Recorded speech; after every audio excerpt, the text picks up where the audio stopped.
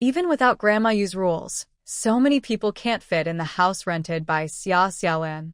Lu Fen stayed home while Xia Xiaolan went to the guest house with others. Xia Xiaolan finally understood why Lu Yong and Zhou Qing appeared together. Although Zhou Qing spoke lightly about it, Xia Xiaolan was scared in such weather. If Zhou Qing and Kong Wei hadn't happened to pass by and helped her, would her uncle have lost too much blood? When Zhou Qing and Kong Wei drove away the troublemakers, Xia Xiaolan was grateful, but not overly so. A woman's honor is important, but if trouble had really happened, Xia Xiaolan wouldn't choose to die. Her uncle's life was at stake. Without it, there was no hope left. No wonder Zhou Qing wanted to go to Yangqing but cancelled last minute.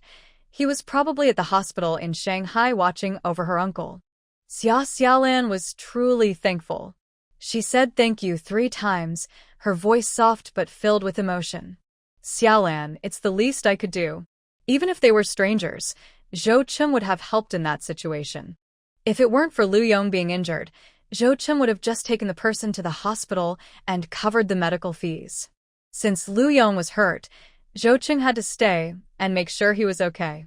He wasn't obligated to do this, he wanted to.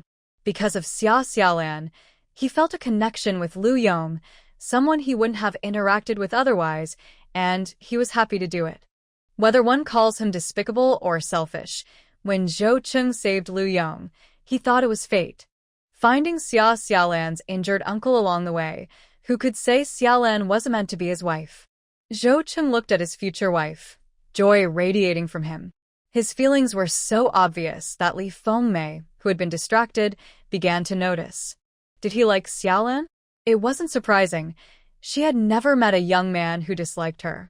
The young man was charming, and with his life-saving deed for Lu Yong, Li Fengmei had a very good first impression of Zhou Qing.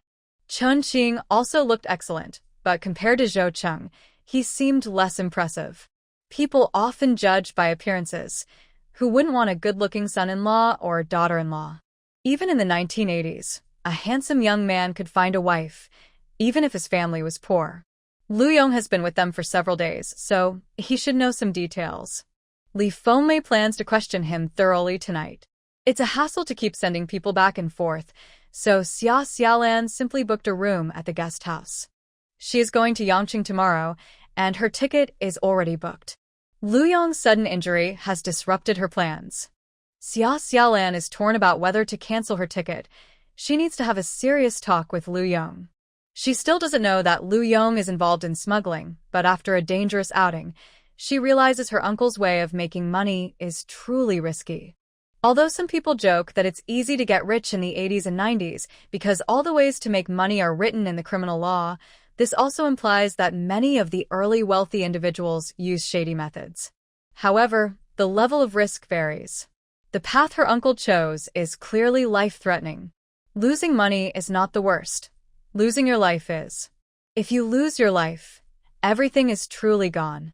What if she partners with her uncle to open a clothing store, selling women's clothes while he sells men's?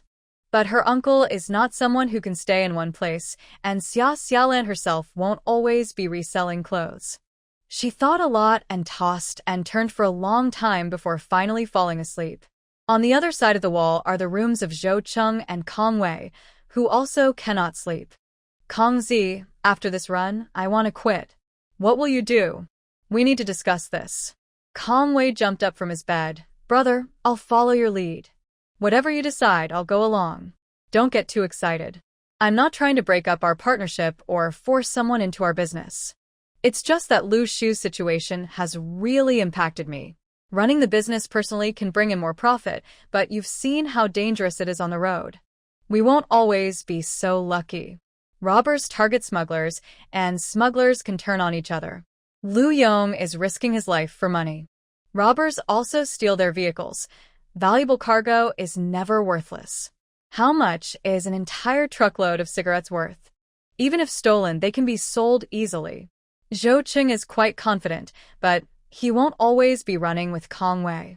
Kong Wei is not as careful, and his physical condition is much worse. Kong Wei is still the cherished one in his family. Just look at how worried Xia Xiaolan's family is today.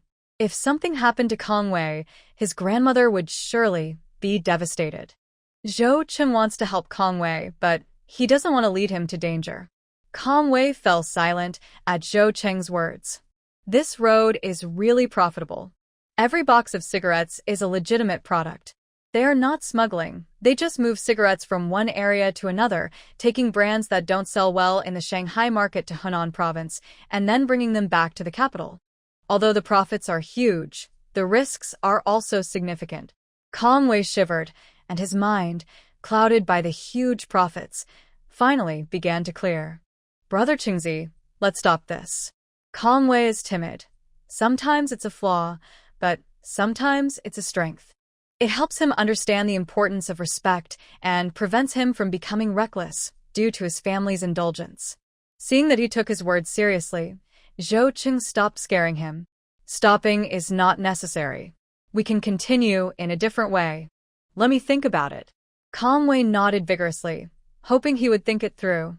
He knew he couldn't match Zhou Cheng's cleverness and was used to following his lead. His grandmother once said that it's okay not to be smart as long as you follow smart people. The guest house was nice, but the 5 people staying there each had their own worries, and they all struggled to sleep. The happiest person the next morning was undoubtedly Li Fengmei. Lu Yong had promised her the night before that he would withdraw the remaining capital and never touch that dangerous business again. Although Li Fengmei felt sorry for his hidden wounds, she was glad about Lu Yong's decision. In November, the temperature in the business city was quite low in the mornings and evenings. Li Fengmei returned with a kettle of hot water to wash her face. It was her first time staying in a guest house, and while it wasn't as familiar as her village, it offered a convenience she couldn't describe. Hot water available at any time, clean restrooms, and she heard that the city provides heating every November. No wonder Tao Dao didn't want to go back after coming to the provincial capital. It was indeed different from the countryside. People aspire to rise, and once a thought takes root in the heart, it's not easy to remove. How much of the capital can you withdraw? What if we start a business in the city like Xiaolan and bring Tao Dao to study here? Not wanting to hide feelings. Want to stay in the provincial capital? Lu Yong wasn't surprised. After seeing what a good life looks like, no one wants to stay in the countryside. Otherwise, why would he always think of making changes? What about the family farm? You used to worry about starving if you didn't farm. Yes. What about the family farm? Regardless of whether you farm or not, you still have to pay annual grain taxes and various fees. This is a limitation that comes with being a farmer. Although farming is hard work, being diligent can fill our stomachs, but it feels limiting when it comes to spending money. We can eat enough, but a better life seems out of reach. This is how rural people live. Even town workers don't eat meat every day, and everyone tries to save money. Compared to the past, Li Fengmei should be satisfied with her current life. After the land was divided among households, farmers' lives are getting better. However, having seen more of the world, Li Fengmei is not content to stay in the countryside. She is not just thinking of herself. As a parent, she has to consider her children too. Who says I have to give up the family land? I can hire someone to farm it. Even if I lose money in business, I still have a few acres of land to keep us from starving. Li Fengmei raised her voice. She doesn't expect to be as successful as her niece, but she believes she can still earn enough to pay taxes and expenses. All right, don't get upset. You can do whatever you want, Lu Yong said. He was just teasing his wife, but it brought out Li Fengmei's determination. He originally planned to move from the village to the county, but after thinking it over, he realized that a small place like Anqing County wasn't worth it. With a limited population, small businesses might survive, but for real growth, they need to go to a big city. Lu Yong didn't understand city economics. He just knew that more customers mean more money for small businesses. Xanadu is the capital of Yunnan province and is the best city in the area, though it can't compare to Shanghai or Guangzhou. It's not too far from Qijia village, so they could take care of their rural home while doing business. Lu Yong thought he had been foolish to want to move to Anqing County when he could go straight to Xanadu. I'll get my capital back first, then we can plan carefully. Li Fengmei mentioned Xia Xiaolan's earlier suggestion, but Lu Yong instinctively shook his head. Are you really going to take advantage of Xiaolan? She clearly wants to give you money to spend. Do you have an eye for choosing clothes, or are you brave enough to go to Guangzhou to buy stock? What help can you be for Xiaolan's business? Partnerships require contributions. The clothes Xiaolan brought back from Guangzhou sold out quickly because of her unique taste. Would Li Fengmei really be able to choose popular styles? She's not particularly good at selling, and Xiaolan could hire someone in the city who would do better than her. Lu Yong disagreed with the idea of investing. It felt like taking advantage of his niece. Li Fengmei felt guilty. Yes, she couldn't help much.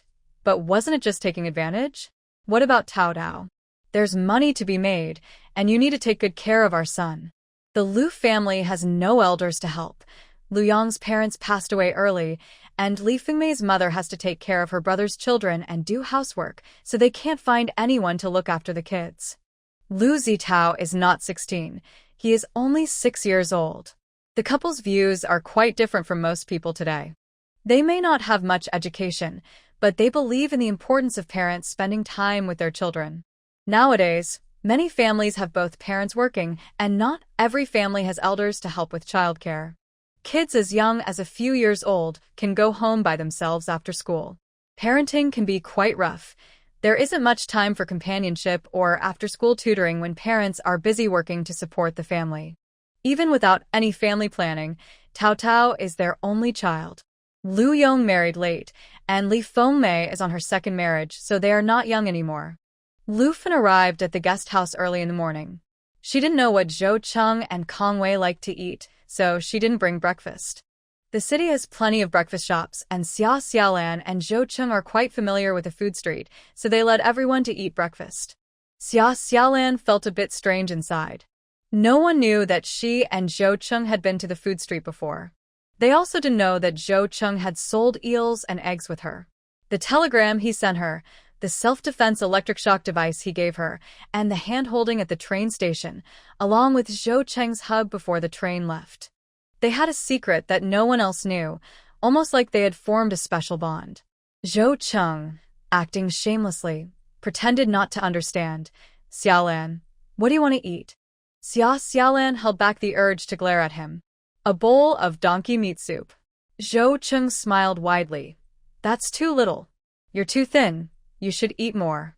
Let's add a basket of soup dumplings. A bowl of donkey meat soup and a basket of soup dumplings. This was what they both had on their first visit to the city. Even though it was already getting colder in November, Xiaolan felt her ears getting a bit warm before she even finished her soup. Zhou Cheng was attentive, helping everyone order with care and enthusiasm. Lu Yong still didn't believe Zhou Cheng's profession. He didn't seem hardworking at all. He looked more like a young master who enjoyed the good life rather than someone who struggled. While Lu Yong was feeling frustrated, the group ordered without being stingy, and the owner even joked with them. "Brother, is this your son-in-law? He's respectful and generous, and he looks quite spirited." "I'm envious." Lu Yong almost wanted to spit blood. Whose son-in-law?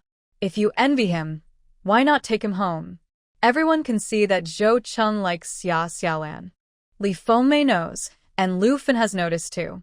Both women have a good impression of Zhou Cheng, who openly shows his feelings and is very attentive. After breakfast, he directly asked Xiaolan, "I heard from Andy that you're going to Yangqing alone today? I'm worried about you going out by yourself. Can I go with you?" Having you accompany me might be even more dangerous." Lu Yong felt more pain in his back. Kong Wei had become used to Zhou Cheng's behavior of forgetting friendship for love. From the shock of being abandoned the first time to his calmness now, who knows what kind of emotional journey Kong Wei has gone through. Li Fengmei looked at her niece. Zhou Cheng is good-looking. Does Xiaolan like him? Lu Fen felt conflicted. She had a good impression of Zhou Cheng. He was very enthusiastic towards her daughter, running around, and even wanting to accompany Xiaolan to Yangqing. Lu Fen wasn't worried about Zhou Cheng's character.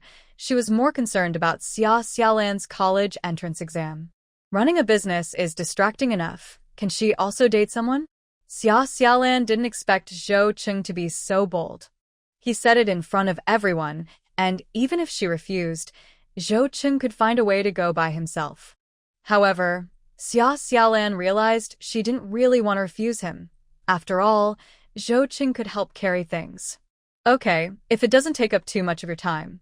Zhou Qing wants to accompany Xia Xiaolan to Yangqing. Train tickets are hard to get, but Zhou Qing is determined and will find a way to get one. Xia Xiaolan declined his offer to change to a sleeper, saying, "Zhou Qing, this is my life." Just like she had previously refused Zhou Cheng's offers to drive her around, she felt she wasn't at the stage of enjoying such things yet. She believes in earning what she wants on her own and doesn't want to rely on anyone. Now that she has Zhou Qing to lean on, she finds herself becoming lazy. What if Zhou Qing is no longer available? After all, they haven't defined their relationship yet. Who knows what the future holds? Zhou Qing always finds it hard to argue with Xia Xiaolan, and he doesn't want to upset her. So, he decided to take a hard seat. He can handle it. Conway needs to stay in the business city, and Zhou Qing reminded him to help Lu Yong with the stock withdrawal issue. Those involved in smuggling are not easy to deal with. If Lu Yong wants to withdraw, will they easily return his share? Don't go alone. I remember that Xiao Guang has relatives in the business city. Ask him for help, and I'll thank him when I get back to Beijing. Xiao Guang is also from the same neighborhood. The family is not as prominent as the Zhou family, but Uncle Xiaoguang has quite a few relatives. Zhou Qing remembers that Uncle Xiaoguang was transferred to Xanadu for work last year. Getting back Lu Yong's investment is a small matter. Using Uncle Xiaoguang's connections, Zhou Qing mainly wants to warn Lu Yong's partners, letting them know that Lu Yong has support behind him, so they won't worry about him leaking information and retaliating later. Kong Wei understands the stakes involved. Don't worry, Qingzigo, I will definitely handle this well. Lu Yong is the uncle of Qingziji's future wife, which makes him Qingziji's uncle too, so Kong Wei sees Lu Yong as half an uncle and is determined to help him out completely. With Zhou Qing accompanying her, Xia Xiaolan feels much more relaxed about going to Yangqing this time. The train ride is boring, lasting over 30 hours, and they can't just stare at each other the whole time, right? So, Xia Xiaolan brought 2 books along. While she is busy making money, she is also steadily reviewing according to her plan. To master the knowledge points again, she needs to understand and memorize, and she must combine that with lots of practice. Xia Xiaolan paid her tuition at the first high school and never missed any printed exam papers from the school, taking them home to practice. There are too few supplementary books available now, and dreaming of buying Huanggong papers is unrealistic. Each school's teachers create their own questions, and the printed papers have a strong smell of ink. After finishing one paper, her palms and sleeves are all smudged. Next month, the school will have a standardized test. If Xia Xiaolan wants to score high, she has no choice but to do more practice in the limited time. The good news is that her memory of the 1984 Math College entrance exam paper is becoming clearer. She can now recall half of the paper, with the questions and answers vividly in her mind. Even before the actual exam, Xia Xiaolan feels like she has already secured 60 points. She feels a bit embarrassed and thinks that being able to cheat is incredibly satisfying, but it's not real cheating. It's just from her past experience with the paper. Mastering math and science means she won't be afraid anywhere. Her previous teachers didn't deceive her. However, Xia Xiaolan doesn't overly rely on her vivid memory of the 1984 Math College entrance exam paper. Until she actually receives the paper next year, whether the exam will be the same as she remembers is still uncertain. As always, the key is that she must really study well. Regardless of whether next year's exam is hard or easy, she will feel more confident. Zhou Qing didn't expect the review and practice on the train. What he originally thought would be a romantic journey turned into quietly watching Xia Xiaolan study diligently. The train environment is noisy, so Xia Xiaolan stuffed cotton balls in her ears. They can only talk when she takes a break from studying. Zhou Qing sat down next to her, ensuring that no one would bother Xia Xiaolan anymore. He looked tough and definitely not someone who needed money. Anyone trying to trick Xia Xiaolan into making a lot of money would first have to get past him. The way he looked at her was full of sincerity. Xia Xiaolan didn't need to go elsewhere to earn money. If she asked him, he would gladly offer her his earnings. Unfortunately, Xia Xiaolan wasn't interested in his money. Zhou Cheng had always been handsome, and many girls admired him, but Xia Xiaolan was even more attractive. That tactic probably wouldn't work on her. Zhou Cheng glanced at the sky and then at his watch before finally taking the book away from Xia Xiaolan. You can't read anymore. Take a break. Xia Xiaolan rubbed her eyes. Their train had left at noon, and after studying for 5 or 6 hours, she indeed felt tired. I'm sorry, Zhou Cheng. I didn't mean to ignore you. Zhou Cheng told her to drink some water. I'm glad you didn't call me Brother Zhou. You don't need to apologize to me. Xia Xiaolan hadn't even noticed. Upon meeting again, she had started calling him by his name.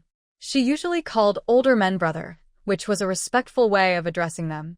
People like Hu Yongkai, Zhu Feng, and Chen Qing were all referred to as brother by her. It felt closer than calling someone comrade, which helped her in her dealings. However, calling Zhou Cheng the same way felt distant. He didn't want to be just her brother. He wanted to be her man. Maybe it was the hand-holding at the train station or his intentional hug, but when Xia Xiaolan met him again, she unconsciously began calling him by his full name. You are too cunning. Xia Xiaolan thought she was experienced, yet she kept falling for Zhou Cheng's tricks. How could a 20-year-old from the 80s be so clever? Xia Xiaolan glared at him, but her gaze lacked intensity, making Zhou Cheng feel delighted instead. Yes, I'm cunning. I admit it. Pursuing a girlfriend was like going to war. Underestimate the enemy strategically, but take them seriously tactically. Zhou Cheng firmly believed that Xia Xiaolan would eventually become his wife. While he was determined to win her heart, he knew he had to use every trick in the book. Until the day they grew old together and outlasted all rivals, he could never relax. What could Xia Xiaolan do if he didn't fight back? She has now become unreasonable. The older sister sitting across from her, and Zhou Cheng looked at Xia Xiaolan with disapproval. When Zhou Cheng went to buy food, the older sister sighed seriously, saying, Your partner is so good. A man treating a woman well is a rare blessing. We should cherish it. The underlying message was clear. Don't take advantage of your good looks to cause trouble and make those of us who don't look as good jealous. Xia Xiaolan smiled and nodded. As night fell, the light in the train compartment was not suitable for reading anymore. Xia Xiaolan and Zhou Cheng chatted, and Zhou Cheng was great at creating a lively atmosphere. Xia Xiaolan felt more relaxed as time passed, and the people in the compartment gradually quieted down. Feeling sleepy, she unknowingly leaned her head against Zhou Cheng's shoulder and fell asleep. Zhou Cheng didn't dare to move. Once he was sure she was sound asleep, Zhou Cheng gently lowered her upper body onto his lap, trying to make her comfortable. Her warm breath rested on his legs. Zhou Cheng had seen many good things since he was young, but he had never felt this happy. From the moment he met Xia Xiaolan in that alley in Anqing County, she made a strong impression on him in a very bold way. Just being with Xia Xiaolan in silence filled him with joy. There are 3 things in this world that cannot be hidden: coughing, poverty, and love. Anyone could see how much he liked Xia Xiaolan. When Xia Xiaolan woke up, she hesitated to look at Zhou Cheng. She realized she had been sleeping on his lap, and there was a suspicious mark on his knee. Was it drool? She felt embarrassed. How could she drool in her sleep? She usually slept well. Zhou Cheng acted as if nothing was wrong and didn't tease her about sleeping on his lap, which made Xia Xiaolan feel less awkward. This situation added a hint of romance to their atmosphere. Before, Xia Xiaolan didn't take Zhou Cheng too seriously because she felt at ease, but now it seemed a bit more complicated. This time, arriving in Yangcheng was not at dawn but in the evening. Xia Xiaolan was already familiar with Yangcheng and didn't worry about dangers near the train station because Zhou Cheng was with her. This time, she didn't need Bai Zhenju to guide her. Zhou Cheng could easily carry several bags on his own. Li Fengmei didn't ask Xia Xiaolan to return the money, and Lu Fin knew she needed a lot of capital for her purchases, so she didn't stop making money. Xia Xiaolan, before leaving, was eager to run back and forth to the oil factory as much as possible. The pile of oil residue, which was as high as a small hill, had a gap created by Lu Fin. She was selling the oil residue everywhere, and this time, Lu Fen gave Xia Xiaolan 300 yuan when she went out. Last time, Xia Xiaolan brought back over 1,800 yuan. She spent 120 yuan on rent and bought bedding and kitchenware when moving, so she decided to keep it simple and counted 1,600 yuan as her capital. Adding the 300 yuan from Lu Fen, this time, she took out 1,900 yuan. Of course, over 600 yuan belonged to Li Fengmei. Although Li Fengmei didn't want her share, Xia Xiaolan reinvested the money, with interest, into her second purchase. With nearly 2,000 yuan, she could buy more goods than the first time. Sweaters with lace trim and colorful beads sold well, and green maple leaf sweaters were also popular, but Xia Xiaolan didn't plan to stock those again. Her items sold quickly, because they were unique. It was easier to sell two pieces of the same color, and in such a large city, it was unlikely for someone to wear the same outfit. If she bought dozens of the same style, she wasn't running a wholesale business. Rare items are valuable. If something is too common, it loses its worth. If it weren't for their uniqueness, could Xia Xiaolan sell her sweaters for over 30 yuan each? Moreover, people in the country are skilled at imitation. No matter how unique those two styles were, with the original as a reference, someone could probably knit a close copy. Once the young women in town started wearing them, who would pay high prices for Xia Xiaolan sweaters? I want to buy a few more coats this time. In southern Hunan, winters are cold, and Xia Xiaolan wanted to buy cotton jackets. However, after browsing the wholesale stalls, she found there weren't many cotton jackets available. In Yangcheng, it never snows in winter, so locals don't have high demands for warm winter clothing. Zhou Cheng noticed she was struggling to choose clothes and was sweating. You should pick out a couple of pieces for yourself. Young girls love to dress up, and Zhou Cheng thought Xia Xiaolan was very plain. With her looks, shouldn't she dress beautifully? Previously, she couldn't afford it, but now that her financial situation was improving and she was reselling clothes, she hadn't kept anything for herself. Xia Xiaolan knew how to dress well. However, with her striking looks, if she dressed too elaborately, it might attract unwanted attention. She shook her head. New clothes don't last long. Zhou Cheng disagreed, saying clothes are meant to be worn, and when they get old, you replace them. I think if you wear these clothes, they will sell faster. In the country, it's not common to hire celebrities for endorsements, but abroad, attractive stars can influence consumer behavior. Xia Xiaolan's looks are perfect for acting in movies. With a change in her clothing style, she could easily become a modern woman.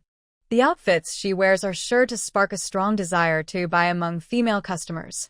Modeling for her own business? Between integrity and making money, Xia Xiaolan decisively chooses the latter.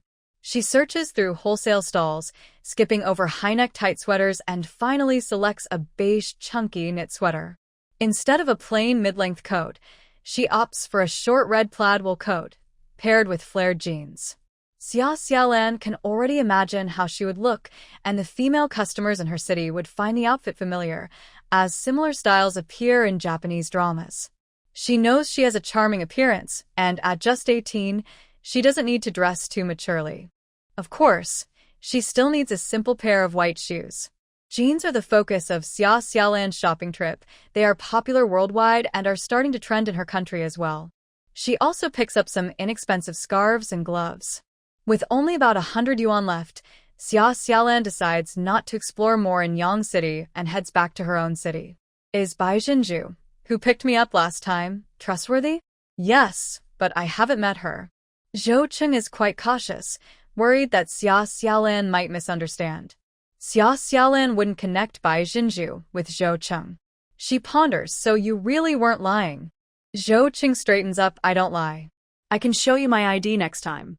Before coming to Yang City, Lu Yong had talked to Xia Xiaolan about Zhou Cheng and Kong Wei saving him, what business they were in, and how Zhou Cheng claimed he wasn't involved in smuggling cigarettes. Zhou Cheng's business is the opportunity Xia Xiaolan had noticed before, but didn't have the capital to pursue.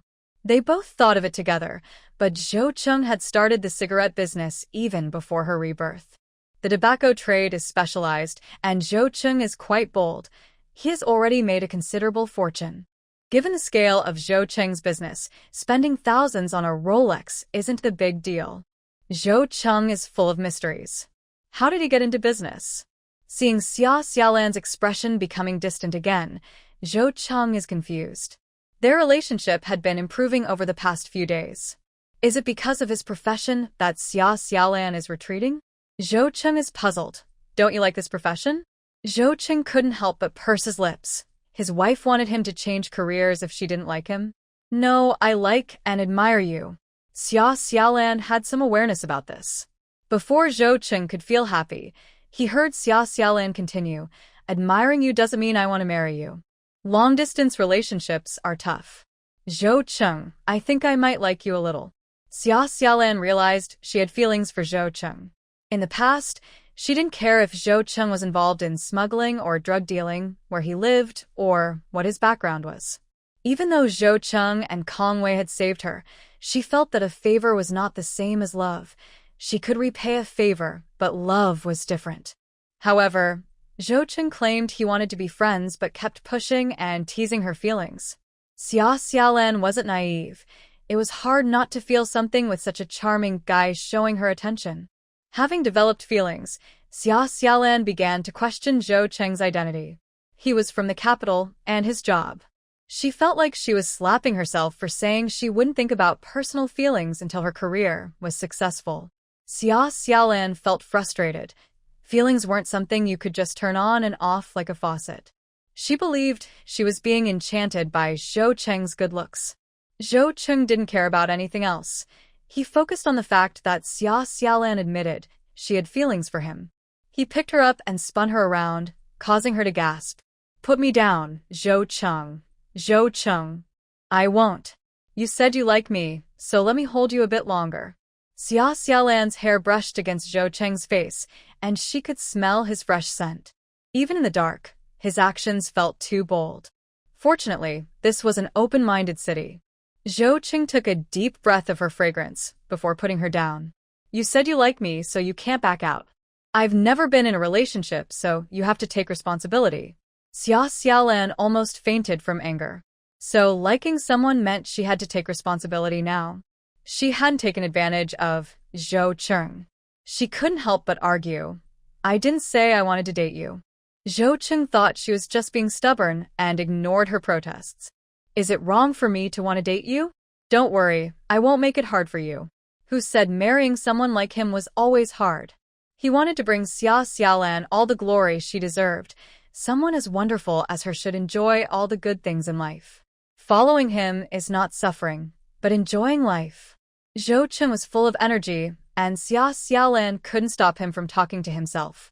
She honestly shared her feelings for Zhou Cheng to encourage him to open up about his situation, as she wanted to understand what he was currently doing. Zhou Cheng did not hold back. At that moment, he would not hesitate to share his heart with Xia Xiaolan. I started working at 15. This summer, I attended a special training session, and when a wrong decision was made during the command, I received a disciplinary action. I was also injured at that time, so I decided to take all my accumulated vacation days.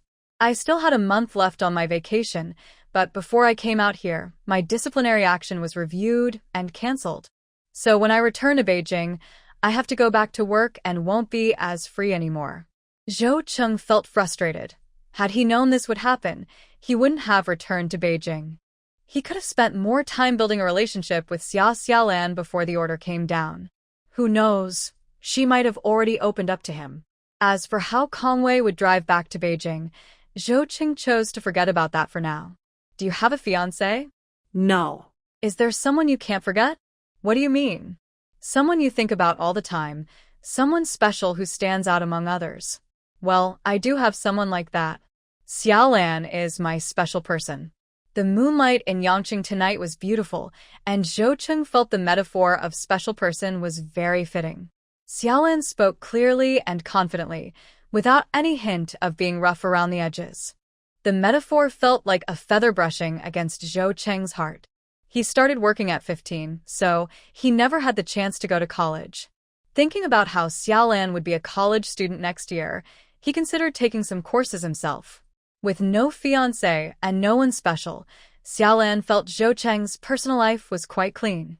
When choosing a partner, she wanted to dig deeper. If she found a man appealing, all she needed was for him to be single. Then I declare that you are in a trial period. It won't be easy to be my boyfriend. Trial period? Zhou Cheng wanted to skip the dating stage because Xiaolan wasn't of marriageable age yet. Otherwise, he would have rushed to get a marriage certificate with her. If a trial period was necessary, then so be it. Zhou Cheng thought it wasn't too bad. He was strong enough to easily move a cart filled with goods with one hand. With the other hand, he naturally took Xiaolan's hand. Can we hold hands during the trial period? If Xiaolan said no, Zhou Cheng believed he could decisively end the trial period and move their relationship to the next stage. However, as Xiaolan walked hand in hand with Zhou Cheng on the streets of Yangcheng, the night market was lively and hazy. There were many close couples around, and she didn't dislike this feeling. Sure. Go ahead and hold hands.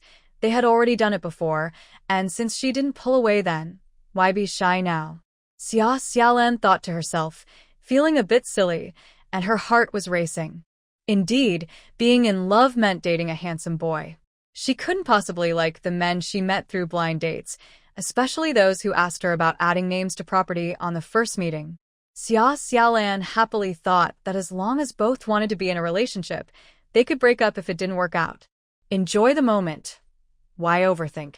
One thought they were having a romantic relationship, filled with sweet moments, where love didn't mean marriage, just enjoying the present. The other believed they had reached an understanding with his future partner, promising to respect, love, and cherish her for a lifetime. In this delightful misunderstanding, Zhou Cheng and Xiaolan miraculously reached a consensus, both feeling that the night was incredibly beautiful. Dating indeed filled the air with pink bubbles, making their hearts flutter. From Xanadu to Yangcheng, Xiaolan and Zhou Cheng behaved properly. On their way back from Yangcheng, their relationship changed, naturally adding some youthful flirtation. It was obvious they were a couple. Xiaolan was studying while Zhou Cheng watched her closely, worried she might be thirsty or hungry, and even concerned about the smell in the carriage. Xiaolan felt like a delicate doll. However, she was straightforward. Since she and Zhou Cheng had clarified their relationship, she wouldn't act like a princess waiting for him to please her. Her tone with Zhou Cheng became more casual and natural, and with a softer demeanor, it felt like she was being playful. The men in the carriage looked at Zhou Cheng with envy. Xiaolan was not shy at all. Zhou Cheng liking her was not a crime. Since they were together, she wanted others to envy him. Did she have to scold her boyfriend in public to feel respected? Respect is mutual. The joy that comes from being in love is not about putting someone in their place. Xiaolan hoped for Zhou Cheng's respect, and she would naturally give him respect in return. Now that you're going back to Beijing, can I write you letters? Zhou Cheng's eyes sparkled. Will you write me one every day? Writing letters wasn't like taking a test. Why the daily task? Xiaolan nodded slowly. I'll come to Beijing to see you. The train from Xanadu to Yangcheng takes over 30 hours, while the distance to the capital city is just a little more than a third of that. If she earns a bit more money, Xiaolan thinks she could fly to the capital. The ticket is expensive, but she is a bit worried about needing an ID to fly in '83. After the college entrance exam, I will also apply to a university in the capital. After next year's college entrance exam, Xiaolan was unsure whether to study in Shanghai or the capital. However, she wanted to try dating Zhou Cheng. They couldn't be in a long-distance relationship.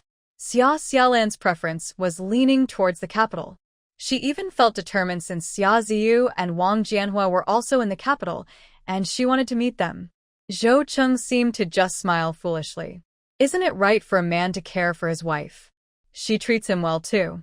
This trip to Yangcheng was very valuable, as it helped establish the relationship between Zhou Cheng and Xiaolan. When Zhou Cheng returned to Xanadu, he did something unexpected. He pulled out a briefcase from the truck's driver's seat and handed it to Xiaolan. When she lifted it, it felt heavy, and when she opened it, it was filled with money. Stacks of cash, probably tens of thousands.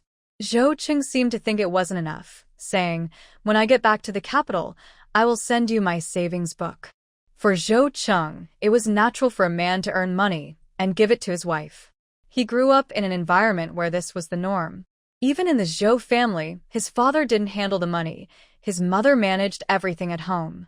As his father would say, if a man focuses on trivial matters, how can he achieve anything? Letting women manage the household means they won't lack for anything, allowing men to concentrate on their careers. Now that he has found a wife, he can let her manage the money he earns. Xiaolan will give him as much as he needs, ensuring he won't go hungry. Xiaolan felt a bit touched, not because of the money, but compared to those who only asked her about adding names to property during blind dates, Zhou Cheng was simply adorable. She could earn her own money and didn't need to take his tens of thousands. Although those tens of thousands could be worth millions in the future due to property appreciation. I don't want the money, but I appreciate the thought. If you have too much extra money and no time to manage it, I suggest you convert it into property, especially in the capital. You can never have too much. It's no wonder women are easily moved. Zhou Cheng offered tens of thousands, and Xiaolan gave such valuable advice in return. People today don't really understand the idea of hoarding properties. City workers are waiting for the government to provide housing.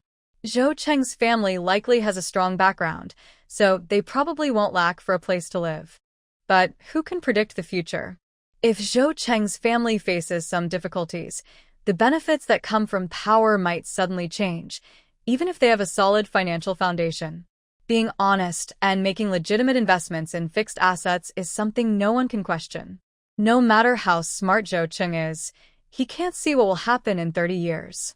He thinks Xiaolan is worried about not having a house after they get married. But that's impossible. He will definitely get a house. If Xiaolan doesn't want to go to his workplace, does he really need to worry about having a wedding house? Forget it. There's no point in arguing with Xiaolan about this. If she likes a house, he will just buy one for her. Your business needs money, right? I have other funds for buying a house. You can't just keep selling on the street. You need a fixed store. Xiaolan still refused, saying, a store doesn't need much money, and I'm not in a hurry to open one. I want to understand the market first. Clothing can be profitable. Although Xiaolan wasn't good at dressing up in her past life, she has developed a certain sense of aesthetics from what she has seen. But this doesn't mean her business will be smooth sailing. She still needs to explore and test the market's reactions. Understanding customer psychology is crucial for her to establish herself. Whether or not to open a store and where to open it is less important. Xiaolan didn't explicitly mention the progress of her relationship with Zhou Cheng, but Lu Fun and Kong Wei had their suspicions. Especially Zhou Cheng, who was visibly happy, seemed to agree with everything Xiaolan said, lacking any principles. Zhou Cheng and Kong Wei decided to head back to the capital the next day. Zhou Cheng wanted to go out with Xiaolan to sell clothes, and she finally had a chance to wear the outfit she picked. The youthful energy was overwhelming, and Zhou Cheng felt a rush of excitement. This is how it should be. This outfit suits Xiaolan perfectly. She shouldn't be hidden behind dull, old clothes. Looks great. The jeans hugged her curves and long legs, while the short jacket highlighted her figure. This outfit softened Xiaolan's allure and showcased her youthful vitality. A pretty girl and a pretty temptress are two different things. Xiaolan now belongs to the former. Lu Fen also said it looked good. Lu Yong and Li Fengmei had returned to Qijing village earlier. With Kong Wei's help, Lu Yong easily retrieved the money he had lent to others, which was exactly the 5,000 yuan he estimated. The others even gave Lu Yong a red envelope, saying he had been startled on this trip. They misunderstood Lu Yong, thinking he found a powerful backer, and politely helped him leave the gang smoothly. Lu Yong owed many favors, but he did not support Zhou Cheng and Xiaolan's relationship. Unable to face Zhou Cheng, he decided to return to the countryside. Zhou Cheng wanted to sell women's clothing with Xiaolan, and the thought was too beautiful for Kong Wei to imagine. Brother, I'll stay back to watch the car. Zhou Cheng didn't need Kong Wei to be a third wheel. Helping Xiaolan sell clothes was both caring for her and spending more time together. Xiaolan guessed correctly. The two sweaters she sold first were already being copied, and the fastest imitation was already being worn. It was from the tailor shop where she had borrowed the iron before. The tailor was quite enthusiastic when she saw Xiaolan, But Xia Xiaolan quickly dismissed the idea of borrowing the iron again when she saw the coats hanging in the shop. The tailor had a keen eye. Since Xia Xiaolan had ironed clothes there before, they copied the styles she had chosen. The coat displayed was a knockoff, and since it was hard to find white wool fabric in the market, the tailor couldn't create a true high-quality imitation. Xia Xiaolan knew this was inevitable, but if they planned to continue copying her designs, she wouldn't let them take advantage of her. She decided not to borrow the iron and walked away. She had enough money to buy her own iron now, and with a large yard at home, she had plenty of space to iron and organize her clothes. Hey, what do you mean? Wait a minute. The female tailor was not pleased, but Xia Xiaolan didn't look back. The tailor regretted not seeing the clothes Xia Xiaolan brought this time. Xia Xiaolan looked good in what she wore, but a fleeting glance meant it was impossible to copy her style. Xia Xiaolan's expression was not great, but after a while, she calmed down. She realized she was upset over something that wasn't her design. Zhou Cheng could see the reason. Ultimately, Xia Xiaolan was limited by her resources and scale. If she could organize a team, choose the right styles, and establish her market before others caught on, they wouldn't have any room to copy her. You have a good eye, Zhou Cheng comforted her. Indeed, Xia Xiaolan's street clothing stall had disappeared for a few days, but when it returned, it quickly attracted passers-by again. She stood there like a living advertisement. Solid-colored wool was popular, while printed wool looked less appealing, and plaid wool looked quite nice.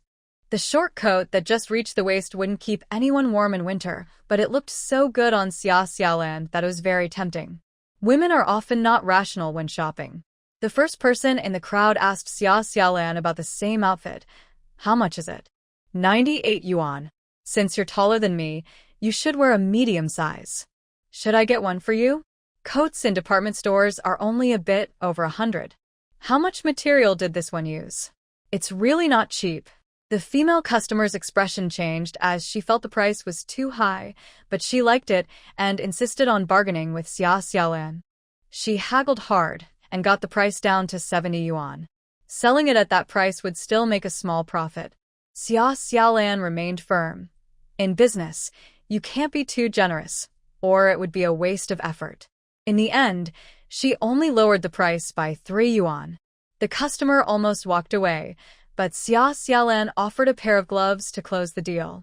Soon, many people gathered around, asking Zhou Cheng for this item and inquiring about the size of his jeans, almost teasing him. Xia Xiaolan was speechless at these women. She would give away the gloves, but wouldn't lower the price.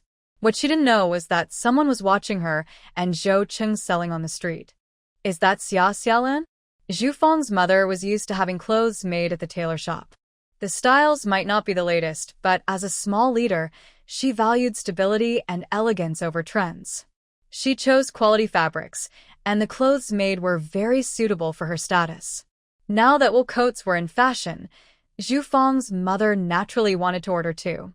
The tailor shop owner called her director Ding, making Ding Aijin feel comfortable, and she ordered 3 coats at once.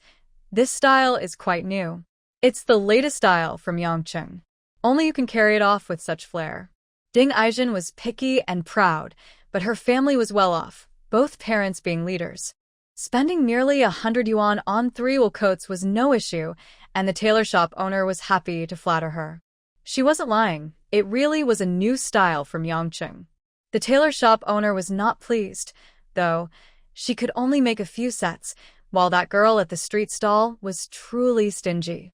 Ding Aijin left a deposit, and the tailor shop owner promised to have her coats ready in a week. As she walked down the street, she heard several women say that the stall with the beautiful clothes had new items, and this time the coats were especially nice. Street stall goods, what's so great about them? Ding Aijin scoffed at the idea. Little did she know, as she walked further, she spotted the crowded stall. Zhou Cheng and Xia Xiaolan were not short, and with their striking presence, how could Ding Aijin ignore them? The affectionate couple hurt Ding Aijin's eyes. That person must be Xia Xiaolan, right? Upon closer inspection, it really is Xia Xiaolan. However, she looks different from the Xia Xiaolan Ding remembers. The Xia Xiaolan she sees now is wearing a simple blue work outfit and plain shoes, looking thin as she rides a heavily loaded bicycle. She is very attractive, but dresses simply.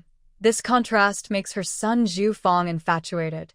Now, looking at Xia Xiaolan, she wears a short plaid jacket and flared jeans, with chunky white shoes. She has completely transformed.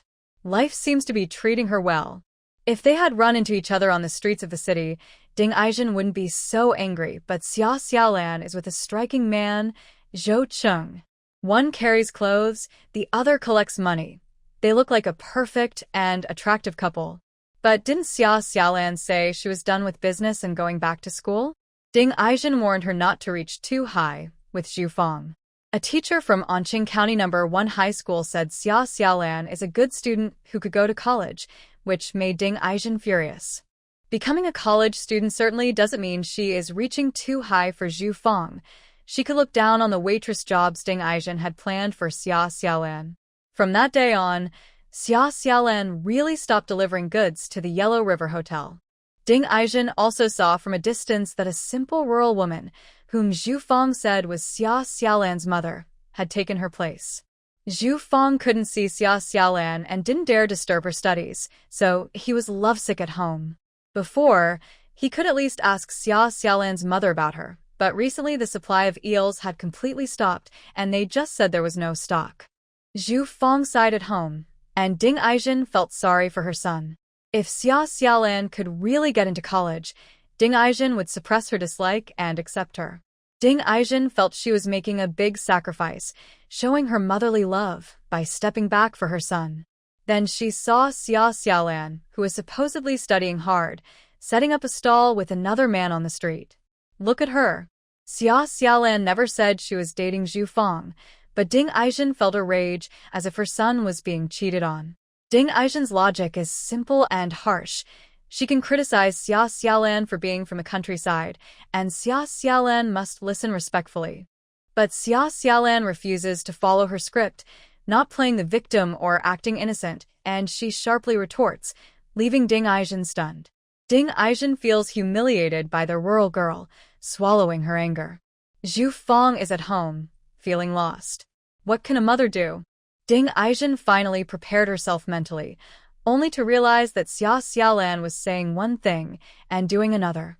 Anger made her lose her reason as she rushed forward to confront two female customers who were about to pay. Xia Xiaolan, you shameless person, flirting with other men. How can you face my son? Xia Xiaolan didn't even look up and retorted, who is your son to me? When she finally looked up, she recognized Ding Aizhen. Although she had looked down on her, Xia Xiaolan thought they wouldn't cross paths again, especially since she stopped delivering eels to the restaurant. The expression on Ding Aizhen's face was intense, as if she wanted to devour Xia Xiaolan. Ding Aizhen was furious. As the director, she had lost all reason. She felt like an angry mother leopard, wanting to use the harshest words to insult Xia Xiaolan. You buy clothes from this woman, not afraid of getting her bad reputation? She used to sell eels to the restaurant and distracted my son from his work. Now she looks down on that business and has moved on to another man. What does he do? Can he support you? Or is he just helping you attract women to buy clothes? Do you really think he will marry you? You have no proper job and come from a poor rural background. Ding Aizhen began her indiscriminate attack. Xia Xiaolan was not one to back down. If someone insulted her, she would retaliate. Waiting 30 years for revenge? No way. She swung the jeans in her hand at Ding Aizhen. If you can't speak properly, then don't. At your age, do you really think I would ruin myself just to sell a few things to the restaurant? The Zhu family standards are too high for me. Ding Aizhen was stunned by the blow, and Zhou Cheng, worried that Xia Xiaolan might get too upset, quickly held her. Don't stoop to her level. Calm down. Xia Xiaolan struggled and yelled at Zhou Cheng, why does she call you a wild man? Zhou Cheng suddenly felt very happy. Was Xiaolan angry because of him? Ding Aizhen tried to rush at Xia Xiaolan, but Zhou Cheng held her firmly. Xiaolan has never spent my money. You are insulting these women who come to buy clothes. They're spending their money honestly, and it has nothing to do with me. Ding Aizhen had confused those women earlier. They were happily choosing clothes when a crazy woman suddenly accused them of buying items that carried a bad reputation. They had already paid. Did they still want the clothes? Caught in a dilemma, the woman angrily criticized Xia Xiaolan while also insulting her friends.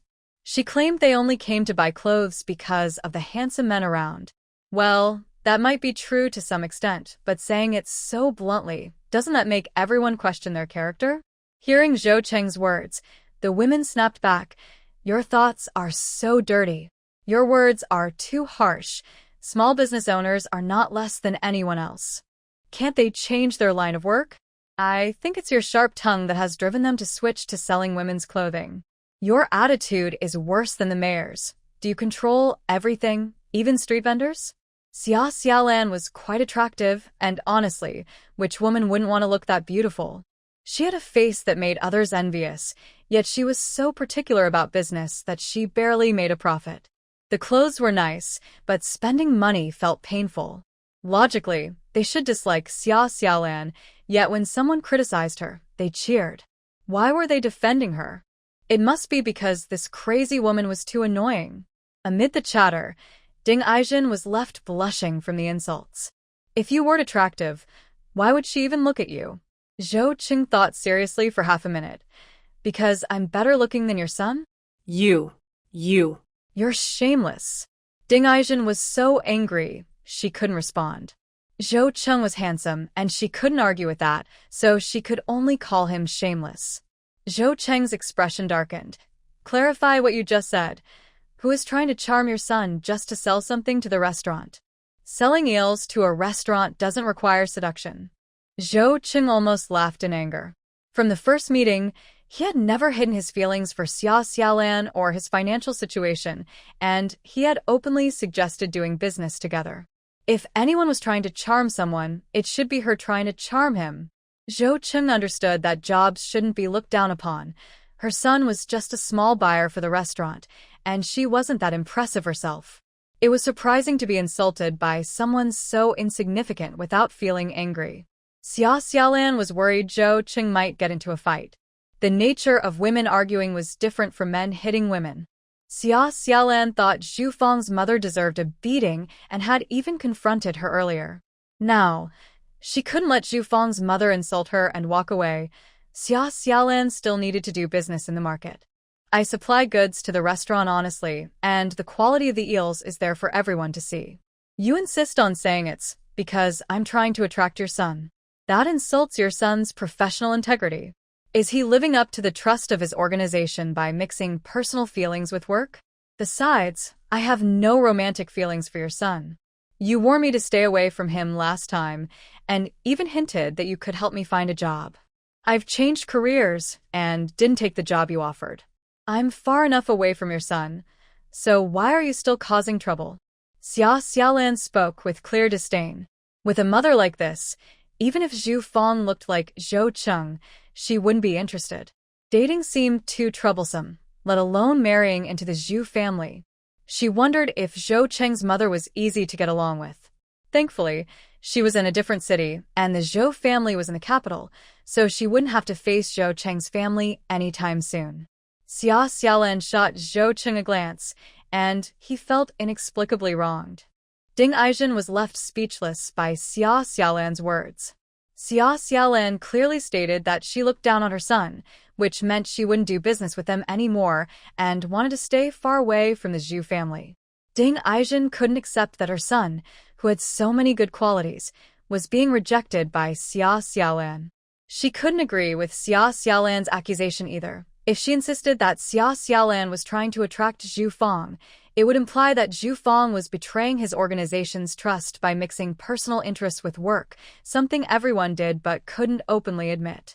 Xia Xiaolan, who seemed to have calculated her choices, made Ding Aijin reconsider Zhou Cheng, who indeed didn't seem like an ordinary person. Ding Aijin fell silent, and the others understood that Xia Xiaolan was speaking the truth. If they were in this situation, they wouldn't just be confronting that crazy woman. They would be leaving no room for her to escape. Ding Aijin endured the stares of the crowd and struggled to break free from Zhou Cheng's hold. She didn't dare to retort and quickly slipped away from the group. While trying to run a business, she was disrupted by Zhu Fang's mother, which left Xia Xiaolan unhappy. Only making money could slightly ease her frustration. A female customer joked, asking the boss to give a discount since she had just defended her. Xia Xiaolan looked incredulous. It's so hard to make a living. When trouble strikes at home, you still have the nerve to ask me to lower my prices. It was indeed tough. If there were stable jobs available, who would want to be self-employed? Although individual business owners can earn money, they are often looked down upon. That crazy woman earlier, while shameless, was somewhat realistic. She spoke up for Xia Xiaolan because Xia didn't threaten their interests. If their sons or brothers really ended up with a rural girl who had nothing but looks, they would definitely oppose it. They couldn't keep pressuring Xia Xiaolan to lower her prices, so Xia Xiaolan cleverly smiled and said, I can't lower the price, but I can throw in an extra pair of gloves. Huh. While she complained about the difficulties of making a living, her face showed no signs of distress. Xia Xiaolan was generous and cheerful, which made her more likable than if she pretended to be pitiful. The female customers, impressed by her attitude, rushed to grab gloves. I want that blue pair. I saw them first. Someone settle this. Ding Aizhen's fuss didn't really affect Xia Xiaolan's business. She sold most of her clothes and decided to pack up. When a customer asked if she would set up again tomorrow, Xia Xiaolan replied helplessly, haven't you bought enough? But it takes time to restock. The soonest will be in 3 or 4 days, and I'll be back in the same spot. Please help spread the word, and I'll definitely give discounts to returning customers. With Zhou Cheng's help, she set up and packed up quickly. She bought a small waste bag in Yangqing to keep the various bills she earned today. You're tired today, right? What do you want to eat? It's on me, so don't hold back. Xia Xiaolan said with a smile, and Zhou Cheng smiled back. Xia Xiaolan's personality was quite different from her delicate appearance. She was generous and straightforward, and when she said she would treat, she meant it. Zhou Cheng wouldn't be shy about it. Xia Xiaolan seemed proud to spend money on those around her. Zhou Cheng admired her confident pride. Grandma landlord doesn't like you bringing others home. Let's take Annie out for a nice meal at a restaurant. I won't skimp on the expenses, so don't worry about it. Grandma Yu had a peculiar temper, and Zhou Cheng didn't want to annoy her. Strict rules had their benefits. Since Zhou Cheng couldn't visit, that crazy woman couldn't disturb Xia Xiaolan either. Zhou Cheng still felt uneasy thinking about the crazy woman. I noticed she seemed unhappy today.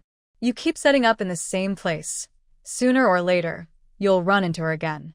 Xia Xiaolan wasn't afraid of open confrontations. She wasn't the type to be easily bullied. But what about the hidden schemes? The other person is a local from Xanadu and seems to have some influence.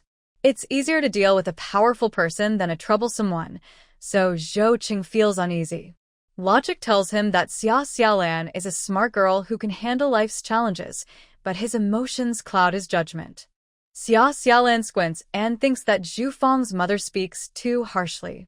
She didn't want to make things difficult for Zhu Fang, as he hasn't done anything wrong besides liking her. But he has a self-righteous and foul-mouthed mother, which inevitably drags him into trouble. Zhou Cheng doesn't believe Zhu Fang's mother's slander, and Xia Xiaolan doesn't even ask about it. If she had to explain such things, her relationship would be too dull. You don't need to worry about matters with women. If I can't handle it, I'll ask for your help, Xia Xiaolan says confidently. Zhou Cheng feels that arguing with a middle-aged woman is beneath him. Of course, if his wife has a request, it's a different story. Saving face is less important than being practical. Zhou Cheng isn't fixated on this issue because that crazy woman gained nothing from the encounter. She was first scolded by Xia Xiaolan and then left feeling humiliated. If Xia Xiaolan had suffered today, Zhou Cheng would have gone mad. The last time he lost his temper, it was with Zhang Erlai, who received a 20-year sentence. Someone who can profit from the cigarette business with Kong Wei can't be a moral saint. Criticizing Zhou Cheng can be seen as a mad dog's barking, saying Xia Xiaolan isn't good enough. When wives act unreasonable, they all behave the same way. Xia Xiaolan sells clothes as if she's picking up money. With her pockets full, she isn't stingy. She calls Kong Wei to take Lu Fen home, but Lu Fen says she has already eaten. Lu Fen can endure hardships, but her honest and clumsy nature won't change overnight. Taking her to restaurants makes her uneasy. Xia Xiaolan knows she needs to take her mother to such places more often for things to improve over time. However, in front of Zhou Cheng and Kong Wei, she doesn't want Lu Fen to feel anxious, so she doesn't push her. After delivering so many eels to the restaurant, it's Xia Xiaolan's first time ordering crispy eels. Food in the 1980s isn't tasty. It's delicious. There are no gutter oils or additives, and pigs are raised naturally, eating grass and grains for a year before being sold.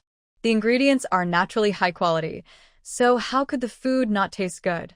People just didn't have enough extra money to enjoy good food, which was available in state-run restaurants and various time-honored brands. Xia Xiaolan looked very satisfied. In her past life, she didn't care much about food, but now that she was young again, she found herself craving a few dishes. Her chopsticks moved quickly and steadily, perfectly picking up strands of eel each time. The eel was just the right thickness, trembling as she lifted it. The rich sauce made it taste tender, smooth, sticky, and chewy. The eels now were good, caught fresh from the fields, not the kind fed with growth hormones as rumored in the future. Xia Xiaolan enjoyed her meal, feeling both relaxed and reassured. Although she ate with good manners, Kong Wei couldn't help but swallow hard. The Kong family had plenty of food. Even during tough times, Grandma Kong would never let Kong Wei go hungry. He had eaten many delicious things, and while the restaurant's eel dish was good, Xia Xiaolan seemed so absorbed in her meal. Was it really that good? Had she never had anything nice before? Kong Wei remembered that Xia Xiaolan came from a poor rural background and wasn't well cared for. He paused with his chopsticks, deciding to let her enjoy her food. Zhou Cheng glanced at him, surprised at his boldness in showing sympathy for his wife. Zhou Cheng wasn't pitying Xia Xiaolan. He felt a pang of love. Watching her enjoy her food made him happier than eating himself. You'll love the stir-fried shrimp and sweet and sour fish too. Try them. Zhou Cheng encouraged. Xia Xiaolan smiled at him, swallowing the eel before whispering, I've sold eels for so long, but I've never eaten this dish in a restaurant. Now that I have, I feel at ease. Did she not find the eel slimy and fishy? As a woman, she had never sold eels in her past life. It was strange for her to like something so slippery. But she had to endure her disgust for the sake of her livelihood. Xia Xiaolan enjoyed the dish, not just because it tasted good, but because ordering it in a restaurant symbolized a better life for her. With money and leisure, she dared to enter a state-run restaurant and order a feast. When it came time to pay, Xia Xiaolan was the one who footed the bill. After all, she had been a high-ranking executive in a multinational company. Ordinary food couldn't truly make her lose her composure. However, Lu Fen had indeed never had anything nice. Xia Xiaolan wasn't overly excited about seafood, yet she ordered the restaurant's most expensive dish, sea cucumber, to take home. I promised to give my mom a good life. It's just a sea cucumber. Xia Xiaolan swayed as she carried the packed food and said, I got kicked out of the Xia family while holding 20 pounds of sweet potatoes. Today, I can treat Lu Fen to a 20 yuan serving of braised sea cucumber. In the future, I can give her even more blessings. What is the Xia family, anyway? Bah. Zhou Cheng knew she was happy. He took Xia Xiaolan home, and as he watched the door close, his expression turned serious, showing a forced smile. Kongzi, your sister-in-law is too beautiful. There are always people interested in her. I can't be with her all the time in the city. What should we do? Kong Wei felt like giving up. He truly had no bad intentions towards his future sister-in-law. At first, he was amazed by her beauty, but once Zhou Cheng claimed her, he pushed his feelings aside. He cautiously said, Isn't your sister-in-law going to study in the capital next year? Just hold on for another 6 months, okay?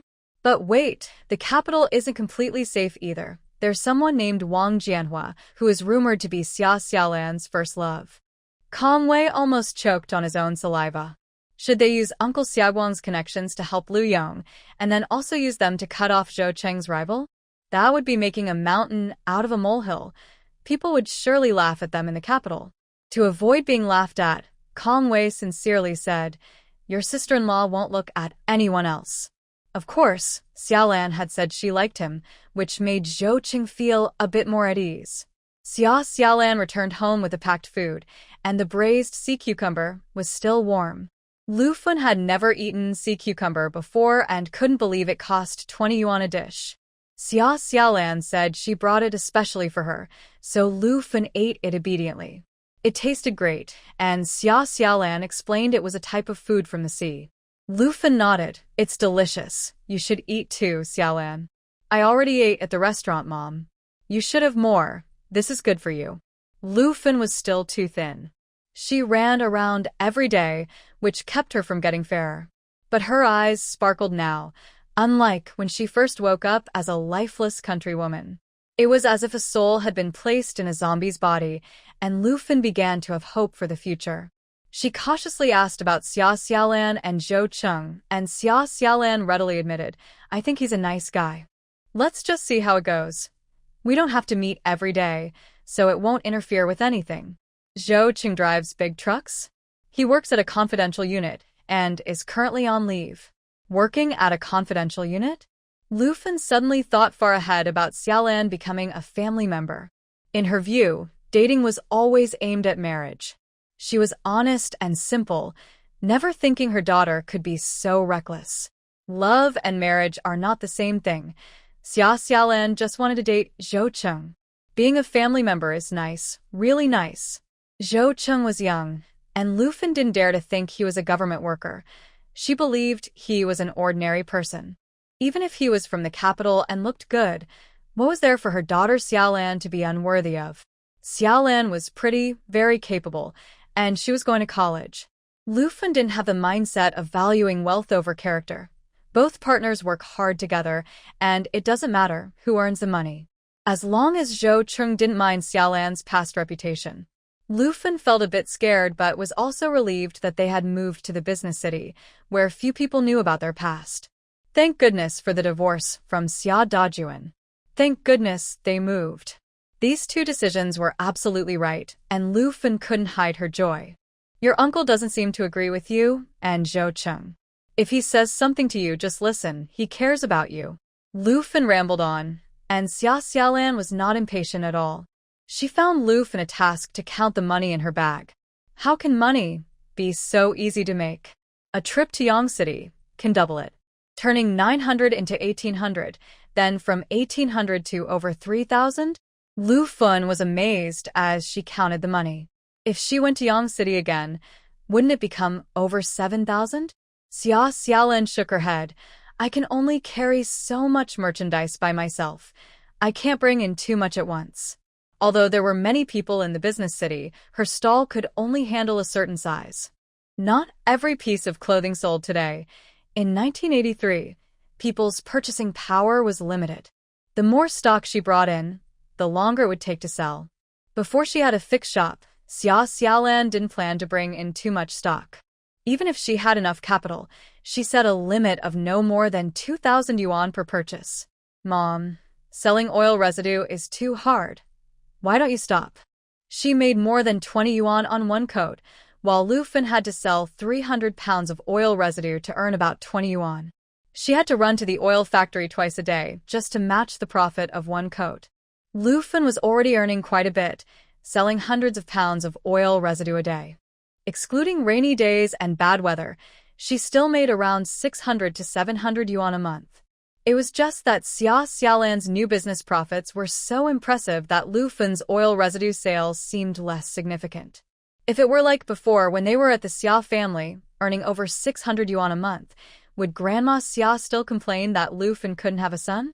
Would Xia Dajuan still resort to violence against her? Perhaps, because personality shapes destiny. If Lu Fen doesn't become stronger and hold on to her ability to earn money, it will be taken away by others in the Xia family. Leaving the Xia family as soon as possible is the best decision for Xiaolan. Lu Fen has her own ideas now. Xiaolan feels sorry for her, but Lu Fen thinks the oil residue business is too good to give up. Mom wants to keep selling. Every day, there are hundreds of pounds of oil residue, and the oil factory has a surplus. Until she clears out the oil residue from the factory, Lu Fun is reluctant to let it go. Selling oil residue means hard work, but Lu Fun knows how much to charge and how much to collect. She may not be as clever with words as Xia Xiaolan, who can persuade city women to buy clothes, but selling oil residue doesn't require that skill. Farmers raising pigs need it, and they will pay. Lu Fun believes this business suits her. Hard work is nothing. She has strength. Why should she stay at home and rely on her daughter if she can earn money? Xia Xiaolan can't force her mother. It's because their family is too poor that her mother wants to save money. For Lu Fun, giving up a business that brings in thousands of yuan a year would be a shame. The mother and daughter talked all night, and Xia Xiaolan got up early to send Zhou Cheng off. This time, Lu Fun made dumplings, and as usual, Xia Xiaolan prepared the filling, making 2 full pounds of meat filling for Zhou Cheng and Kong Wei to eat on the road. Zhou Cheng was reluctant to leave. Xia Xiaolan handed him the dumplings, saying, "Don't be sentimental. I'll come to Beijing to see you when I have time." Zhou Cheng drove away, and only then did Xia Xiaolan return home. Out of her sight, Zhou Cheng's car turned and headed to the Yellow River Hotel. From a distance, Kong Wei shouted, "Oh, is that guy who has his eye on my sister-in-law working in there? Don't be sarcastic. I see that even though my sister-in-law isn't interested in him, she doesn't dislike him either. It's just his mother who is too annoying. I'm worried she might cause trouble." The Yellow River Hotel is a high-end place. The entrance has a red carpet, and even local people come to dine there. Anyone who dares to step through the door is either wealthy or influential. Truck drivers may earn money in the eyes of ordinary people, but they don't stand out at the Yellow River Hotel. Zhou Cheng and Kong Wei aren't shy, and the restaurant can't really keep people out. Once they sat down at the restaurant, these two ordered shark fin soup early in the morning. The waiter looked troubled at the 2 country bumpkins, saying, "Shark fin needs time to soak and must be reserved in advance. Do you think it's just noodles? Just soak it in hot water, and in 20 minutes, you can serve a bowl of hot and sour noodles." That's shark fin, which takes a long time to prepare and is quite complicated. Then I'll have a serving of 8 treasure bear paw, a serving of lotus flower mushroom, and a serving of oil-splashed flying dragon. Kong Wei smacked his lips, still wanting more, and pulled out a stack of cash to show he could pay. The Yellow River restaurant serves bear paw, with the most expensive dish being the large braised bear paw, which costs 330 yuan. The 8 treasure bear paw isn't cheap either, at 230 yuan. Lotus flower mushroom isn't a monkey's head, it's a type of mushroom. The oil-splashed flying dragon isn't a real dragon. Flying dragon refers to a type of chicken from the Xing'an Mountains, about the size of a pigeon, weighing no more than a pound, with tender, white meat, considered a delicacy by food lovers. Dragon meat refers to flying dragon bird, while donkey meat is from the ground. The waiter was sweating. Compared to the very expensive 8 treasure bear paw, the lotus flower mushroom is only 35 yuan, and the oil-splashed flying dragon is just 40 yuan. But bear paw, monkey head mushroom, and flying dragon are not always available at the Yellow River restaurant. Who would suddenly come to a restaurant to order these dishes? "I'm sorry, we don't have those. How about I check in the kitchen to see what we can offer you today?" The waiter was very polite.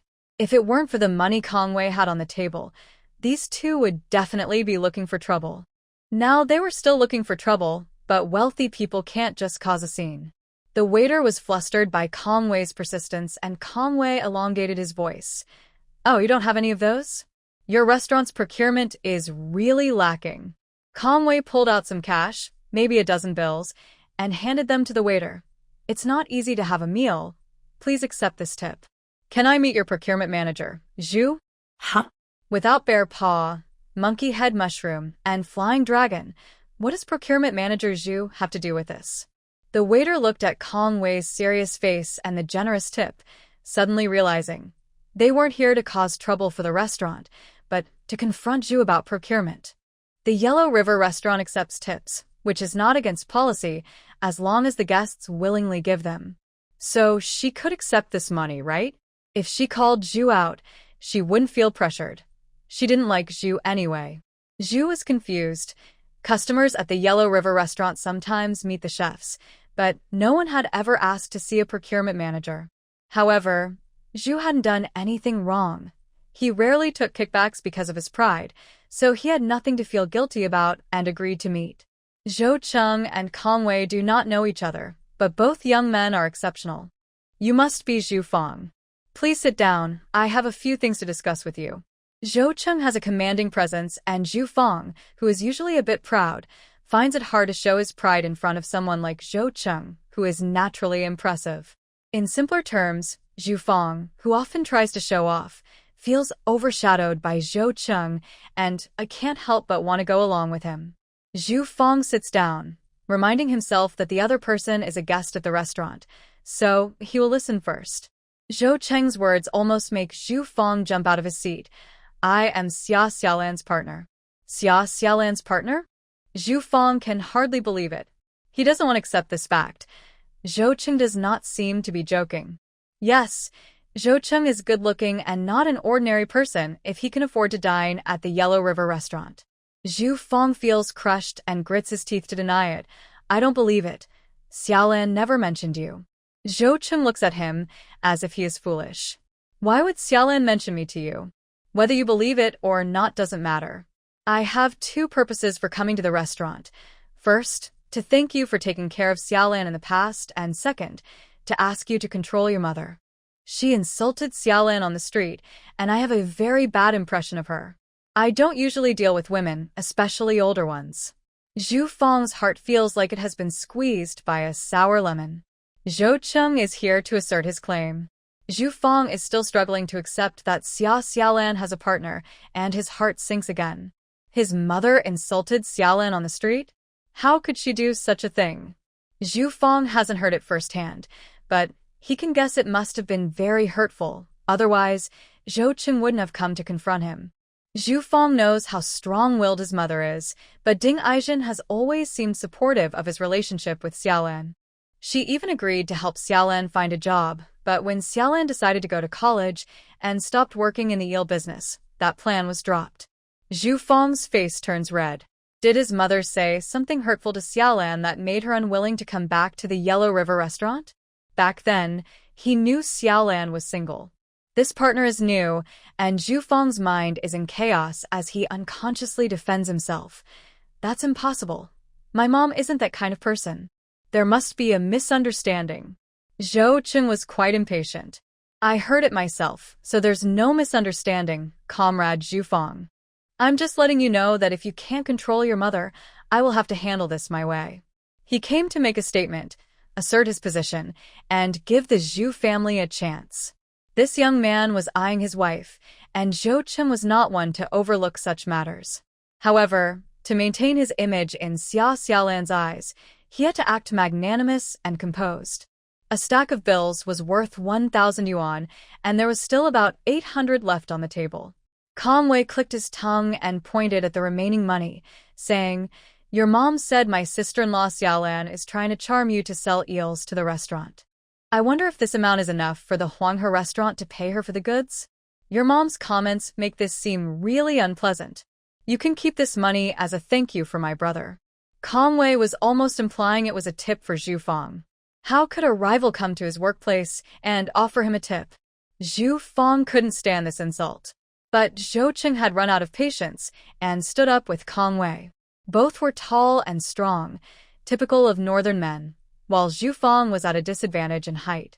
Kong, let's go. Zhou Cheng and Kong Wei didn't continue to engage with Zhu Fong. They left the Huanghe restaurant after spending 1,000 yuan without even having a drink. Why did the guests leave? They hadn't even ordered a dish yet. I think they came to cause trouble. Does Zhu Fong know those two? Zhu Fong wasn't very popular. He was humble in front of Xia Xiaolan, but proud when interacting with colleagues. There were waitresses in the restaurant who tried to be friendly with him, but he ignored them all. Zhu Fong's high standards hurt the feelings of the women around him, and Ding Aizhen's attitude was even more embarrassing. Seeing Zhu Fong in a difficult situation, everyone felt a bit of schadenfreude. Some thought Zhou Cheng and Kong Wei were too harsh and approached Zhu Fong to comfort him. Hey, Comrade Zhu, are you okay? Zhu Fong felt extremely awkward and pushed away those who cared about him. I'm fine. I need to take a leave. There's something at home. Zhu Fong left. Everyone looked at the money left on the table. It was meant for Zhu Fong, but he wouldn't accept it. Who do they think they are, coming to our restaurant to show off? Well, they can show off. That money is probably more than Zhu Fong's annual salary.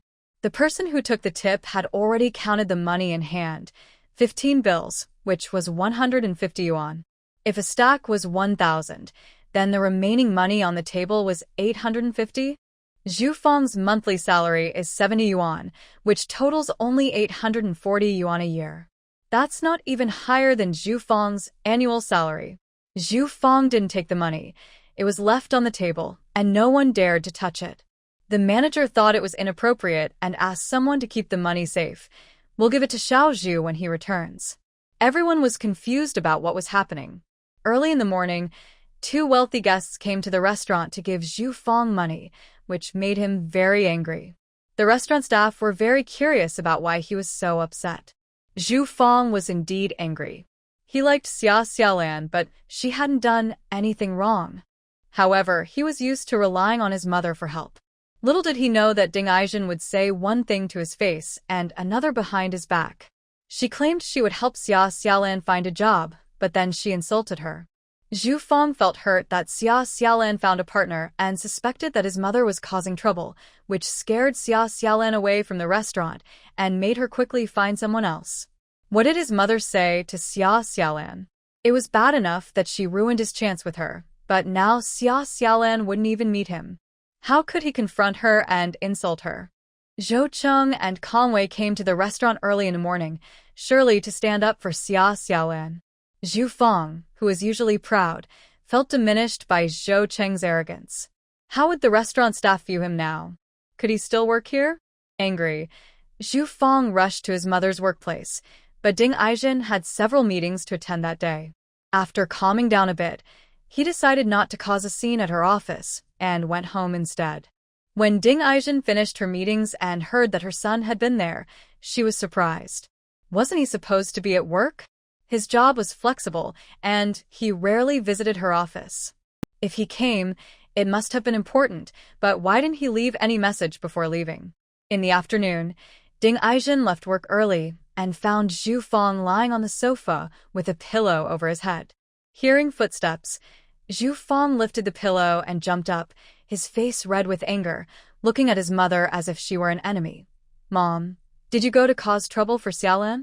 Ding Aijin's heart sank. She had lost face yesterday and certainly wouldn't let it go easily.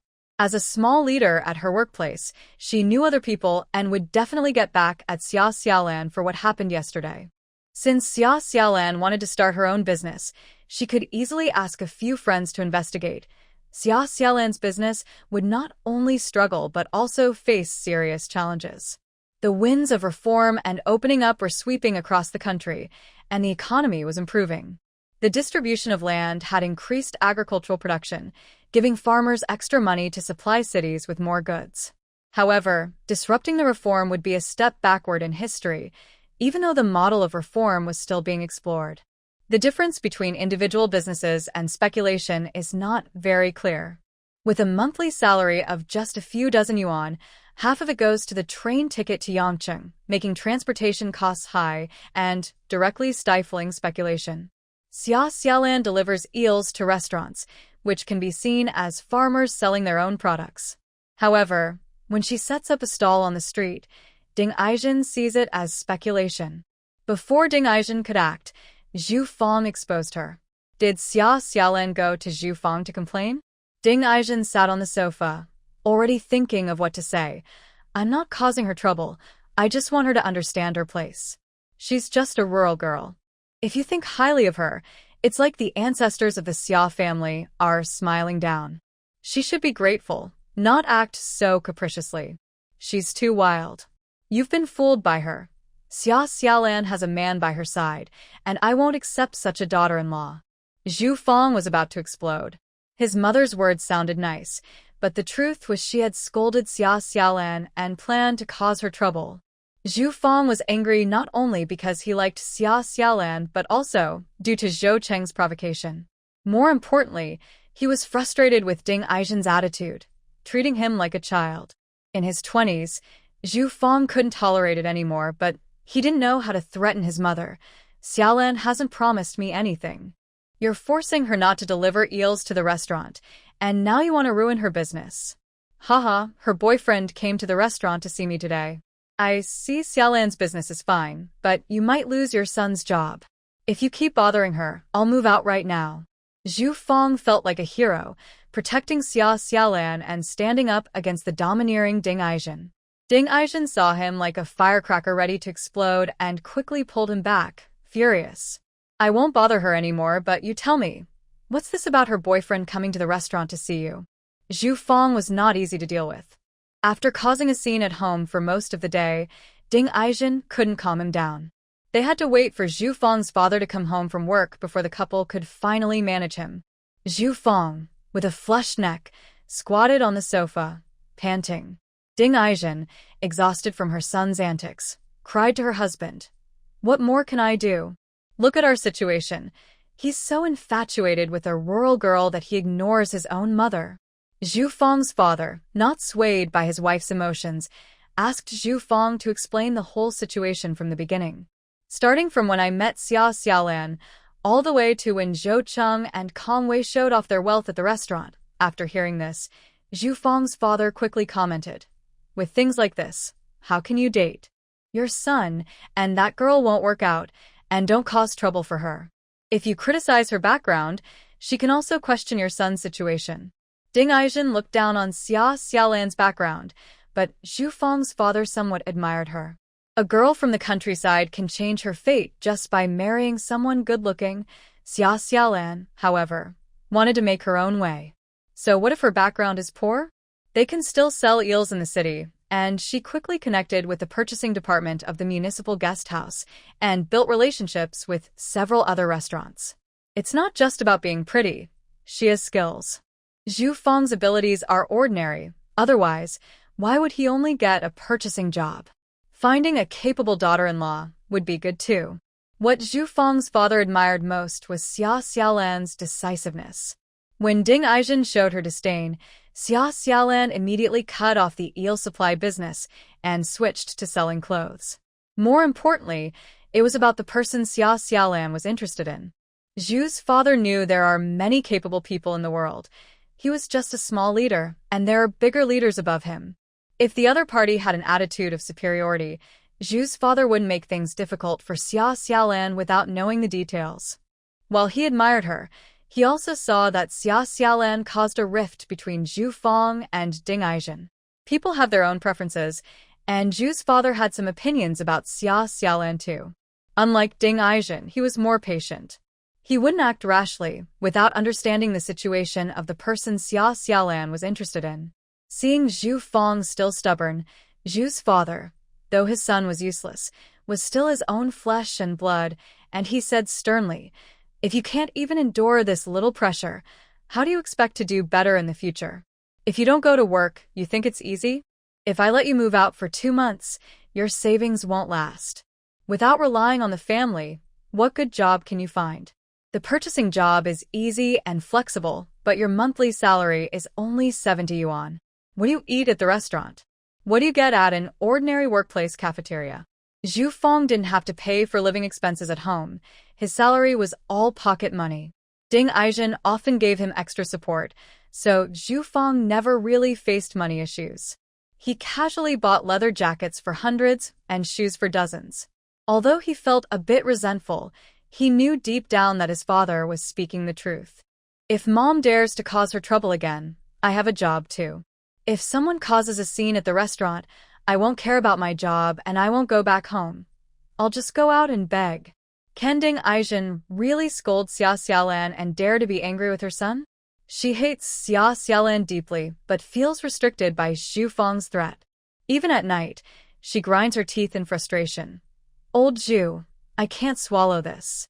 Zhu's father turns over in the dark. "Just hold on a bit longer and see how things go. Isn't it foolish? If they want to do something, They should wait until the situation calms down, and Zhu Fang is no longer so infatuated with that girl. If they can't handle Zhu Fang's men, why rush to deal with a country girl? It doesn't matter when they strike. She is alone and can't outdo the Zhu family. Xia Xiaolan knows nothing about the troubles in the Zhu family, but Ding Aizhen seems to be quite petty, so she must be cautious of retaliation. Xia Xiaolan brings 2 pounds of meat and 2 bags of candy to thank Hu Yongkai and his wife for helping her find a place. She is very satisfied with her current rental, which is centrally located in the city, making it convenient to go anywhere. The room is spacious and the yard is large, making it easy for her to store her bicycle. Although Grandma Yu has a strange temper, she doesn't cause trouble.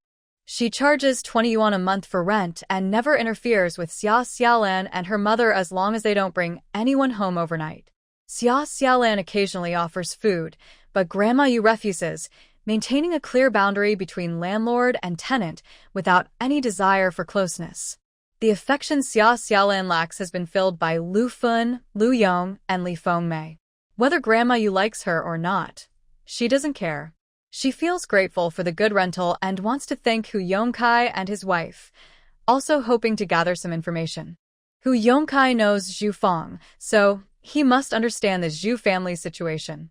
The Hu and Yu families are not far apart, one in a building and the other in a courtyard. When Hu Yongcai's wife sees Xia Xiaolan arriving with gifts, she can't stop smiling. The gifts may not be extravagant, but she appreciates Xia Xiaolan for being generous and straightforward. Who wouldn't want to be friends with her? So, what if she comes from a rural background?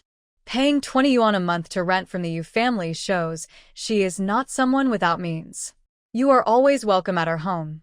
Next time, don't be so formal. Xia Xiaolan, who climbed up from the bottom in sales, has some habits ingrained in her. When visiting, it's polite to bring a small gift, no matter how little. Being too polite might seem strange, but courtesy is never a fault. Since she and the Hu family are not closely related, mutual exchanges can help build a friendship. Someone invited Hu Yongkai to dinner, but only his wife and child were at home. The older child, who is 15, is not much younger than Xia Xiaolan but still acts quite childish. Xia Xiaolan gradually brought the conversation to the Zhu family, and Hu Yongcai's wife was surprised, thinking Xia Xiaolan was interested in Zhu Fan. Earlier that morning, while buying groceries, she heard someone say that the new girl, Xia, is pretty and has found a handsome partner who drives a big truck. The gossip spread quickly. Even Zhou Qing hadn't had a chance to visit before being noticed. Xia Xiaolan didn't think there was anything to hide. She honestly mentioned that she might have offended Zhu Fang's mother and was worried about possible retaliation from the Zhu family. Sister-in-law, look at this situation. Hu Yongcai's wife also found it surprising. You really didn't date Zhu Fang? Hu Yongkai had heard about Zhu Fang's family's good background and, knowing Xia Xiaolan had offended someone, his wife felt a bit concerned for her. Zhu Fang's family is quite well off. His mother is an office director at her workplace, and his father works in the government. Hu Yongcai's wife lowered her voice. Not only does Zhu Fang's father work in the government, but the Zhu family has many relatives in various departments, making them quite influential. No wonder Zhu Fang has such high standards. They have the backing. Her eyes were filled with worry as she advised Xia Xiaolan, "Let me be honest with you, who doesn't like a handsome partner? But sometimes, looks don't solve problems. I heard your partner is from out of town. If the Zhu family gives you trouble, how can he help from so far away?" Finding Zhu Fang would be different. He is a respectable young man with a good job, and his family is well off. Hu Yongkai mentioned that Zhu Fang is quite interested in Xia Xiaolan. The family background might not matter much, but no parent can go against their son's wishes. Xia Xiaolan frowned, realizing that the Zhu family is quite influential. Thank you, sister-in-law. I don't want to change my partner. I'll think about how to handle this myself. The Zhu family is numerous and influential, with members spread across various departments. To Hu Yongcai's wife, this is already an impressive family. Xia Xiaolan has dealt with leaders before, but Zhu Fang's father is considered a minor official. Minor officials are relative to the previous generation status, but for Xia Xiaolan now, they are quite challenging to deal with. The Zhu family's relatives are spread across different departments. Making things difficult for a small business owner is not hard at all. The situation is complicated, but she doesn't regret confronting Zhu Fang's mother. If they are pushing her around, shouldn't she push back?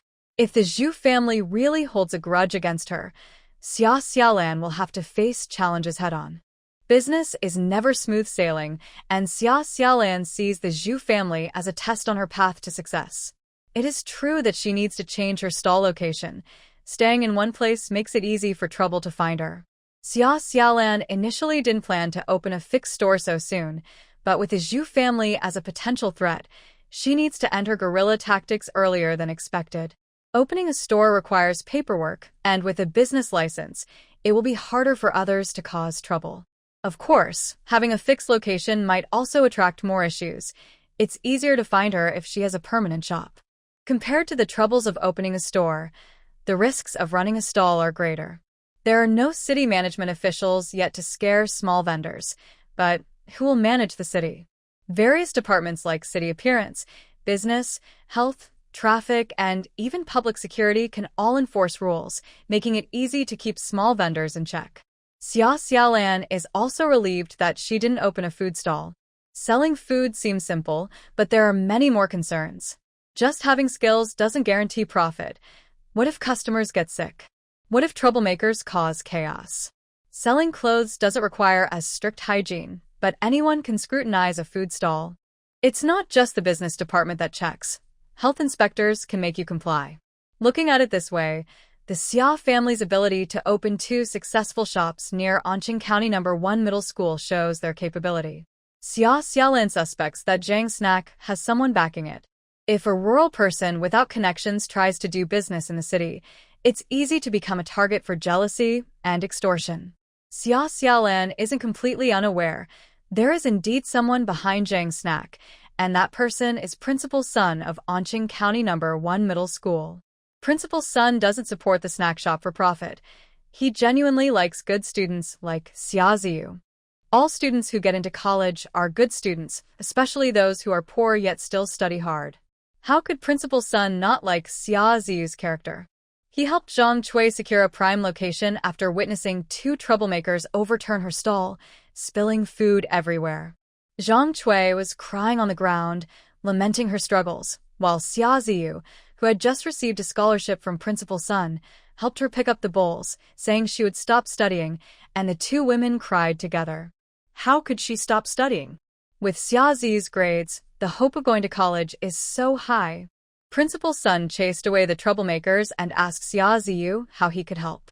Xia Ziyu is very understanding and did not make any demands, but she also did not say she would stop studying. Principal Sun met Zhang Cui a few more times afterward. It is not easy for a woman to support her daughter's education alone with a food stall. At that time, Xia Ziyu was still in her first year of high school. In 1980, there were not many stalls in the county town and money was tight. The food stall business was not good. Principal Sun was quite angry, wondering if there was no one else in the Xia family to help. Later, he learned that the entire Xia family did not support Xia Ziyu continuing her studies as a girl, and they provided no assistance to the mother and daughter. Can a girl go to college? Principal Sun said this at home, remembering the difficulties of the hardworking and honest student, Xia Ziyu. By last year, Xia Ziyu was in her 3rd year of high school. Her scores in practice exams fluctuated, so to help her focus on her studies, Principal Sun decided to assist. He thought Zhang Cui could turn the food stall into a proper shop. If it weren't for Xia Ziyu's education, Principal Sun wouldn't have gotten involved. However, it seemed like the timing was right for Zhang Cui to open a shop. After 2 years of hard work, she not only improved her cooking skills but also saved enough money to start the business. Zhang's snack shop became very successful, and Xia Ziyu didn't have to worry about making a living, allowing her grades to stabilize. This year, she even got accepted into a teacher's college in the capital, truly becoming an undergraduate student, which made Principal Sun feel that his help was worthwhile. As the principal of a key high school in the county, his position may not be significant in the government, but he is well liked by the leaders of the county's education bureau. After all, who doesn't have children who need to take college entrance exams? Even if his own children are not taking exams, there are nieces and nephews. Principal Sun personally recommended Jang's snack shop, ensuring no trouble came after it opened. He did this not for reward, but simply to help a good student from a poor family. Of course, it also helped that the Xia family was respectful and did not cause trouble under his name. Now, Xia Changjing is bringing gifts to Principal Sun, and he believes they must be facing some trouble. The first time it was a pig leg, the second time it was lamb chops, and the third time it was a goose. Principal Sun couldn't refuse such heartfelt gifts. Moreover, with such frequent visits, it seems the Xia family must be dealing with a significant issue. Principal Sun had to urge his wife to step in quickly. Mrs. Sun went to Zhang's place to eat and heard some gossip instead of any real news. Old Sun, it turns out someone from the Xia family has been accepted into the county high school. It's Xia Ziu's cousin. Principal Sun was confused. Was Xia Changjing sending gifts to ensure he looked after this niece? He felt displeased, as he hadn't seen the Xia family care for Xia Ziu in the same way. His wife hesitated. The Xia family is anxious. Xia Ziu's cousin got into the county high school, but this girl has some issues. What kind of issues? She particularly likes to oppose Xia Ziu. Zhang Cui was very humble, asking Principal Sun to take care of her niece, saying that she had taken many wrong paths before and finally learned well, but she couldn't go down the wrong road again. Mrs. Sun felt uncomfortable, thinking they had invited someone troublesome into the school. Will she ruin the atmosphere of the exam class? These are all young boys full of energy. How can they resist the temptation of a female classmate? Zhang Cui's worried face showed her concern, saying she saw her niece with a male student. Zhang Cui originally said, "We can't let other people's children be harmed," which made Mrs. Sun's heart race. From her tone, it seemed there were more than one child harmed. Another girl from the Xia family, who helped at Zhang's eatery, spoke up quickly about Xia Xiaolan's various misdeeds. Mrs. Sun, already biased, trusted Zhang Cui and others. She heard that Xia Xiaolan had improper behavior, disrespected elders at home, and even encouraged her parents to divorce, yet somehow managed to get into the county high school. It would be strange for Mrs. Sun to like Xia Xiaolan. After hearing all this, Principal Sun was also quite unhappy, but he remained rational. Let me ask about this student situation. Zhang Cui wanted to use Principal Sun's connections to have Xia Xiaolan expelled, but she couldn't say it directly. Just like when Xia Hongxia spoke ill of Xia Xiaolan, the director, and the guard looked down on her, because Xia Hongxia was foolish. No matter how a family is, they should present a united front.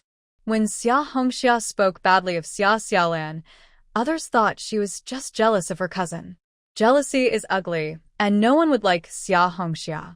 Zhang Cui took a different approach, using Principal Sun's connections not to ask for Xia Xiaolan's expulsion, but to express concern as a worried aunt, asking Principal Sun to take care of Xia Xiaolan.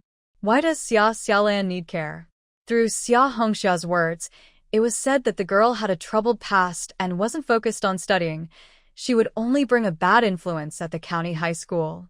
Zhang Cui didn't have so many twists and turns before, but now Xia Ziu, who studies a lot, teaches her how to do things. Is this method useful? It's very useful. Xia Ziu has become the most favored in the family, and the successful opening of Zhang's snack shop relies on this approach. Sometimes you shouldn't rush to get something. First, learn to give. Leaving a good impression on those around you can be helpful later on. Aunt, why don't you ask Aunt Wu to just expel that little troublemaker?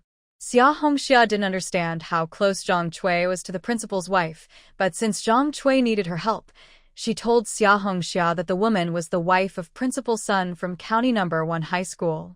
The principal's wife came to eat, and Xia Hongxia was extremely excited. If she could please Principal Sun's wife, wouldn't that help her get introduced to a potential college student?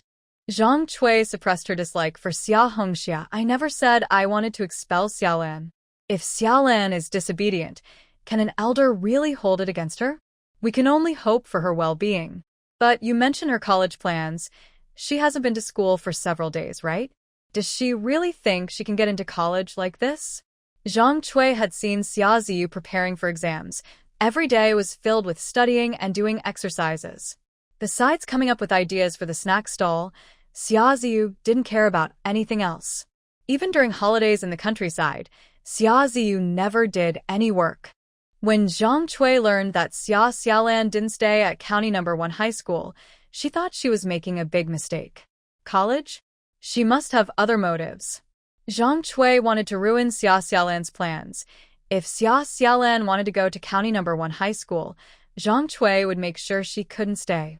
She planned to handle this matter first, and then take credit in front of her daughter. Looking at the foolish Xia Hongxia, Zhang Cui smirked. You said last time that Xiaolan was doing well. It seems her uncle is really good to her, so your second uncle can rest easy. But let's not tell the family about Xiaolan studying at County No. 1 high school. If we give them hope and then disappoint your second uncle, it's better to wait until she really gets into college to make him happy. Xia Hongxia didn't think much of it.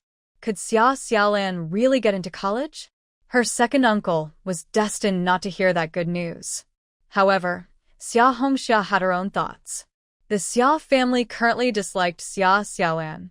If they heard she was studying at County No. 1 high school and preparing for college, would their attitude change? In the past, Ziyu did well in school, and Grandma especially liked her. The family treated her like a treasure. Xia Xiaolan didn't deserve the same treatment that Ziyu enjoyed. Zhang Cui and Xia Hongxia both had their own agendas, but one thing was the same. Neither of them wanted Xia Xiaolan to get into college. Zhang Cui has done something wrong, while Xia Hongxia feels disgust and jealousy. Principal Sun's wife has influenced his opinion, and he doesn't think highly of Xia Xiaolan. He heard that she is the cousin of Xia Ziyu and thought she just entered the county's top school, but upon further inquiry about Xia Xiaolan, he found out she is actually a transfer student in the graduating class.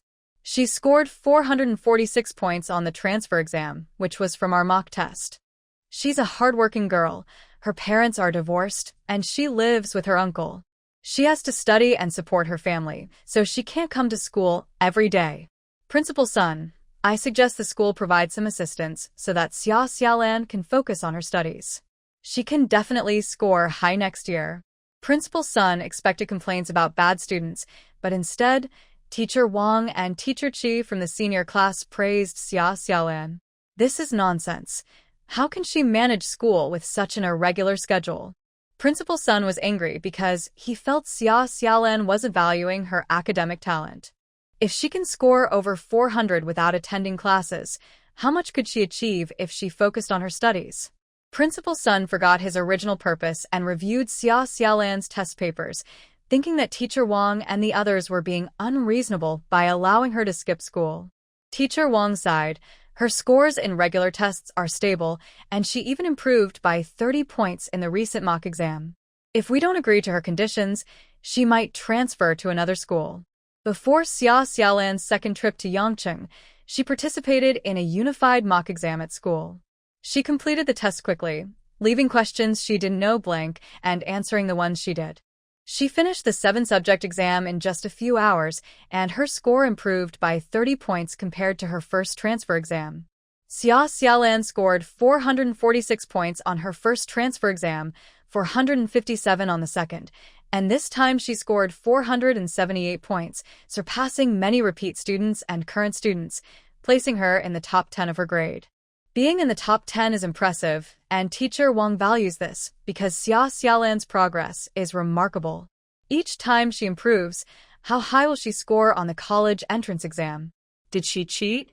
Principal Sun asked, half in disbelief. Teacher Wang chuckled. During the transfer exam, it was monitored by Xiao Sun, and she is quite reliable. Principal Sun's doubts vanished. The new young female teacher, Xiao Sun, at the county's top school is Principal Sun's niece. Not many people know about their relationship, and Principal Sun usually keeps it private.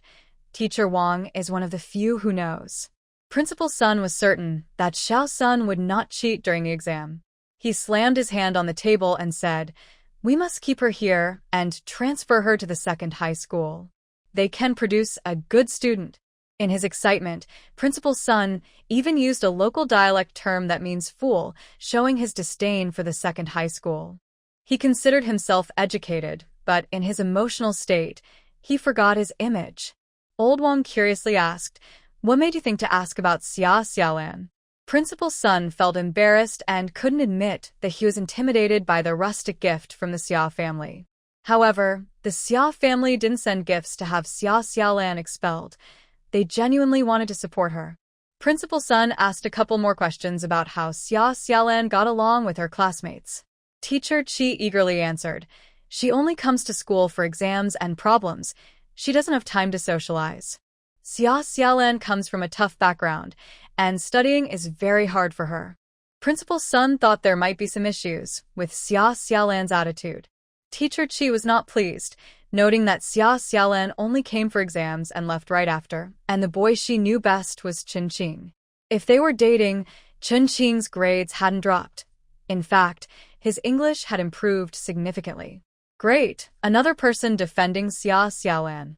When the principal's wife visited Zhang's snack shop, she shared Xia Xiaolan's situation at school with Zhang Cui. "Your niece is doing well in school, focused on her studies, and the teachers like her. You can rest easy now." The principal's wife also congratulated Zhang Cui, saying that with Xia Xiaolan's grades, the Xia family would have another college student next year. Zhang Cui's smile almost faded, and she quickly masked her shock, but Xia Hongxia blurted out, "How is that possible?" She. The principal's wife shot a cold glance at Xia Hongxia. Zhang Cui could be seen as caring, but Xia Hongxia seemed to want to cause trouble. "Why not? I think the girls from the Xia family are quite talented in their studies. With Xia Ziyu before and now Xia Xiaolan, this one seemed the least promising, just working at the snack shop and envying her hardworking cousin." Xia Hongxia panicked, wanting to seek support from her aunt, but Zhang Cui avoided her gaze. Xia Xiaolan returned to Kaijingshan village. As she said, if she is strong enough, many troubles can be nipped in the bud. Zhang Cui and Xia Hongxia were acting out of ignorance, not realizing that Xia Xiaolan was a top student at the county's first high school. Even if they delivered 100 pig legs to Principal Sun, he wouldn't expel such an excellent student. Xia Xiaolan's reputation may not be great, but her scores on the exam are impressive, and the school doesn't care much about students' behavior. She hasn't caused any trouble at school, and just because she is pretty, she shouldn't be banned from going to college. Principal Sun's opinion doesn't matter. Xia Xiaolan can help the county's first high school improve its graduation rate, and he won't let her go to the second high school. The Xia family acts like clowns, and Xia Xiaolan doesn't want to deal with them. She returns to Kaijingshan to convince her aunt to partner with her. Xia Xiaolan isn't short on money. She just needs more help. For now, she has to handle the inventory herself. If she opens a store, she can't just close it while she restocks. No store can afford to shut down frequently. She could hire someone to sell clothes, but she wants family members to watch over the store. To be honest, without surveillance, she can't be sure if the hired help will sell things correctly. She first went to the Chen family with her things. Xia Xiaolan doesn't want the Chen family to misunderstand her relationship with Chen Qing, but that doesn't mean she doesn't care. Chen Wangda asked about her situation in Shandu, and while she didn't share how much she earned, she wanted to share good news, not worries. Chen Qing said you have good grades. Studying is the right path, so don't give up halfway, Chen Wangda added, saying more than he probably should have. He meant well, and she wasn't ungrateful. She handed Chen Wangda 2 cigarettes, saying, "Try a different flavor." Chen Wangda usually smokes pipe tobacco and can handle regular cigarettes, but he doesn't care much about brands. Where did Xia Xiaolan get these cigarettes? This time, she didn't buy them at a markup. Zhou Cheng had offered her money, which she refused. When she left, she tossed a small box of cigarettes in her grandmother's yard, saying they were for Lu Yong. "My uncle doesn't like me," Zhou Cheng said with a hint of sadness. It's true, Lu Yong has been wary of Zhou Cheng since their first meeting. Xia Xiaolan thinks Zhou Cheng is charming and suitable for dating, but Lu Yong probably believes he isn't trustworthy. Just because he looks good doesn't mean he's reliable. He claims he hasn't had a girlfriend before, but Lu Yong doesn't really believe him. Zhou Cheng has plenty of cigarettes. He left a box for Xia Xiaolan, which isn't even a premium brand. He knows how to handle situations and can use money to make a point against the Zhu family, but can he change Lu Yong's mind the same way? It's likely that Lu Yong would dislike him even more. The box of cigarettes Zhou Cheng left for Xia Xiaolan is quite familiar to her. It's a brand called Colorful Butterfly, which is popular in Shandu but hard to find locally. A box contains 60 packs, Zhou Cheng said. Xia Xiaolan thought she could use this box of cigarettes as a sweetener to get things moving. It was hard to say how influential the leaders were, but getting the business license should be easy. She said it was for her uncle, but how could Lu Yong possibly smoke 60 packs? Even a heavy smoker would take 2 years to finish that many. Zhou Cheng clearly left them for Xia Xiaolan to use as gifts. In the business city, color butterfly cigarettes were hard to find, yet everyone wanted them. If someone received such a rare gift, they would be in a good mood when it came time to help. Xia Xiaolan didn't want money, but she couldn't completely avoid any financial ties with Zhou Cheng. She took 12 packs of cigarettes to the countryside, giving 2 to the village chief, Chen Wangda, and leaving 10 on Lu's family table. Lu Yong sighed. That guy is unreliable. Your uncle is worried you might get cheated. How surprising. Xia Xiaolan wasn't afraid of being cheated herself. She had been tricked many times, but each time she learned and got back up, which is how she became the Xia general of her past life. In relationships, it wasn't about who deceived whom. She wasn't relying on Zhou Cheng for a comfortable life. They were together when they enjoyed each other's company and would part ways if they didn't. But she couldn't share her modern views on relationships with Lu Yong. Her uncle would insist on teaching her the right way to live. Let's just see how it goes. We don't meet often anyway. I really like Zhou Cheng right now. Xia Xiaolan looked at her uncle, but Lu Yong remained silent. Li Fengmei tried to ease the tension. When it comes to lifelong matters, you should at least give it a try. If it doesn't work out, you can always talk about it later. Xia Xiaolan clung to her aunt's arm, and Lu Yong temporarily set aside the topic of Zhou Cheng. Why are you back? Is business not busy? I thought I'd wait for Tao Tao's break to take him to the city, but you returned first. I want Annie to partner with me to open a store. Li Fengmei was quite interested in the idea of opening a clothing store, but Lu Yong didn't want to take advantage of his niece and had previously refused the suggestion. Is your capital not enough? I can lend you some. Lu Yong retrieved 5,000 yuan but didn't know what business to start with. Since he was still recovering from his injury, he could lend the money to Xia Xiaolan. Xia Xiaolan wasn't asking for money. She already had over 3,000 yuan. A trip to Yangcheng would be enough to get her store started. If Annie doesn't help, I really can't find the right person. Li Fengmei shook her head. I need to stay home to take care of your cousin. Lu Yong felt a bit soft-hearted. Everyone knew what kind of person his sister, Lu Feng, was. It was fine to have her do hard work, but she wouldn't be much help in a business that required dealing with people and good communication skills. Xia Xiaolan wanted to earn money for her family, but Lu Yong felt he didn't need his niece's help. However, seeing Xia Xiaolan's sad expression made him feel soft-hearted. It wasn't that she had no help. Lu Fen couldn't manage, and the Xia family had their own issues. Xiaolan had to support herself and her mother, which was a heavy burden. Lu Yong didn't really want to stay in Kaijingshan village.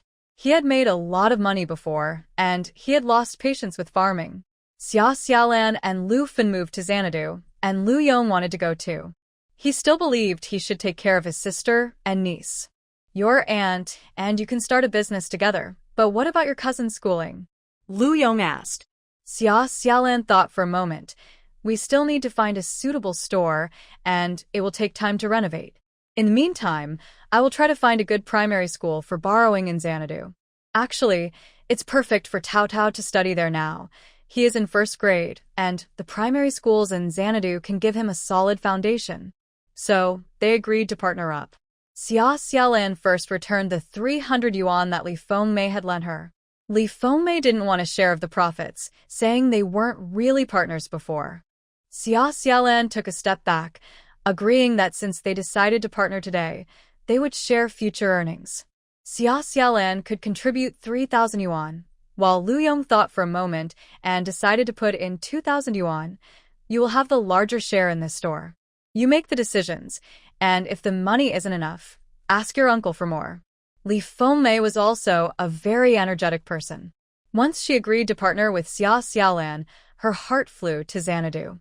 Grandma Yu didn't want new tenants, so Xia Xiaolan had to help her uncle's family find a place to stay. This task was easy for Hu Yongsai's wife. Don't choose a place too far. It doesn't matter if it's a single-story or multi-story building, she said. Hu Yongsai's wife was surprised. Are you all moving to the city? Xia Xiaolan modestly nodded. Life in the countryside is tough. It's easier to make a living in Xanadu. They were willing to take this risk because they had some savings. Lu Yong and Xia Xiaolan both had money in hand. Otherwise, who would dare leave their farmland and move their whole family to the city? Life in the city isn't like the countryside where you can produce and sell everything yourself. Everything costs money in the city, and living off savings won't last long. This forces people moving to the city to work hard to earn money. The term migrant worker wasn't popular yet. Only a few people worked outside, mostly heading south. In Xanadu, most small business owners were city dwellers. Xia Xiaolan and Lu Yong were among the first farmers from the 1980s to move to the city for a better life. Hu Yongsai's wife admires Xia Xiaolan's family's courage. These days, not many farmers leave their fields to find work in the city. While individual businesses can earn a lot, it's rare to see workers quit their jobs to sell goods. Running a small business can be risky, especially with weather challenges and the chance of losing money. People with stable jobs have a steady income and a comfortable life. Some jobs may not pay very well, but they offer good benefits, like food and housing for families, and children can attend school from kindergarten to high school. Workers in these jobs live well, but they can become too dependent on their positions. When layoffs happen, they may have to start over. It's harder for someone in middle age to start from scratch as a street vendor than for someone like Lu Yong, who bravely ventures out. Of course, Hu Yongsai's wife doesn't see that far ahead. She praises the idea but wouldn't give up her stable job to start a business. The apartment Lu Yong showed is neither too far nor too close to Grandma's house. It's a suite in a building owned by the Shandong Railway Bureau. Those who can rent out their homes usually have connections. Xia Xiaolan checked the place, which has a shared bathroom on the same floor and a separate kitchen.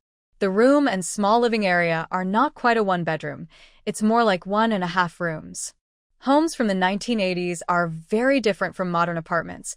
Back then, living rooms were small and bedrooms were larger, mainly used for dining, unlike today's smaller rooms with spacious living areas. The rent is only 15 yuan a month, and the landlord is too lazy to collect it every month, hoping to receive a year's rent at once. Xia Xiaolan wants to keep looking since it's inconvenient for her uncle's family of 3 to share just one room.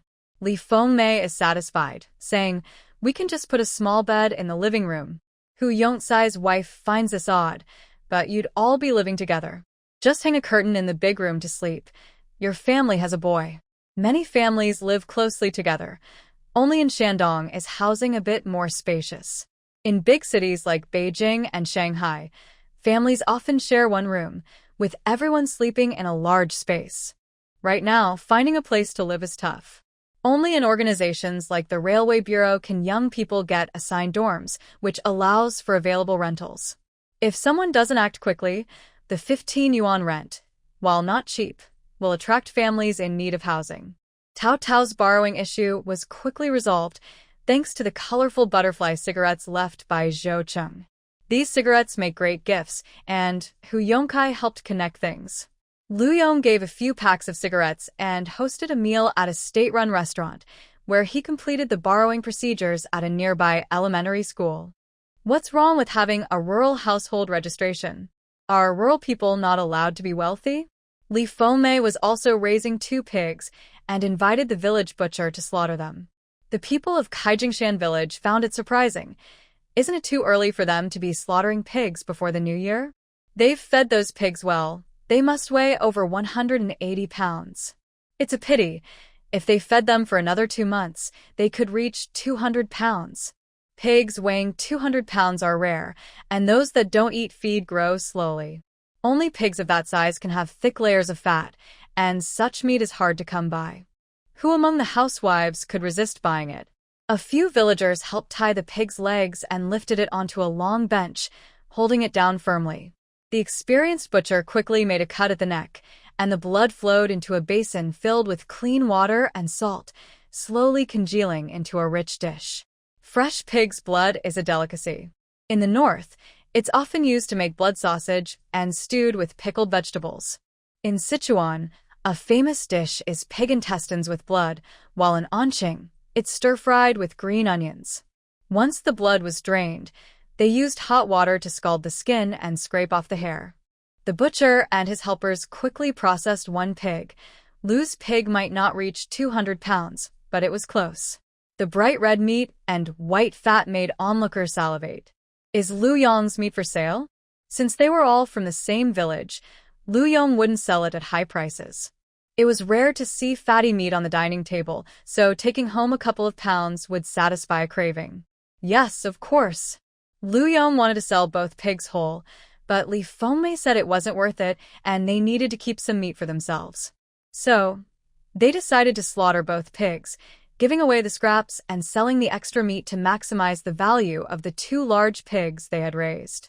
After the pigs were slaughtered, the people of Kaijingshan village learned that Lu Yong planned to move to the city with his wife and child. It's all for that troublemaker's education, Lu Yong explained, but the villagers were skeptical. Had he really struck it rich? He had given up managing his own fields and entrusted them to others to farm. Lu Yong hadn't actually gotten rich, but he hoped to. Without leaving his backward hometown, how could he ever become wealthy? After finishing up with the pigs and poultry at home, Lu Yong and his family of 3 packed some pork and their belongings to move to the city. On the day Lu Yong left, Chen Wangda's eldest daughter-in-law was very worried. The Lu family is really going too far. Now that they've made some money, no one asks to borrow from them. And moving to the provincial capital? Renting a place is easy, but everything in the city costs money. By next year, when it's time to pay taxes and fees, who knows if the Lu family will have enough? Chen Qing's grandfather said he would give land to Lu Fun and her daughter, but they've moved to the provincial capital. Do they even care about that land anymore? Chen Laoda was impatient. Why do you care so much? Are you going to take over for Dad and become the village leader? Chen Dajia rolled her eyes. She cared because she was trying to help the family, right? Everyone says Lu Yong is making a lot of money. Chen Dajia thought about that thick telegram that looked like a letter and the introduction letter Xiaolan took to Yangcheng, and she began to suspect that Xiaolan had found a good match. It wasn't Lu Yong who was wealthy. It could be Xiaolan. When one person succeeds, it lifts everyone around them, even their uncle's family. It was frustrating that Lu Yong's little kid was hard to deal with. He had eaten plenty of fruit candies, but when asked what his cousin was doing in Yangcheng, he had no idea. Ugh, he sure knows how to play dumb. It must run in the family. In the past, Chen Dajia had mostly good feelings towards the Lu family and Xiaolan, but over time her attitude changed. Perhaps it was because she was the village leader's daughter-in-law and Chen Qing stood out in the area. She was in a position of power, choosing a match for Chen Qing. People can only feel sympathy and compassion when they are in a strong position, but suddenly, Xiaolan went from being pitiful to not needing help at all, even being better than Chen Qing, which tipped the balance of Chen Dajia's sympathy. When Lu Yong moved to the city with his wife and child, Zhou Cheng was reporting for duty far away in the capital. Once he arrived in the capital, he let Kong Wei handle the goods while he sent a telegram to Xiaolan and was called back to his unit. Oh, our Zhou Cheng is finally back. Zhou Cheng's resume makes others envious. Now that we are in a stable environment and peaceful times, the standards for promotion have become stricter. Zhou Cheng was particularly lucky. He qualified physically at 15 and started working early. He was promoted quickly due to his achievements, and last year, just after turning 20, he was promoted again and transferred to the capital, moving up even further. Most people respected his abilities, but a few were secretly jealous and spoke sarcastically. Returning to his unit, Zhou Cheng changed into his uniform, and his relaxed, carefree demeanor disappeared. Once he put on that uniform, he became the daring and hardworking Zhou Yanwang. He glanced coldly at the other person, and without saying a word, he managed to scare that strange person. The other person felt a jolt in his heart. It was all because Zhou Cheng's vacation had been too long, and he had almost forgotten how frightening Zhou was. Old Fong, why are you running away? I'm not going to eat you, Zhou Cheng said with a smile, making Old Fong feel even more uneasy. Zhou Cheng and Old Fong were actually at the same level, but Old Fong didn't understand why he was afraid of Zhou Cheng. After all, he was 10 years older than Zhou Cheng and had more experience. It frustrated him that despite being older, Zhou Cheng had achieved more and was now at the same level as him. Zhou Cheng, at just 20 years old, was already on par with him, which made Old Fong extremely annoyed. Nowadays, many places were promoting younger officials, and even if they both waited for their turn, Zhou Cheng would surely have a higher position by the time they retired. He was 10 years ahead of Old Fong, which was infuriating. Old Fong tried to motivate himself, thinking, why would I run away? Zhou Cheng, you think you're so impressive. The disciplinary action against Zhou Cheng had been overturned, and Old Fong was still unhappy about the special treatment Zhou Cheng received. Zhou Cheng didn't care about him. To him, the punishment had always seemed strange, and the higher-ups were protective of Zhou Cheng, worried that the punishment would leave a mark on his record. Later, during a meeting, Zhou Cheng's punishment was changed to a simple reprimand, which wouldn't affect his record. Old Fong was just being cowardly, and Zhou Cheng couldn't be bothered to argue with him as he walked away confidently. Old Fong was puzzled and discussed with others that Zhou Cheng seemed to have changed since returning from his vacation. He must be up to something, Old Fong thought. With Zhou Cheng in a better mood, Old Fong didn't dare to provoke him anymore. Those under him noticed that Zhou Cheng occasionally smiled, which made them even more fearful. When things seemed unusual, there must be a reason. Who knew if Zhou Cheng was just holding back his anger to deal with them later? The leaders were quite pleased, thinking Zhou Cheng had reflected well and become more composed. But the truth was, he had fallen in love. At 20, Zhou Cheng had never had a girlfriend, and everyone thought he would be like those who struggled to find a partner until nearly 30. However, during his vacation, he met Xia Xiaolan. Just before his break, they had confirmed their relationship, and being in love made Zhou Cheng feel great. Others noticed his softer demeanor. Thinking of Xia Xiaolan made Zhou Cheng want to smile foolishly. He loved everything about her. Unfortunately, the two are not old enough and will have to wait 2 more years to get married. In a few months, Xiaolan will be able to come to the capital for school. Zhou Cheng smiled at a bare willow tree on the playground. Lao Fong sneaked by, wondering what Zhou Cheng was up to. Why not just confront him directly? Of course, he wouldn't win in a fair fight against Zhou Cheng. Lu's family didn't return home after slaughtering pigs. After helping Lu Yong secure a rental, Xiaolan set off for Yangcheng with some money. This time, they had a total of 5,000 yuan to invest, and if all went well, she and Li Fengmei could earn more money to open a shop. Since they needed to buy a lot of goods, she brought Lu Fen along. Lu Fen had never traveled far, with the furthest place being the commercial city. Having a good relationship with Chen Wangda made it easy to get an introduction letter, and by filling in Lu Fen's name, Xiaolan could buy train tickets. The crowded train station made Lu Fen nervous, but when she saw someone trying to push against Xiaolan, she quickly stayed close to her, worried that Xiaolan might get hurt. The 2 tickets cost over 50 yuan, and just the train fare for the trip to Yangcheng would exceed 100 yuan. This didn't include the cost of staying in a guest house and food along the way. Back when Xiaolan had just woken up to life, even if she wanted to take Lu Fen far away, they couldn't go far without money or power. But now it was different. Lu Fen could go anywhere she wanted, as Xiaolan had the fare. With money in their pockets, they could survive anywhere. However, being away from home is tough. Lu Fen wasn't the type to want to struggle. She was very satisfied with her current life. This time, I want to visit an older sister who helped me a lot the first time I went to Yangcheng.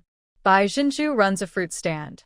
Dates from the commercial city are cheap, and Xiaolan thought that even if they couldn't eat them all, they could sell some, so she brought 2 bags of red dates.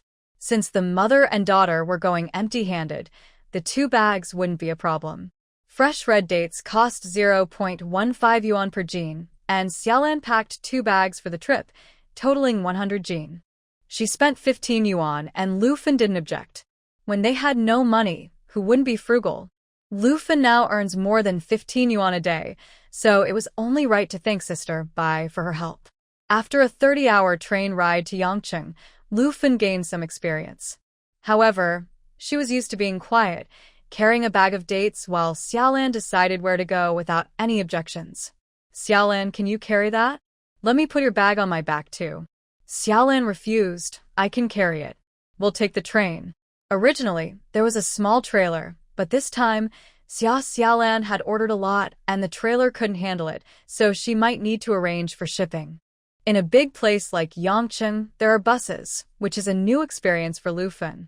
Xiaolan asked a passerby how to take the bus, and after transferring twice, the mother and daughter finally arrived at Bai Xinju's fruit stand. The temperature in Yangcheng is higher than in Xanadu, and early winter is not too cold. Xiaolan and Lufin were running around with dates, and were sweating by the time they found Bai's place. Bai Xinju's fruit stand was set up at the corner. The warm sun in Yangcheng made people feel sleepy. Although the area is suitable for growing fruits, due to seasonal limitations, there aren't many off-season greenhouse techniques, so there aren't many fruits available in November. Apples, oranges, and pomelos were the main items at the stand, along with a few dry pears. Buying fruit? Bai Xinju's voice was low. When she opened her eyes and saw Xiaolan, she was surprised. Sister Bai, I came to see you. Bai Xinju felt a bit flustered. She had always played with boys and was skilled in martial arts, so she had no experience interacting with delicate girls like Xiaolan. Bai Xinju had casually given her address before, not expecting Xiaolan to really come. Comrade Xiaolan. She was unsure of what to say, but Xiaolan made her feel at ease, so she quickly introduced Lufin. Bai Xinju became more nervous. This was an elder. She could easily carry 2 bags of red dates, but she was surprised to hear Xiaolan ask if she was there to sell fruit. These red dates are fresh, but unfortunately, my stand isn't doing very well. Don't worry, I will definitely help you sell them. These are for you to eat. I also run a clothing business. Huh? That's too much to eat. Bai Xinju was puzzled. However, she could think about this later. Since Xiaolan and Lufin were guests, Bai Xinju needed to close up and take them home. Her fruit stand business was quite average. Selling fruits and vegetables is like that. If business is bad, the produce goes stale after a couple of days, creating a vicious cycle that only gets worse. Xiaolan was confused. It was her first time in Yangcheng, and she had heard Bai Xinju's business was doing well. How had it changed so drastically in less than a month? Bai Xinju seemed indifferent. I used to sell in another place, but then a junior brother got married and was struggling, so I gave the stall to them and moved to a different location. She spoke casually, leaving Xiaolan surprised. Wasn't that a bit too generous? There were many things behind this, like how Bai Xinju's original stall was in a prime location and many vendors competed for it. She had to fight off others to keep her spot. Bai Xinju was tough with outsiders, but soft with her own. When her junior brother wanted the stall, his wife shed a few tears and got it easily. It was hard for a woman like her to build a business, yet this couple benefited without effort. Bai Xinju didn't think much of it as she took Xiaolan and her mother home. The Bai family's house was decent-sized but empty inside. Bai Xinju lived with her grandmother, who was delighted to see a young woman visiting. Lufin couldn't speak Mandarin and had a strong accent from southern Hunan. But if she slowed down, she could be understood. Bai's grandmother only spoke Cantonese. Xiaolan could barely understand, while Lufin couldn't catch a word, so they communicated with gestures. Bai Xinju was straightforward and asked Xiaolan if she needed help. Xiaolan had been to the city a couple of times and was quite familiar with the wholesale clothing market, probably more than Bai Xinju. She initially didn't need help, but seeing Bai Xinju's struggling fruit stall gave her a new idea. White sister, if your business doesn't improve, have you thought about changing fields? Bai Xinju was also considering this. She didn't feel ashamed of being self-employed, but she had experience selling fruit and knew how to source and sell it. If she changed fields, what could she do? Selling fruit was certainly profitable. In the future, as people had more money, they would often choose fruit over balanced meals, making fruit more expensive. In 1983, selling fruit was just okay, even though Guangzhou was wealthier than many inland cities. The overall situation was such that selling food could bring in some money. The profit from selling 2 pieces of clothing was more than what Bai Xinju could make in a day from a fruit stall. The profit from reselling women's clothing was also less than that from electronics. When Xia Xiaolan asked if Bai Xinju had considered changing careers, Bai Xinju honestly nodded. I thought about opening a pork shop. A pork shop? Selling pork would definitely make money. People could skip fruit, but going without meat for long wasn't an option. Bai Xinju clearly had a plan. Xia Xiaolan, being smart, suggested, I can go to the countryside to buy pigs, slaughter them myself, and sell the meat. I can earn some money that way. I can sell 2 pigs a day, which would make about the same as my previous fruit stall. The buying price for live pigs is only a few cents, but the selling price can be much higher, allowing for a profit from the difference. With current meat prices, if Bai Xinju slaughters 1 pig a day and sells all of it, she could earn around 20 yuan, and selling 2 would bring in about 40 yuan. Not everyone has the ambition of Xia Xiaolan. For Bai Xinju in 1983, earning nearly 1,000 yuan a month would allow her and her grandmother to live well in Yangcheng. However, this income depends on her being able to buy and sell 2 pigs every day. It's unrealistic to think she could manage that. Buying pigs takes time, and slaughtering them also requires time. So, the daily income of 40 yuan would likely be reduced by at least a third. She calculated that she could earn between 600 and 800 yuan a month from this business. Although she had no experience in this area in her previous life, she had always been prepared with knowledge. Since Xia Xiaolan started trading oil residue, she had learned about the entire industry chain. She wondered if large-scale pig farming was feasible or if a meat processing plant would be a viable option. She could even draft a business plan, but it wouldn't be very useful. The investment is large and the returns are slow. She could have spent that time trading many other goods. Bai Xinju is impressive. She can slaughter pigs herself. Xia Xiaolan thought to herself, which young woman would dare to run a pork stall? Only someone as bold as Bai Xinju could do it. Could Bai Xinju, who dares to slaughter pigs, do something else? Sister Bai, have you thought about looking for opportunities in the Special Economic Zone? You mean the Pengcheng Special Zone? Xia Xiaolan softly replied, yes. Established as a city in 1979 and approved as a Special Economic Zone in 1980, the development in that area has been rapid. The multinational company Xia Xiaolan worked for in her previous life had its headquarters in Pengcheng. She was somewhat familiar with Pengcheng. When it comes to wealth and prosperity, no other city could compare to it.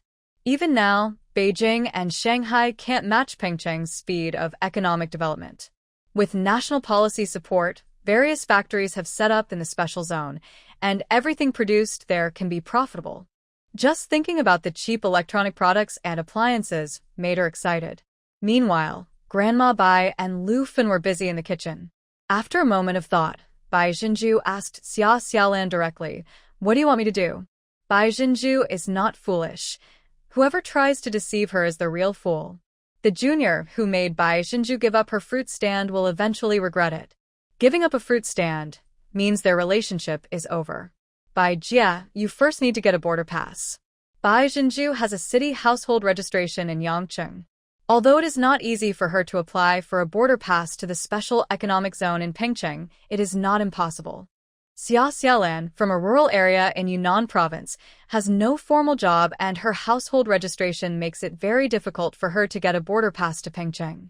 She has to go through layers of approval from the village, town, and county, which is much harder than applying for a Hong Kong-Macau travel permit in later years. She can't just follow the example of a certain real estate tycoon who sneaks into the Special Economic Zone through barbed wire because he couldn't get a border pass. When she is desperate for success, Xia Xiaolan would consider it, but for now, she is still counting on Bai Xinju. She cannot travel freely yet. To make money, Xia Xiaolan needs a partner in Yangcheng. Will Bai Xinju be a suitable partner? Xia Xiaolan does not know. This is only their second meeting. She hopes her judgment is not poor and that Bai Jinju is smart. After having a meal at the Bai family's home, Xia Xiaolan and Lu Fen said their goodbyes. Lu Fen thought they were just visiting friends, unaware that Xia Xiaolan had already convinced Bai Jinju to some extent. With the rapid development of the special economic zone in Pengcheng since 1983, if Xia Xiaolan can establish herself there, she won't have to worry in the future. The two of them need to figure out what to do next and have Bai Jinju check the current situation in Pengcheng. Xia Xiaolan's earliest impression of Pengcheng is from after the millennium. She has never seen the special economic zone in 1983, but she really wants to witness it. The clothing wholesale market is still bustling. Autumn and winter clothes are fine, but summer short sleeves are sold by weight and pants are sold by the dozen. Even though Xia Xiaolan lacks capital for her first purchase, she has never bought cheap goods.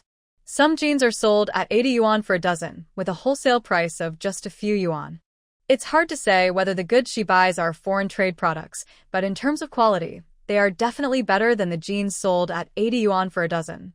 Looking at it this way, her profits might not seem high, but the unique styles and good quality make her products sell out every time she restocks. Xia Xiaolan wants to buy some cotton jackets. The winter in Shandong can get very cold, dropping several degrees below zero, and by November, the biting cold wind can be felt. Lightweight and warm cotton jackets should sell well, so Xia Xiaolan plans to buy a batch to test the market. The wool coat looks stylish, but it doesn't keep warm, and Xia Xiaolan doesn't plan to give up on this market. After looking around, she found that there were no cotton jackets at the stalls.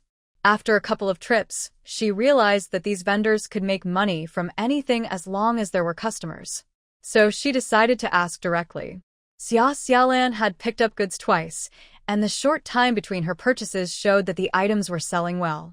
Plus, with her looks, the wholesale stall owners remembered her well. How many cotton jackets can you take? It was the same owner from whom she had bought sweaters. His prices were higher than other stalls, but the quality and style were reliable. There were no cotton jackets at his stall either, but when Xia Xiaolan heard this question, she knew there was a chance. It depends on the price, style, and quality. If everything is satisfactory, I'll take 10 pieces for now. When the owner heard she only wanted 10 pieces, he seemed uninterested. 10 pieces wouldn't earn him much, and Xia Xiaolan didn't rush him, continuing to choose items from the stall. Many stalls had the same styles, but this vendor often had new designs that caught Xia Xiaolan's eye, indicating that his source was definitely a top clothing factory from 1983. At least a leader in trendy designs. Xia Xiaolan initially had a capital of 900 yuan and didn't buy much. The second time, her capital doubled, and Lu Yong provided 2,000 yuan, increasing her total to 5,000 yuan. She was taking more goods each time. Previously, she hesitated over expensive items, but now she picked out particularly fashionable clothes without a second thought. With more capital, Xia Xiaolan felt confident enough to handle any unsold inventory. Seeing her calm and unhurried demeanor, the owner thought for a moment and said, "Will you come again tomorrow? I'll bring you some styles to look at." At most, he would make another trip to the factory. Taking 10 pieces was a small deal, and he hoped Xia Xiaolan would place larger orders later. Xia Xiaolan looked up. "First, let's calculate the price for what I picked today." She had chosen clothes worth around 1,500 yuan. Lu Fen couldn't see what was so appealing about those clothes. Some styles seemed too bold to her. However, since Xia Xiaolan always sold the clothes she bought, Lu Fen certainly wouldn't dare to give her unsolicited advice. After agreeing on a time with the owner, Xia Xiaolan went to another place to pick out some pants. The outfit she wore last time to attract customers was very popular, especially the white shoes she had on. The square-toed, chunky-heeled leather shoes have a unique appeal, and several female customers are eager to buy them. Xia Xiaolan can't just take off her shoes, can she? This time, she plans to bring back a few pairs of shoes as well. Xia Xiaolan won't miss out on popular items that can attract money from women in the market. Leather shoes from Shanghai are more popular, but when she brings back stock from Guangzhou, the buyers can't really tell the difference. Shoes made from pigskin are very stiff, and while they are cheap to buy in bulk, they are not breathable and look quite low quality. Cowhide is much more comfortable to wear, and the best option would be lambskin, but that's not common for shoes in the country right now. However, the profit margin on shoes is quite thin. For example, the trendy men's 83 shoes sell for only 19 yuan, with a factory price of around 13 yuan, and the manufacturer's cost exceeds 12 yuan. In the wholesale market, the wholesale price for 83 shoes is 15 yuan. It's hard to make a decent profit. How much can she earn from a piece of women's clothing? Shoes only yield a few yuan in profit. Leather shoes don't have as many styles as women's clothing. There are only a few fixed designs for both men's and women's shoes. Department stores set their prices, so customers don't necessarily have to buy from Xia Xiaolan. If a store sells for 19 yuan, she would be criticized for selling at 20 yuan. Well, the style she has on hasn't reached the market yet, and the wholesale price is also around 10 yuan, so she should be able to sell them for about 10 yuan more in the market. Xia Xiaolan only picked sizes 36, 37, and 38, as most women wear these sizes. Lu Fen was keeping a close eye on her bag, worried someone might take it. Xia Xiaolan firmly helped Lu Fen pick out a complete outfit, including a sweater, a wool coat, pants, and leather shoes, which would cost over 100 yuan in wholesale. When has Lu Fen ever worn clothes worth that much? When she left the Xia family, she only took a few old clothes.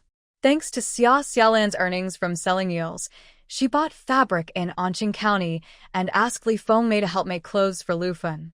Lu Fen hadn't worn new clothes in 7 or 8 years, let alone frequently.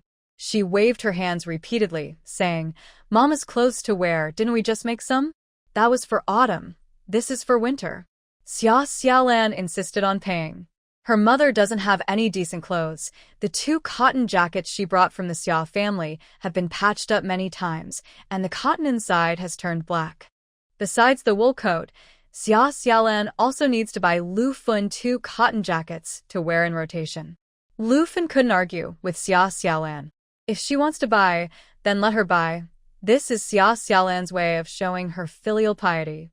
Xia Xiaolan woke up after hitting a wall and became obedient and sensible. Lu Fen felt like she was living in a dream. She tugged at the new clothes she hadn't taken off yet and thought, if this is a dream, please don't wake her up.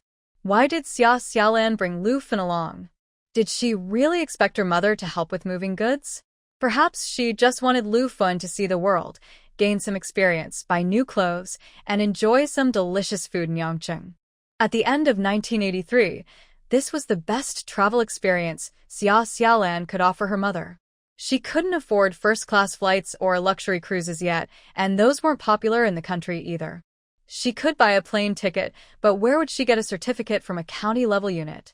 If she really took Lu Fen on a plane, it would scare this honest, rural woman. They would take it step by step. Since the cotton coat supply wasn't confirmed yet, Xia Xiaolan stayed an extra day in Yangcheng. The next morning, she took Lu Fen out for dim sum. People in Yangcheng love to have dim sum. In the past, older folks would bring bird cages to show off their pet birds while enjoying tea and snacks. Although fewer people keep birds now, the habit of having dim sum remains. However, not many young people go for dim sum on weekdays. Xia Xiaolan stood out as she ordered several famous snacks for Lu Fen to try. Lu Fen had never eaten in a restaurant in all her years. Even when she married Xia Dajuan, there was no banquet. She remembered it was 1963, and life at home was tough. Her brother Lu Yong worried about how to support his 2 sisters and asked a matchmaker to find Lu Fen a husband. The matchmaker said the Xia family had 3 strong sons, and marrying into that family would ensure Lu Fen wouldn't go hungry. At that time, the land was collective, and everyone had to work to earn points. The eldest son of the Xia family was already married, and there were 5 strong workers at home. Surely, their life was better than others? However, Lu Fen clearly remembered that not going hungry meant eating noodles 2 days before the wedding, and by the 3rd day, it changed to noodle soup and sweet potato porridge. Getting married meant moving from Qijing village to Daya village. Xia Xiaolan was born a girl, which disappointed Grandma Xia and Xia Dajuan, and no one held a celebration for her. During her confinement, Lu Yong somehow managed to bring a chicken, and Lu Fen received 2 chicken wings, while the rest went to others. Lu Fen still didn't know who ate the rest. In the Xia family, she never had a proper meal. Grandma Xia was in charge and wouldn't share any good food with her daughter-in-law, who couldn't bear children. Ironically, the most complete and lavish meal Lu Fen had was when she divorced Xia Dajuan. Lu Yong was so happy that he treated several tables of villagers to a feast. Lu Fen still clearly remembers the dishes made by Li Fengmei. It was a gathering organized by the villagers themselves, unlike the fancy restaurant where she felt uneasy today. The noodle soup she had in Anqing County and the donkey meat soup she tried in Xanadu were from small stalls. The restaurant Xia Xiaolan brought her to was too extravagant, and Lu Fen was afraid of being laughed at. She was relieved she wore the new clothes Xia Xiaolan bought for her last night. Otherwise, she would have embarrassed Xiaolan today. Delicious snacks quickly filled the table. Mom, try this crab roe bun. Steamed pork ribs. Xia Xiaolan slowly introduced the dishes. Beef congee, crystal shrimp dumplings, fried spring rolls, char siu buns, flaky egg tarts, and money bags, paired with a pot of Tiguanyin tea. It was impressive that they could order so much in 1983. 2 old men nearby whispered about how wealthy they were. They spoke in their local dialect, which Lu Fen couldn't understand, but Xia Xiaolan calmly replied, "I brought my mother to try something new. People from their city don't like to speak Mandarin. Only outsiders do, and they think outsiders are poor." Xia Xiaolan, as an outsider, confidently displayed her wealth, leaving the 2 old men speechless. It wasn't about showing off, it was about filial piety. Their own children might not spend so much on their elders. Too much, too much. Lu Fen kept repeating these 3 words. Xia Xiaolan was very experienced in handling her. She simply said that the food had already been served and they wouldn't get a refund if they didn't eat. The table was full, and Lu Fen fell silent. Nowadays, everyone has a big appetite, but it's not about finishing everything. It's about what they can afford. Most people just have a pot of tea and a couple of snacks, chatting for 2 or 3 hours. Xia Xiaolan brought her mother to eat, not to chat. Was it delicious? Of course, it was delicious. The ingredients were substantial, and she chose a well-known brand. Every snack was above standard. Some old brands have turned into chain stores with huge daily customer traffic, making the food feel average. But now, it hadn't yet been changed by the tides of time, and they should enjoy it while they can. Lu Fen couldn't understand the local dialect, but she could sense the envy from the other diners. What were they envious of? They envied her for having a good daughter. Realizing this made the food in her mouth taste even better. She pushed the ribs towards Xia Xiaolan. "Xiaolan, you should eat too." She didn't realize how complicated it was to make crab yellow buns and flaky egg tarts. She thought meat was the best, so she left the ribs for Xiaolan to eat. Xiaolan didn't explain and gladly accepted Lu Fen's kindness. While the mother and daughter enjoyed their meal, there were some elegant private rooms in the restaurant separated by carved doors and windows. 2 middle-aged men were sitting there with a few plates of snacks on their table, but they could still occupy a nice spot. When one of them noticed the mother and daughter enjoying their breakfast, he sighed, "There are more outsiders in Yangqing these past 2 years." The man with glasses nodded. Yangqing's wealth is unmatched by inland cities. With the guidance of the Special Economic Zone in Pengcheng, the gap between Yangqing and inland cities will only grow. In a few years, residents from the inland will flock here. Do you have high hopes for the Pengcheng Special Economic Zone? Currently, the Pengcheng Special Economic Zone is still under construction and is far from the deep-rooted Yangqing. It used to be a spontaneous market. Even if it becomes a special zone, can it surpass Yangqing? Yangqing is filled with tall buildings and is not lacking compared to Beijing or Shanghai. Can the Pengcheng Special Economic Zone really surpass Yangqing? The man with glasses didn't argue with his companion. He had encountered the girl eating snacks outside on the train before, but he had forgotten which village in southern Hunan she was from. Back then, she wasn't so well off, but in just a month, it seemed she had struck gold in Yangqing. More and more people from the inland will come to seek their fortune like her. The The construction of the special zone requires a lot of labor, but how will they manage the influx of people?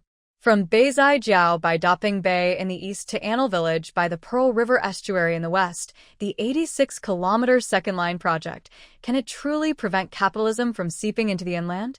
In April last year, a 2.8-meter high barbed wire fence began construction and is still being built. Can a barbed wire fence really stop the spread of capitalism? People's natural longing for a better life cannot be blocked by a wire fence. Surrounding the Pingcheng Special Economic Zone may not have any effect. The middle-aged man had no desire to reminisce with Xiaolan. He could only enjoy a cup of morning tea during his busy schedule. His life and that of a rural girl like Xiaolan would likely never intersect again, even though they had shared the same train and slept in the same compartment. Just because they met again in a restaurant in Yangcheng didn't mean he wanted to have any dealings with her. Oh, he remembered that Xiaolan was quite clever. Not only clever, but she also seemed very filial. He glanced at Lu Fun, who appeared to be just an ordinary rural woman. Xiaolan didn't realize she brushed past a middle-aged man on the train. She spent the day in Yangcheng with Lu Fun, exploring beyond just the train station area. Yangcheng is more economically developed than Xanadu, including the newly built by Swan Hotel, also known as 32 Floors, located on Shamian Island, near the confluence of 3 rivers. Lu Fun had never seen a building 32 stories high. Xiaolan mentioned that she would return to Yangcheng in 2 years and hoped to take Lu Fun to stay at the Bai Swan Hotel, overlooking the 3 rivers and enjoying the beautiful scenery. Lu Fun silently thought to herself, how could she experience such luxury? She couldn't even imagine it. In the afternoon, Xiaolan followed Lu Fun to a wholesale stall where the owner gently pulled out cotton jackets, much softer than how he handled the other clothes from the sack. The cotton jackets surprised Xiaolan. Cold-proof jackets? The owner was even more surprised than Xiaolan. You know about cold-proof jackets? People in later generations know about cold-proof jackets, but they really became popular in the late 1980s. Made with thick nylon fabric as the outer layer, they prevent water and wind from getting through. They focus on cold protection before warmth, using insulating materials and polyester. They are completely different from cotton jackets. Lightweight and warm, nylon fabric can also come in bright colors. Xiaolan hesitated as she touched the lightweight, fluffy cold-proof jacket. Lu Fun secretly pinched it, feeling that what was inside didn't seem like cotton, and the outer material was smooth, not cotton fabric. What kind of jacket is this? Would they trick Xiaolan? Lu Fun raised her voice. She was timid, but her worry about Xiaolan being deceived overcame her fear. This is the strength of a mother. Mom, let me take another look. Now that they had cold-proof jackets, would down jackets be available too? Do you have down jackets? The owner thought for a moment. You mean duck-down jackets? I have those too. Duck-down jackets were just becoming popular. They existed before, but were mainly for mountaineers, commonly called mountaineering jackets. Ordinary people couldn't afford them and didn't know where to buy them. However, in the past 2 years, as the economy improved slightly, some people could manage the price, leading to clothing factories producing them, called duck-down jackets. But the technology wasn't mature enough to separate the duck down for filling. They were actually filled with duck feathers. The owner wasn't worried about Xiaolan thinking they were too expensive. Duck-down jackets were a novelty, and their wholesale price was even lower than that of wool coats. Xiaolan can sell woolen coats, and she dares to take more than 10 at a time. Woolen coats are the most expensive. The goods Xiaolan takes are of the same quality as those in department stores but are slightly cheaper. Plus, the styles she selects are unique, making even the tailors in the city want to copy them secretly. The boss, unable to leave the stall, called a friend for help, and after an hour, the friend brought samples of duck-down jackets to Xiaolan. These jackets feel different from winter coats.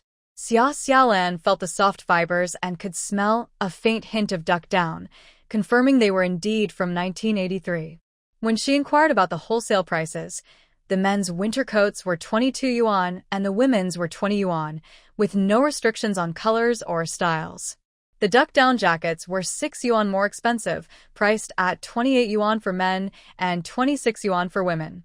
The wholesale price of a duck-down jacket is only half that of a woolen coat. Xia Xiaolan felt tempted to invest all her remaining money in winter and duck-down jackets. However, these jackets are short and not as cheap as cotton jackets or military coats. Once back in the city, would anyone really buy them?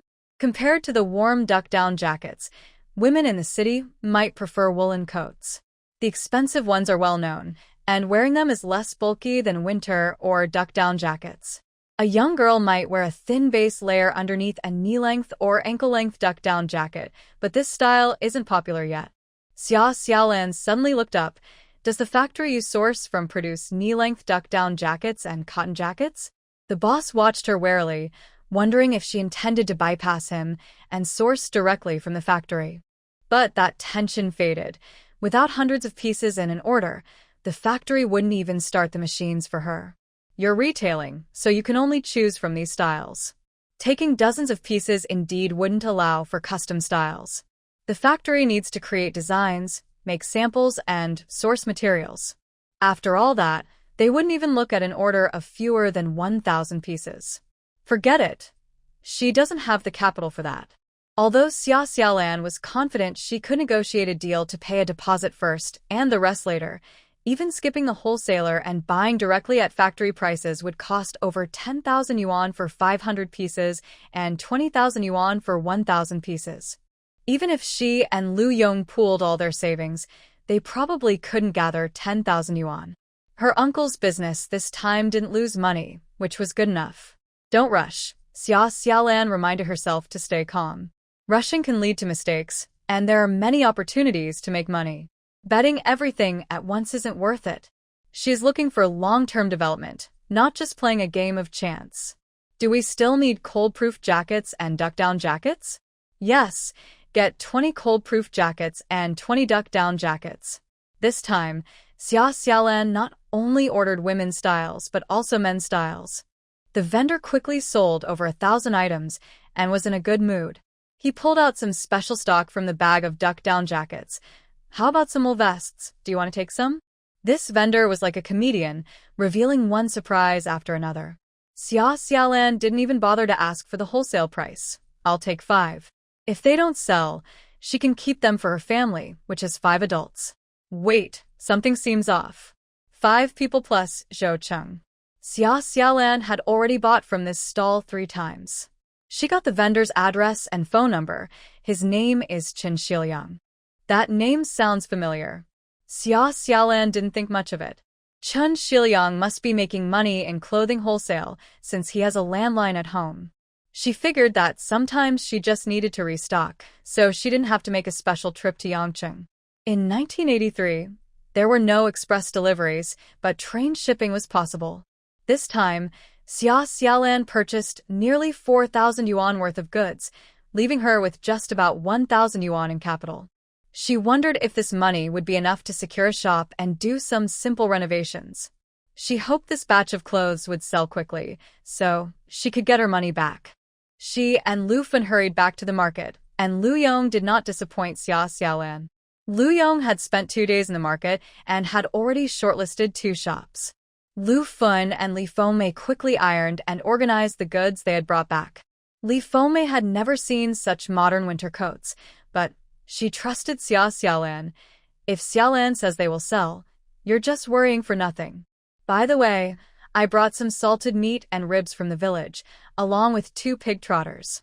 I don't know what's so good about them, but Xiaolan likes them, so I'm saving them for her. Preparing pig trotters is quite a hassle.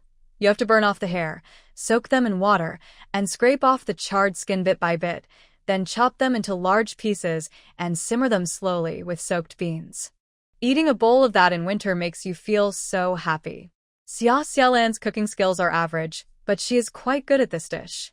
After working in her previous job, she had a slightly better living condition with a single room. She couldn't cook properly since there was no kitchen, but she had a small stove to heat water. Xia Xiaolan bought a clay pot to make stews, and she often made yellow bean and pig trotter stew, which naturally honed her skills. Lu Fen is very devoted to her daughter. Whatever Xia Xiaolan says goes, even though she thinks pig trotters aren't as tasty as big elbows. Li Fengmei and Lu Fun were chatting while working, but Xia Xiaolan ran off with Lu Yong to check out some shops. One shop was located at Erqi Square, just a few meters from the famous Erqi Tower in the city. The other shop was on West 1st Street, which, along with West 2nd Street, was the first clothing street in the city. Although some clothing stores had opened there, they sold very cheap clothes and focused on low prices. Currently, all the shops were state-owned. No matter where Xia Xiaolan wanted to open a store, she had to find the relevant authorities to rent a space. Private ownership was not an option unless it was a residential building that had been illegally converted. Lu Yong looked at both shops, and neither belonged to illegally converted residential buildings. They were both state-owned properties. Xia Xiaolan had her eye on the shop at Erqi Square, the city center, which would remain the largest business area for a long time. It was a small building with 3 storefronts, owned by the state cotton mill. Xia Xiaolan felt a headache coming on. The 3rd cotton mill was associated with Zhu Fang's mother. There were 6 state cotton mills in the city, and the textile industry was a pillar of the local economy in 1983. A cotton spinning road is half the history of the city, and these 6 mills employed tens of thousands of workers. With a thriving textile industry came a booming clothing industry, and there were countless clothing factories in the city. Xia Xiaolan went to Yangqing to wholesale clothes, seeking unique styles because the local clothing market was highly competitive. The most profitable of the 6 cotton mills was the 3rd one. The small building with 3 storefronts that both Lu Yong and Xia Xiaolan liked was indeed an asset of the 3rd cotton mill. With the 3rd mill doing well, a small building in the city center was just sitting there, a real treasure. Is this easy to handle? Lu Yong didn't know about the grudge between Xia Xiaolan and Ding Aizhen, but getting that shop wouldn't be easy. At that time, there was no housing reform. All housing belonged to the state, and street-level shops were tightly controlled by various units and departments. It was nearly impossible to rent a street shop from a private owner. Some people converted their ground-floor homes into small shops, perhaps opening a breakfast place, but selling clothes? Only cheap, low-quality items would work. Cheap clothes were everywhere in the city, and if Xia Xiaolan wanted to open a store on West 1st Street, she would truly lack competitiveness. The shop at Erqi Square was just too good. Aside from the fact that it belongs to the National Cotton Mill No. 3. Its location and the height of the first-floor shops make it the best choice. Xia Xiaolan smiled wryly as she shared her grievances with Lu Yong about her issues with Ding Aizhen. If I step in, the chances of getting this place are almost 0. Ding Aizhen is just a minor leader at the National Cotton Mill, and she might not have the authority to rent out the factory's properties, but she certainly has the ability to cause trouble. Lu Yong was very upset, saying, "This isn't how business works. I've met that Zhufang guy, he seems polite. How can his family be like this?" He looked down on Xiaolan while also thinking she shouldn't date anyone other than her son. Why should the Zhu family take all the advantages? If Ding Aizhen doesn't speak up, does that mean Xia Xiaolan has to wait like a girl from the old society for an arranged marriage? Xia Xiaolan quickly said she would retaliate right away and didn't spare Zhu Fang's mother any dignity. Who knew they would even want a place from the National Cotton Mill? Would you have held back if you had known? Of course not, she would have continued. However, it was a bit complicated now, and Xia Xiaolan believed it could be resolved. Even if she didn't confront Ding Aizhen, she couldn't go through Director Ding to get the shop. To prevent Ding Aizhen from causing trouble, Xia Xiaolan felt she couldn't be the one to approach. Who else could? Lu Fun definitely couldn't handle this, and Li Fengmei was more persuasive than Lu Fun, but she wouldn't be able to deal with big organizations either. I'll go. Lu Yong was small and looked even thinner after his injury. The Lu family had slaughtered 2 pigs, and Li Fengmei had saved a lot of meat, cooking it daily to help Lu Yong regain his strength. Recently, the Lu family had been eating well, with stewed meat and stir-fried pig liver alternating on the table. After moving into their rented house, the aroma of meat filled the air, impressing the neighbors. No one bullied them for being from the countryside. Renting out units from the workplace was wrong, and colleagues living nearby would definitely report it. They couldn't say they were renting. They had to insist they were relatives temporarily staying together. As for where the landlord lived, the landlord was a young person who had moved back in with their parents. It's only right to make room for relatives. People still value relationships these days. Lu Yong wouldn't approach Zhu Fong, who seemed like a decent guy, but who knows what he says at home. Xia Xiaolan also gave Lu Yong 20 more colorful butterflies. The higher-ups wouldn't care for colorful butterflies. They smoke scattered flowers, which are also produced by the Xanadu cigarette factory. But Lu Yong didn't know the big leaders, so he had to find indirect ways to connect with them, which would consume Kai Dai in the process. In the business city, the 6 major cotton mills employed tens of thousands of workers. There's a saying, the daughters of cotton mills and the sons-in-law of the Railway Bureau, as there are many female workers in the cotton mills and the Railway Bureau offers good benefits for men. Young people from these two professions are the most competitive in the marriage market. Lu Yong's family lives in the Railway Bureau's dormitory. Lu Yong has been idle for many years and has gained a lot of social experience. If you ask him to work, he finds it hard, but chatting with people is very easy for him. Just 2 days after moving in, Lu Yong could already name all the neighbors on his floor and recognized many people in the entire building. He accepted a request from Xia Xiaolan and headed in that direction. After sending out a dozen Kai Dai, he managed to find a deputy factory director at the National Cotton Mill No. 3. Well, it was hard to meet the deputy director, but Lu Yong met the elderly lady at his home. The elderly lady didn't get along well with her daughter-in-law and lived alone with her husband. The deputy director was a devoted son but was extremely busy with work and had little time to care for his elderly parents. For example, recently, the elderly man injured his leg, and the deputy director had to find a relative from the countryside to take care of his father. That's when Lu Yong stepped in, offering to help and take care of the elderly man without complaining about the hard work, fixing their old furniture. The elderly man wanted to eat curry noodles from Meiji on Baihua Road, which was a must-pass route for thousands of workers from National Cotton Mill No. 5. Workers at the cotton mill didn't have water heaters at home, so they had to go to the factory's bathhouse to take a shower, bringing a pot or basin to leave their things at Meiji, and by the time they finished bathing, they might not even have a place in line. The business was that good. While the cotton mill workers were busy with work, Lu Yong had no job, so he waited at Meiji's door as soon as it opened every day. When he brought back the curry noodles, they were still warm. How could the elderly couple not like him? The relative helping at the deputy director's home was almost in tears. If Lu Yong kept this up, he might take her job. While Lu Yong was busy being attentive, Xia Xiaolan was actively promoting her winter jackets and duck-down coats. This time it wasn't so smooth. When she took the clothes out to sell, the weather happened to warm up, with sunny days that didn't require winter clothing. She could sell wool coats and flared pants, and even the shoes she brought back for her stall sold out, but no one was interested in the winter jackets and duck-down coats. The colors are nice, but they're expensive. A female customer commented, "You think $100 wool coat is not expensive, but you find the thermal jackets and down jackets too pricey?" Looking at the bright sun in the sky, Xia Xiaolan felt worried. Is it cold in the capital? Never mind, she packed a wool vest and a men's down jacket to send to Zhoucheng. The weather in Shandong seemed to be playing tricks on Xia Xiaolan. It had already started to cool down, which is why the wool coats were selling well. But suddenly, there were several sunny days again, and the thermal jackets and down jackets didn't seem special without a significant drop in temperature.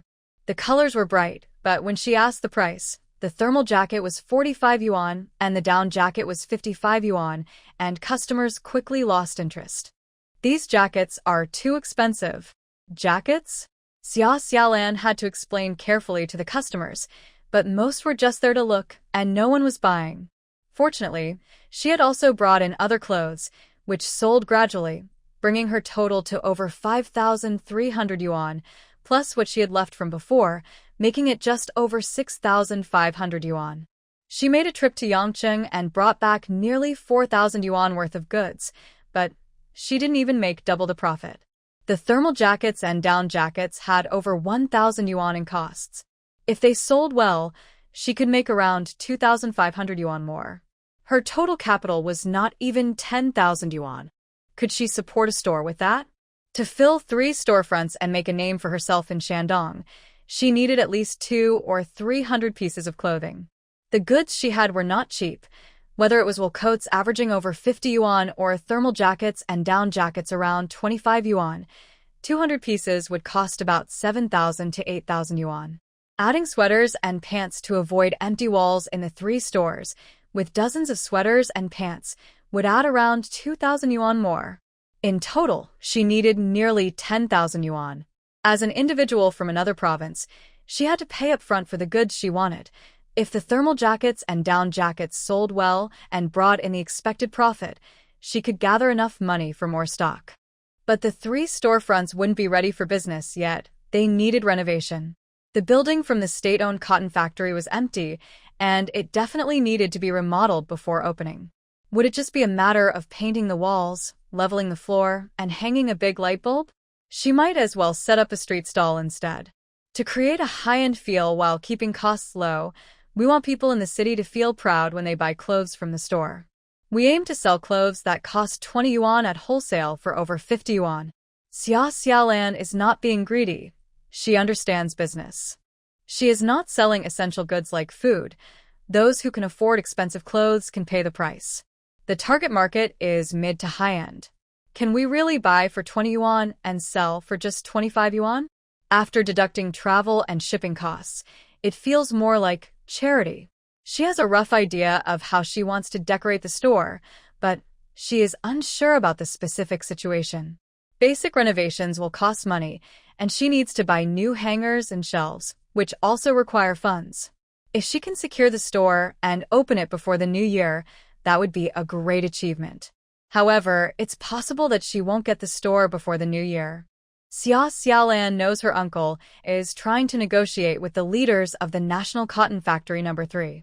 The deputy director manages the housing for the factory workers, and she doesn't understand why a small building is still empty. Logically, it should be filled with workers, after all, who would complain about having too much space. For now, Xia Xiaolan can only set up her stall and wait for good news from Lu Yong. Fortunately, the Zhu family hasn't caused her any trouble.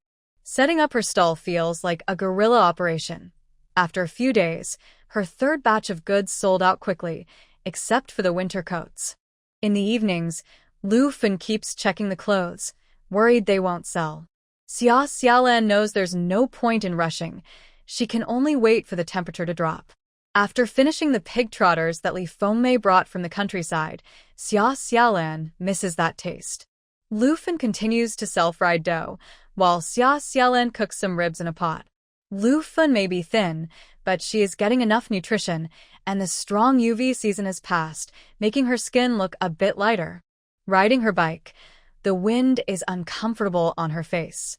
Xia Xiaolan feels for her mother and buys her a warm set of scarf, gloves, and hat, covering her face so only her eyes show while cycling. She also buys Lu Fen and Li Fengmei some moisturizing cream, a small box that smells nice, which they find unusual. Clam oil is so cheap. The clam oil comes in small shell-shaped containers, costing just a few cents for a small box and no more than a dime for a larger one. Even workers in towns with tight budgets can afford it for their hands and faces. Li Fengmei uses it in the countryside, but Lu Fen has never seen it. When she was at Xia's home, she had no money of her own, and using clam oil was likely a luxury only Zhang Cui and Wang Jinggui could afford. When Xia Xiaolan first woke up, her impression of Lu Fen was that she was very thin and frail, with hands full of cracks. After leaving Kaijingshan village and no longer needing to do farm work, Xia Xiaolan began to take good care of Lu Fen. She repeatedly washed Lu Fen's hands with hot water and soap, trimmed her nails very short, applied a thick layer of clam oil, and then wrapped her hands in a warm towel. The heat opened the pores, and the clam oil locked in moisture. After each hand wash, she applied clam oil again, and before going to bed, she put it on once more and wore clean cotton gloves while sleeping. In just under half a month, Lu Fen's hands had improved a lot. Xia Xiaolan also didn't let Lu Fen touch cold water, trying to use hot water for washing clothes and cooking as much as possible. Honeycomb coal was inexpensive, and by placing an aluminum kettle on it, they had hot water available all day. Of course, more often than not, Xia Xiaolan would eagerly do the chores herself, even though her cooking skills weren't great. She couldn't make hand-pulled noodles, but she could boil instant noodles. She bought some good quality pork fat, cut it into small pieces, and rendered it into lard. Both the fat and the bits left over were placed in an enamel jar. When they had noodles, she would take a small piece with chopsticks, add some soy sauce and chopped green onions, and when hot soup was poured in, the aroma filled the room. This way, the boiled noodles were never too bad. She also diced some meat and made a meat sauce, which was an upgraded version of the lard noodles. With her cooking skills lacking, she relied on the ingredients. Lu Fen could never get enough of pork, so Xia Xiaolan didn't need to be an excellent cook. Xia Xiaolan's winter coat and duck-down jacket weren't selling, so today she simply stayed home to study. Once the ribs were stewed, Lu Fen rode her bicycle home, bringing a strong smell of lard from the basket. "Did you cook?" Lu Fen asked, smelling the ribs, as she parked her bicycle in the yard and casually spoke to Xia Xiaolan. "Is Grandma Yu back?" Grandma Yu wasn't close to the mother and daughter, but Lu Fen thought of her as a lonely old lady who needed to be checked on. No matter what delicious food they made, they always asked Grandma Yu, even though she never appreciated it. Grandma Yu should have returned by now after sweeping the streets, but they hadn't seen her today. Looking closely, they noticed Grandma Yu's broom was in the corner. The room's door was closed from the inside, not locked from the outside. When had she come back? Xia Xiaolan had only gone out to buy groceries at noon and had been studying all afternoon without hearing any noise. Grandma Yu was getting older, so they shouldn't worry about whether she was being ignored. Xia Xiaolan called out Grandma Yu a couple of times, but there was no response from inside the house. She knocked hard on the door, but still no answer. Lu Fen peered through the window and exclaimed, "There's someone in bed." The room door was locked from the inside, and Grandma Yu was very cautious. Even during the day, she locked the door for a nap. Xia Xiaolan called out a few more times but got no response, so she kicked the door open. The noise didn't wake anyone up, and Xia Xiaolan guessed that something was wrong. She checked for breathing and felt a sigh of relief. "Mom, we need to get her to the hospital quickly." There was no time to eat the braised pork ribs. With an unconscious person on the back of the bicycle, Xia Xiaolan let Lu Fen ride while she tied Grandma Yu and Lu Fen together with a rope. Xia Xiaolan supported herself with her hands as Lu Fen pedaled, and she jogged behind for nearly 20 minutes until they reached the People's Hospital in Shanggushi. Luckily, they were in the city. If they had been in a remote village, getting to the hospital in this situation could have been too late. The mother and daughter had come with Lu Yong before, so they were familiar with the hospital. Once they set Grandma Yu down, they shouted for help, and a doctor in a white coat rushed out with a nurse. "What's wrong with the patient?" Xia Xiaolan and Lu Fen were clueless about Grandma Yu's condition. Xia Xiaolan could only share what she knew, and the doctor scolded them for being careless before starting the rescue. After half an hour, a nurse came out and scolded Xia Xiaolan and her mother. "How can you be family? The old lady is in shock due to diabetic ketoacidosis. She has diabetes, and you didn't pay attention?" Diabetic ketoacidosis? Lu Fen didn't understand at all and thought Grandma Yu had an upset stomach. Xia Xiaolan was genuinely surprised to learn that Grandma Yu had diabetes. She had never seen her take medicine or get injections, and it seemed like no one in the neighborhood had mentioned it either. Aside from being very thin, there were no other signs. In this era, older people were generally thin, and being plump was rare. "I'm so sorry. We will definitely pay more attention in the future. Please do everything you can to save her, no matter the cost." Xia Xiaolan spoke sincerely, and the nurse's expression softened a little. "We will do our best to save her." Xia Xiaolan asked where to pay, but the nurse seemed unconcerned. In 1983, unlike in later years, patients were treated first and billed later, but unpaid medical bills had become common, leading hospitals to change their policies. The economic reforms improved the economy but strained relationships, causing distrust between hospitals and patients. Xia Xiaolan still prepaid 200 yuan for medical expenses. Although Grandma Yu is not a very warm person, it is difficult to find a suitable rental home these days. Xia Xiaolan is quite understanding towards the elderly lady. She hopes Grandma Yu will recover soon, and they can continue their relationship as landlord and tenant without interfering with each other. Lu Fun is very scared. She looks out the door several times, feeling restless. Grandma Yu has no family, and she has upset most of the neighbors, so Xia Xiaolan has no idea who to notify. It's just the two of them keeping watch. They even took a nap in the hospital hallway at night, and when they woke up in the morning, Xia Xiaolan felt stuffy. After 7 a.m., a doctor finally informed them her condition has improved a bit, but the inflammation in her body is severe.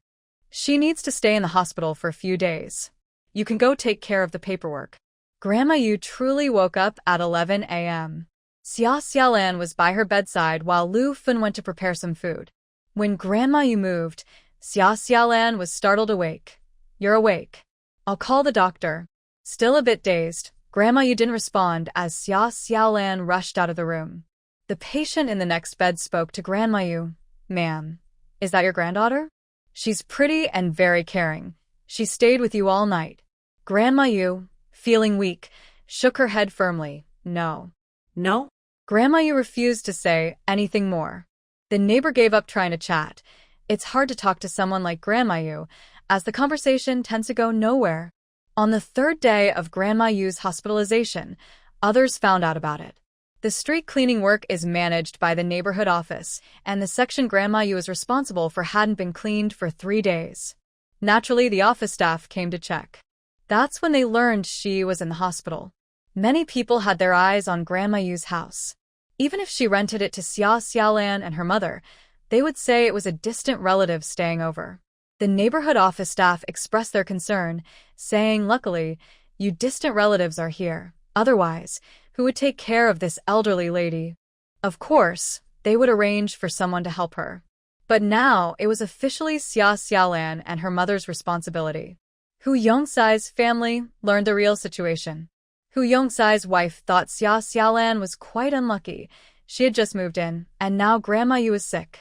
If Xia Xiaolan hadn't taken her to the hospital in time, the outcome could have been dire. Grandma Yu didn't have any connections and worked as a street cleaner. The neighborhood office only handled her monthly salary. It's hard to know if she was working on time. Living alone can be quite dangerous for an elderly lady. Grandma Yu is quite strong-willed. She knows she has diabetes and always sneaks off to the hospital for checkups.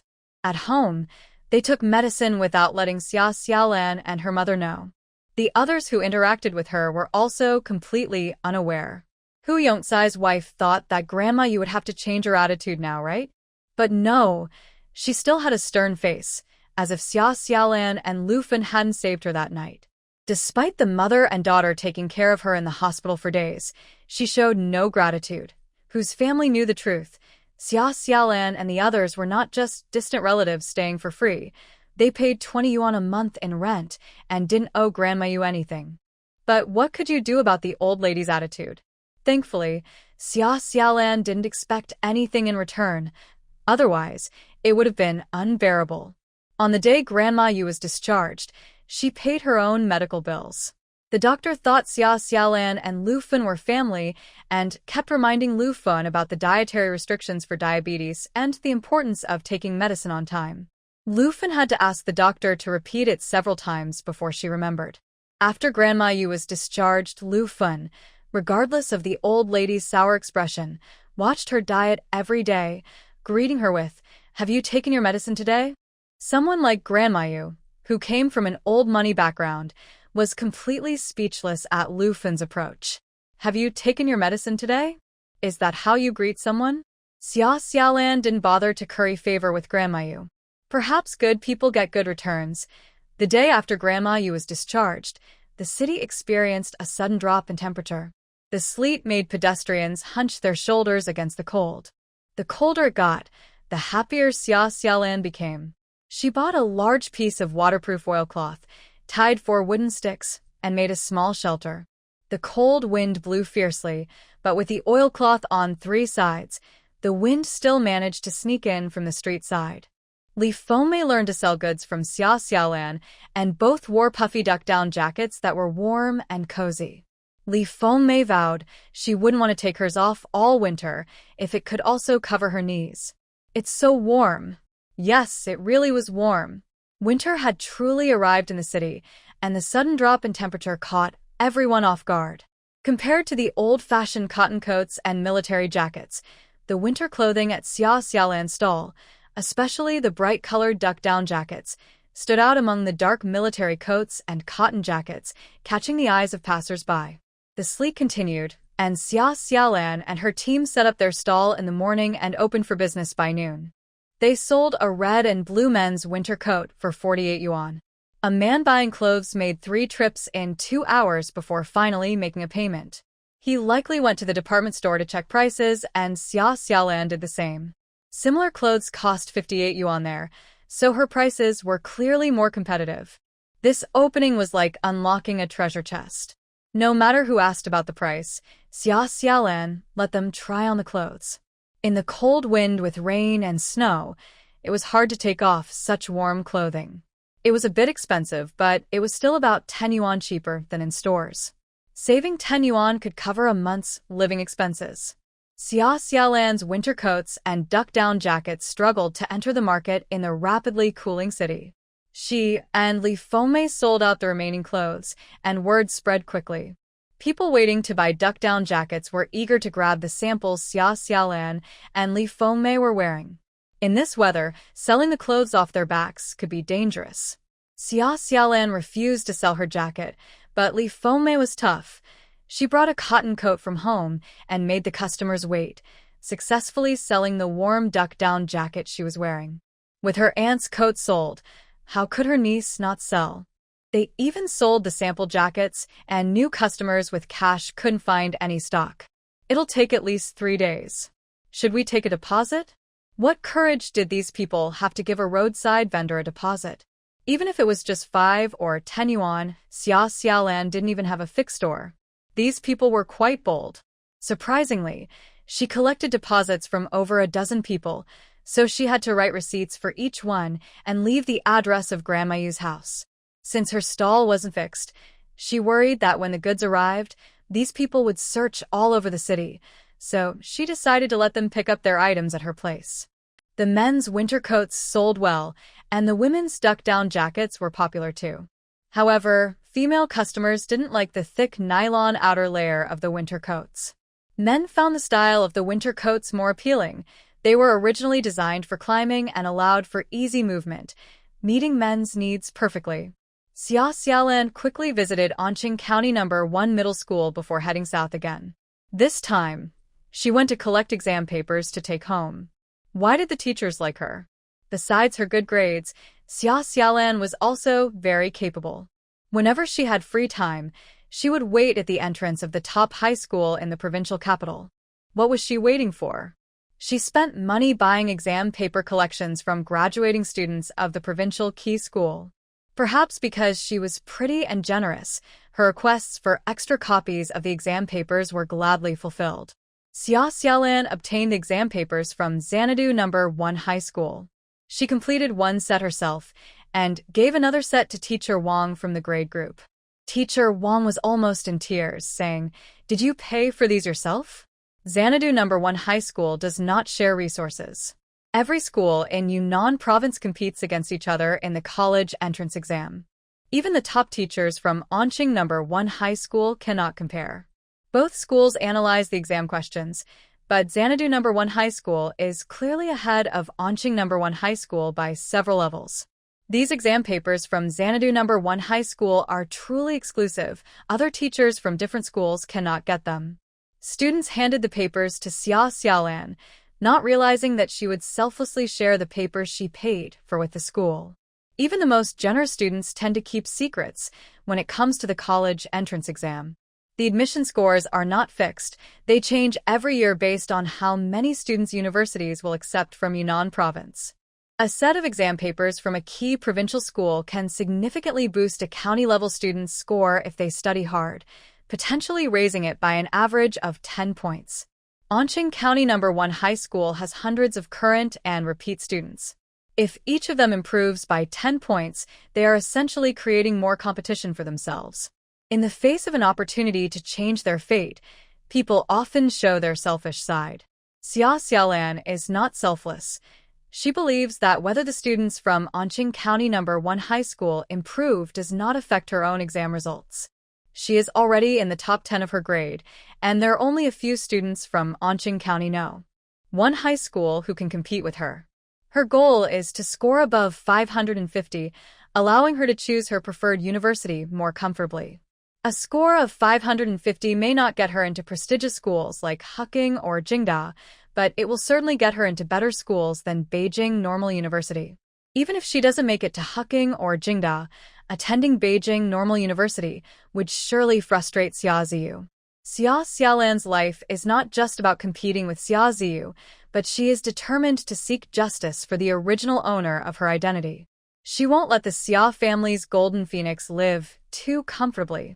Xia Xiaolan wants to seize this chance to live a better life than before while also settling the original owner's grievances. Why not achieve both goals? Her target is 550 points, and the students from Anqing County No. 1 High School are not her real competitors.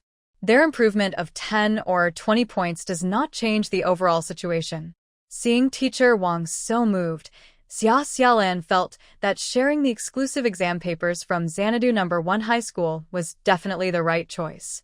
Gaining the school's favor would save her a lot of trouble, and what Xia Xiaolan needed was to participate in next year's college entrance exam peacefully. Old Wang was determined to have the school reimburse Xia Xiaolan for the money spent on the exam papers. The amount wasn't much, but funding still needed to be applied for. As a result, Xia Xiaolan met with the school's top leader, Principal Sun, who came to praise her and assured her that she could focus on her studies and the school would try to help with her living difficulties. Principal Sun was serious. He instructed the finance department to refund her previous tuition fees. If you have difficulties, you should speak up. Focus on your studies. You are a good student with high morals. Your cousin Xia Ziyu is also excellent. You should learn from each other and make progress together. Well, the earlier words sounded nice, but she wasn't interested in following Xia Ziyu. Both Old Wang and Principal Sun thought she was very poor, not realizing that this 18-year-old rural girl was close to becoming a 10,000 yuan household. Although 40% of her earnings belonged to her uncle's family, it was inevitable that her personal assets would exceed 10,000 yuan. Xia Xiaolan felt embarrassed to accept the tuition refund. To avoid causing trouble at school, she didn't wear her stylish plaid wool coat, and her light yellow down jacket was quickly bought from her. Now, she wore a cotton jacket that, although not patched, had faded at the elbows and collar. Still, she spent her own money to buy the important exam papers, which is why Old Wang was moved, and Principal Sun thought she came from a poor family but had great character. I can't accept this tuition fee. Please give it to students who need it more, Xia Xiaolan said, almost fleeing the scene. After a moment, Principal Sun sighed heavily. Just like her cousin, she has a strong sense of pride. The county's No. 1 high school had printed the exam papers. Although it was a collection of science problems, the subjects of Chinese, math, and English were common for both arts and science students. When the teachers handed out the papers, they mentioned that this was an internal exam from Xanadu No. 1 high school, so the students naturally valued it. In Xia Xiaolan's class, Old Wang directly mentioned her name and praised her selflessness. Once this class knew, the entire grade was aware. Xia Xiaolan had only been to school a few times and usually didn't attend classes with others, yet she was quite famous. Students spread rumors that she and Qin Qing were a couple, but Chun Qing tried to explain otherwise. However, since Xia Xiaolan only interacted with Qin Qing and she rarely appeared at school, each time was like a fleeting glimpse. Plus, with the pressure of the college entrance exam weighing heavily on the students, no one had stirred up any confession or pursued incidents. I heard that the exam papers were obtained by Xia Xiaolan, and everyone in the class was laughing at Qin Qing. Chun Qing repeatedly explained that he and Xia Xiaolan were just fellow villagers, but no one believed him. At that moment, he felt both anxious and a strange sense of joy. Xiaolan could easily make the exam papers public, showing her noble character. In her selflessness, she also provided him with a unique way to study English. Did this mean he held a special place in her heart? Holding the exam paper, which smelled strongly of ink, felt as if it carried Xia Xiaolan's essence. The students at County No. 1 High School were struggling with the exam papers bought by Xia Xiaolan while she had already boarded a train heading south. The weather was terrible, and at her strong request, Lufan temporarily stopped selling fried food. However, Grandma Yu's work could not stop. Being sick and hospitalized had already forced others to take over her duties for several days. After being discharged, she picked up a broom to clean. The doctor said her diabetes shouldn't be overworked, yet the elderly woman still had to sweep the streets in the cold. Lufan found it hard to bear. She went out early to clean the street that Grandma Yu was responsible for, leaving her with nothing to do. While sweeping, Grandma Yu unexpectedly ran into Lufan, who had not yet left the scene. Grandma Yu ignored her, as it seemed Lufan never understood the importance of gratitude.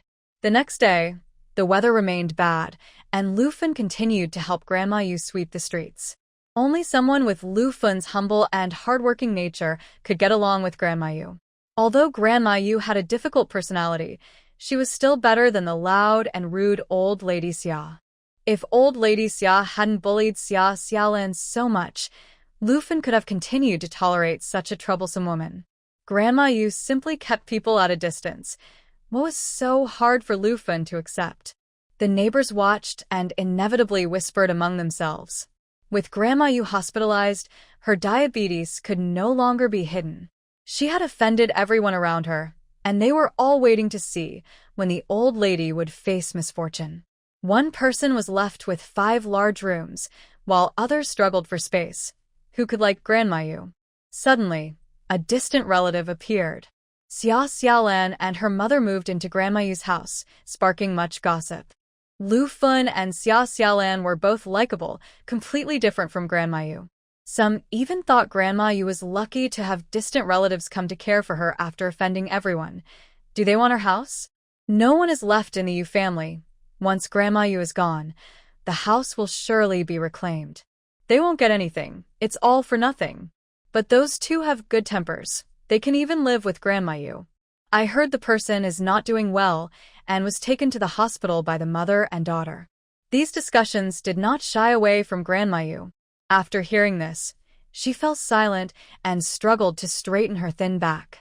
She couldn't give up or die. If she did, the rest of the family would lose their home. Xia Xiaolan was a smart person, and Grandma Yu maintained a proper distance from her, but she found Lufan, who only worked without speaking much, to be a bother. Was Lufan doing this because she wanted Grandma Yu's property, just like those other people? But they didn't have any real family ties. Even if she passed away, the property could never go to Lufan or Xia Xiaolan. Grandma Yu couldn't understand Lufan, so she decided to keep her distance. When Xia Xiaolan arrived in Yangcheng, she first went to Bai Jinju's house. Unfortunately, Bai Jinju had just gotten a border pass and went to Pengcheng's special zone yesterday, leaving Xia Xiaolan empty-handed. The weather in Xanadu was perfect for buying winter clothing, and Xia Xiaolan couldn't wait for Bai Jinju in Yangcheng. This time, she had 9,000 yuan in capital but only brought 5,000 yuan to Yangcheng. When Chen Shiliang saw her, he waved from a distance, "New goods, new goods." Xia Xiaolan squeezed into a stall. Compared to other vendors with very cheap wholesale prices, Chen Shiliang's business didn't seem as good. It was not easy to choose to wholesale mid to high-end clothing in the early 1980s. Chen Shiliang's total wholesale volume was not as high as others, but he might still make a good profit. While others might only earn 1 or 2 yuan profit on a piece, a sweater at Chen Shiliang's stall had a wholesale price over 10 yuan, meaning selling one was like selling 3 for others. Not to mention his expensive high-end wool coats, which had higher wholesale prices and thus earned more. You took a bit too long this time, Chen Shiliang thought. He wondered if the winter clothing and duck-down jackets would be left unsold. Even so, he couldn't offer Xia Xiaolan a refund. While she was very pretty, not every man in the world was attracted to beauty, and Boss Chen thought unity looked better. Xia Xiaolan noticed his single-minded focus on making money. "Where's the new stock?" she asked, not wanting to share the sales figures for the winter clothing and duck-down jackets. Chun Shiliang pointed to a coat hanging behind him. Do you dare to buy it? Behind Chun Shiliang hung a black double-breasted uniform-style coat, which was a men's item. No wonder he was trying to provoke her. Xia Xiaolan usually wore women's clothing and had only taken a few men's winter clothing and duck-down jackets last time. A men's double-breasted uniform coat? At that time, men's formal wear consisted of loose-fitting suits that were a size too big, with wide pant legs, broad shoulders, and long sleeves. Xia Xiaolan could imagine how striking a tall man, like Zhou Cheng, would look in such a coat. The men in Xanadu were not short either, and Xia Xiaolan believed she could sell this type of wool coat for men. What's wrong? Is this coat hard to sell? Chun Shiliang's eyes flickered. I don't know how popular it is. I saved it for you, because you're a regular customer. Xia Xiaolan didn't believe him at all. She was hardly a regular, having only taken stock 3 times. Tell me your wholesale price. If it's reasonable, I can help you sell a few pieces. Chun Shiliang felt discouraged. Was it that hard to trick her? He gritted his teeth. It has to be at least 80 yuan each. This is cashmere fabric. Xia Xiaolan instinctively corrected him. It's called cashmere. Cashmere, a rare animal fiber and valuable textile material, is internationally known as the diamond of fibers or soft gold. The Kashmir region in Asia was once the main source of cashmere exported to Europe, so it's commonly referred to as cashmere. In China, it is transliterated, and Chun Shiliang wasn't wrong to call it cashmere. But could a genuine cashmere coat really be priced at 80 yuan wholesale? Xia Xiaolan didn't need to touch it. The dim lighting made it clear that Chun Shiliang was lying. In 1983, cashmere fabric was not sold domestically. Even if there were a few cashmere products, they would only appear in high-end foreign-related places like friendship stores in Beijing or Jinjiang Hotel in Shanghai, mainly intended for foreigners staying in China. You couldn't buy them with just cash, you needed foreign exchange coupons. In the 1980s, cashmere was a valuable export commodity. Companies that produced cashmere aimed for export to earn foreign currency. The Great Unity currency was not recognized in international markets.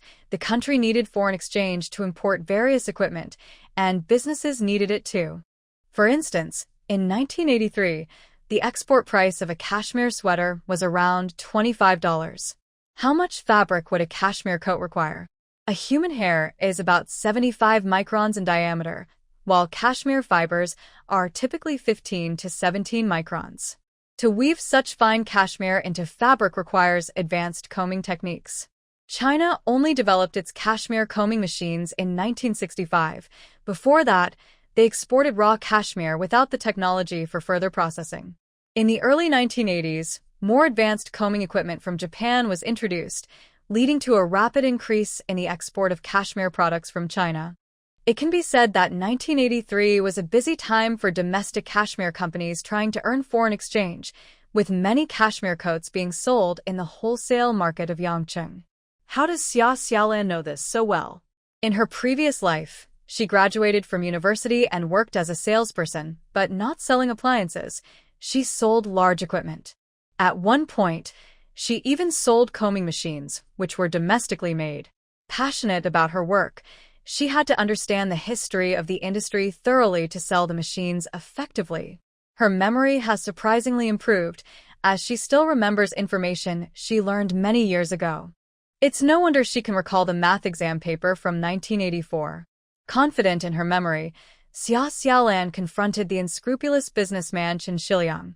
This coat cannot possibly be cashmere. How can you quote a wholesale price of 80 yuan? Xia Xiaolan spoke with certainty, making Chun Shiliang react like a cat whose tail was stepped on. What are you talking about? Come, feel the fabric. In his panic, he even slipped into the local dialect. His Mandarin was already quite good among the locals, but he still had an accent. At first glance, Xia Xiaolan thought he seemed guilty. Chun Shiliang, eager and anxious, handed the coat to her. Xia Xiaolan rubbed the fabric with her hands. It really is good material. Chun Shiliang wasn't entirely lying. Based on Xia Xiaolan's 2 lifetimes of experience, it seemed to be a blend of cashmere and wool, though it was unclear which small factory had poor quality control to waste cashmere like this. Before Chen Shiliang could feel pleased, Xia Xiaolan frowned. Good material doesn't mean it's cashmere. A price of 80 yuan is too high. I can't sell it at that price. Give me a reasonable price. Chen Shiliang felt like he had seen a ghost. When Xia Xiaolan first came to buy, she looked quite plain, clearly a country girl. Had she ever touched real cashmere products? How could she insist that this coat was not made of cashmere? One wanted to sell the coat, while the other actually wanted to buy it. After some back and forth, they finally settled on a wholesale price of 70 yuan. Chen Shiliang's pained expression was as if he had lost something dear. Xia Xiaolan felt that she wasn't as skilled as this young businessman in acting. She relied on her experience to negotiate with him. He wouldn't budge below 70 yuan, and Xia Xiaolan finally agreed. The coat came in two colors, black and navy blue, the latter being a term used in later years. Nowadays, people commonly refer to it as navy blue. Xia Xiaolan took 10 pieces of each color, ensuring she had the right sizes. Chen Shiliang's style is not selling well, and he is eager to get rid of the stock. However, Xia Xiaolan is bold yet cautious and is unwilling to order too much inventory. She is already prepared for the possibility of holding on to unsold items for a while. This is also the most expensive product she has ever purchased wholesale, with a retail price around 140 yuan, which is equivalent to 3 months' salary for an average person. Chen Shiliang thought Xia Xiaolan had stockpiled winter jackets, but she requested 30 more winter jackets and 30 down jackets. She ordered more men's winter jackets, while the demand for down jackets was the opposite. These three types of goods cost nearly 2,900 yuan. After deducting shipping fees and her return train ticket, she only has 1,800 yuan left to spend. Xia Xiaolan decided to forego sweaters, no matter how unique the styles were. She only wanted women's wool coats and pants, and she wouldn't buy small accessories like scarves and gloves. The profit from leather shoes was minimal, and she didn't want to deal with sizes. The variety of products changed from few to many and then back to few, which was a way to test the market's response. In business, you cannot remain static. Adjustments are necessary to avoid being eliminated by the market. Running a clothing business in the city is indeed a challenge. Before she knew it, December had arrived. Xia Xiaolan sat on the train, hesitating about whether to get off midway. As she had thought before, she should visit her old hometown. The first time was when Zhou Cheng suggested meeting in Yangcheng, the second time he accompanied her south, and the third time was with Lu Fen. It seemed that none of those times were convenient for her to get off the train. But this time, she was alone. No, she had a lot of goods with her, nearly 5,000 yuan worth. If she couldn't get everything to the city, all her hard work over the past days would be wasted. Xia Xiaolan used this reasoning to convince herself. Feeling nervous about returning home, she was afraid she wouldn't see Xia Xiaolan in this time and space, and if she did, she wouldn't know how to face herself. Perhaps her current strength wasn't enough. Otherwise, she wouldn't feel so conflicted. Clang, clang, clang. The train passed the midway station. Xia Xiaolan returned to the city after over 30 hours on a hard seat with her goods. Lu Fen and Li Fengmei had already estimated the time and were waiting at the train station. The weather in the city had been terrible, with strong cold winds on the platform. Both Li Fengmei and Lu Fen wore heavy old coats. They were busy with their clothing business, but couldn't even afford to wear a light, fluffy down jacket themselves. They wanted to wear them, but the last batch of goods had already sold out. The train slowly came to a stop at the platform, and Li Fengmei felt excited. Is this the right train? Hurry, let's find Xiaolan. The colder it got, the better business became. After helping Xia Xiaolan set up a stall, Li Fengmei realized there were so many wealthy people in the city. In the countryside, people only spent money on salt, seeds, and fertilizer, and they were reluctant to spend even then, only doing so when it came to their children's school fees. They would rather endure minor illnesses than spend money on treatment. Making new clothes costs money, and in the past, buying fabric required fabric coupons. It was hard to save enough coupons in a year to make a complete outfit. Even if Lu Yong returned the 5,000 yuan investment to Li Fengmei, she still wouldn't spend 100 yuan on a wool coat. City folks, on the other hand, were willing to spend. They received a salary every month, and even jobs like boiler operators were less demanding than farming. They were careful with their money, but salaries varied by workplace. Some earned just over 30 yuan a month, while others made 60 or 70. In particularly good companies with bonuses included, some people earned 1 or 200 yuan a month. Couples with both partners working and lighter family burdens could save for a coat costing over 100 yuan in just 2 months. Good clothes were important for maintaining appearances, just like a new bicycle or a nice watch. If everyone had something, they wanted to have it too. Even though Li Fengmei had started her own business, she was still cautious with her spending. Lu Fun was even more frugal. Her daughter was already 18, and how many times had she even touched money? Even though she could earn money now, after so many years of hardship, she felt money was always too little when needed. If she had had money back then, when Xia Xiaolan tried to take her own life, she wouldn't have had to beg Mrs. Xia to take her to the hospital. Lu Fen was more stingy than Li Fengmei. The money she saved was not for herself, but entirely for Xiaolan. Xiaolan, of course, was different. Money in her hands could earn even more. Lu Fen wouldn't spend a cent on herself, feeling pained even by the few cents for clam oil to apply on her hands, but she never complained when Xiaolan wanted meat or fine grains. The two women from the countryside sighed about how wealthy city people were while searching the crowd, finally spotting Xiaolan's figure. Xiaolan. That's Xiaolan. Xiaolan returned to the city with a large load of goods, but it was just the two women from her family who came to meet her. Lu Yong was delayed today because of the vice factory director's family. The elderly man had hurt his leg and needed to go to the hospital to check on the healing. Lu Yong helped carry him down the stairs, wrapping a blanket around the old man's leg. A relative was called to push him to the hospital, while Lu Yong went back upstairs to help knead the dough. Today, the vice factory director's son was coming home for dinner. The old lady went out early to buy meat and prepare filling. Lu Yong didn't know how to cook, but he was strong, so he took on the task of kneading the dough. Actually, his own injury wasn't fully healed, but he didn't let the family notice at all. He worked hard without complaint, carrying rice and coal. Not every old lady is as kind as Grandma Yu.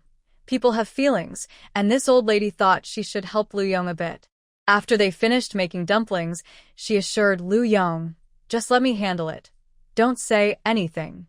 Lu Yong felt happy but a bit uneasy, saying, "I feel bad about this."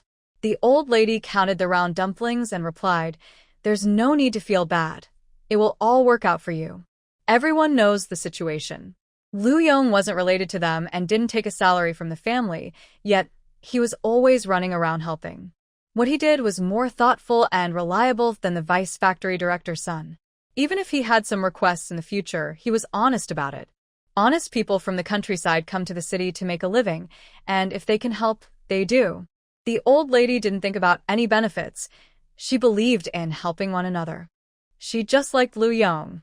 Progress on renting a house. The state cotton mill number 3 was at its peak, with over 10,000 workers and annual profits of 20 to 30 million. It was a major player in the city's state-owned enterprises.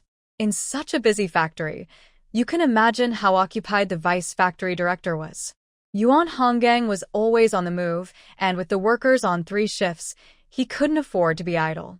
Recently, his father had injured his foot, and aside from visiting the hospital once, he had only been there once since, making this his second visit.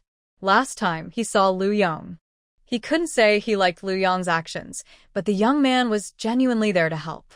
As a son, Yuan Honggang couldn't take care of his injured father and couldn't just send Lu Yong away. Lu Yong had done what he, as a son, hadn't managed to do. Yuan Honggang felt a bit uneasy, worried that Lu Yong might later make some difficult requests.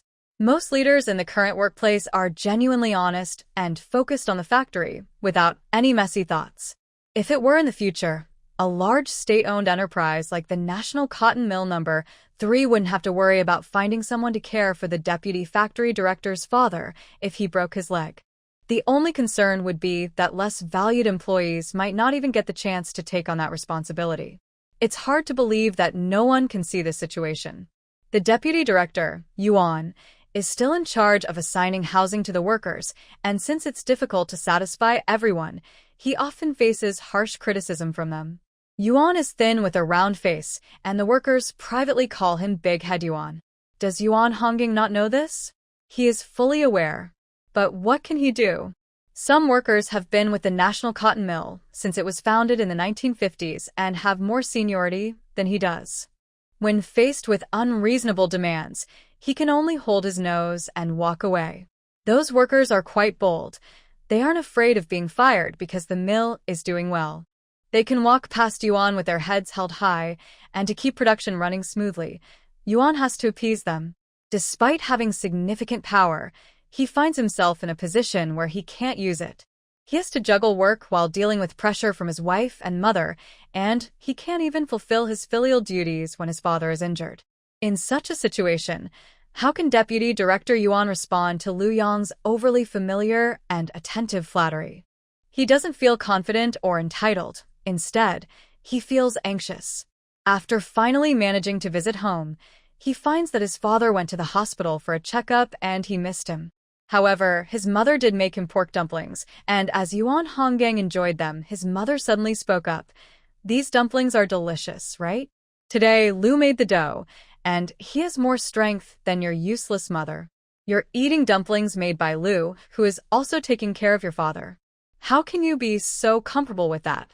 Liu, who was mentioned, quickly waved his hands, insisting it was nothing special. His mother was not pleased with Yuan Hongjing. "You can't bully honest Liu." Anyone unaware of the situation might think Yuan Hongjing was adopted and that Liu was his mother's biological son. "Comrade Liu Yong, please sit down. Let's have a proper talk," Yuan Hongjing said, feeling increasingly indebted. He wondered how he could repay Liu Yong. If Liu had something to discuss that wouldn't harm the factory's interests, he would help if he could. Yuan Hongjing heard that Liu Yong came from a rural background and thought it might be about getting relatives into the factory. The National Cotton Mill was doing well, and many of the first workers were getting older. Their children wanted to work there too, but there was a long line, so the mill didn't lack workers at all. Some employees in the factory are in their 40s. To make room for the next generation, they need to retire early. If Liu Yong wants to ask for help to get into the factory, Yuan Hongjing thinks it will be difficult, but he has to try to find a solution. The factory only hires children of workers or those with urban residency. It's really hard for people with rural residency, especially since everything he says and does is closely watched by workers demanding housing. "Director Yuan, here's the thing. I'm in the city looking for work, but I have no skills or residency, so it's tough to find a job. I was thinking of starting my own business. With the cold weather, it's getting harder to sell on the street, and I want to expand a bit so my relatives can have something to do. I heard that the empty storefront at 45 Urki Road belongs to the State Cotton Factory, and I was hoping you could help me see if the factory would agree to rent it to me." That little building on Urki Road? Yuan Hongjing remembered it well. It had been empty for over a year. Originally, the State Cotton Factory had set up a sales store there to sell their textiles, but they realized there wasn't enough market for it, and they had other priorities. Later, they said the building was private property and the state planned to return it to the original owner. Everyone wanted a piece of that building, and the factory got tired of the disputes, so they left it vacant for now. It had been over a year, and if Liu Yong hadn't mentioned it, Yuan Hongjing might have forgotten about it. Yuan Hongjing had heard of individuals renting buildings from units for business. Some quick movers had already started their businesses. He wondered if this could work out and casually asked, "What kind of business do you plan to start?" "Clothing sales."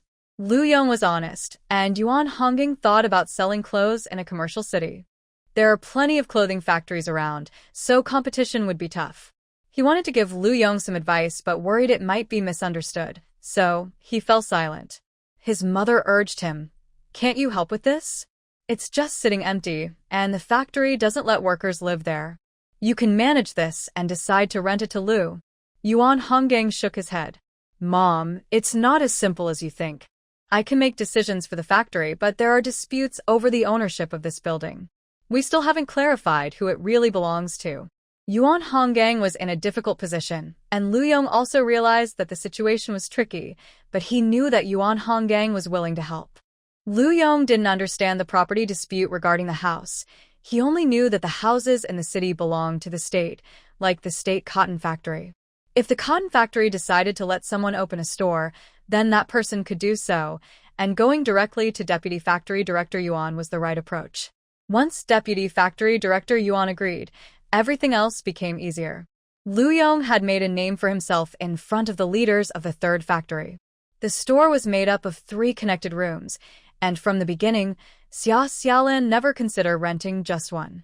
If someone else saw that her clothing store was doing well and decided to open a store next door, that would be frustrating. If they were going to rent, they should rent all 3 rooms. When Yuan Honggong's father returned from the hospital, Lu Yong helped him up the stairs. Yuan Honggang was really busy. He only had half an hour to chat with Lu Yong over a plate of dumplings before he had to leave. When Lu Yong saw Xia Xiaolan again, he told her they had a good chance of renting the place. Director Yuan is quite easy to talk to. He's not the difficult type of leader. We're likely to rent those 3 shops at 45 Erky Road. While Lu Yong was saying this, Li Fomei had gone to pick up the kids from school, and Xia Xiaolan and Lu Fun were sorting goods under the eaves. The rain and snow had stopped, and Grandma Yu was going out with her big broom. Lu Fun was organizing clothes and occasionally glancing toward the door. Grandma Yu slowly returned with the broom, and Lu Fun helped her sweep the street. Grandma Yu's work had been quite easy these past few days. When she heard Lu Yong mention 45 Erky Road, she paused. There's no good fortune without a reason. This must be the reason.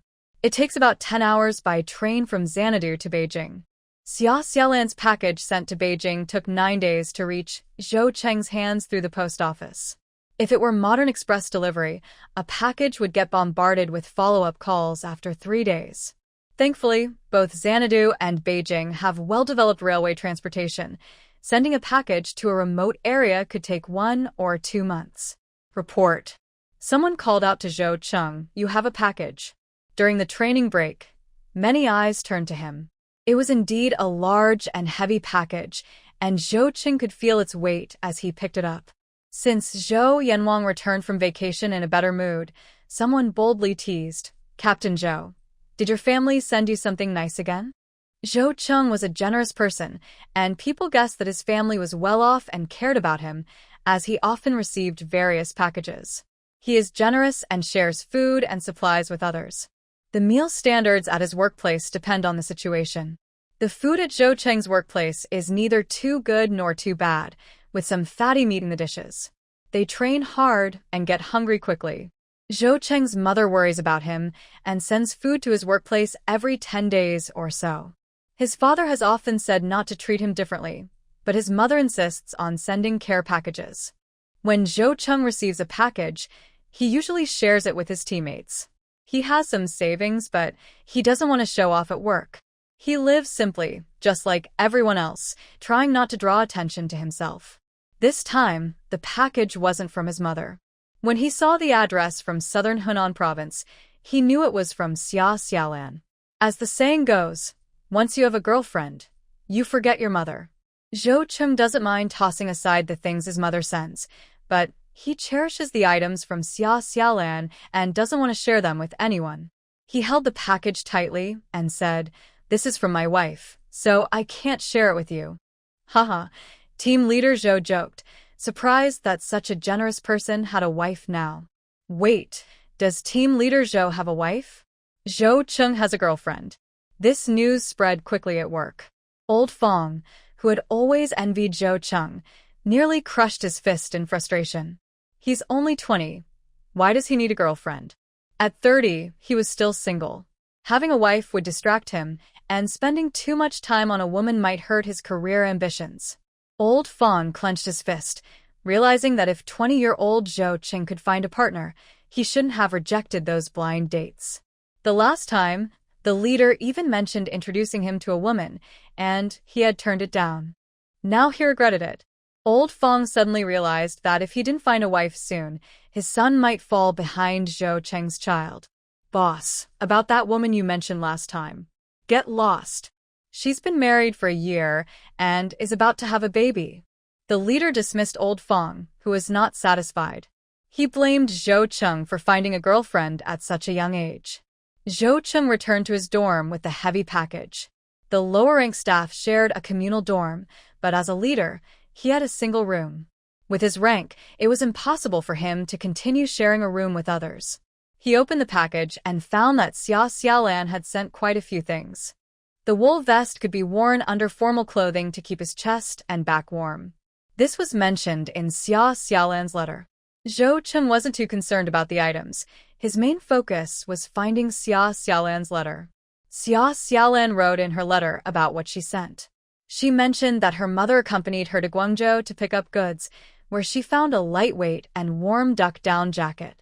She wasn't sure if Zhou Cheng could wear it during his breaks, so she decided to send one for now. The jacket is dark blue, and Xia Xiaolan didn't choose any flashy colors. Besides the two pieces of clothing, the package also contained a lot of dried dates from Xinjiang and several tin cans filled with Xinjiang Maojian tea. Xia Xiaolan expressed her regret that the postal service takes too long. She originally wanted to send some marinated beef but worried it might spoil during shipping, so she would think of another way to solve that problem. One day, a distance of thousands of kilometers will only take a few hours to cover. Sending cooked food or even fresh items between the two places will be fine, Xia Xiaolan firmly believed. Zhou Cheng thought it would take many years for that to happen. Sending things by plane? Even the most developed countries like the United States don't waste resources like that. She told Zhou Cheng to stay warm and well-fed, reminding him not to neglect his health just because he is young.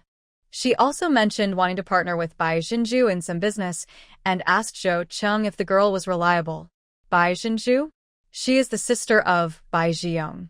Bai Zhiyong had been working at the unit for several years before getting promoted, and he is still ranked below Zhou Cheng. Although he has good personal qualities, he is quite impulsive. He had opportunities for promotion before, but his character ruined those chances. Zhou Cheng wasn't sure if someone like him could hold a significant position, and he didn't want to work alongside him, fearing his heroism might disrupt plans at critical moments. However, Zhou Cheng trusted his friend's judgment. Bai Ziyong is a person who knows how to distinguish between gratitude and resentment, and Zhou Cheng happens to owe him a favor. His sister should be trustworthy, right? Zhou Cheng read the letter twice, reluctantly set it down, and tried on the wool vest. When he put on the duck-down jacket, he quickly became hot and sweaty. There really wasn't much opportunity to wear a duck-down jacket at his workplace, so he carefully took it off and hung it up. This was his wife's thoughtful gift, and he didn't want to wrinkle or dirty it. The wool vest, however, could be worn under formal clothes. It was thin and fitted, allowing him to move without restriction. The dried dates Xia Xiaolan sent were in a large bag, and there were several big cans of Xinjiang Maojian tea. Zhou Cheng took a date, popped it in his mouth, and found it sweet and chewy, with a particularly small pit. After finishing one, he couldn't help but eat a few more. Zhou Cheng had a little secret he rarely shared with others. He loved sweet foods. How much does he like strong flavors? He can eat a whole plate of freshly steamed buns spread with a thick layer of sesame paste and sprinkled with white sugar all by himself. When he was a child, he liked to dip his fingers in sugar, and his family would scold him. His dad said he was too soft and timid, so Zhou Cheng gradually changed his sweet tooth habit. Oh, or maybe he just hides it better now. How did Xiaolan notice he liked sweets? Was it because he stared too long at the dates he bought for her at the train station? Zhou Cheng took out a red date and popped it in his mouth. No matter how she figured out, even if it was just a coincidence, it means Xiaolan is meant to be his wife. Zhou Cheng doesn't really like tea. How long will he have to drink these cans of Xinjiang Maojian? Letting them go bad would waste Xiaolan's thoughtfulness. He thought about it and decided to give a can to his boss when it got dark. His boss teased him. "I heard you have a girlfriend?" "Yeah, she's from southern Hunan. This tea is sent by her, so I thought you might like to try it." There are 5 cans of tea, and like the dates, Xiaolan prepared extra for Zhou Cheng to share. It's not good to be selfish. Social interactions are important everywhere. Of course, at his level, he could only share local specialties with his direct boss and couldn't directly give gifts to higher-ups. Zhou Cheng hadn't mentioned his position to Xiaolan. She thought he was just a newcomer, and at 20, even if he got promoted, he would just be a junior staff member. But Zhou Cheng is not just a junior staff member. At work, he doesn't need to please many people. His boss is capable and treats him well, so Zhou Cheng respects him. Besides his boss, he doesn't get along well with the neighbor, Old Fong, but he has good relationships with others and shared a can of tea with a colleague he gets along with. What should he do with the remaining 3 cans of tea? He can't give them to subordinates, and he won't give them to the annoying Old Fong. He thought for a moment, packed 2 cans of tea, and reluctantly set aside half of the dates to send home. When a man has a wife, he may forget his mother, but having a good wife helps him grow. Zhou Cheng often gives money directly, but brings home fewer gifts. It hurts to share dates and tea with others, but his parents can still enjoy them. Where can you find a son like him? If he hadn't acted quickly, his parents wouldn't have enjoyed their daughter-in-law's kindness early. Look at Old Fong next door. He doesn't even have a girlfriend, and his parents must be worried sick. Sending things from the southern province to the capital takes time, but it's faster to send items home from Zhou Cheng's workplace. He doesn't even need to go to the post office. He just asks someone to take the items to the city and leaves them at his mother's workplace, where she can easily pick them up. Zhou Cheng didn't say much on the phone, just that it was a special local product from a friend, and he wanted his parents to try it too. Guan Hui couldn't help but smile after hanging up. She may not have many skills, but she is lucky. She knows how to be born into a good family, marry well, and have an outstanding son. Compared to her son Zhou Cheng, other peers seem less impressive. He was mischievous as a child and started working in his teens. While Guan Hui thought he should find a safe and easy job, Zhou Cheng didn't listen to his family. He showed exceptional performance right from the start, and after completing his training, he was placed next to his leader. With his abilities, he would surely get promoted in a few years. But when a task came up, Zhou Cheng voluntarily went to the front lines. His rapid promotions were like riding a rocket, making others envious, but Guan Hui couldn't sleep at night worrying about him. Each promotion meant he had accomplished something significant. But how are these achievements made? No one earns recognition easily. It often comes at great risk. Worrying didn't help Guan Hui. She could only comfort herself and adjust her mindset, telling herself that Zhou Cheng would be safe. The Zhou family believed he was exceptional and destined for great things, needing him to be a figure others could look up to. Guan Hui felt powerless to change her family's mindset, so she just loved Zhou Cheng even more. When her husband said it was unreasonable for her to send things to the workplace every day, Guan Hui ignored him. She felt happy and joyful just sending items to Zhou Cheng, let alone receiving things from him. One evening, Zhou Cheng's father came home for dinner, and Guan Hui placed 2 jars of tea on the table. "Your son sent these. The tea is yours, and the dates are mine. Let's not take advantage of each other." Zhou Cheng's father loved tea, and many knew about this. Every year, people would send him tea, but the quality of the Xinjiang Maojian that Xiaolan could buy was just average. Zhou Cheng's father could get special tea, and he and Guan Hui had different focuses. Why is Zhou Cheng suddenly sending things home from work? Guan Hui was taken aback. Zhou Cheng hadn't explained much on the phone, just that it was sent by someone. Maybe it's from a colleague. Zhou Cheng's father snorted. He's only been promoted for a short time. Why would someone send gifts to curry favor? He needs to be cautious. He still has a long way to go. Guan Hui was upset and moved the 2 jars of Xinjiang Maojian tea away. "Then don't drink it." Huh? Why is their temper so high? He never said he wouldn't drink it. Zhou's father showed a hint of embarrassment. He valued his pride and couldn't bring himself to ask Guan Hui to return the tea. Xiaolan didn't know that what she gave Zhou Cheng had been passed on to his parents. Even if she knew, she wouldn't say anything. Once she gave it to Zhou Cheng, he had the right to handle it as he wished. Xiaolan's street stall business was thriving. The sudden drop in temperature made people in the city favor her warm clothing and duck-down jackets. After delivering the goods for which she had already taken deposits, the batch of warm clothing and coats she had received was selling particularly fast due to the good weather.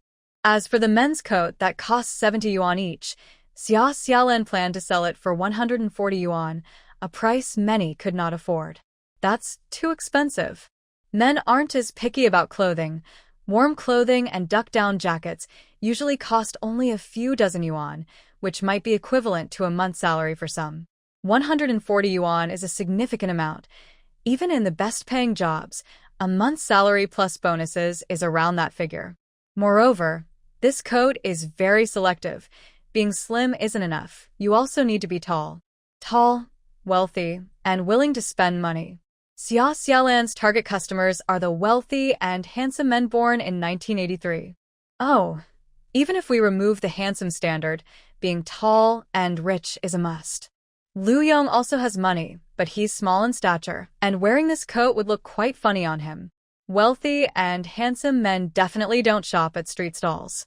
Even if their mothers or wives manage the finances, they would hesitate to buy a 140 yuan item from a street vendor for their wealthy son or husband.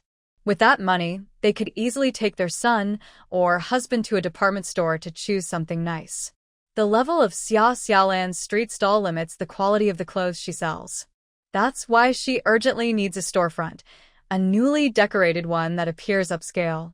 Lu Yong was still working hard to help Yuan Honggong's parents.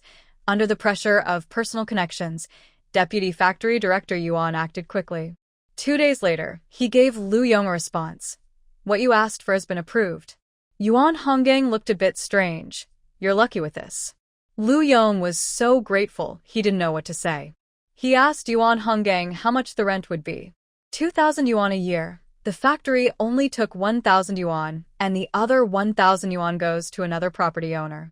You know this building is co-owned by the state cotton factory and someone else. 2,000 yuan a year? Is that for 3 storefronts for 2,000 yuan? Lu Yong was unsure if the price was high or low. There were no clear standards for shop rents in the market. Private individuals negotiated with the government based on their own abilities, and no one knew what others were paying secretly. 2,000 yuan was too much. Yuan Honggong didn't even earn that much in a year, only managing it with performance bonuses. He felt a bit embarrassed, saying, Yes, there are only 3 shops, but you can't use the upstairs room. The factory needs to house workers there. Lu Yong thought that even if they could rent 2 or 3 rooms together, it would save him and his niece from paying for housing. Living upstairs and running a shop downstairs would be quite convenient. Director Yuan, I'm partnering with a relative for the shop.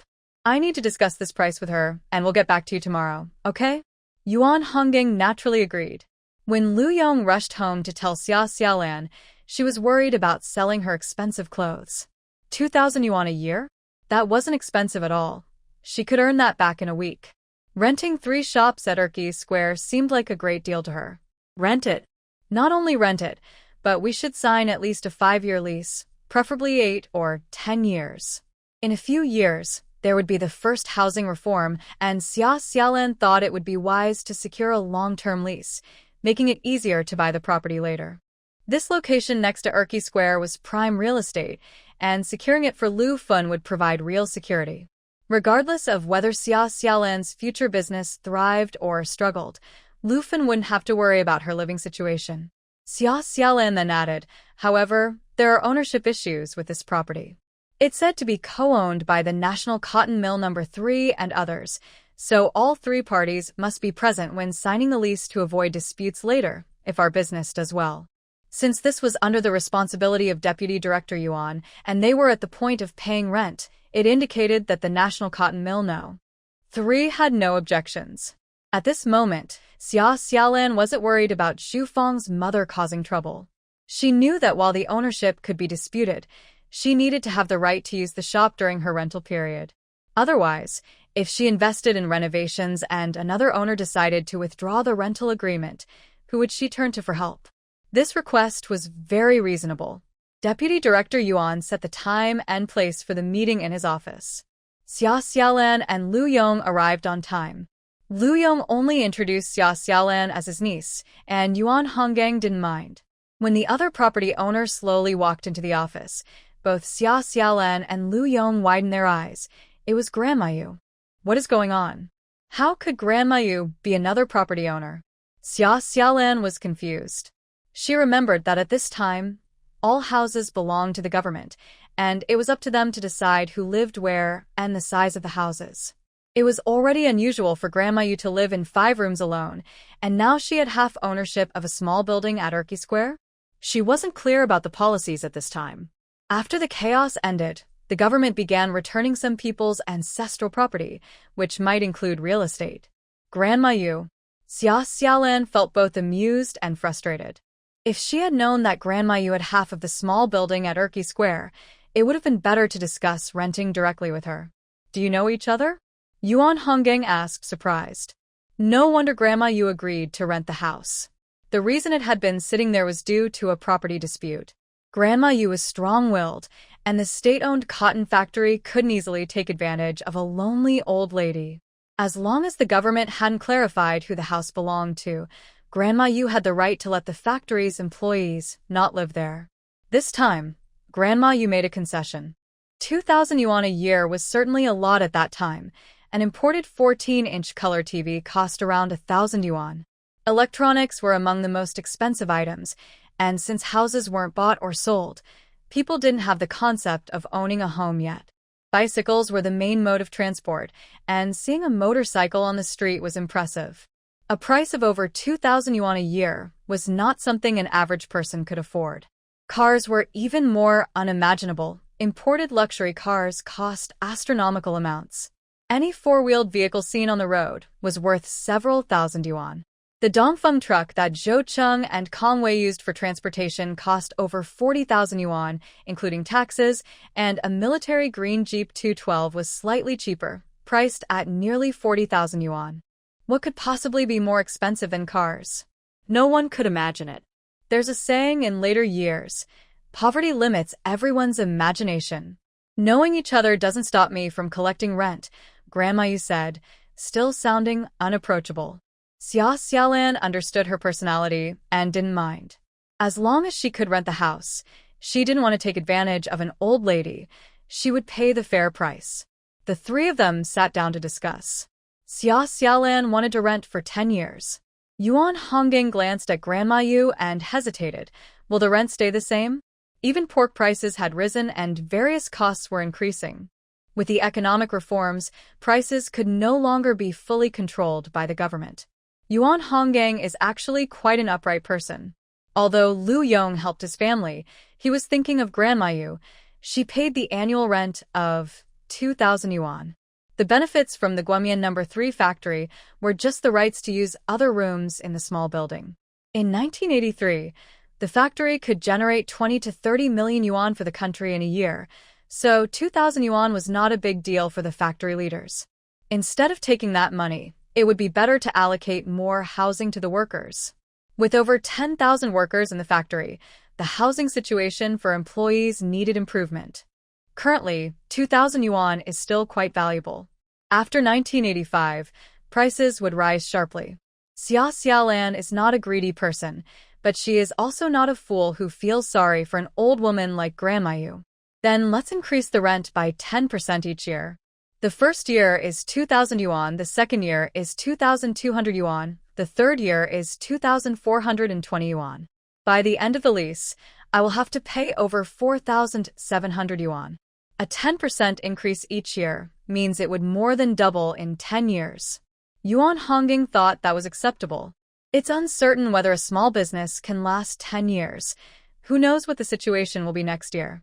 However, Yuan Honggang hoped Xia Xiaolan would continue renting for a long time, so the factory workers wouldn't have to keep moving. Okay, let's do it that way. In total, they would receive about 32,000 yuan over 10 years. From 1983 to 1993, that amount was still quite significant. Not to mention, Grandma Yu could rely on this money for her daily expenses, ensuring she wouldn't have to worry about food and clothing in her later years. As for what would happen 10 years later, what would the old lady do then? Xia Xiaolan smiled. I have an additional condition. She wanted the first right of purchase for the small building. In a few years, the ownership of this property should be clarified, and she could buy the building instead of building a new one. Grandma Yu and Yuan Honggang did not oppose Xia Xiaolan's suggestion. It was settled. All 3 signed the contract, and Xia Xiaolan paid the first year's rent of 2,000 yuan on the spot. With the money exchanged, she received the keys. Yuan Honggang was also quite happy. The small building has 3 floors. Aside from the shop on the first floor, the upper 2 floors have rooms, and there is a yard at the back, which can accommodate at least 10 families. He personally saw Xia Xiaolan and the others out. Just then, Ding Aijin from the factory came to find Yuan Honggang and noticed the 3 of them leaving. One of the figures looked familiar, but Ding Aijin didn't think much of it. Director Yuan, don't you think our department should get 2 allocations for the housing this time? Yuan Honggang felt a headache coming on. It's tough without housing, and it's not easy even when there is. As the deputy director in charge of housing allocation, he had authority, but he couldn't misuse it. The weight of responsibility was heavy on his shoulders. Thank you, Grandma Yu. Xia Xiaolan was in a good mood, but Grandma Yu still had her usual sour face. You should know that I want the 2,000 yuan annual rent. Why are you thanking me? She knew that nothing good comes for free. Xia Xiaolan and her friends must have found out about the property at 45 Urki Road and came to rent from her, trying to get close for that small building. Grandma Yu felt deceived and was not soft-hearted when it came to collecting rent. Xia Xiaolan thought it was a coincidence, but Grandma Yu didn't believe in such luck. They couldn't find common ground and parted on bad terms. Grandma Yu took the rent home, while Xia Xiaolan excitedly took the keys and went to see the place with Lu Yong. The National Cotton Mill No. 3 was not far from Urki Road, and both of them felt warm inside. It wasn't easy to rent this place, but it was worth it. The previous leaders of the National Cotton Mill had used this space for a textile exhibition just 2 or 3 years ago. The house was not only well decorated but also had a flat floor, and the walls were painted white with green paint up to a meter high. The storefronts on the street were quite low, but these 3 rooms had a ceiling height of over 4 meters. This meant that in the future, shops would require a height of 3.9 meters. Having over 4 meters allows for a grand and upscale decoration without feeling cramped. The wooden counters from the previous exhibition were still there. Xia Xiaolan knocked on one. She couldn't tell what kind of wood it was, but with some modifications, it could still be useful. Deputy Director Yuan had promised that Xia Xiaolan could handle everything in the store. Xiaolan, what are you looking at? Uncle, can you help me hold the tape measure? I want to measure the dimensions and see how to decorate these 3 shops. Lu Yong looked around. It seemed quite new. If someone cleaned it up, they could get ready to open soon. Of course, they also needed to get a business license. Xia Xiaolan wrote down all the dimensions in her notebook. Then, I went to the building materials market with Lu Yong. In 1983, the concept of renovation materials was not well known. We searched the entire city and found only a few stores selling basic materials. The tiles were small squares, but there were wooden floors, which surprised Xia Xiaolan. Furniture painted in bright colors was considered expensive, but Xia Xiaolan found the bright red colors too harsh. Most wooden floors were in natural wood tones. There was also a new type of linoleum that could be laid directly on concrete floors. Cheap red carpets were only used in better guest houses, and Xia Xiaolan couldn't accept having a red carpet in her store, especially since people would track in mud, making it hard to clean. She considered either a concrete floor, tiles, or wooden flooring. After thinking all night, Xia Xiaolan drew a few sketches based on the store size and layout, and the next day she showed them to Lu Yong. Uncle, do you think we can set it up like this? Renovating houses now lacks professional talent. Although Lu Yong pretended to be a mason, he had previously worked in smuggling, but he had indeed learned some masonry skills. Plastering walls, laying tiles, and even installing ceilings were not difficult for Lu Yong. Xia Xiaolan didn't trust her uncle and thought it would be more troublesome to find other workers. Since no one had much renovation experience at that time, it was easier to explain things to her uncle. Lu Yong looked a bit confused, but with Xia Xiaolan explaining slowly, he began to understand what needed to be done. This included hooks on the walls, rods to be mounted, and how to arrange the clothing racks and hangers. Xia Xiaolan's design plan clearly showed the layout of the entire store. Due to budget constraints, many ideas could not be realized. For example, In Xia Xiaolan's impression, fashion stores did not have wooden doors. They were all made of transparent glass to attract passers-by to the new styles inside. High-end fashion stores maintain a constant temperature year-round, so trying on clothes in summer wouldn't be sticky with sweat, and in winter, you wouldn't feel cold after taking off your coat. The mirrors and lighting in front of the fitting rooms were specially designed to enhance your appearance, making you want to buy the clothes. Xia Xiaolan couldn't get such lighting or hire such professional designers. She could only do her best to achieve the best effect within her limited renovation budget. I estimated that even if we don't change the store door for now, the renovation will still cost several thousand yuan. How much money do you have left? You just paid 2,000 yuan in rent. Previously, there was 9,000 yuan. Xia Xiaolan took 5,000 yuan worth of goods, leaving her with only 4,000 yuan in working capital. After paying yesterday's rent, she should have only 2,000 yuan left. However, she also took back some clothes 3 or 4 days ago and sold half of them. The remaining stock includes a men's wool coat priced at 140 yuan, and with the other goods, she has managed to gather over 4,000 yuan. This means Xia Xiaolan currently has more than 6,000 yuan on hand. She and Lu Yong estimate that this amount might just be enough to achieve the desired renovation effect. Lu Yong thought for a long time. The counters from the National Cotton Factory can be modified. The wood is good. Hiring a carpenter to make a 3-door wardrobe costs at least 150 yuan. We can save some money here. These days, 3-door wardrobes are popular for weddings, often painted and carved, with glass pieces arranged in diamond patterns. Xia Xiaolan finds it outdated, but it is the current trend. She won't put such cabinets in her store. The display cabinets left by the National Cotton Factory can be taken apart and reused.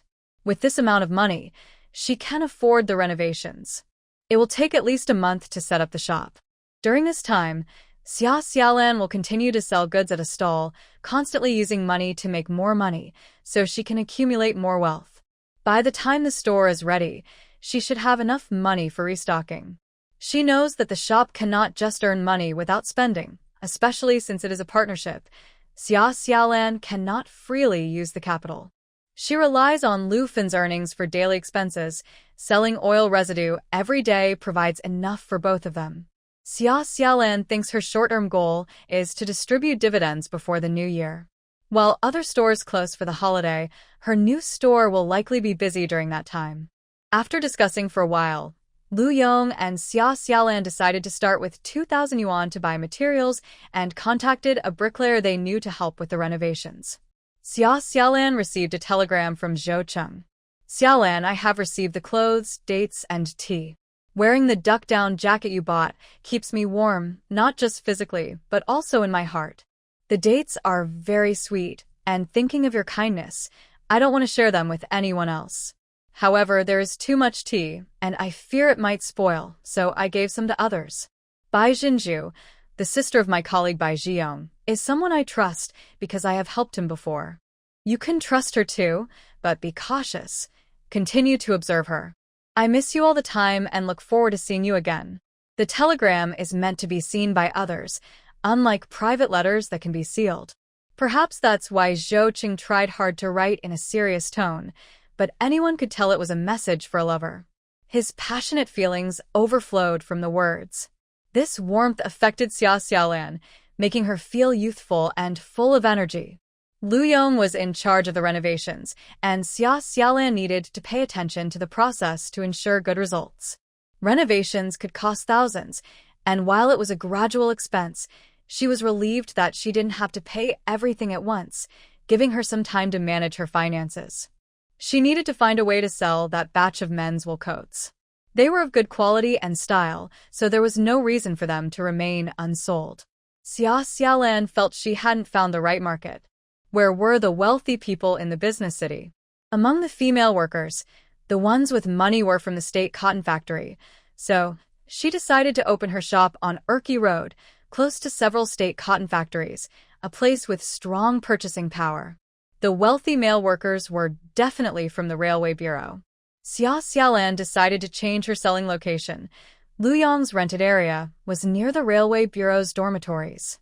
The Railway Bureau was a major hub in the central region, and its staff housing was more spacious compared to the crowded conditions of the state cotton factory. When Xia Xiaolan suggested changing the location, Li Fengmei hesitated. She lived in the staff building and only told others she was a relative of the former owner. Neighbors knew her family was self-employed, and while they didn't say it out loud, they looked down on individual businesses. Self-employed people faced many challenges, while railway workers had stable jobs. Li Fengmei and Lu Yong didn't mind, but she worried that other kids in the neighborhood might look down on Lu Zitao. Lu Zitao had just transferred to the city, a time when children are sensitive and impressionable. Li Fengmei had always ensured her son had good clothes and food, even if she herself couldn't afford expensive down jackets. He still spoke with an Anqing accent, but when he wasn't talking, he looked just like the local kids. Xia Xiaolan didn't consider these issues. With her village background, but the spirit of a corporate executive, she couldn't understand the sensitivity and caution of rural people entering the city for the first time. It wasn't until she mentioned this to her mother at night, and Lu Fen hesitated to share her thoughts, that Xia Xiaolan felt as if she had been struck by lightning. She knew that bringing Lu Fen to see the world was important, but she didn't realize that her Aunt Li Fengmei was in a similar situation. Just because Li Fengmei was more outgoing than Lu Fen didn't mean that her feelings should be ignored. The next day, Xia Xiaolan changed her approach. "Aunt, I think the sales for this batch are a bit slow. How about we split the stall? I can focus on selling the men's coats while you sell the remaining items." After hearing this, Li Fengmei sighed in relief. "I'm not sure if I can do it. Please don't think I'm slow. I'll learn gradually." It was time to let Li Fengmei try selling the goods on her own. When the store opened, she would mainly be in charge, while Xia Xiaolan would handle the inventory. In the months leading up to the college entrance exams, she needed to focus on her studies. She planned to start reviewing in January, and by then, the store would be ready, so she wouldn't have to set up stalls in all kinds of weather every day. She could make 2 or 3 trips to Yangqing each month to keep the clothing store running. By the time of the next college entrance exams, she needed to help her Aunt Li Fengmei stand on her own. Since she promised Zhou Cheng to apply to a university in the capital, Xia Xiaolan expected to move there by August or September next year. She couldn't manage both businesses, so she needed to ensure Li Fengmei could handle things alone. As for herself, with some capital, she had more business options. She didn't have to stay in Shandu. She could expand her horizons in the capital. Feeling optimistic about the future, Xia Xiaolan was full of energy. She carried the goods to the housing area of the Railway Bureau and hung up the freshly ironed coats one by one. The expensive coats had a sharp design, with navy blue and black colors that were not too flashy. Men with some money preferred subtlety. They weren't looking for attention. Women's clothing focused on style and color, while men valued quality that could be worn on various occasions. The coats Xia Xiaolan brought in met all these criteria. They looked high-end, stylish, and came in 2 colors that could withstand scrutiny. The only downside was their price, but there were no other flaws. Interestingly, despite having set up stalls countless times in Shandu and having met Zhu Feng's mother, she had never encountered Zhu Feng himself. Just as she moved her stall in front of the Railway Bureau's housing complex, she met Zhu Feng for the first time. He was on holiday from work and had come to visit a friend. Riding his bicycle around the corner, Zhu Feng saw a stall at the entrance of the apartment building. Today, Xia Xiaolan wore a yellow cotton jacket that made her face look even paler. Her hair was tied up in a high ponytail, and she wore jeans and a new pair of sneakers, looking youthful and beautiful. When she moved her head slightly, her ponytail swayed gently, capturing Zhu Feng's attention. This version of Xia Xiaolan was new to him. She was already pretty without needing to dress up, but now, dressed nicely instead of in worn-out clothes from the countryside, she was even more eye-catching. Xia Xiaolan sold her items quickly, as she was like a living model. Just standing there made passers-by want to take a second look. Zhu Feng looked more than twice, feeling stiff on his bike. Xia Xiaolan greeted him first. "Zhu Feng, why are you here?" She was willing to talk to him. His nervousness faded, and he felt more confident. "I came to see a friend." Zhu Feng's face turned red. It seemed that everything in the world balanced out. While Ding Aijin couldn't do anything about her precious son, Zhu Fong felt helpless around Xia Xiaolan. Even if she had done something wrong, just seeing her face made him forget his anger. Besides, Xia Xiaolan hadn't done anything wrong. It was Zhou Cheng who went to the Yellow River Hotel. Zhu Fong felt embarrassed and frustrated but couldn't blame Xia Xiaolan. He felt uneasy thinking that Xia Xiaolan had been humiliated by his mother and feared she might dislike him. To his surprise, Xia Xiaolan greeted him warmly, making his heart race. "Xiaolan, I'm really sorry. My mom can be unreasonable, but she won't bother you again." He wanted to say he saw her boyfriend but changed his words. "Are you selling here?" Zhu Fong wasn't ready to wish Xia Xiaolan well with Zhou Cheng. He didn't want to discuss other men with her, so he shifted the topic to her stall. So, Zhu Fong had managed to keep his mom in check. Xia Xiaolan had been worried about retaliation from the Zhu family, but there hadn't been any trouble and no one had come to disrupt her stall. Whether Zhu Fong's words had any effect would take time to reveal. Xia Xiaolan didn't hold a grudge against Zhu Fong for her issues with Ding Aijin. She casually replied, "I got a batch of men's wool coats. They're expensive and picky about customers, so I came to try selling them in this area." Zhu Fong looked at the coats hanging on the rack. He could tell the material was good without touching them. Asking about one, he learned it cost 140 yuan, which explained why they weren't selling well. This kind of clothing should be sold in a department store. Who would spend 140 yuan on a piece of clothing from a street vendor? Zhu Fong had an idea. "Can you get me a piece that fits? I didn't bring enough money with me. I'll pay you when I come out later." Zhu Fong only had a few dozen yuan in his pocket. He usually prepared in advance for big purchases and didn't expect to buy a coat on a whim. Xia Xiaolan wasn't worried about Zhu Fong's promise to pay later. They had done business several times before, and Zhu Fong had a stable job. What was one piece of clothing? He wouldn't just run off without paying. "Do you prefer navy blue or black?" "Navy blue, please." Zhu Fong was tall, so Xia Xiaolan found the right size for him. He took off his warm jacket and placed it on the back of his bicycle, then walked into the apartment building wearing the new coat.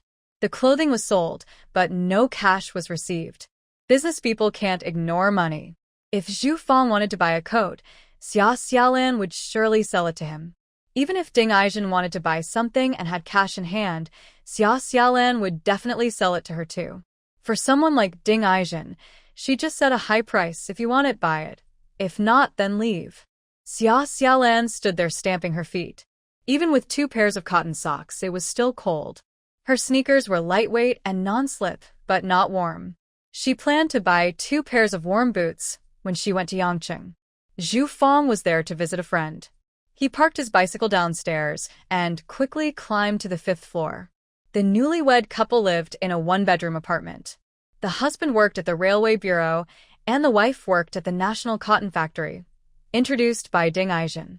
When Zhu Fong entered, his friend's new wife had already prepared the dumplings. "Zhu Fong is here? Sit down and rest." "Lao Cheng, keep him company." Zhu Fong wasn't focused on the dumplings. After greeting Lao Cheng's wife, he asked Lao Cheng if he had any cash on hand. "I ran into a friend at the door and owe him money. It's quite far to go home for it, so can you lend me some? I'll pay you back tomorrow." Lao Cheng joked, "Who do you owe money to that's so urgent?" Zhu Fong thought about the new coat he hadn't paid for yet and decided to borrow a round number from Lao Cheng. 1,000 yuan? Lao Cheng was surprised. Who keeps that much cash at home these days? He had just gotten married, and with their combined salaries and wedding gifts, he still had 1,000 yuan before taking it to the bank. "Xiao Qin, where did we put our money? Today is special. Zhu Fong is finally asking for a loan." The couple had money, and Zhu Fong came from a wealthy family, so they didn't ask many questions and handed him 1,000 yuan. The new wife, Xiao Qin, looked at Zhu Fong and said, "I thought something was different today. It turns out this outfit makes you look impressive. Where did you buy it? I want to get one for Lao Cheng too." Zhu Fong took the money and left, saying, "I bought it right outside your housing area. I need to return some money first, and I'll cook the dumplings when I get back." "Bought it right outside the housing area?" Xiao Qin laughed. Why not say you found it on the street? Zhu Fong returned the money. Zhu Fong had only worn the new coat for less than 20 minutes before he came out with the money. Xiao Lan, here's the money for the coat. Xia Xiaolan guessed he probably borrowed it from a friend and thought he was too hasty. I didn't know you wanted to buy it. We're friends, so I won't charge you much, just 100 yuan. Hu Yongkai had even taken cigarettes from Xia Xiaolan. Zhu Fong had previously helped her with business out of goodwill, and despite some unpleasantness with Ding Aizhen, she owed Zhu Fong a favor. It was impossible for a businessman to make no profit at all, and Xia Xiaolan wouldn't let outsiders know her cost price for the coat was 70 yuan, so she quoted Zhu Fong a selling price of 100 yuan. Xiao Lan, are you sure you won't lose money selling it to me at that price? With a clear answer, Zhu Fong felt assured. He took out the 1,000 yuan he borrowed from his friend, pulled out 50 yuan, and handed the rest to Xia Xiaolan. Here's 950 yuan, count it.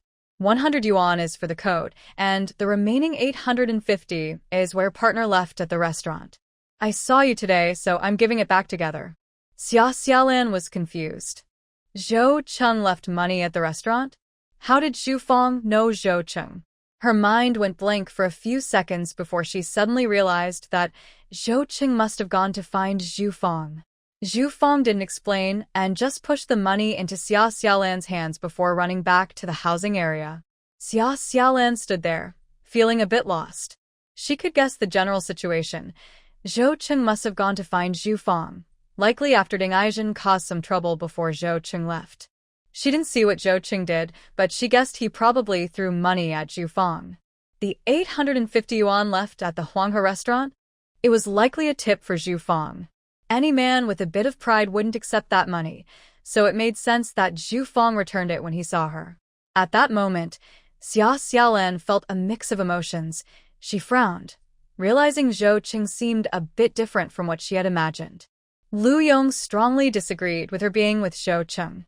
Zhou Cheng was not only successful in the cigarette business, but also claimed to work for a confidential organization. Could an ordinary person have such abilities? Xia Xiaolan suspected that Zhou Cheng came from a remarkable family. She didn't think about whether their backgrounds matched. She was more concerned about Zhou Cheng's domineering nature. He was currently very attentive to her, but she didn't like how he quickly turned to find Zhu Fong. Xia Xiaolan wasn't an ignorant girl who would swoon over Zhou Cheng just because he acted like a powerful CEO. Being together requires more than just passion. It also depends on personality. Xia Xiaolan thought she really needed to evaluate Zhou Cheng's character. How much are these clothes? A young woman came out of the family compound. Xia Xiaolan pushed down her discomfort and quickly introduced her products, 140 yuan each. Feel the fabric. It's really nice. Whether the fabric was good or not could fool others, but not the workers from the National Cotton Factory. Xiao Qin had already touched Zhu Fong's coat and couldn't resist feeling it again. It's a blend of cashmere and wool. It's really good material. The style was nice too. Zhu Fong bought a navy blue coat, while her husband, Lao Cheng, could wear black. Black was more stable and elegant, avoiding any comments from Lao Cheng's boss. Xiao Qin was determined to buy it. Although 140 yuan was expensive, for a skilled worker like her with a decent monthly salary and some bonuses, buying a coat for her husband was affordable. But money doesn't come easily, so she still needed to bargain. After some back and forth, they settled on 138 yuan, and Xiao Qin felt like she got a great deal. With Zhu Fong leading the way, Xia Xiaolan's business finally got started. She didn't go home for lunch and just bought 2 pancakes to eat. By 4 p.m., she had sold 3 coats in total. Li Fengmei returned with goods, but without Xia Xiaolan, her sales weren't great either.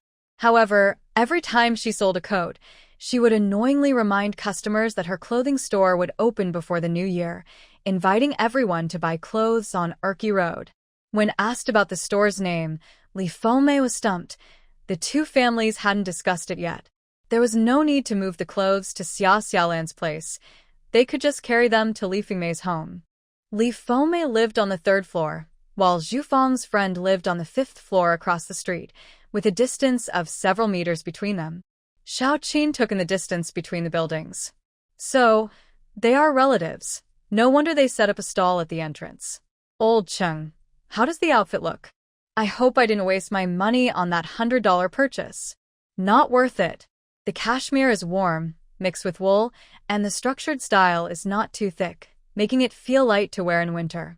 Zhu Fong stayed for dinner at Cheng's house and only left after seeing Xia Xiaolan leave. He spent the whole afternoon restless, losing every chess game against Old Cheng. Li Fengmei asked what the clothing store was called, and Xia Xiaolan wouldn't give it a fancy foreign name. It should be catchy and reflect the times. So many shops use surnames for names, like Zhang Snack from Zhang Cui. Luz? Lis. Those names are suitable for food, but it sounds odd for a clothing store. Xia Xiaolan directly said, "Aunt, let's use your name. Fengmei Fashion." Li Fengmei disagreed, saying it wasn't just her business. In the end, they decided on Blue Phoenix.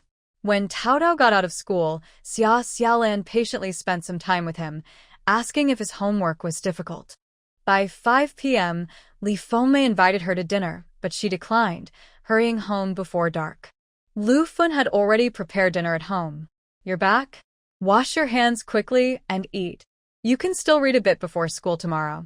Grandma Yu's room was closed.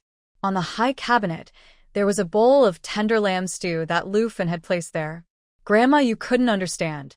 If Lu Fun and her daughter signed a contract for the storefront on Erki Road, paying 2,000 yuan rent for a year, their goal should have been achieved. So why did Lu Fun still help her clean the streets? Grandma Yu thought there must be a bigger plan, so she quietly watched, knowing the mother and daughter would eventually reveal their true intentions. The aroma of lamb wafted to Grandma Yu's nose, while outside, Xia Xiaolan and Lu Fun chatted and laughed over dinner, bringing life to the whole courtyard. Grandma Yu got out of bed and picked up a bowl to eat. Why shouldn't she eat? If she didn't eat well, how could she have the energy to outsmart the cunning mother and daughter? The next morning, Xia Xiaolan took her books and took the bus back to Anqing County. Lu Fun continued to help Grandma Yu clean the streets and was about to go to the oil factory for supplies when Grandma Yu stopped her, holding out money. "I've never owed anyone. For that bowl of lamb, here's your payment." Huh?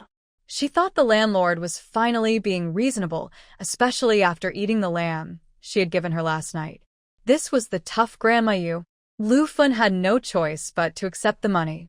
She is an honest person with a flushed face. She initially intended to kindly offer lamb, but now it feels like she is forcing Grandma Yu to eat it. Feeling embarrassed, Lu Fun picked up a broom and went to help Grandma Yu clean the street. She thought it was no big deal to lend a hand since she had the strength. Her feelings towards Grandma Yu were not just sympathy. After all, the old lady had such a big house in the market, so she didn't really need the sympathy of a rural woman. Lu Fun thought simply. Since the shop had been rented for many years and both she and her mother were living in Grandma Yu's house, they would have to get along well under one roof for the time being. It was time for Xia Xiaolan to go to school again. She didn't try to hide her whereabouts and casually walked down the street by the school, passing by Zhang's restaurant. Zhang Cui had been eagerly waiting for Xia Xiaolan for days. During this time, she had been distracted, even struggling to focus while cooking. Customers complained that the buns were either too salty or too bland, so Zhang Cui simply handed over that task to Jiang Lianxiang. In Zhang's snack shop, Zhang Cui was still the best cook. She had been running a snack stall in the county for 3 years, and although her early dishes were not great, she had gradually improved. To ensure the business did well, Zhang Cui, as the owner, couldn't relax. Her brother, Zhang Manfu, was responsible for kneading the dough, while Jiang Lianxiang helped with various tasks. Zhang Cui was the one who knew the flavors best, understanding how much seasoning to add and the right balance of vegetables and meat. However, her mind was now preoccupied with Xia Xiaolan. She initially thought that if she found Principal Sun, Xia Xiaolan would surely be expelled. But unexpectedly, they received many gifts, and the principal's wife even came to lecture them last time. Xia Xiaolan had become a good student. They even said that Xia Xiaolan faced many difficulties in her studies and that the Xia family should set aside their prejudices and help her. Zhang Cui was so angry she felt like she might have a stroke. Help Xia Xiaolan? She must be out of her mind. Worried about this matter, Zhang Cui couldn't eat or sleep well.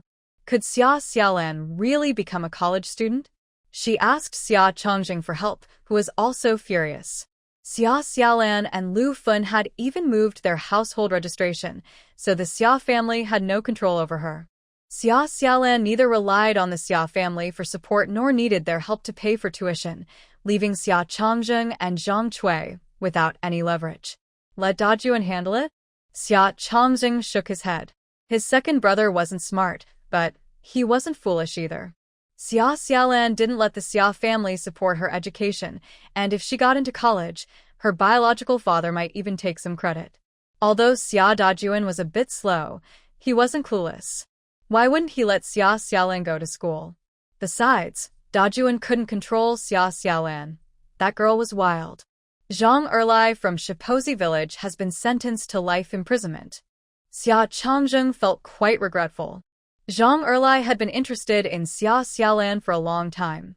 If he caused a scene at the school and talked about his past with Xia Xiaolan might feel too embarrassed to stay at County No. 1 high school.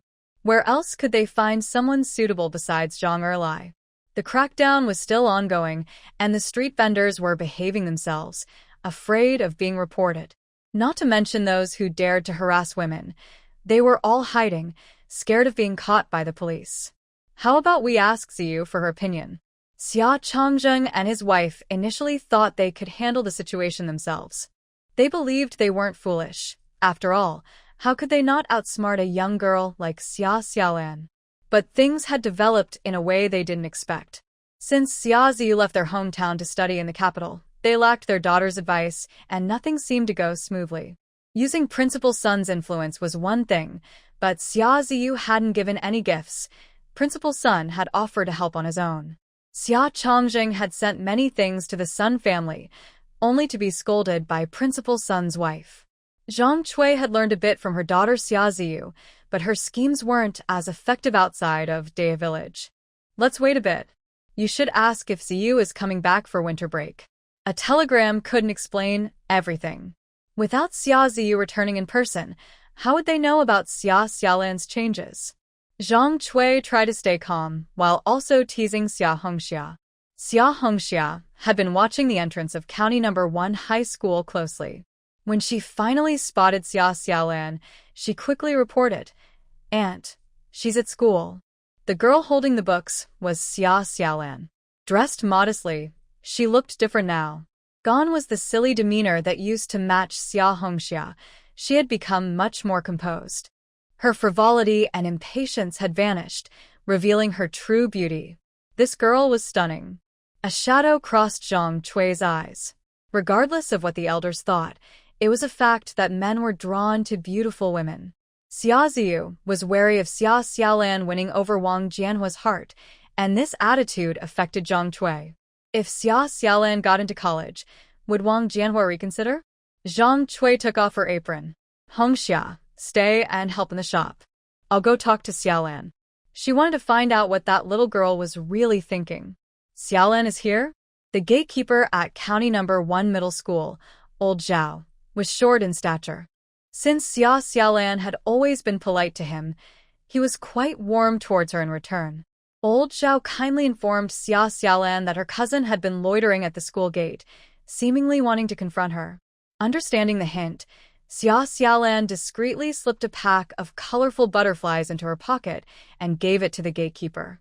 Old Zhao lowered his voice and said, "I saw Principal Sun's wife dining at Zhang's last time." Xia Xiaolan's eyes flickered. There's only Zhang's restaurant nearby. Old Zhao's words were not baseless. One should never underestimate a gatekeeper. He noticed everyone who came and went, and his skills in gathering information and gossip were top-notch.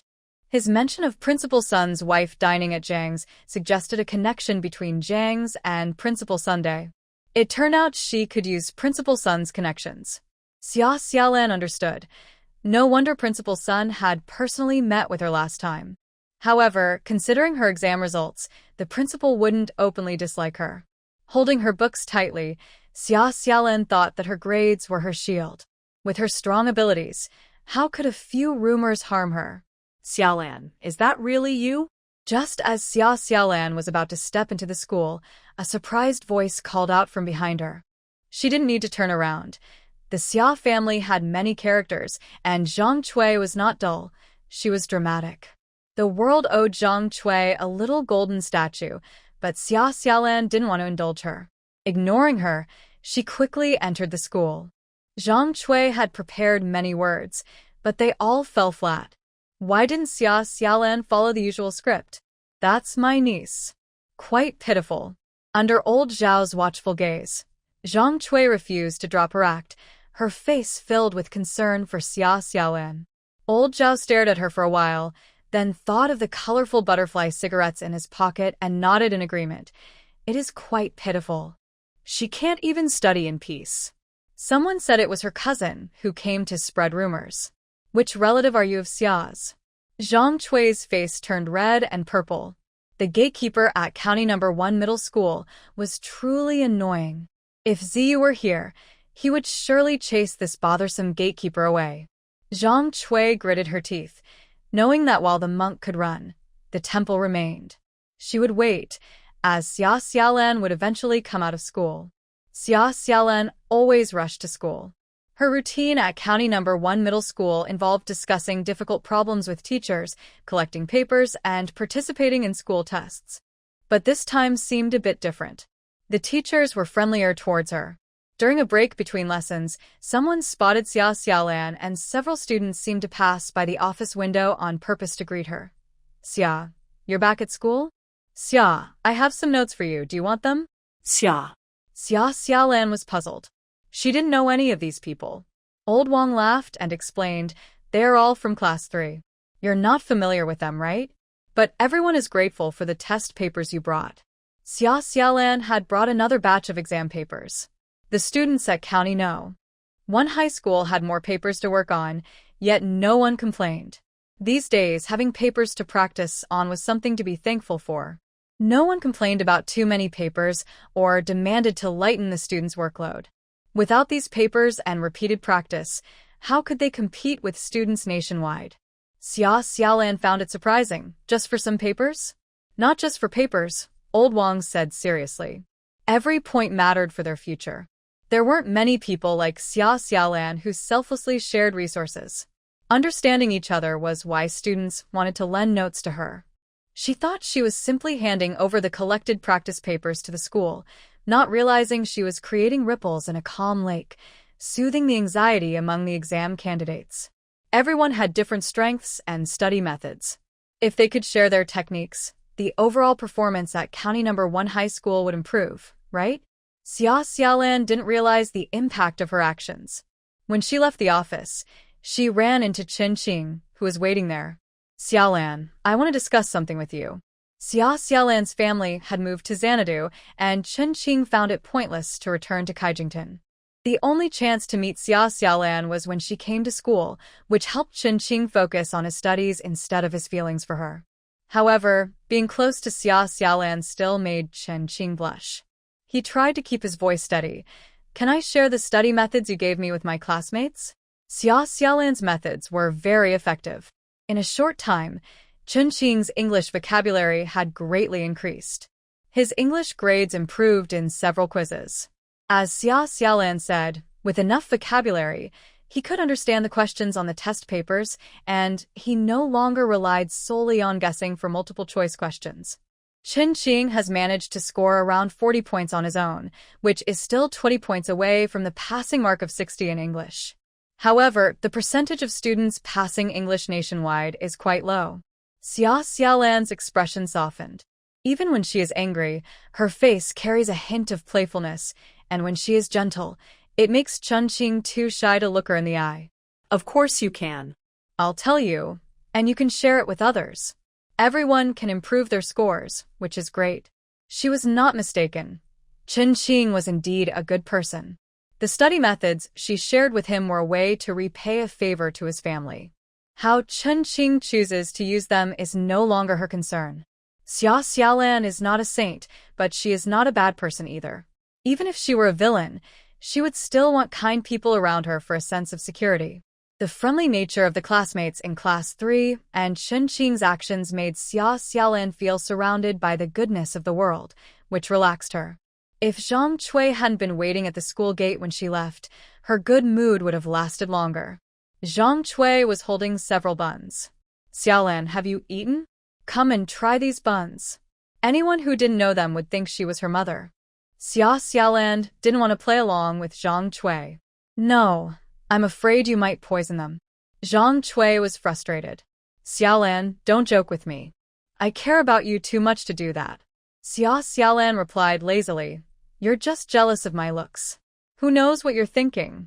It was amusing to see Zhang Cui's changing expressions, holding back her anger due to her role. If Aunt Wang Jinggui were there, she would definitely argue with Xia Xiaolan. Suddenly, Xia Xiaolan stepped forward. "Does your family have a connection with Principal Sun? Are you trying to get him to kick me out of County No. 1 high school?" Zhang Cui's surprise was evident. How did Xia Xiaolan know about this? Zhang Cui felt she couldn't delay any longer and needed to inform Xia Ziyu about the situation. "I don't know what you're talking about. It seems you're blaming your family." Sigh. Zhang Cui looked particularly downcast. Xia Xiaolan, who had initially guessed about 70%, was now certain. Principal Sun was indeed a supporter of Xia Ziyu's family. Perhaps Xia Ziyu's influence was waning, making it possible for her to stay at County No. 1 high school. No matter how well Zhang Cui acted in front of Xia's family, Xia Xiaolan, who had once been an executive, had seen many tricky people in the workplace. Those people were at least educated professionals, while Zhang Cui, a rural woman, didn't stand a chance in front of her. Just a little trick confirmed the reminder from the guard, old Zhao. Watching Zhang Cui run back to Zhang's snack shop, Xia Xiaolan sneered. As she told old Zhao, having only one shop like Zhang's snack nearby isn't enough. People need more choices. Xia Xiaolan went to Aunt Huang's noodle stall to eat. After chatting for a bit, she sparked Aunt Huang's interest. Aunt Huang had been thinking about opening a shop, and Xia Xiaolan was fueling that fire. Ever since Xia Xiaolan mentioned it last time, Aunt Huang had been looking into how to start a business. Unlike Zhang Cui, who was just a village woman, Aunt Huang was from Anqing County. She didn't have any particularly skilled relatives, but after living in the county for many years, she had some useful connections. Finding a storefront isn't easy, but if you're willing to invest, you can find a place. Aunt Huang topped Xia Xiaolan's bone soup noodles with 2 poached eggs. "Auntie is treating you. You're quite clever. If I were to open a shop, where should I do it, and what should I sell?" Xia Xiaolan couldn't help but laugh. "Auntie, you're the clever one. You bought my suggestion with just a bowl of noodles and 2 eggs?" Xia Xiaolan didn't mind whether she gained or lost. She just wanted to give Zhang Cui something to do, so she wouldn't focus all her attention on her. Creating a competitor is a good idea. Zhang Cui should worry about her own business. Open across from Zhang's snack. Their shop has some popularity, and customers who see a new shop across the street will be curious to try it out. "Auntie, don't sell anything else. Just focus on your noodle soup. Prepare a few different toppings, and you can run the shop with just 2 people." Xia Xiaolan slowly explained her ideas, making Aunt Huang excited. "What about seafood noodles, rib noodles, and beef noodles? In the morning, just sell noodles, and at noon, add fried rice and rice bowls. Is it too simple?" The toppings for noodles, fried rice, and rice bowls can vary greatly. Many fast food places do this in later years, and Xia Xiaolan thought it would be competitive enough to stand out from Zhang's snack. Aunt Huang knew about fried rice, but she wasn't very familiar with rice bowls. "I'm not great at cooking either. Why don't you come to Xanadu tomorrow? I can have someone make it for you to try." She didn't set up her stall in the morning. Instead, she went to the market early to buy a bunch of ingredients and invited Li Fengmei to come for lunch. After getting home, she washed and chopped everything, cooking a large pot of rice. Her knife skills were average, but if she wasn't in a hurry, she could cut the carrots evenly. She made lamb with onions and carrots, beef stew with potatoes, and her favorite dish, pork trotters with yellow beans. The mix of spices and meat created a delicious aroma that wafted over the walls, making the neighbors hungry. The food at Grandma Yu's house was really good. How could someone who sweeps the streets or runs a small business eat so well? When Li Fengmei reached the door, she could smell the delicious food. Aunt Huang, who had been asking for directions, found the Yu family and perked up at the smell. Big sister, you must be Xiaolan's guest, right? While Li Fengmei was talking to Aunt Huang, the doorbell rang. Lu Fun had also finished work for the morning. Aunt Huang recognized Lu Fun, confirming that this was indeed Xiaolan's home. The three of them entered together, and Xiaolan was already prepared. She scooped the rice into small bowls, packing it tightly, then inverted it onto a plate, sprinkling some black sesame on top to make it look more appealing. Come, sit down and try the food. With a plate, a mound of rice, and a spoon, they ladled the cooked dishes over the rice, and all three of them eagerly dug in. This was just putting the dishes over the rice. Everyone has leftover food at home, and they've all eaten like this before. Mixing soup with rice can make a meal. But to pour good dishes over rice was something Aunt Huang didn't understand. Can this really make money? She was skeptical, but decided to try it like Xiaolan. The flavors of the spices and lamb made her take a second bite, and soon she finished the whole plate of rice. It was completely clean, with every bit of sauce mixed in, leaving no waste. Xiaolan encouraged Aunt Huang to try other flavors. They all had good appetites, tasting the lamb with carrots, beef stew, and pork trotters with yellow beans in turn. Aunt Huang seemed to understand something, but couldn't form her thoughts into words. Xiaolan didn't keep her in suspense. Would anyone buy a plate of rice with dishes for 50 cents? Aunt Huang nodded and shook her head. Of course, people would buy it, but how much do lamb and beef cost per pound? Selling for 50 cents would be a loss. The word loss lingered in her mind, and Aunt Huang suddenly realized that she had finished the rice with just a bit of meat. Where did that feeling of being full come from? There were only a few pieces of meat, and selling for a few cents a plate wouldn't be a loss at all. Seeing that Aunt Huang was starting to understand, Xiaolan said directly, besides these stew dishes, stir-fried dishes can also be used for rice bowls. Rice bowls are fine, and noodle bowls work too. There's one method, but countless flavors can be created.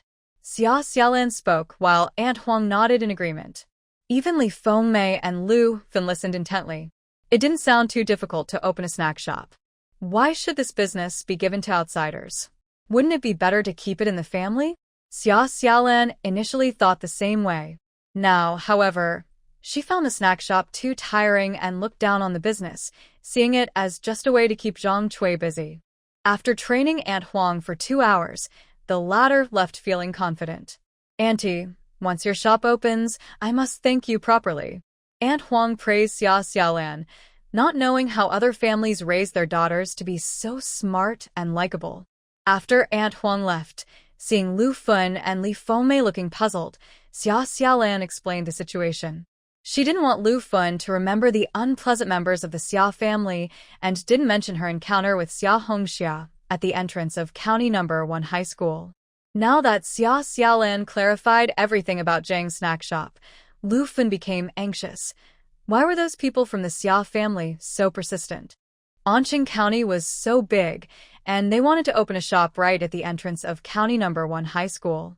Would this affect Xiaolan's studies? Xia Hongxia liked to compare herself to Xiaolan. If Xiaolan had something she didn't, she would get jealous and might spread rumors at school. Lu Fun was sweating with worry. They had moved to the city, but would the old bad reputation still affect Xiaolan? And what about Zhou Cheng? He was far away in Beijing and didn't know. What if he heard something and cared about Xiaolan's past reputation? Lu Fun was indecisive and only worried when faced with problems, feeling overwhelmed.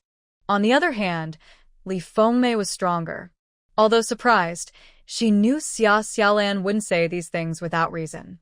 She slowly regained her composure, so you taught Aunt Huang how to make rice bowls and encouraged her to open a new shop across from Zhang's snack shop? Li Fengmei was both surprised and delighted, feeling very pleased. If Blue Phoenix was doing well and someone opened a clothing store nearby, she would be worried and lose sleep, constantly fearing that others would steal her business. She wouldn't have time to think about anything else. Those shameless Xia family members deserved to be dealt with in such a way.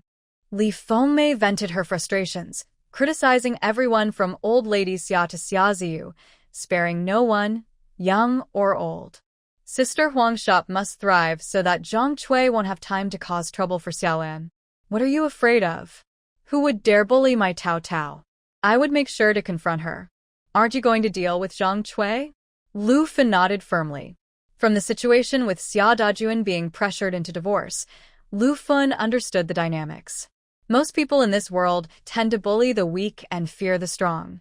She could endure some hardship, but Xiaolan's education and future must not be delayed. If Zhang Cui caused trouble, she wouldn't just fight. She might even consider more drastic actions. Mom, Aunt, don't be too worried. The situation with the Xia family isn't a big deal. We will continue living our lives as usual. Xiaolan cleaned up the leftover food and then headed over to Erqi Road, where Lu Yong and some workers were busy. The store was already spotless. The old ceiling had been taken down, and the display cases were set up. The carpenters and tilers were working without delay. Once the ceiling, walls, and floor tiles were done, the various wooden structures would also be finished, significantly shortening the renovation time. When Lu Yong saw Xiaolan bringing food, he smiled but then frowned. Xiaolan, the small spotlights you mentioned can still be found, but the crystal chandelier is hard to come by. At first, Xiaolan wanted a rustic style, but then she realized she preferred minimalism. Customers from the 80s might not appreciate that. People from the 80s were used to simple designs, and a European style would impress them. The wooden floor was replaced with tiles that are now used in restaurant lobbies. The ceiling was made of solid wood, and the display racks were in European iron style. Gathering these materials nearly exhausted Lu Yong, as he ran all over the market to find them. The ceiling and walls also needed decorative patterns, but the workers Lu Yong found didn't know how to do that, so he was figuring it out himself. These issues could be resolved gradually, but Lu Yong really couldn't find the crystal chandelier. Without it, the European style wouldn't stand out. Changing the renovation style would definitely exceed the budget. The carpentry work increased, and the floor tiles were made of high-quality porcelain that shone much better than regular white tiles, making them expensive. Each piece was a significant cost. Originally, they expected to spend 6,000 yuan on the renovation, but it could end up being double that. Uncle, don't rush. Let the workers eat first. I'll think of a way to get the crystal chandelier. Next time I order supplies, I'll see if I can get one from Yangqing. It's normal for renovations to go over budget. A large initial investment ensures that the style remains timeless for years. Xiaolan kept the chandelier purchase in mind and continued to set up her stall outside the Railway Bureau's housing area. She has Lu Yong's key. Before she could move the goods out, she saw a young woman who bought a coat the other day looking around outside. I thought you weren't setting up today. Do you have the navy blue in a small size, like the one I bought the other day? Having sold only 3 pieces of clothing, Xiaolan was very familiar with the coat sizes. We have it in stock. Do you want another one? The young woman was Xiaoqin. Old Qing showed off the coat at work, and several young people in the office wanted to buy one. However, Xiaolan didn't set up her stall yesterday and didn't come this morning either. So, Xiaoqin thought of asking the people living here. Lu Yong was supervising the renovations, and Li Fome had gone out to sell goods and hadn't returned for lunch. The door was locked, and she couldn't find anyone, which made Xiaoqin a bit anxious. She wasn't buying for her husband's colleague, but wanted to get one for her brother. Her brother is in his 20s and is currently looking for a partner. This coat makes a person look very sharp. Zhu Fong looks good in it, and her husband wears it well too. Her brother isn't short, so Xiaoqin thought it would look good on him as well. I'll take one in navy blue small size. With business coming to her, Xiaolan felt energized. You're a returning customer, so I'll give you the same price as yesterday. Xiaoqin hesitated. Can it be a little cheaper? What merchant doesn't have a sharp eye for business? Especially when it comes to buying clothes, if you show you like something early on, how will the merchant lower the price? Xiaolan replied sincerely, I really can't lower it. I sell to others for 140 yuan. Xiaoqin had also asked Zhu Fong, who insisted he bought it for 140 yuan to avoid affecting Xiaolan's business. Xiaoqin paid 138 yuan, which seemed like a small discount, but she felt she got a good deal.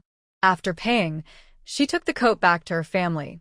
The female workers at the state cotton factory work in shifts, so their hours are not fixed and normally, they wouldn't be off work yet.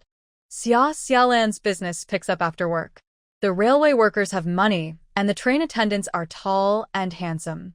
Xia Xiaolan's idea was correct. This style of coat is practically tailored for them.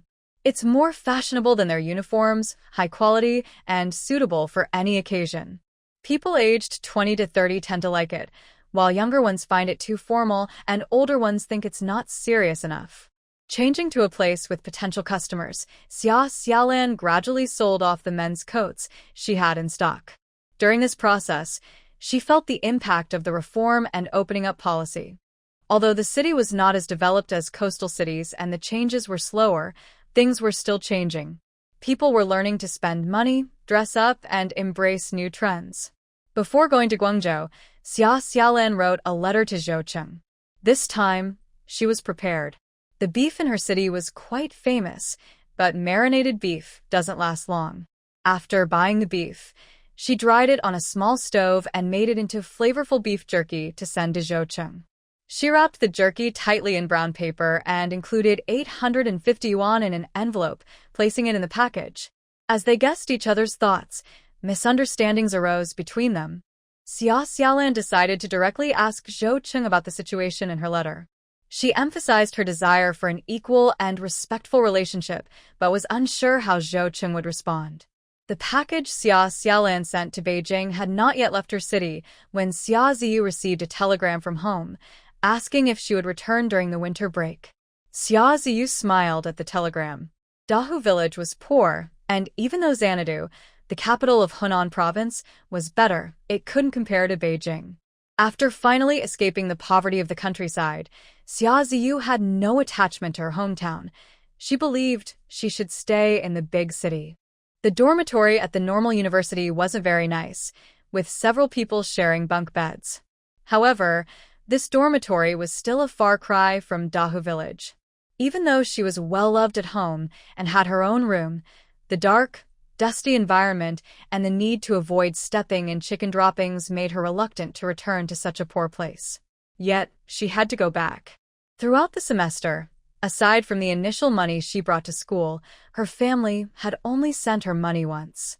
Xia Ziyu didn't spend the money on herself. Instead, she helped Wang Jianhua's family, who were struggling on the farm, so they could live a bit more comfortably. According to Wang Jianhua, his parents were very pleased with her, which made Xia Ziyu feel a bit proud. No matter how capable someone is, small acts of kindness can win them over. She spent over 1,000 yuan on Wang Jianhua's family, and the impact was worth much more than that. Wang Jianhua didn't have much money either, but he wanted to visit the farm during the winter break and hinted that he wanted to take Xia Ziyu with him. This was like meeting the parents, and Xia Ziyu knew it was important. She couldn't go empty-handed, and besides, they would need money for their trip from Beijing. Zhang's snack shop can earn several hundred each month, which should cover her college expenses. However, after leaving Anqing, her parents' attitude seems to have changed a bit. Xia Ziyu threw away the telegram, thinking that if she was good enough, her parents would completely change their views. It seems that people are inherently selfish. With a younger brother, her parents always want to save some money for him. The money earned from Zhang's snack shop cannot all be for her. Xia Ziyu thought she wasn't foolish.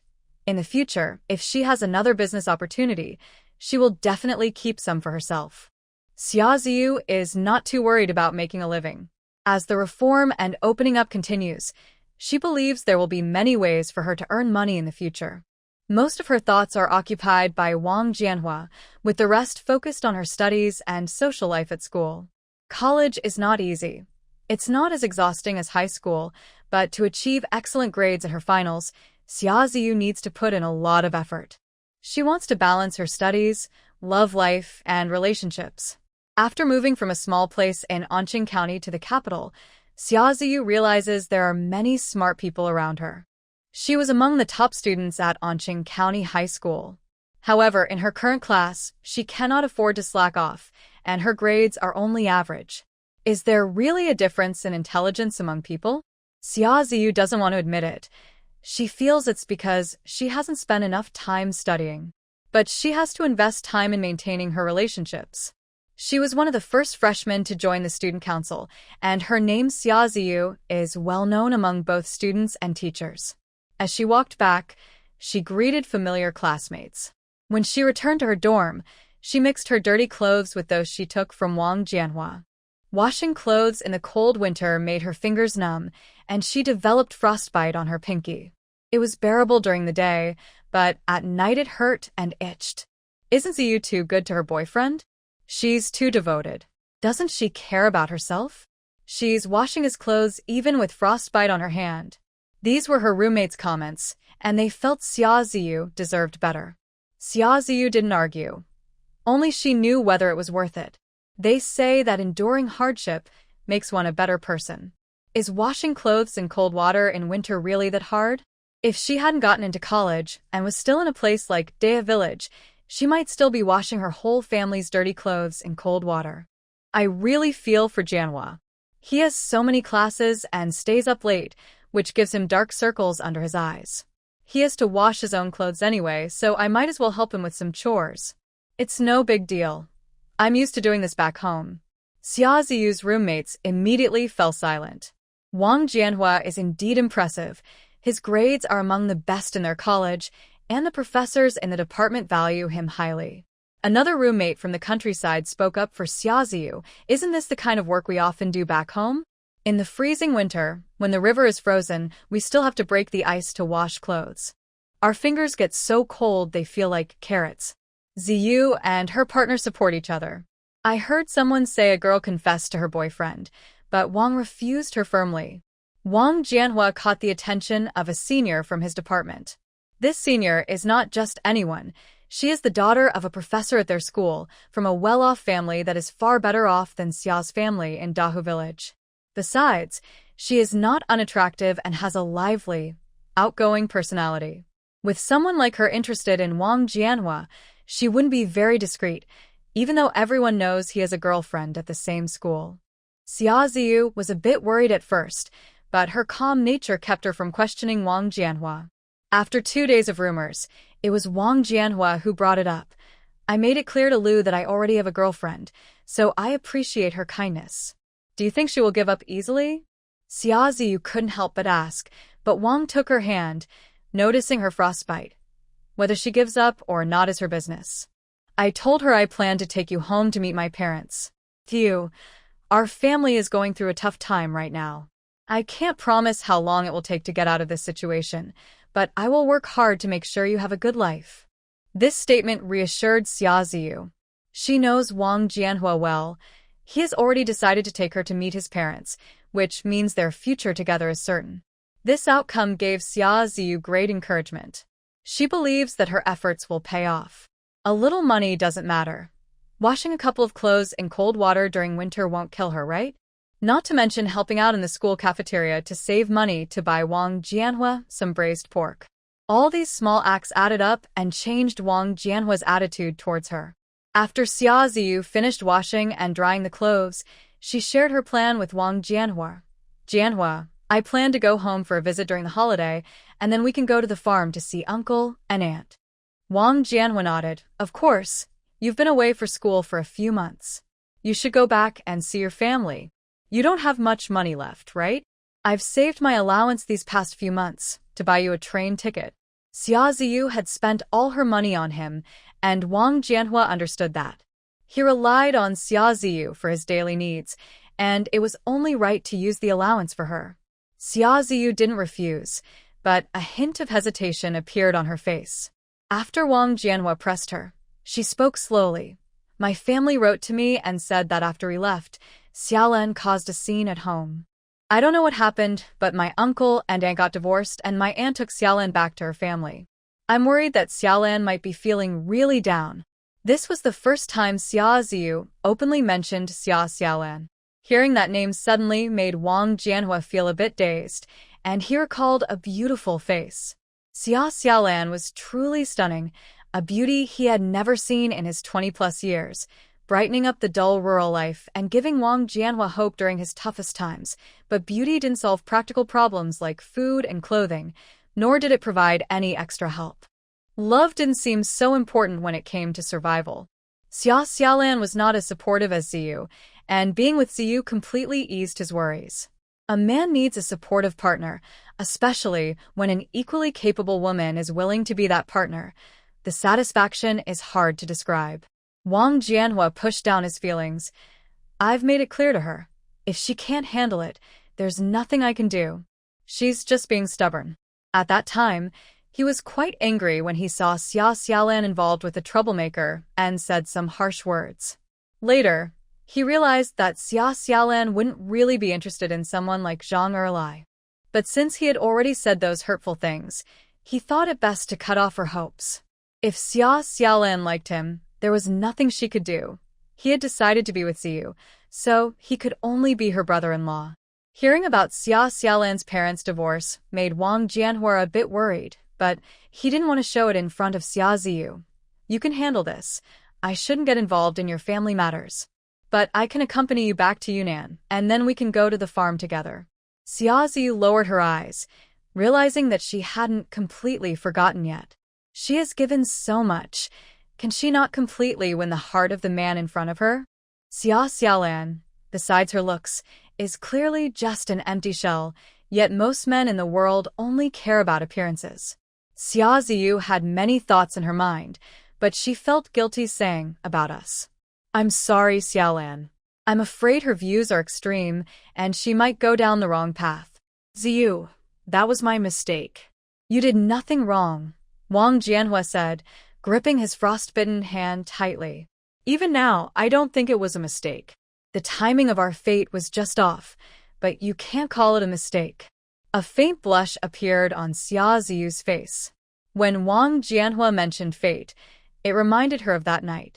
Two students who had little interaction before, after finishing their exams, compared answers and felt they had done well.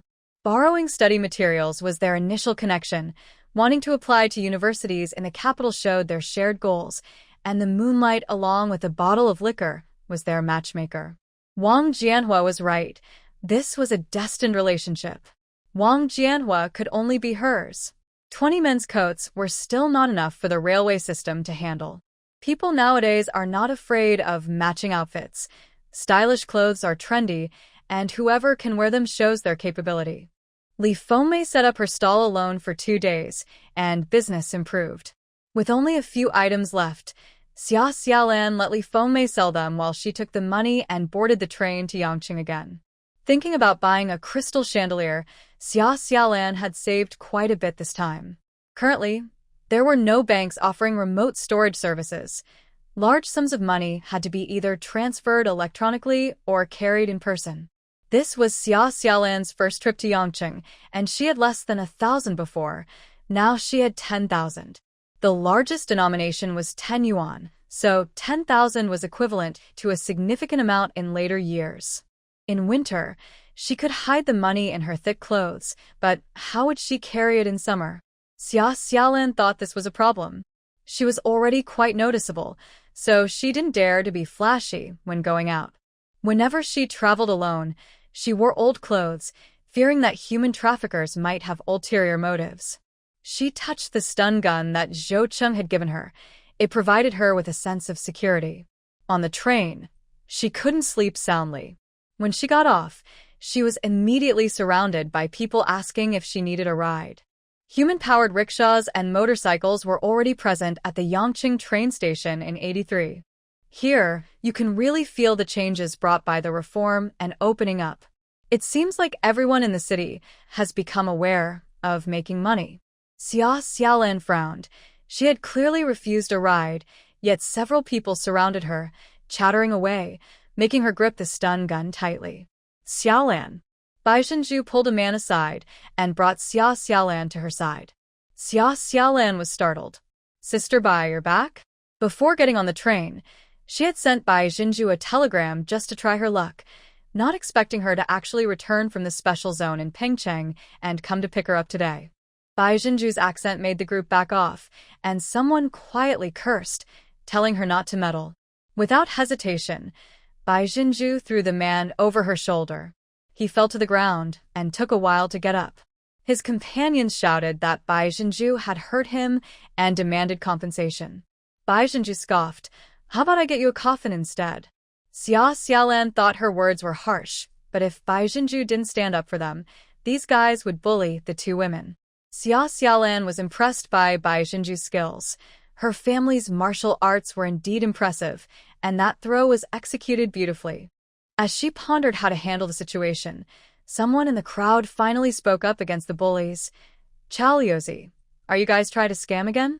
Chao Yozi lay on the ground pretending to be hurt, and Xia Xiaolan couldn't tell where he came from. Bai Jinju frowned again. "My friend said she didn't want to ride, and you're still surrounding her. Are you picking on a young girl? If you don't get up, we'll go to the police station." The man who accused Chao Yozi of scamming remained unfazed and kicked the lying Chao Yozi. "Going to the police station is too much trouble. I'll settle this for you too. You're quite fierce, but can your friend fight? She's from out of town, right? She's been around Yangcheng a lot these past 2 months. You can't always protect her. There will be a time when she's alone, and something might happen then, right?" His tone seemed fair, but he was clearly biased. He didn't hide his intentions, obviously working with Chao Yozi and his group. One acted as the bad guy while the other pretended to mediate, actually trying to get money for a settlement. Bai Jinju clenched her fists in anger. She almost lost her temper. But she had heard that these people at the station were part of a gang. What if they really caused trouble for Xia Xiaolan? Xia Xiaolan handed her bag to Bai Jinju, the thick sleeves perfectly hiding the stun gun in her hand. She shook her head at Bai Jinju and stepped forward. She didn't even glance at the unconscious Chao Lu on the ground or the thugs gathering around. Her eyes were fixed on the face of the peacemaker. The young man in his 20s wasn't very tall, had a round face, and looked quite friendly. A person like him, who could take charge, must be smart.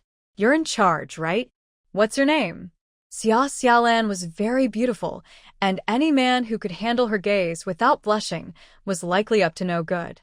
It turned out that her smooth sailing wasn't just luck. Someone had their eyes on her, probably waiting for the right moment to act.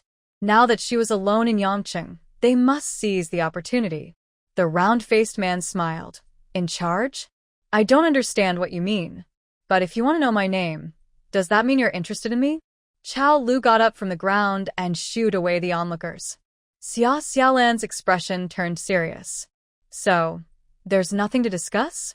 I can't fight, but I dare to come to Yangcheng alone, so I must have some support. It's tough for women to make a living, especially for beautiful women trying to earn a decent income." Xia Xiaolan was prepared for such trouble. Since she hadn't immediately resorted to violence, it seemed the other side was open to communication. If not, there were other ways to handle it. Sometimes, it's better to lose money than to face disaster, but she couldn't back down any further. The round-faced man studied her for a moment. "The man who came with you last time seemed pretty tough. I don't want to do anything to you. I just want to make friends with a pretty girl. My name is Ko Yixiong. Making friends through trouble?" Before Xia Xiaolan could respond, Bai Jinju's expression changed. "You're Ko Yixiong?" He was known to be quite ruthless. Why would he personally come to the train station to cause trouble? They said Ko Yixiong had no weaknesses except for his attraction to women. Thinking of Xia Xiaolan's beauty, Bai Jinju became more alert. Ko Yixiong glanced at Bai Jinju. "So you've heard of me?" "My brother is Bai Jiong." Ko Yixiong thought for a moment and seemed reluctant to let Xia Xiaolan go. "Then, I can only let you both leave today. I'm not afraid of Bai Jiong. I just owe him a small favor." Chao Lu was anxious. "Boss." Didn't he like that beautiful woman? They had been planning at the station for a long time and had connections set up to gain both money and people. How could they let them go so easily? "Thank you." Bai Jinju quickly pulled Xia Xiaolan away. Ko Yixiong stood still, watching Xia Xiaolan's back. She was truly a beautiful woman. Ever since Xia Xiaolan first came to Yangcheng, he had taken a liking to her, and he naturally found out that she was Bai Jiong's sister, who was there to greet her. Bai Jiong was quite skilled, and since the Bai family used to run a martial arts school, many people in that circle had connections with them. This kept Ko Yixiong's excitement in check. He wasn't afraid of Bai Zhiyong. After all, people come and go. Leaving the underworld to join the military, Bai Zhiyong's reputation couldn't be upheld by just his sister in Yangcheng. The brothers who used to hang out with Bai Zhiyong had scattered, so Ku Yixiong didn't fear the Bai family at all. His judgment was correct. She was not only beautiful but also bold. Most young girls would be scared in such a situation, but she could still speak up. Ku Yixiong smiled, making his round face look even more cheerful, while Chao Lu and the others were too scared to breathe. After leaving the train station, Bai Zhenju still had a tense expression on her face. Sister Bai, is this Ku Yixiong a troublemaker? Xia Xiaolan had even prepared a stun gun earlier. If Ku Yixiong didn't listen, she would use it on him first. She wasn't thinking about any retaliation afterward. Her priority was to get out of the current situation safely. Beautiful women were like porcelain. In the same collision, only she would get hurt. Xia Xiaolan didn't want to fight, but she wasn't afraid of trouble. During the day, Ku Yixiong and his group could only clash words at the train station. As long as they couldn't take her away in public, Xia Xiaolan had ways to handle the situation. Of course, it was also because Bai Zhenju was skilled that Xia Xiaolan felt more confident. Before any conflict erupted, Bai Zhenju mentioned her brother Bai Zhiyong's name, and surprisingly, Ku Yixiong let them go. Xia Xiaolan noticed that Ku Yixiong didn't seem to have much respect. He wasn't afraid of Bai Zhiyong. But what about the crackdown? He should be worried about that. Bai Zhenju didn't know how to describe Ku Yixiong. People said he was powerful, cunning, but she had never dealt with him before. Anyway, he's not easy to deal with. I can help you today, but what will you do alone at the Yangqing train station in the future? Bai Zhenju thought about this and quickly came up with an idea. How about this? Before you come next time, send me a telegram. If I'm not home, I'll ask 2 senior brothers to pick you up. They will stay with you in Yangqing for as long as you need, until they see you off on the train back to Xanadu. Xia Xiaolan thought this was a silly plan, but she didn't outright refuse. If it delays their work, I'll compensate them. She considered them as temporary bodyguards. Xia Xiaolan was optimistic. Earning money was meant to be spent. Actually, having 2 people to help is fine. There are many places where a young woman might feel uncomfortable going alone, but with someone accompanying her, she can go. For now, let's set aside the trouble with the gang leader. Before Xia Xiaolan could ask about the situation in Pengcheng's special zone, Bai Zhenju started sharing her previous observations. Most of the houses are still under construction, and the streets are messy with demolitions. Some factories are hiring, said to be run by people from Hong Kong. Those near the special zone are eager to get in. If you're looking for ways to make money, I think it's not as lively as Yangqing. What the special zone has, Yangqing has too. It's all about business. Why go through the trouble to squeeze into the special zone? The border permits are hard to get, and entering the special zone is especially inconvenient. Why squeeze into the special zone? Of course, it's to seize opportunities. Xia Xiaolan's heart was racing. She wished she could fly into the special zone and show her skills. There's so much money to be made with all the construction going on. Demolitions bring money. Building houses brings money. Even if she can't take on construction projects, just dealing in building materials could be profitable. But her capital is still too small to get involved in these money-making opportunities. Bai Zhenju thought the Pengcheng special zone was chaotic and saw no business opportunities, but Xia Xiaolan smiled. Pengcheng special zone has a lot of people. Where there are people, there is money to be made.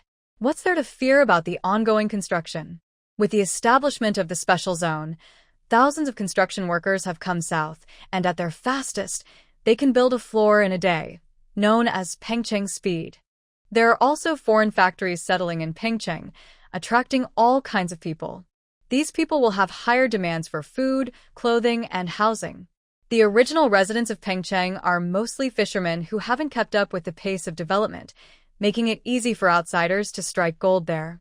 Sister Bai, you're in the clothing business too, right? Bai Zhenju looked at Xia Xiaolan, remembering she wanted to develop in Pengcheng. We can also earn money from the people of Pengcheng with affordable and quality clothing. The people in the special zone will surely like it. Xia Xiaolan sourced goods from Yangqing to Shandong, taking a mid to high-end route since Shandong already produces clothing and needs to differentiate from local products. Pengcheng is busy developing, and the gold seekers there are not like the working class in Shandong, who receive monthly salaries and have their housing, children's education, and healthcare sorted out. They can spend 1 or 2 months' salary on a high-end piece of clothing.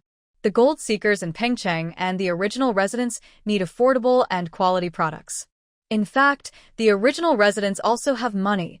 A large amount of parallel imports from Hong Kong flows into the market through them. However, these indigenous people who made money haven't learned how to spend it yet. In Pengcheng, there are not many places to spend money, and most locals are not particularly wealthy. We buy cheap clothes from Yangcheng and sell inexpensive electronics from the special zone. That's how we make our money. Bai Jinju suddenly realized, "You are really bold. Thinking about smuggling?" She looked pretty and delicate, yet she wanted to do such business. Bai Jinju didn't know what to say. Someone like her, who could fight, was only focused on selling fruit. No wonder she wasn't making as much money as Xia Xiaolan. In this world, the timid starve while the bold thrive. Xia Xiaolan felt a bit frustrated. Her uncle Liu Yong was still recovering from being attacked, so why would she get involved in smuggling? This line of work has high profits but also high risks. Xia Xiaolan knew there were safer ways to earn money, so there was no need to take such risks. People tend to value their lives more as they get wealthier. Now that she had some savings, her desire for risky ventures had faded a lot. Why not enjoy a good life instead of risking it all? Others are getting rich and settling down. What if she ended up being the unlucky one? We won't do anything illegal. We're just reselling products. We can buy electronics from others and sell them in the special zone, right? What could Bai Jinju say? She wasn't as clever as Xia Xiaolan, so she could only follow her lead. Then should I go with you to buy supplies at the market? Xia Xiaolan nodded, of course. Choose the cheapest ones. I think those suit pants are good. Generous Bai Jinju searched her belongings and found only a few hundred yuan. This amount was enough to buy some cheap suit pants, but it was far from enough for electronics. Xia Xiaolan decided to invest 500 yuan to help Bai Jinju gather 1,000 yuan for their partnership. Don't rush on the electronics. You need to visit the markets in Pengcheng a few more times to understand the business. Xia Xiaolan had a lot of money, but it was actually business funds that belonged to her and her uncle's family, which hadn't been distributed yet. She could count her travel and living expenses in Yangcheng as business costs, but the money she gave to Bai Jinju couldn't be treated the same way. Xia Xiaolan felt ashamed. She had come to rely on her family, and this money was given to her by Lu Fun from selling fried snacks. Lu Fun had given Xia Xiaolan almost 1,000 yuan in total. Xia Xiaolan didn't keep track of how much money her mother gave her. She would share whatever she earned in the future with Lu Fun. Xia Xiaolan hoped to get dividends from the clothing store before the new year. She just wanted to find another way to make money, and selling electronics seemed promising, as long as Bai Jinju could supply them. Yang City can actually get electronic goods, but they go through several hands from Peng City, so the cost is definitely higher. Xia Xiaolan prefers to wait and get supplies from Bai Jinju, as it is safe and reliable. At least it helps her avoid dealing with people like Ku Yixiong. It's obvious that someone who smuggles electronic products is not the same as someone who sells clothing. Xia Xiaolan is willing to pay half the price, and Bai Jinju is also willing to try. She directly goes with Xia Xiaolan to buy wholesale clothing, where cheap trousers cost only 70 yuan for a dozen. Less than 6 yuan per pair of pants. The quality can't compare to what Xia Xiaolan has, but they sell in different places. Xia Xiaolan would rather hold onto her stock for a few days than sell a batch of men's wool coats cheaply, because her main business is in the market, and she wants to transition from street stalls to physical stores, focusing on the mid to high-end market. Bai Jinju doesn't have that concern. She is going to Peng City to sell low-end products, with clothing being secondary. The main focus is on electronic goods. I need to get a temporary residence permit. Bai Jinju murmurs.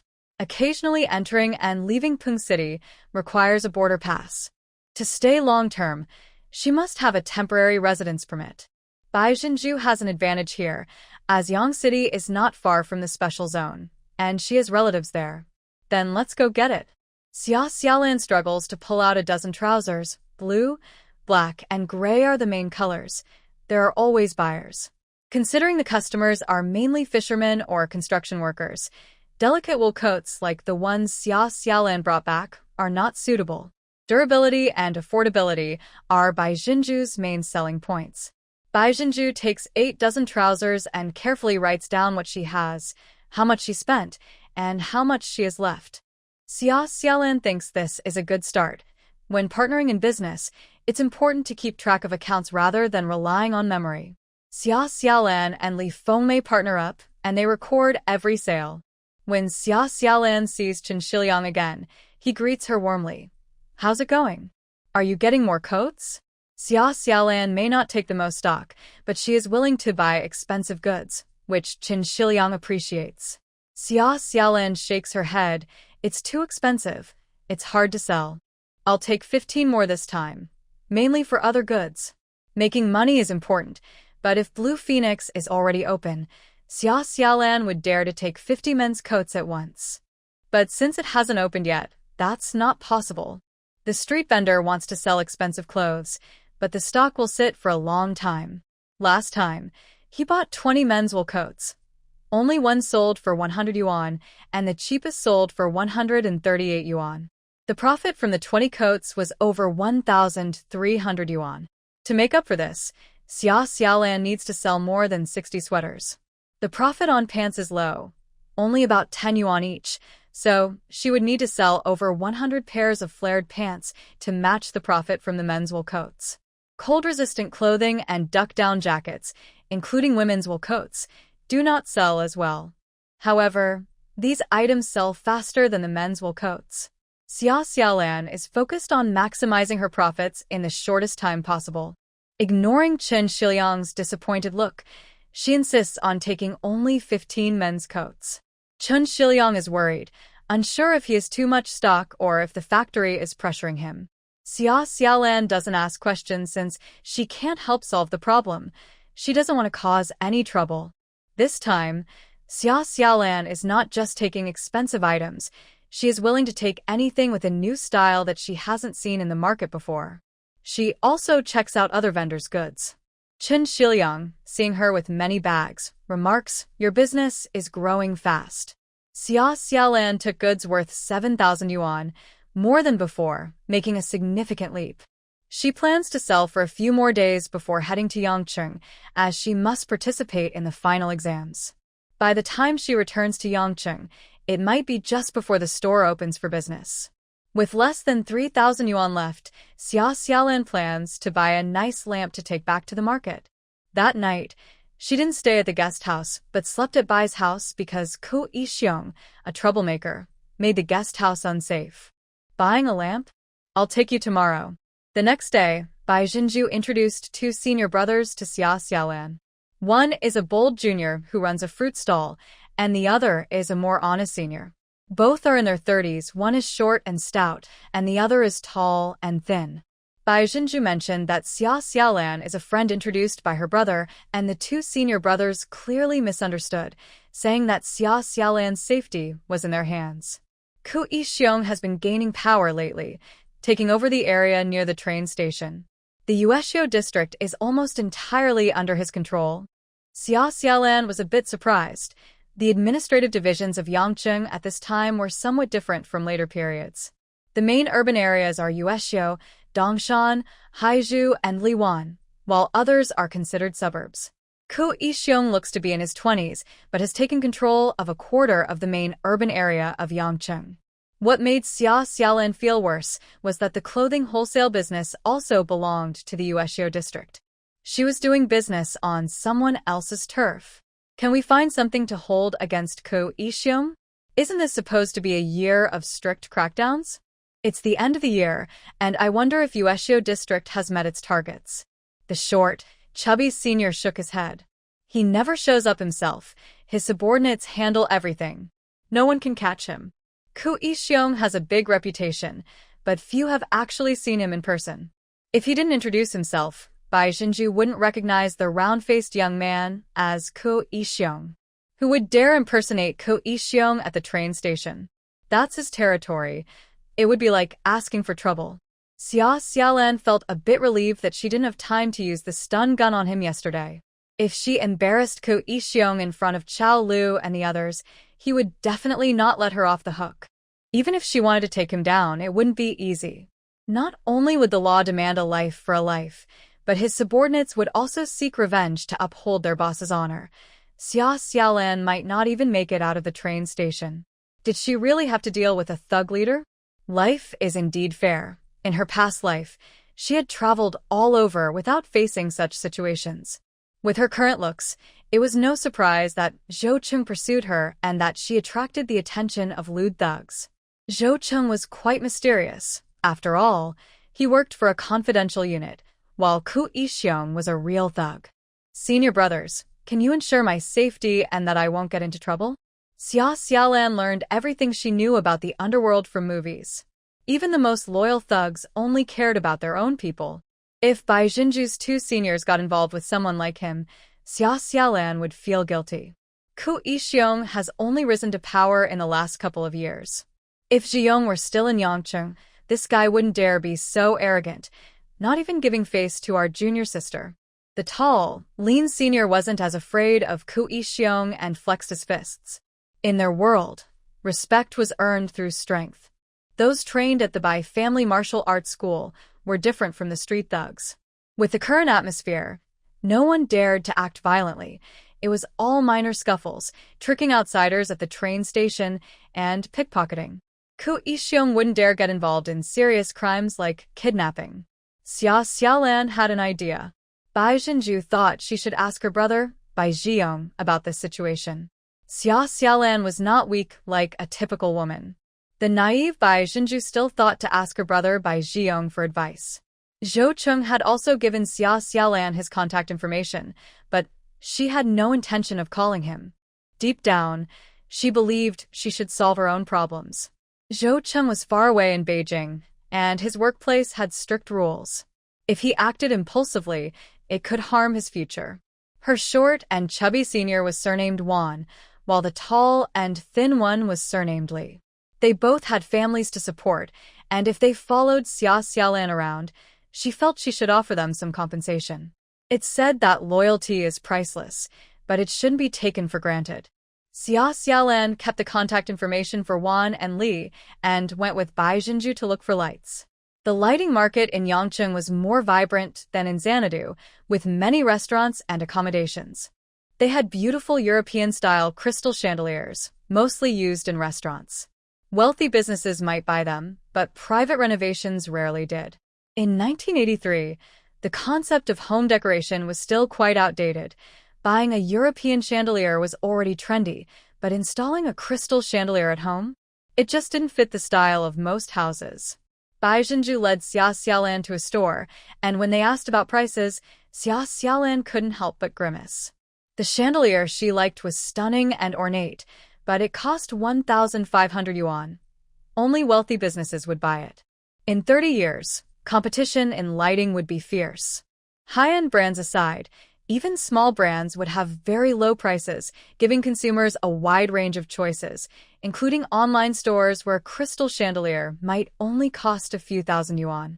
However, back then, an ordinary white-collar worker's salary was just a few thousand yuan, making 1,500 yuan a significant expense, requiring a year of savings for those with higher incomes. Xia Xiaolan asked Bai Jinju if it looked good, and she simply replied, "Expensive. In a couple of years, you won't think it's expensive. It's not that the items are costly, it's that we earn too little." Salaries in Yangcheng were higher than in Xanadu, and salaries in the special economic zone of Pingcheng were even higher than in Yangcheng. Foreign companies in the special zone offered jobs that locals would compete fiercely for, with monthly salaries reaching 400 yuan, which was 10 times the monthly income of some workers in Xanadu. Earning 400 yuan a month, buying a 1,500 yuan crystal chandelier would be considered extravagant. Comparing it to Xanadu, it would be like spending 2 to 3 months' salary on a fancy outfit, which wasn't that impressive. Besides the large chandelier, Xia Xiaolan also chose 2 smaller ones and bargained hard, spending a total of 2,000 yuan. The sellers were used to packing such items, wrapping them carefully in layers with wooden frames for easy transport on trains. 3 lamps and several large bags of clothes, Xia Xiaolan directly arranged for shipping at the train station. She also had to send a telegram home to let them estimate the time for receiving the goods. At the station, Xia Xiaolan saw a few people, including Chao Lu, hanging around. They all had unkind smiles on their faces, but did not approach her. Ku Yixiong did not notice them. Xia Xiaolan bought her train ticket, and Bai Xinju saw her off. "If there are any business issues, contact me in time," Bai Xinju said, nodding. "Don't worry about Ku Yixiong. I will find a way to solve it." Xia Xiaolan waved her hand. "Go back. I will be careful." The train from Yangqing to Xanadu started moving with a clatter, and 2 people secretly followed and got on. Xia Xiaolan felt like someone was watching her the whole way. The next morning, when the train passed Yiyang Station, she heard the announcement and got off. The 2 people in her carriage were initially confused. After all, Xia Xiaolan had a ticket from Yangqing to Xanadu, and they thought she was just getting food at the station. But when the train started again, Xia Xiaolan still didn't get back on. The 2 exchanged glances, wondering how to explain this to Chao Lu. They were supposed to follow her to Xanadu to check on her background. Isn't she from Xanadu? She had bought tickets from Yangqing to Xanadu several times, but this time she got off midway at Yiyang. What do we say when we go back? Just tell the truth. That woman is trying to play tricks in front of us. Xia Xiaolan was unsure if anyone was following her. Her methods were quite crude, but even Bai Xinju didn't know she would get off at Yiyang. If someone was following her, they wouldn't have time to react. Once she left the station, the cold wind on her face cooled her down a bit, and her mind gradually cleared. Was it a moment of impulse, or was it simply going with the flow? This was a place she had wanted to visit for a long time, but she had always found excuses to avoid it. The situation with Ku Yixiong pushed her to get off the train and finally step into this place. Following the traces of her past life, Xia Xiaolan wandered through the streets and alleys of Yiyang. Some places were the same as she remembered, while others were different. She had been very hungry after getting off the train, but Xia Xiaolan had no desire to eat. She walked all the way to the residential area of the Yiyang distillery. In her past life, she lived with her cousin's family, who worked at the distillery. After her parents passed away, other relatives were unwilling to take her in, but her cousin's family, who were slightly better off, brought her home. However, her cousin also had 2 children, and although they never mistreated her, their care for her was not very attentive. Xia Xiaolan tried not to trouble others and dared not eat much at her aunt's house, keeping her presence to a minimum. From childhood to her teenage years, she felt very insecure. After living at her aunt's for 10 years, the brewery's business declined, and her aunt's 2 children needed to go to school, making it hard for her aunt to support Xia Xiaolan. Her aunt said nothing, but her uncle often lost his temper at home. When Xia Xiaolan was in her first year of high school, she decided to move back to her own home. Sometimes, her aunt would secretly give her some living expenses, and Xia Xiaolan worked hard to earn money. The 1990s in Yiyang were a time of rapid reform and opening up. She took on various odd jobs to support herself, which affected her studies. As a result, she only got an average score on her college entrance exam and chose a less desirable major. After graduation, the government stopped guaranteeing job placements. Xia Xiaolan felt she had missed many opportunities in her past life and had few regrets to make up for.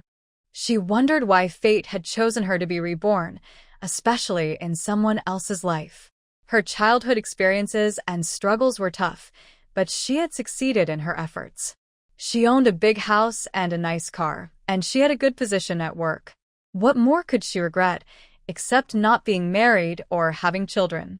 The only person she felt close to was her aunt, whom she had repaid after becoming successful.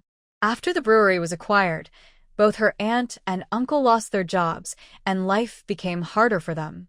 Meanwhile, Xia Xiaolan had a good salary as a mid-level manager, earning tens of thousands a year, especially around 2010 when housing prices had not yet skyrocketed.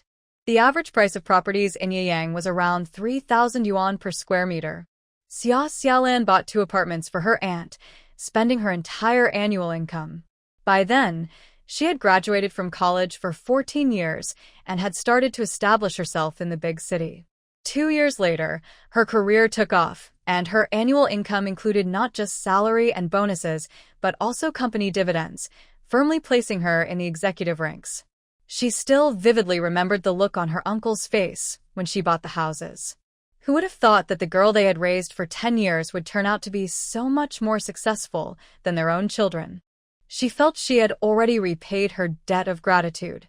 In her past life, she had achieved a turnaround. Was her rebirth meant to save Xia Xiaolan from a difficult life? Xia Xiaolan's mind was in a whirl as she followed her memories to the family building of the Yiyang Brewery. She adjusted her clothes, having created an identity for herself as a distant relative of the Xia family. "Excuse me, is Feng Damon's family living in Building 7? Feng Damon was her uncle's name. The person being asked showed a puzzled expression. "Feng Damon? Yes, do you know him? His wife is Zheng Li, and she also works at the Yiyang distillery. I'm a relative of theirs." Feng Damon and Zheng Li? The middle-aged woman stopped by Xia Xiaolan looked confused. "I don't know these two people. Did you get the wrong person? Could you take me inside to look for them?" Perhaps it was Xia Xiaolan's anxious expression that moved her, combined with the generally friendly atmosphere, and Xia Xiaolan switched back to the Yiyang accent. The woman, feeling less cautious, really led her to building number 7. "This is the building." Xia Xiaolan knocked on the door she remembered, and an elderly woman with silver hair opened it. "Who are you looking for?" Xia Xiaolan didn't recognize her and felt a jolt in her heart. "Ma'am, I'm looking for Feng Damon." The elderly woman and the middle-aged woman exchanged glances. Neither knew Feng Damon. No one knew Feng Damon, and no one knew Zheng Li. Her aunt and uncle had vanished without a trace, let alone the 6-year-old girl Xia Xiaolan who had been living with them. Xia Xiaolan left the Yiyang distillery feeling lost. To verify Feng Damon and Zheng Li, she even alerted the police station, putting in a lot of effort to get the distillery to help check the records. There was indeed someone named Zheng Li at the distillery, but she was only in her early 20s, just a couple of years older than Xia Xiaolan, so it couldn't possibly be her aunt. There were no records of her aunt and uncle among the distillery employees. It was impossible to find Xia Xiaolan, the one she was looking for. "Are you okay?" The police officer who followed her felt sympathetic. Xia Xiaolan was so beautiful, and seeing someone so lovely in distress made it hard for anyone not to offer some comfort.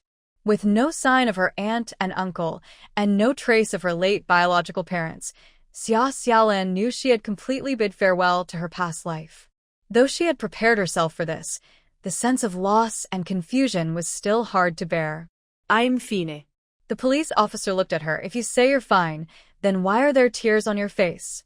She came to find her family, but ended up finding no one, so the police had to take her to a guest house. Xia Xiaolan lay on the bed in a daze, thinking she wouldn't be able to sleep, but she did fall asleep and had many dreams. Memories of her past life flickered in her mind, and in her dreams, she couldn't tell which Xia Xiaolan she truly was. The Xia Xiaolan from Day Village? The Xia Xiaolan from Yiyang? Like Shuang Zhou dreaming of a butterfly, awakening from a great dream, she couldn't find her past and seemed only able to hold tightly to her current life. When she woke up in the morning, as if to prove that her present self truly existed, she felt a strong desire to talk to someone. Because she was brought in by the police for accommodation, the staff at the guest house were willing to lend her a phone.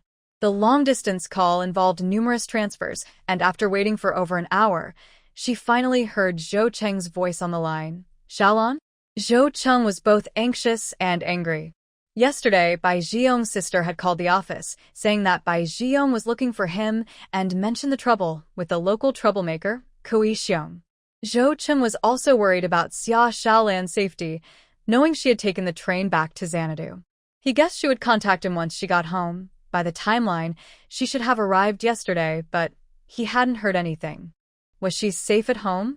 He even had a relative of Xiao Guang, who had helped him last time, send someone to Grandma Yu's house to check. Xia Xiaolan hadn't returned to Xanadu at all. Zhou Cheng's mind went blank. He didn't know whether to rush to Yangcheng or go somewhere else. The workplace had strict rules, and he had just returned from a long vacation, so he couldn't possibly get more time off. Besides, leaving in such a hurry made it hard to arrange work matters. At that moment, Xia Xiaolon called him. Zhou Cheng was angry at her recklessness, but also worried about her safety.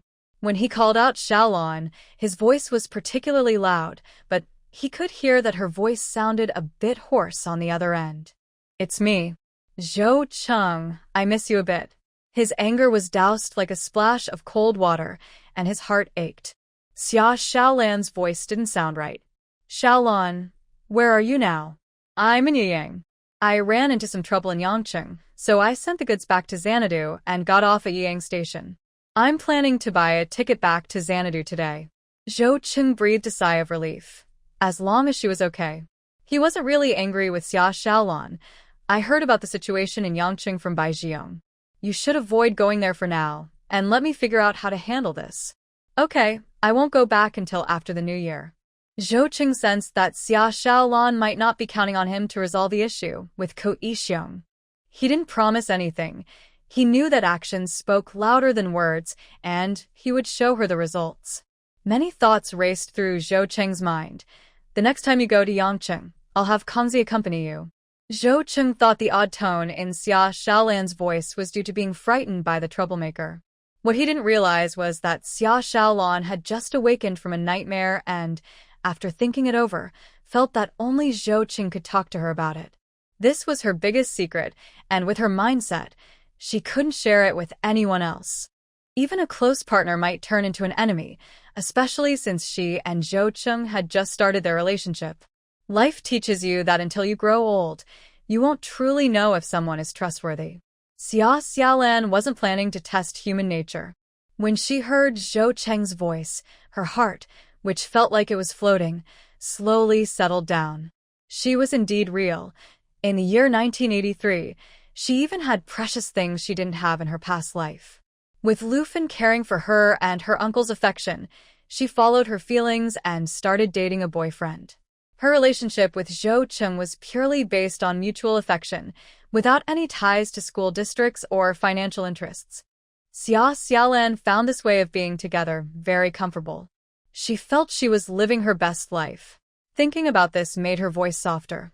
"Okay, I'll wait for Kong Wei." "Zhou Cheng, I have to hang up now. Remember to let me know you're safe when you get back to Xanadu." "I miss you too." Not finding anyone in Yiyang left Xia Xiaolan feeling a bit disappointed, but she also felt a weight lift from her heart. Apart from the absence of any trace of Xia Xiaolan's life, this world was just as she remembered it. Her foresight and the life experience she accumulated in her past would support her in this life. As someone who had participated in the beta test and still retained her game experience, Xia Xiaolan quickly regained her spirits. She checked out of the guest house, bought some fruit and candy, and headed to the police station. She wanted to thank the officer who helped her yesterday by running around looking for her relatives. Nanju oranges were only 50 cents a pound, so she could buy a big bag for just a few dollars. This wasn't really a gift, and with 2 bags of candy, it only cost a little over $10. The officer who helped her didn't know what to say. "Comrade, we can't accept gifts." "Officer, this is just a small token of my appreciation. You even lent me money yesterday." Xia Xiaolan had been in a daze at that time, and it was Officer Wu who brought her to the guest house and helped pay for her room. She wanted to give fruit as a thank you and to repay the money. Officer Wu refused to take her money, so Xia Xiaolan insisted on giving him the fruit. In the busy police station, it didn't seem right to be pulling at a young and pretty female officer, so Officer Wu could only put the fruit on the table. He felt sympathy for the girl who was struggling to find her family. Xia Xiaolan had a face that could easily evoke pity. Just a slight frown could make people feel for her. "Are you going to keep looking?" "I'm not looking anymore. I'm buying a ticket to leave Yiyang today." After a moment of silence, Officer Wu put on his hat that he had placed on the table. "Come on, I'll take you to the station." Xia Xiaolan hesitated for a moment, but didn't refuse the officer's kindness. She is not pretentious. At this time, the protection of the public security is indeed very necessary. After finally getting a train ticket to Shandong, Officer Wu bought 2 grilled buns at the station and handed them to Xia Xiaolan. Young lady, you need to pay attention to your safety when you are out. Be careful on the road. Xia Xiaolan nodded. Thank you for your reminder. She didn't know if she would come back to Yang, and her encounter with Officer Wu was just a brief moment. She would always be grateful for the kindness of others. After seeing Xia Xiaolan off, Officer Wu returned to the police station. Peeling a southern orange, it was truly sweet. Officer Wu shared the fruit and candy with his colleagues at the station. What was the difference between Xia Xiaolan and other ordinary people? Just her beauty and politeness. Without family, she seemed particularly pitiful. Fate had brought Officer Wu and Xia Xiaolan together for a brief moment, leaving a deep impression. In Yangcheng, Ku Yixiong listened to Chao Lu and still smiled. Boss, aren't you angry? Ku Yixiong replied, Why should I be angry? I just wanted to get to know her. Look, she's not only brave but also quite smart. Wouldn't she be a good match for you? Chao Lu's 2 men who were following lost track of Xia Xiaolan took a bus to the next stop in Yiyang and then turned back to Yangcheng. They spent all their time and energy on the bus, knowing nothing about Xia Xiaolan's situation. Ku Yixiong was not angry either. Xia Xiaolan would come back to Yangcheng. As long as he kept an eye on the train station, he would see her again sooner or later. There was also an old acquaintance of Bai Zhiyong who came to pass on a message, advising him to act discreetly.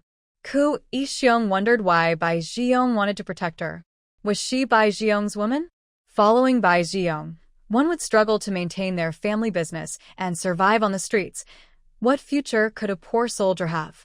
Although Bai Jinju was protecting her and Bai Zhiyong had sent word, Ku Yixiong felt that Xia Xiaolan was not Bai Zhiyong's woman. A beauty like her would be hard for any ordinary man to keep. Ku Yixiong quickly found the stall where Xia Xiaolan got her goods. Chen Shiliang was almost ready to give up his stall. Boss Chen, congratulations on your success. Xiongge, if you need anything, just tell me. Would you like a smoke? The wholesale market was chaotic, and being close to the train station was just right for Ku Yixiong's territory. Chen Shiliang kept his attitude low. Being polite in business brings fortune. He didn't want to cause trouble and always paid his stall fees and respect in full. He really didn't know what Ku Yixiong wanted him to do. When Chao Lu explained the purpose, Chen Shiliang cursed inwardly, thinking how unlucky he was. No matter if it's Xiaolan or him, they are both unlucky. It's not easy to do business, and after paying the respect money, they still end up in this kind of trouble. Xiongge, I don't know. She just picked up goods from me a few times. How would I know her address or other details? Ku Yixiong patted Chen Shiliang's shoulder. Boss Chen, I don't like being deceived. Zhou Cheng hung up the phone. He couldn't leave the capital, but luckily he had a few childhood friends he could rely on. Since Kong Wei knew Xiaolan, he would definitely talk to him first. When Kong Wei heard that Xiaolan was being targeted by local thugs in Yangcheng, he was even more agitated than Zhou Cheng. Those guys think they can do whatever they want. Xiaolan is Chengzi's wife. Once Kong Wei confirmed this, he dismissed any previous thoughts he had about her. But now, if thugs dared to target Xiaolan, they really thought they could bully them. Kong Wei was very angry. He wouldn't be this furious even if someone was after his own wife. Whether they are worthy or not depends on their self-awareness, but there aren't many wise people in this world. Your sister-in-law wants to run her own business, and you can see how hard she works. Now she's so scared that she doesn't even dare to go to Yangcheng. I won't feel at ease until this trouble is resolved. As Zhou Cheng spoke, Kong Wei nodded vigorously.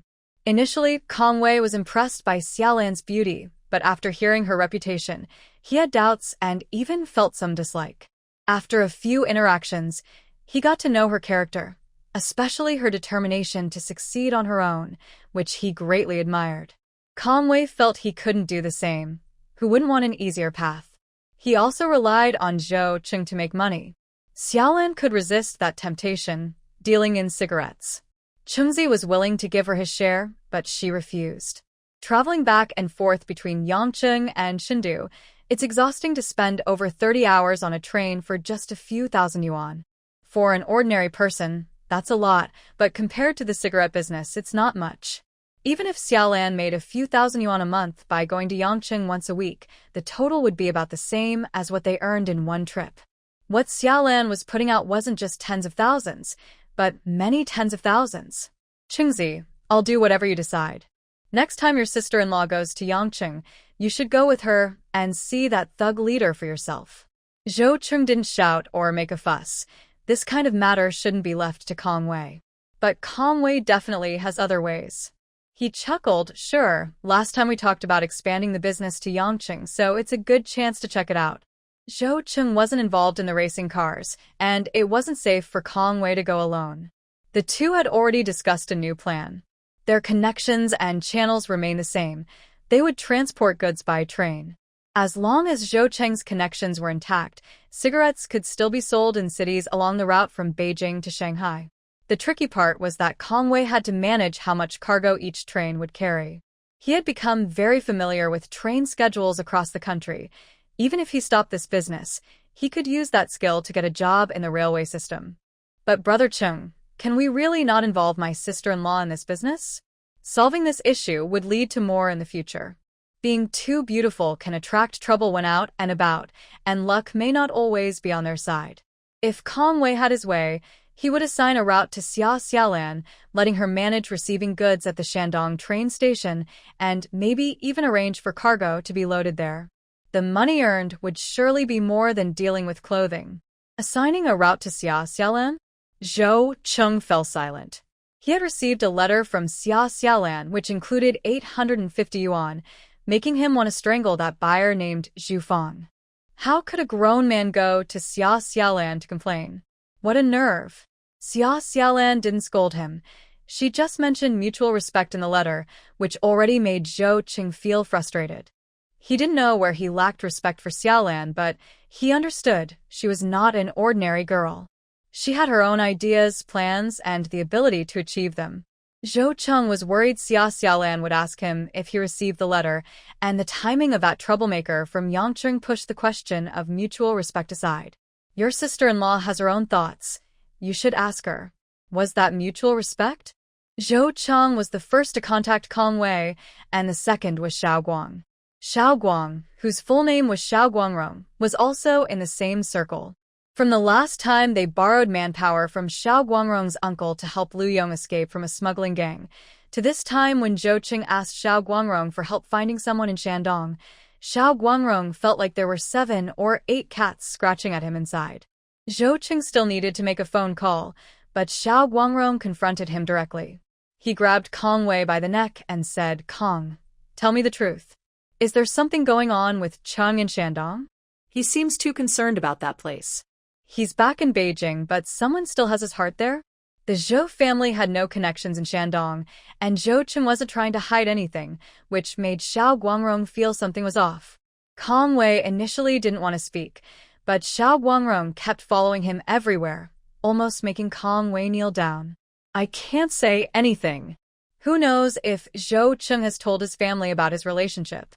Right now, only Kong Wei knows, and Xiao Guangrong has a big mouth. If he spreads the news and it reaches the Zhou family, what will happen? Xiao Guangrong raised his eyebrows. I already know the name. How hard can it be to find the person? If you won't tell me, I'll just go to Xanadu myself.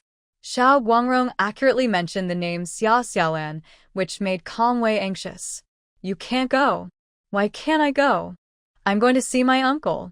Kong Wei had no choice but to make Xiao Guangrong promise not to tell anyone else, and then he shared a few details. Xiao Guangrong was shocked to learn that Zhou Cheng was actually in a relationship. Among their group, Kong Wei was the only one whose family was strict. Many others had been dating since their teens. Xiao Guangrong had changed his official girlfriend 7 or 8 times, and some were just flings. Only Zhou Cheng, whose family clearly didn't care about such matters, was the subject of gossip among Xiao Guangrong and the others. They joked that Zhou Cheng was dedicating his youth to the country and would be waiting for the state to provide him with a wife. But it turned out he secretly found a partner in Xanadu. Xiao Guangrong was very curious about Xia Xiaolan, but Kong Wei didn't reveal much, only saying she was beautiful when pressed. Xiao Guangrong wondered just how beautiful she must be to captivate Zhou Cheng. Was she some kind of enchantress? True to his big-mouth nature, he made a promise that turned out to be worthless when he got drunk and shared the news. Now, those close to Zhou Qing wanted to meet his future sister-in-law, while those who disliked him secretly laughed. How could he be charmed by a pretty girl from out of town? Everyone says Zhou Qing is impressive, but is he really that great? I thought he rejected my sister. He should be able to find someone better. Maybe he's just playing around. You guys are celebrating too early. Let's see what happens when he brings her home. But could he really bring her home? Despite not wanting to admit it, the Zhou family standards were higher than theirs. Achoo! Xia Xiaolan rubbed her nose. She got sick after returning to Xanadu. The illness might have been caused by the stress from the past few months, or the roots of the illness planted in Yang, which flared up after the incident with Yang. Lu Fen advised her to rest at home, and Xia Xiaolan spent New Year's Day in 1984 in bed. Under Lu Fen's strong insistence, Xia Xiaolan lived a life of ease for a few days. Then it was time for the final exams at County No. 1 High School. She temporarily handed over her sales duties to Li Fengmei, as she could no longer receive special treatment during the exams. She had to take the same tests as everyone else. Without a dormitory at school, she had to book a room at a guest house in Anqing County for the night. When she appeared in the classroom, there were waves of admiration. Wow, she's really popular. It was impossible to overlook the name Xia Xiaolan. Those who had seen her found it hard to forget her, and those who hadn't could easily see her impressive grades. She was a transfer student, beautiful, performed well academically, and mysterious. All labels attached to her, and later, selfless was added as well. Was she afraid of being surpassed by others? She even shared the exam papers she received with the entire grade for practice.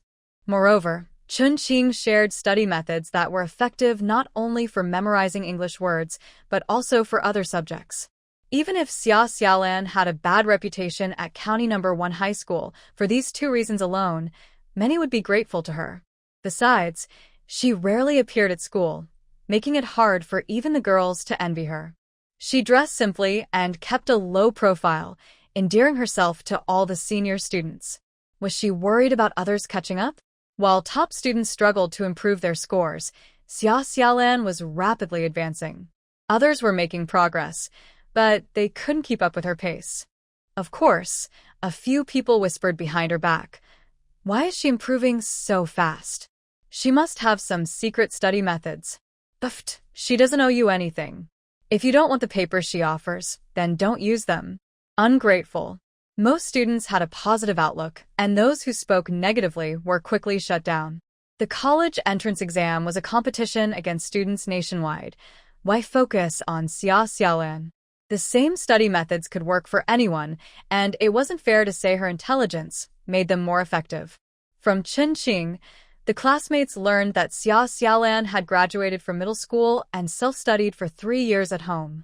They imagined she had failed her high school entrance exam and couldn't get into a vocational school, but a top student is still a top student, and she managed to transfer to university after 3 years of self-study. There were also rumors that Xia Xiaolan was the cousin of Xia Ziyu. Xia Ziyu had left County No. 1 High School only 6 months ago and was admitted to Beijing Normal University. Her name was still fresh on the school's honor roll, and many remembered her. However, Xia Xiaolan and Xia Ziyu didn't look much alike. Xia Ziyu is certainly not unattractive. She attracts a lot of attention at County No. 1 High School. However, compared to Xia Xiaolan, she pales in comparison. From the boys' perspective, it's even more obvious. The repeat students in the same class as Xia Ziyu have spoken to her, and she is gentle and kind, making people feel warm and comfortable. But when Xia Xiaolan appears, they don't dare to look directly at her. They steal glances and blush, as she looks like someone from a movie. "Classmate Xiaolan, I have a pen here." "Xia, use mine. This pen writes smoothly." How did Xia Xiaolan know she was popular? During the political exam, she dropped her fountain pen and the nib broke, so she couldn't use it anymore. When she asked the supervising teacher if she could borrow a pen, more than half the students in the room wanted to lend her one. "Maintain order," the supervising teacher shouted from the podium as the exam room began to get chaotic. What if someone tried to cheat? Although the final exam results were not related to the college entrance exam, some students liked to fool themselves a bit. The supervising teacher had to ensure fairness and seriousness during the exam. Xia Xiaolan was startled. She could only take the pen closest to her and kept saying thank you. She was completely taken aback. In her past life, she also did well in school, but back then she was poor and shy, with very few friends. Despite being at school every day, there were still people who couldn't remember her name after 3 years of high school. Now, she hadn't even been to County No. 1 high school a few times, yet she was the center of attention. After the first day of exams, she heard that Xia Xiaolan was staying at a guest house, and several girls from Class 3 invited her to stay at their homes. Some even offered to share a bed with her in the school dormitory. Xia Xiaolan knew that no one had spacious accommodations, so staying at a classmate's house or having someone give up their bed for her was out of the question. Exams require good rest. You are all too kind, but to perform better tomorrow, I appreciate your intentions. Not wanting to refuse their kindness, a few girls insisted on taking her to the guest house. Xia Xiaolan felt that she had little interaction with her classmates and happily agreed. Xiaolan, do you want to eat something? Yes, let's treat you to a meal, classmate Xiaolan. This meal is a must. You rarely come to class, and everyone is so curious about you. With Xia Xiaolan's emotional intelligence, it was easy for her to charm a group of girls who had yet to enter society.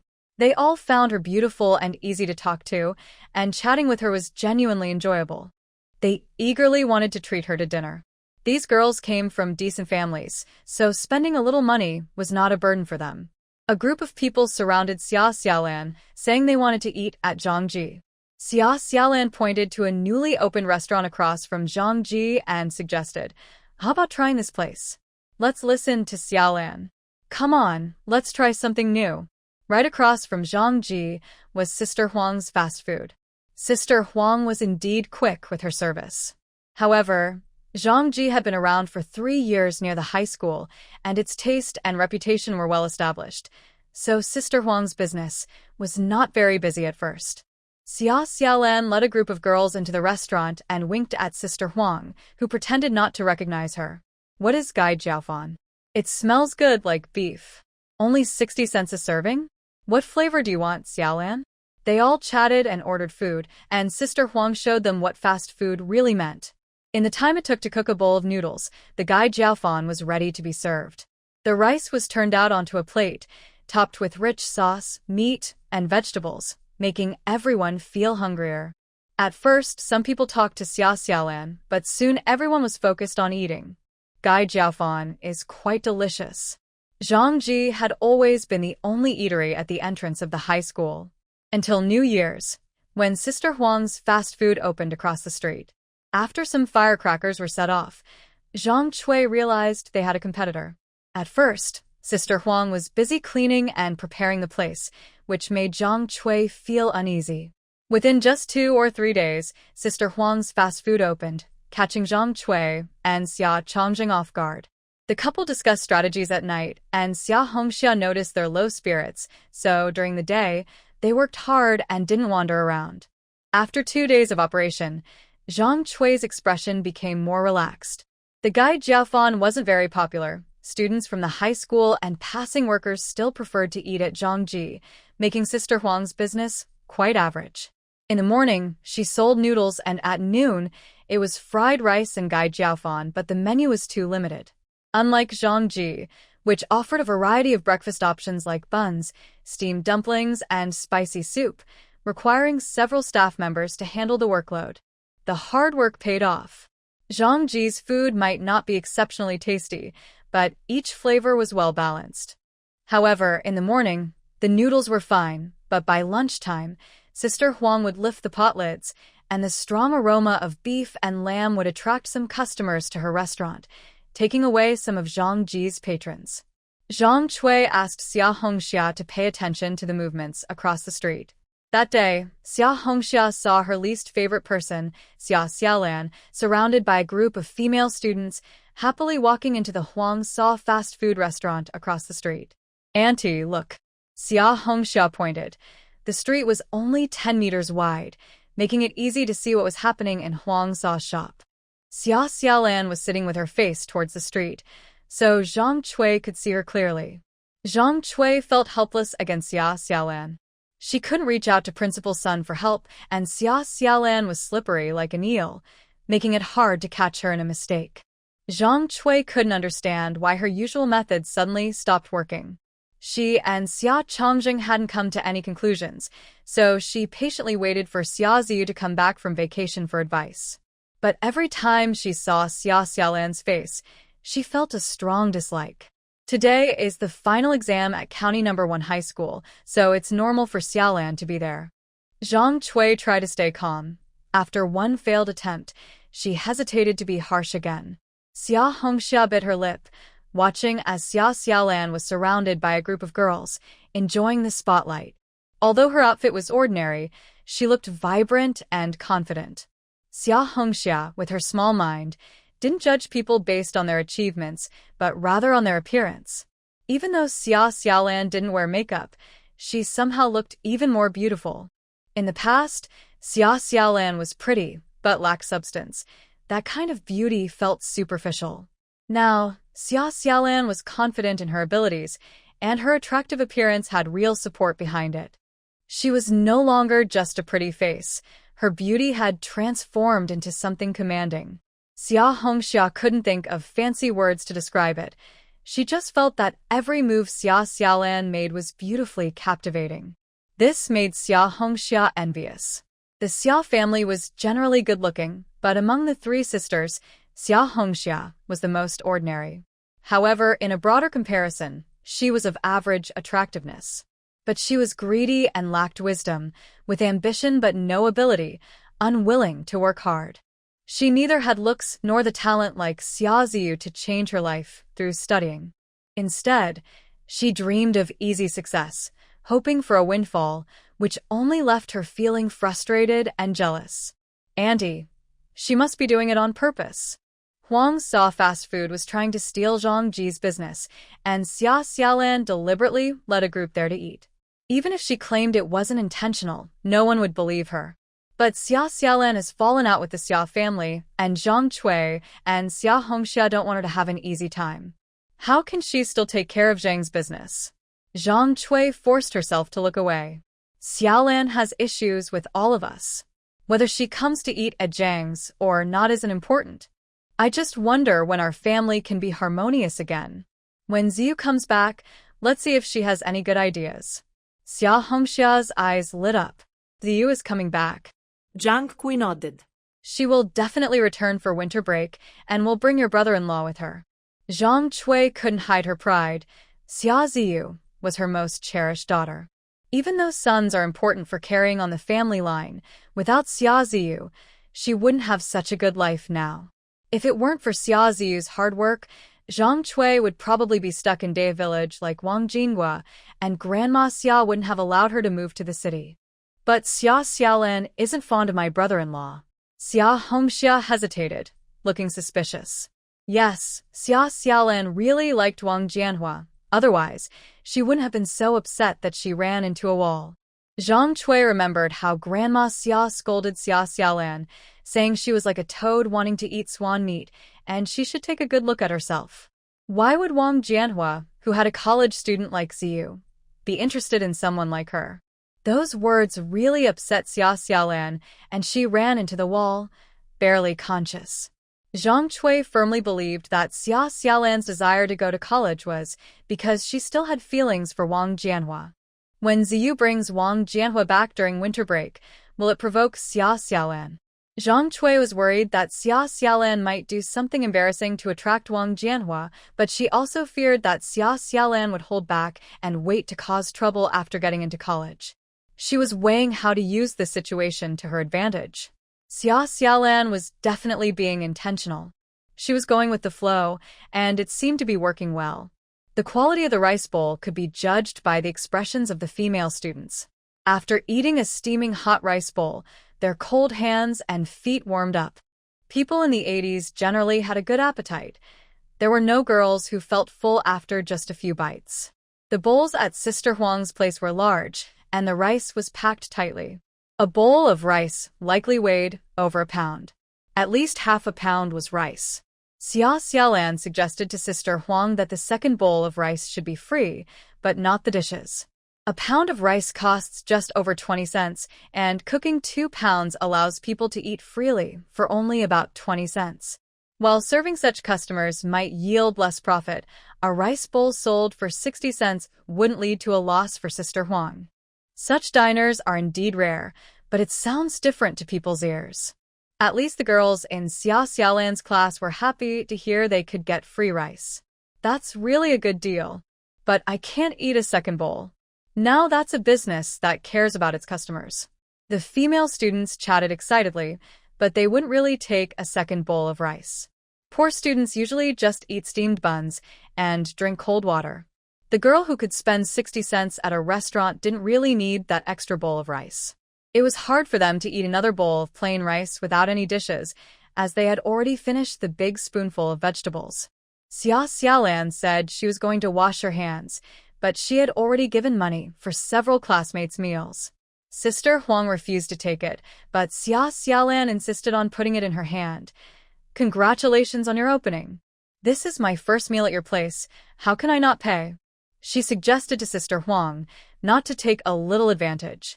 Sister Huang couldn't refuse and accepted the money from Xia Xiaolan's classmates, but she didn't take Xia Xiaolan's share. When they settled the bill, they found out Xia Xiaolan had paid, and they all asked Sister Huang to refund the money. Sister Huang happily respected Xia Xiaolan's wishes. What does one meal matter? It's all the same whether someone treats or not. The friendship between classmates is priceless.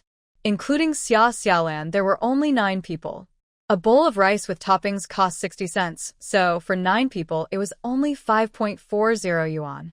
Besides, since Sister Huang charged for one less meal, it didn't even reach 5 yuan, making it easy for Xia Xiaolan to treat. She really didn't think much of the money. But others didn't see it that way. They all knew Xia Xiaolan came from a poor family, and the schools allowed her to work part-time and skip classes. For Xia Xiaolan, 5 yuan was definitely not a small amount. By paying, Xia Xiaolan probably didn't want others to look down on her. Oh, how could they look down on the top student Xia? She was good-looking, did well in her studies, and was easy to get along with. Someone led the laughter. "All right if you insist, but next time, I must treat you all back. No one steal this chance from me." A few others joined in. "Let's take turns treating." Xia Xiaolan couldn't help but laugh at them. Sister Huang was also happy. If they came to eat a few more times, her reputation would grow. She opened her shop here, aiming to attract students from the county's top school. Surrounded by friends, Xia Xiaolan walked into Sister Huang's fast food. After finishing the rice, their relationships seemed to have grown closer. They left, chatting and laughing, all with youthful, vibrant faces. They say there are no unattractive girls at 18. With their energy, they radiated youthful beauty. Their lively presence caught the attention of passers-by. A few diners were originally heading to Zhangji Snack, but were distracted by Xia Xiaolan and her friends. They paused and said, "Why not try that fast food? The sign says fried rice and rice bowls, and it smells really good." With that, they changed direction and ran to Huang Sa fast food. Watching the customers slip away, Zhang Chui tugged at her rag in frustration. What's there to be angry about? It's just a few customers wanting to try something new. Just then, Xia Xiaolan suddenly turned her head and made eye contact with her, smiling at Zhang Chui with a grin that was quite dazzling. After taking exams in Anqing for 2 days, Xia Xiaolan had all her meals at Huang Sa's place. With her influence, or rather the word of mouth from a few girls, Huang Sa's long table was completely filled during meal times. Although the fast food was meant to be eaten quickly, the business was so good that customers still had to wait for tables. Huang Sa was smiling so much her mouth could hardly close. When the shop got too crowded, she added a few tables outside along the street. Nowadays, there are hardly any cars on the street. Transportation relies on feet and bicycles. Huang Sa's setup didn't block traffic, as the street is 10 meters wide. And there's no city management coming around to chase people away. They haven't even been established yet. However, since Huang Sa is in the food business, there are several departments that could give her trouble. Xia Xiaolan kindly reminded her to be cautious of her relationships and to guard against competitors who might report her out of spite. Huang Sa agreed. You're right. If she can take business from Zhang Ji, they definitely won't be happy, so Huang Sa needs to be careful. Xia Xiaolan stirred things up a bit and finished her final exams, leaving satisfied. In a few days, she would return to Anqing to collect her report card. She wanted to give Zhang Cui something to worry about, so that this drama queen wouldn't keep bothering her. Xia Xiaolan didn't have any rest time when she returned to Xanadu. Her family understood she was a student, but she couldn't just think of herself as a student and do nothing but study. The shop had been under renovation for 20 days, and Lu Yong was keeping a close watch. The renovation was starting to show results. It will definitely be finished in another 10 days. Today is January 14th, and the Spring Festival in 1984 is on February 2nd. If it's finished in 10 days, that would be around January 24th. The Blue Phoenix could still open before the Spring Festival. Recently, Li Fome has been selling goods, but this batch is selling a bit slowly. However, Xia Xiaolan can help, and by the 20th, they should be able to sell most of it. So, she plans to go to Yangqing to restock after the 20th. Zhou Qing suggested that Kong Wei join them, so Xia Xiaolan thought she would contact Kong Wei in a couple of days to confirm the time. They would meet in Yangqing, or she would wait for Kong Wei and Xanadu to set off together. Thinking about the opening, Xia Xiaolan felt quite happy. I need to follow up on the business license. Xia Xiaolan didn't handle the business license herself. She entrusted it to Hu Yongkai. She was used to working with him, paying for the expenses while he did the work. She still had quite a few colorful butterflies left, which were considered valuable. However, when the business license was mentioned, Lu Yong's expression changed. Xia Xiaolan immediately sensed there was a problem. Uncle, you need to tell me if something is wrong. Lu Yong rubbed his hands together. You were sick after coming back from Yangqing, and, with the final exams coming up, I didn't want to worry you. Hu Yongkai said our business license got stuck, possibly because of the Zhu family. The Zhu family? Xia Xiaolan frowned. She hadn't even been involved in applying for the business license. So, how did the Zhu family know that Blue Phoenix was her shop? Ding Aizhen also didn't know at first. Although she recognized Xia Xiaolan's figure from the National Cotton Factory, she didn't connect it right away. Yuan Honggang casually mentioned that it was an individual business, renting the storefront at No. 45, Urki Road, and Ding Aizhen was focused on the living spaces above that storefront. To compete for these housing units, various groups in the factory were fighting fiercely, and Yuan Honggang, who had the authority to make decisions, was constantly surrounded by people. Ding Aizhen managed to secure 2 quotas through hard work. If she couldn't provide benefits to others, why would they want to stand with Director Ding? The 2 quotas in Ding Aizhen's hands could bring her many advantages, making her work smoother. No, Director Ding usually had things easy. Except for the trouble she faced with Xia Xiaolan, she felt like a winner in life. When Zhu Fong returned home, he wore a new coat. Ding Aizhen touched the fabric and heard it only cost 100 yuan, praising Zhu Fong for being a good shopper. My son looks great in it. Even though they argued, Ding Aizhen was still upset with her precious son. The navy blue wool coat looked good on Zhu Fong. His fair skin and tall stature suited the color well. Hearing there was also a black one, Ding Aizhen thought about getting one for Zhu Fong's dad too. Zhu Fong said it was a casual purchase, and Ding Aizhen felt a bit regretful. Zhu Fong's friend, Xiao Qin, works at the National Cotton Factory No. 3. Ding Aizhen was the matchmaker for Xiao Qin's marriage. One day, while chatting at the factory, Xiao Qin mentioned that she bought 2 coats, one navy blue and one black. I bought them because I think they look good on your Zhu Fong. The girl selling the clothes was really pretty and had good taste. Xiao Qin was just making small talk, but when Ding Aizhen heard about the pretty girl selling clothes, her interest was piqued. Xiao Qin said she bought her coat for 138 yuan, while Zhu Fong's coat was only 100 yuan. Who could give Zhu Fong a discount of over 30 yuan? Xia Xiaolan. That name immediately popped into Ding Aizhen's mind. The last time she saw Xia Xiaolan, she was selling clothes on the street. How interesting. She claimed to be uninterested in Ding Aizhen's son, yet she was seen with other men. Why would she then try to attract Xu Fang? In Ding Aizhen's mind, there couldn't be pure friendships between men and women. This thought wasn't entirely wrong. After working in a state-owned enterprise for a lifetime, Director Ding wasn't as smooth as a businessperson. Xia Xiaolan liked to keep things flexible. As long as it didn't cross a line, she wouldn't create conflict. She was also very grateful. If someone helped her, she would repay them many times over.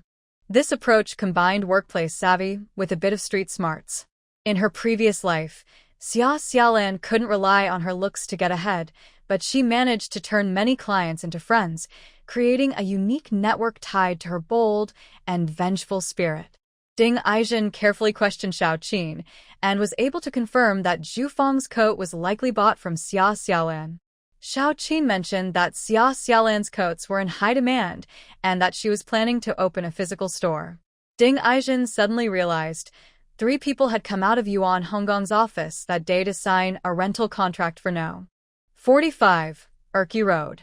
That familiar figure must have been Xia Xiaolan. Who else walks with such a captivating style? Ding Aizhen didn't show any signs of suspicion in front of Xiao Qin. Instead, she went to gather information from Yuan Honggong. The 3 storefronts at number 45, Erqi Road, were indeed rented out for a clothing store. Ding Aizhen sneered and decided to tell Zhu Fang's father about it. She wants to play both sides and then come back to cling to your son? If I don't deal with her, I don't deserve the Ding name. Zhu's father shrugged. There's been no news lately. Her partner seems average. If you don't like her, just keep her in check. Since individual businesses have little status, Zhu's father suggested that if they just kept her in check, Blue Phoenix wouldn't be able to get its business license. When they saw that the address for applying for a business license was 45 Erqi Road, they immediately said it couldn't be done. Not qualified. What is not qualified? Is it health-related or something else? Hu Yongkai asked someone to find out, and after a long time, he vaguely understood that it was a matter of offending someone, specifically targeting 45 Erqi Road. The Zhu family isn't particularly powerful. Ding Aizhen works as a director at the National Cotton Factory, and Zhu Fang's father is just a section chief in the government office. But the Zhu family's relatives have similar positions. Aunties and uncles. Many have a bit of influence, like a spider web that seems inconspicuous, but has spread into various departments and units in the city. Arranging jobs requires a lot of connections, and when it comes to blocking individual business licenses, there's plenty of room for maneuvering. They didn't say they wouldn't process it, they just said it was not qualified, and if you ask again, there's no other answer. For someone like Xia Xiaolan, who is eager to open her shop, a few months of delay would ruin everything. After paying rent and spending a lot on renovations, if she has a ready shop but ends up having to sell on the street, she would look foolish. What else can she do but appear foolish? Can she dare to operate without a license and force her opening? As long as Blue Phoenix opens without a business license, the Zhu family has plenty of ways to deal with her. The Industry and Commerce Department could easily shut down Xia Xiaolan's business, and they might even accuse her of speculation, leaving her fate to their whims. Xia Xiaolan is not an inexperienced young person. She understands these tricks all too well. It's precisely because she understands that it feels disgusting. Those with a bit of power abusing it aren't truly terrifying, but they're indeed disgusting. Zhu family. Xia Xiaolan gritted her teeth in anger. She was thinking about how to resolve this issue. The best option is to find someone even more powerful to counteract them. A moderate option is to provoke Zhu Fang to go back and cause trouble at home. The worst option is to become a thorn in their side, making it painful for the Zhu family to deal with her, so they keep their distance. Considering the difficulty of executing these strategies, the order can be reversed. Excluding the option of provoking Zhu Fang to cause trouble, the worst option is actually easier than the best one. Xia Xiaolan can better control her actions with the worst option, while the best option requires finding someone more powerful to suppress the Zhu family. Without equivalent capital, why would anyone more powerful help her? The Zhu family is deeply rooted in the city, and she isn't even from here. The time for rebirth is too short.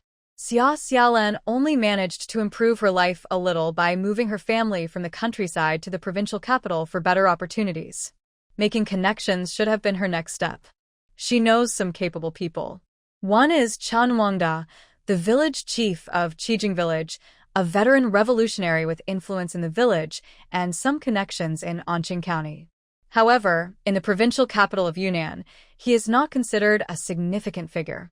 Another person is Hu Yongkai, an old buyer at the municipal guest house. He has some connections in the city due to his position, but he is limited by his role and doesn't have the chance to reach higher social circles.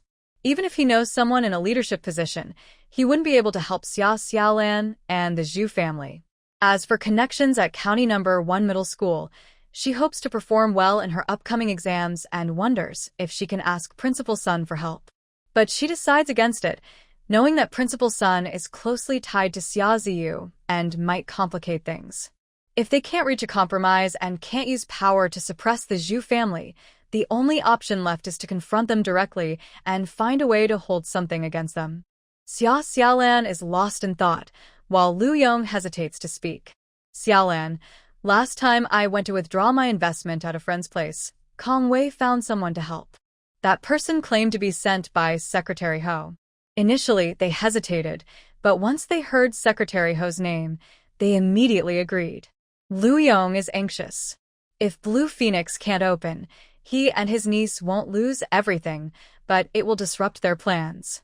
Most of the renovation costs have already been spent, and the materials are bought. They only need to pay the workers. Plus, the rent for the 3 stores is tied up over 10,000 yuan. If they can't open, will that money go to waste? Buying clothes in Yangcheng is profitable, but Lu Yong knows how hard it is. Xia Xiaolan is only 18 years old. A trip to Yangcheng means over 30 hours on the train, and the round trip takes more than 70 hours in hard seats. She can only rest her head on the table or walk around when she gets tired. To sell the clothes, she has to endure the cold in winter, standing outside all day no matter how thickly she dresses. The cold wind still finds its way in, and even with a scarf, it doesn't help much.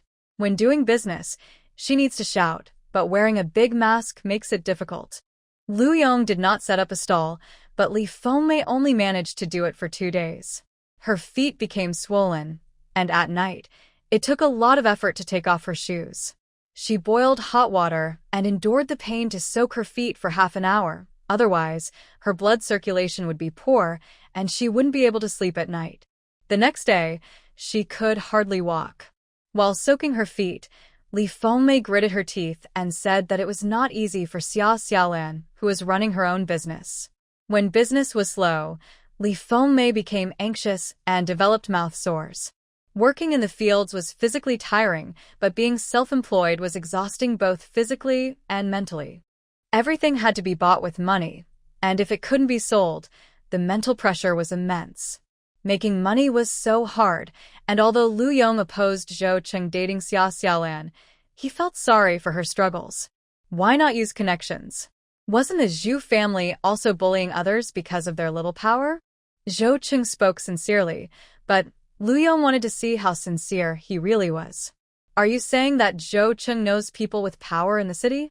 Either Zhou Cheng or Kong Wei. One of them must have connections in the city. Xia Xiaolan thought for a moment. Zhou Cheng's workplace was strict, so she decided to ask Kong Wei.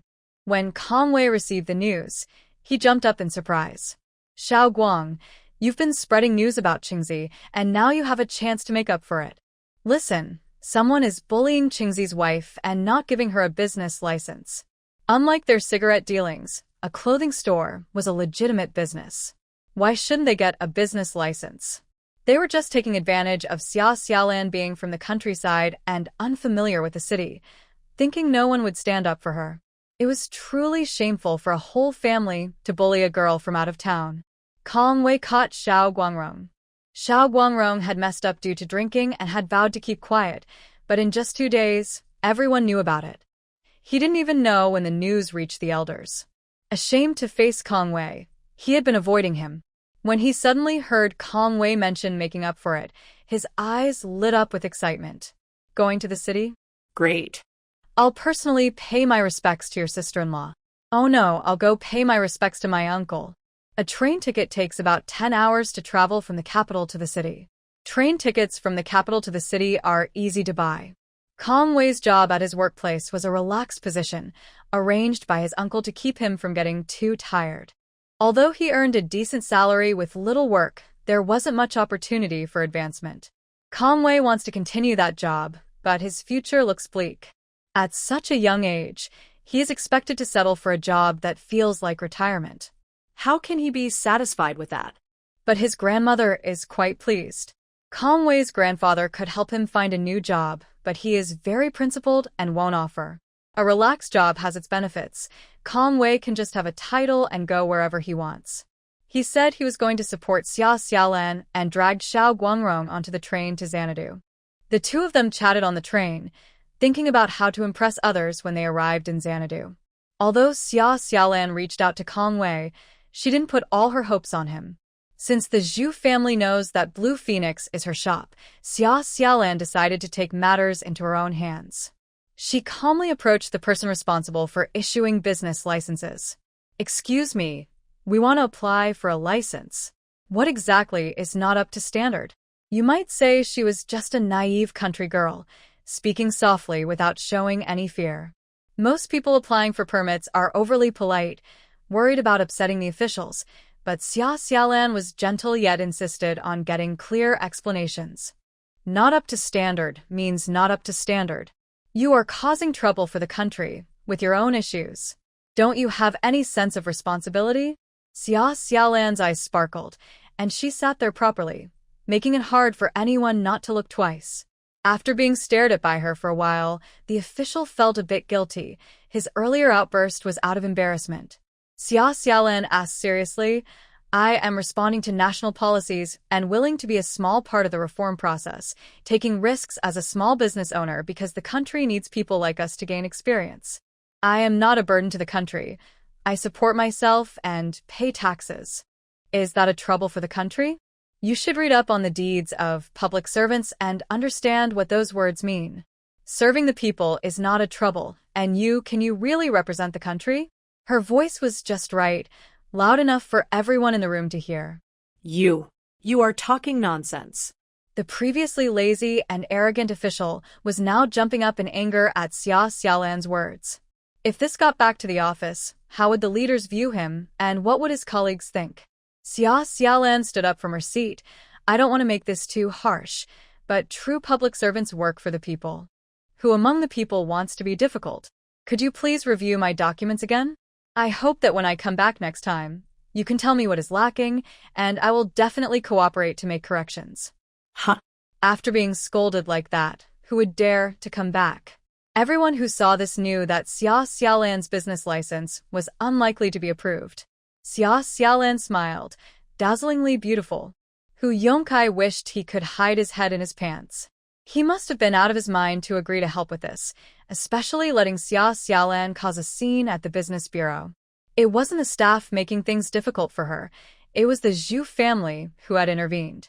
By acting this way, Xia Xiaolan was only making things worse with the Zhu family. What started as a small conflict could have been resolved if Hu Yongkai had just swallowed his pride, apologized to the Zhu family, and let Zhu Fang calm down. Xia Xiaolan, instead of apologizing, insisted on pushing back. Just like today, her few words at the business bureau made everyone jump. Hu Yongkai couldn't understand why Xia Xiaolan wanted to deepen the conflict. He had watched Xia Xiaolan grow from riding a bicycle to the municipal guest house, pretending to be his relative while selling eels. Her business had expanded, and eventually, she moved her family to the commercial city to start a clothing business. In just over 4 months since they first met, Xia Xiaolan had already rented 3 shops on Urki Road, planning to open the best individual clothing store in the commercial city. Impressive and capable was how Hu Yongkai described her. Today, he added the label impulsive to her strengths. He sighed. After all, she was a young girl and couldn't keep her cool. They had a good relationship, as Xia Xiaolan often brought him gifts, making them somewhat like family friends. Hu Yongkai, with good intentions, advised her, "If you don't resolve your issues with the Zhu family, Even if you make a big fuss this time and get your business license, you'll still have to do business in the commercial city, and the Zhu family has plenty of ways to make things difficult for you. Young people should learn to lower their heads sometimes. Bending a little when young allows you to stand tall and enjoy life when you're older. That is true success. If you refuse to bend and charge forward recklessly, you may end up struggling and begging for a living when you're older. That's a hard life. Brother Hu, I didn't offend the Zhu family. I offended Zhu Fang's mother.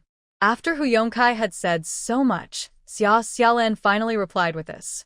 He was momentarily taken aback, but Xia Xiaolan smiled and fell into her own thoughts.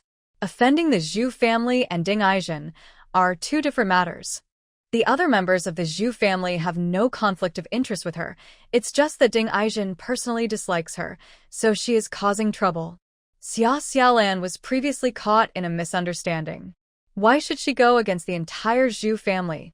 Her only enemy is Ding Aizhen. Perhaps Ding Aizhen's husband should be included, as they are a couple, and Zhu Fang's father will naturally side with Ding Aizhen. However, this couple can only get help from Zhu family relatives. They do not represent the entire Zhu family.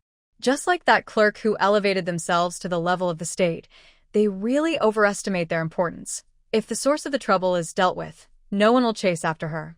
While dealing with Ding Aizhen, Xia Xiaolan can also show the other Zhu family members her strength. They will realize she is not easy to mess with, and since they are not Ding Aizhen's close relatives, why should they help her? Zhu Fang is Ding Aizhen's son.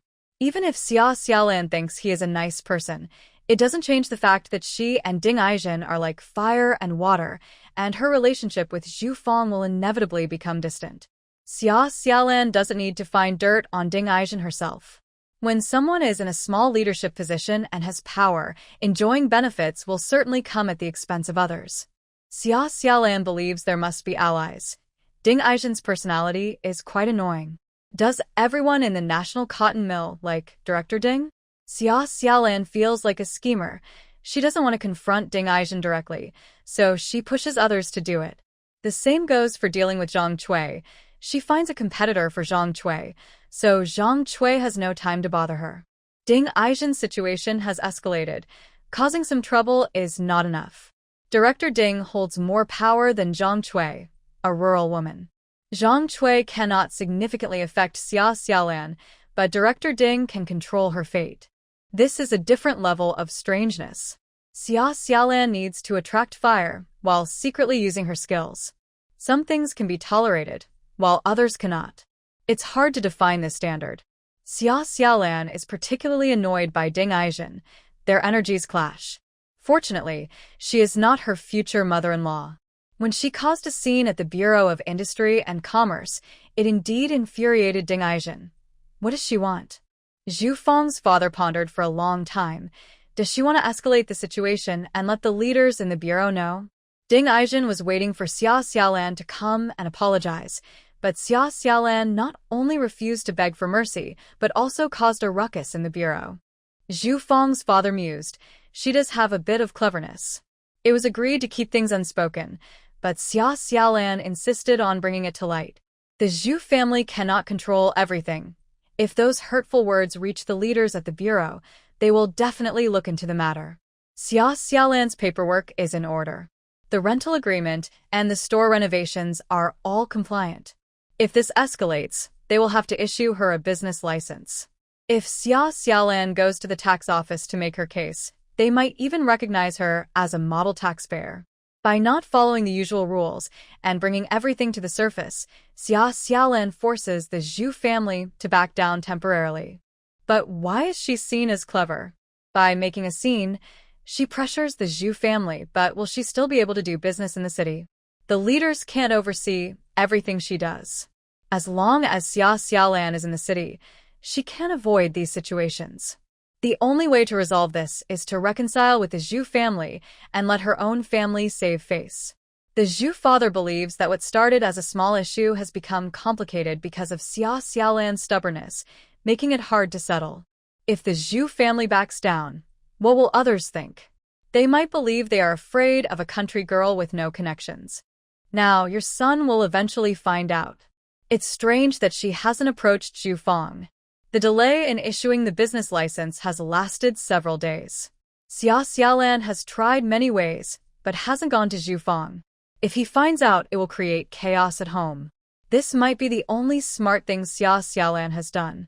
If she affects the mother-son relationship between Zhu Fang and his mother, not only will Ding Aizhen hate her, but Zhu's father's attitude will also become cautious. If Xia Xiaolan can't stay in the city, they will find every way to drive her out, not just force her to back down. Zhu's father is also testing the waters. Getting a business license isn't difficult, but if someone intervenes, it shows Xia Xiaolan has support. It could be her partner or someone else. However, with no response after all this time, Xia Xiaolan chose to confront them directly.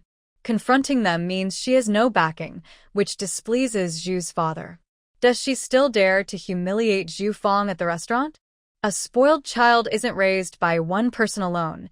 Zhu's father isn't as indulgent as Ding Aizhen. Why wouldn't he care for his own son? Zhu Cheng embarrassed Zhu Fang at the restaurant, and since Zhu's father couldn't find Zhu Cheng, he insists on making Xia Xiaolan back down. Make sure to keep things from Zhu Fang. Ding Aizhen smiled and said, "Isn't Zhu Fang's unit holding a training class? I signed him up. It's a closed training session, so no one can disturb him. Once he finishes learning, he can change positions. Does he really have to keep doing procurement?" Xia Xiaolan's commotion was indeed effective. Once the bureau made a statement, Xia Xiaolan's special business license was processed very quickly. Hu Yongkai looked worried. This paper is a permit to operate, but it's also a hot potato. Xia Xiaolan didn't care. She just wanted to open on time. Lu Yon temporarily stepped away from the renovations and went to Yuan Honggong's parents' house. Aunt Yuan was happy to see him. That old man said Xiao Lu wouldn't come. I knew Xiao Lu wasn't that kind of person. When is your store opening? Lu Yong worked hard to clean Aunt Yuan's house inside and out. We're opening on the 24th of this month. My niece wants to hold a ribbon-cutting ceremony. I want to invite Director Yuan to guide us. Thanks to Director Yuan, we could secure the store. Aunt Yuan patted her chest and promised to drag Yuan Honggang to the ribbon-cutting event. Nowadays, opening a store just needs some firecrackers to be lively. Xiao Lu is really creative, even planning a ribbon-cutting ceremony, which she had never seen before. Yuan Honggang didn't want to go after receiving his mother's instruction. Why should he get too close to someone running a small business? The state-owned cotton factory isn't a clothing factory, and there wouldn't be any business dealings with a clothing store. Besides, one has an annual profit of 20 to 30 million and thousands of employees, while the other is a small shop with assets that might not even total 20,000. He couldn't expect much from Lu Yong, who runs a clothing store. Aunt Yuan said he was unfilial and forced him to agree. Yuan Honggang reluctantly agreed to attend the ribbon cutting. He figured that at this opening ceremony, he would be the highest-ranking leader. As the deputy director of a state-owned factory, he might face challenges from seasoned workers at the cotton factory, but when representing the factory outside, he actually held a good position. Being a deputy director at a profitable state-owned cotton factory is better than being a government official. Lu Yong wouldn't ask Yuan Honggang to confront Ding Aizhen. He and Xia Xiaolan thought similarly, and their relationship wasn't that close. Lu Yong sought information from the person who initially connected him, who was also from the cotton system, but from the sixth factory. When he inquired about Ding Aizhen, people laughed. There are many who dislike Ding Aizhen. Do you really think you can take her down? If he could, that would be fine. Ding Aizhen was quite annoying. She was promoted to a position of authority thanks to her in-laws, but she had started as a female worker in the workshop. Once, a person with a likable personality became a leader and started stepping on others.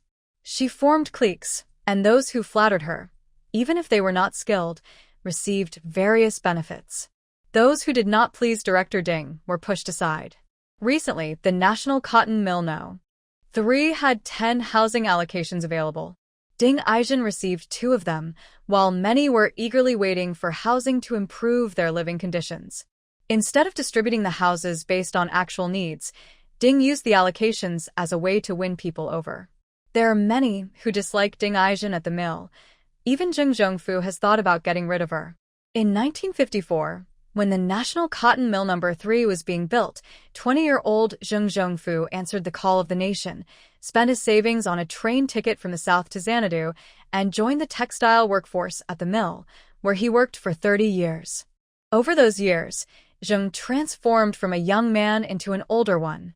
Zheng settled in Xanadu, married, and had children.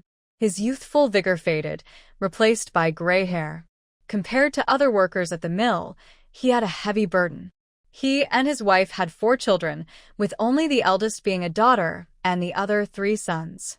Except for the married daughter, the 3 sons lived with Zheng and his wife in a small house, and none were willing to move out. With no place to go, even though his eldest son got a job at the mill 2 years ago, he was not allocated housing. Single young men were not prioritized for housing. Families were given preference first. This created a vicious cycle. Without a house, Zheng's eldest son could not get married. Despite several introductions for him, nothing worked out. Zheng watched as his son went from being cheerful to silent, no longer smiling or talking. To make matters worse, Zheng's mother-in-law recently had a stroke, and the other children were unwilling to help. Zheng's wife brought her home, making their already cramped living situation even tighter. Now 6 people were squeezed into one room. With 6 adults and a patient who needed to lie in bed all day, the housing pressure on Zheng's family was immense. Zheng expressed his family's difficulties to the mill, requesting a slightly larger place to swap for their small one-room and half-living room house. Even a 2-bedroom apartment would be enough for their family of 6. I don't want to trouble the mill. In the past, my family was also cramped with 2 adults and 4 children. Did I ever complain? But the kids have grown up, and with my mother-in-law's stroke, we can't just throw her out. Can 6 adults really live in one room? Either we switch to a 2-bedroom apartment, or you give us another small one. I'll have my eldest son move out and get married. Yes, old Zheng's request is quite reasonable. Having 4 children isn't wrong. The country didn't enforce family planning back then. Old Zheng's eldest son also works at the factory, and without a separate apartment, old Zheng's family will never find a woman willing to marry into their home. Where would she live? The Zheng family can squeeze into one room, but can a daughter-in-law share a room with her father-in-law? The request isn't unreasonable, and the factory sympathizes. During meetings, they discuss how to help long-time workers with their living difficulties. Yuan Honggang believes they can allocate one of the 10 available apartments to Zheng Zhongfu's family. When he brought it up in the meeting, no one objected, except Ding Aizhen, who claimed it didn't follow factory rules. Everyone has difficulties. Should we just pass them to the factory? Single workers don't get separate apartments, and while others can stay in dorms, Zheng Zhongfu's eldest son can't? Let him wait until he's married to get an apartment according to seniority. That way, we maintain the rules. Young people shouldn't be too spoiled, thinking they can have everything at once. It sounds reasonable, but doesn't solve old Zheng's problem. It's fine for old Zheng's son to stay in a dorm, but if they miss this chance for an apartment, who knows how long it will be before new allocations come up. Director Ding's stance seems principled, but her actions lack compassion. The 2 apartments she fought for could be justified by the rules, but the other families don't need them as urgently as Zheng Zhongfu's family does. Many understand that Ding Aizhen is deliberately making things difficult for Zheng Zhongfu because he offended her years ago. Ding Aizhen holds a grudge, and it has lasted over 20 years. Yuan Honggang wants to support old Zheng. He is the deputy factory director, but the factory director backs Ding Aizhen. Zheng Zhongfu is just a hardworking man, and now he wishes he could do something drastic against Ding Aizhen. His hopes for an apartment are dashed again, and his son, in a daze, makes a mistake while operating a machine and gets his hand caught. They saved his life, but he lost his hand. With only one hand left, he still has decades ahead. Overnight, Zheng Zhongfu's hair turned almost completely white. This incident has caused quite a stir. Not only do people at the National Cotton Mill No. 3 know, but even those at other factories have heard about it. Xia Xiaolan doesn't know what to say. She feels sympathy for Zheng Zhongfu's family and is astonished by Ding Aizhen's boldness. Zheng's situation just happened, yet Ding Aizhen seems completely unbothered. At a time like this, one should act modestly, but Ding Aizhen is still trying to pressure her to admit fault. Also, Ding Aijin felt that since she came from the countryside and had no connections in the city, it was easy for others to bully her. Just like Zheng Zhongfu, a simple person who was easily picked on without any retaliation. Uncle, can you ask Zheng Zhongfu if he is willing to write a formal complaint? Will it help? They say Ding Aijin is retaliating against Zheng Zhongfu by taking away his family's housing rights, but there's no evidence.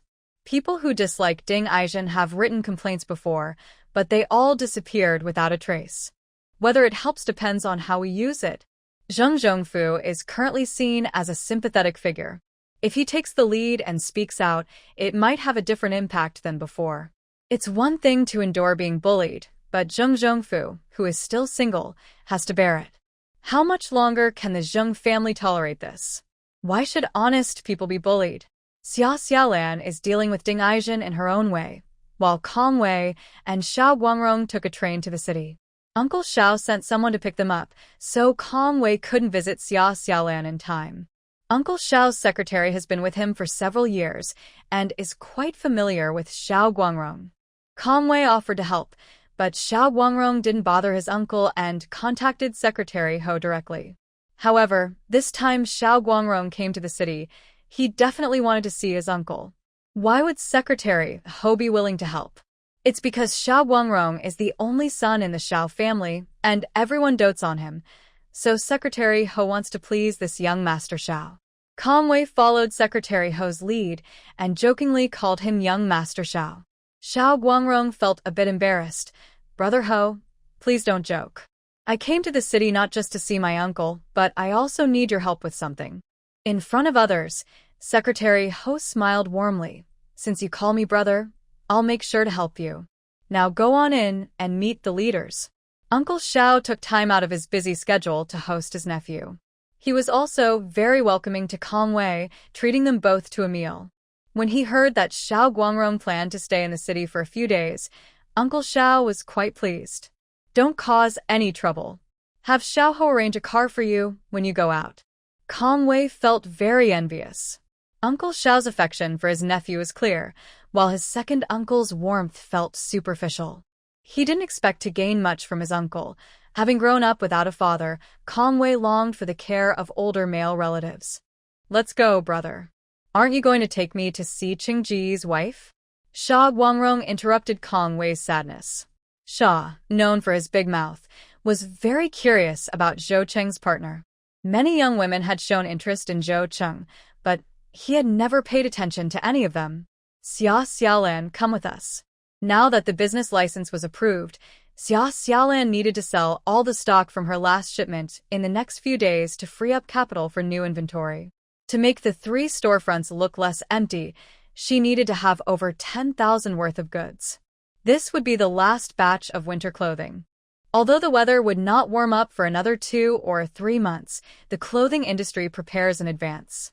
After the spring festival, no one dares to stock up on winter clothes, regardless of the weather. Instead, they try to sell off any remaining inventory, focusing on getting rid of stock rather than making a profit.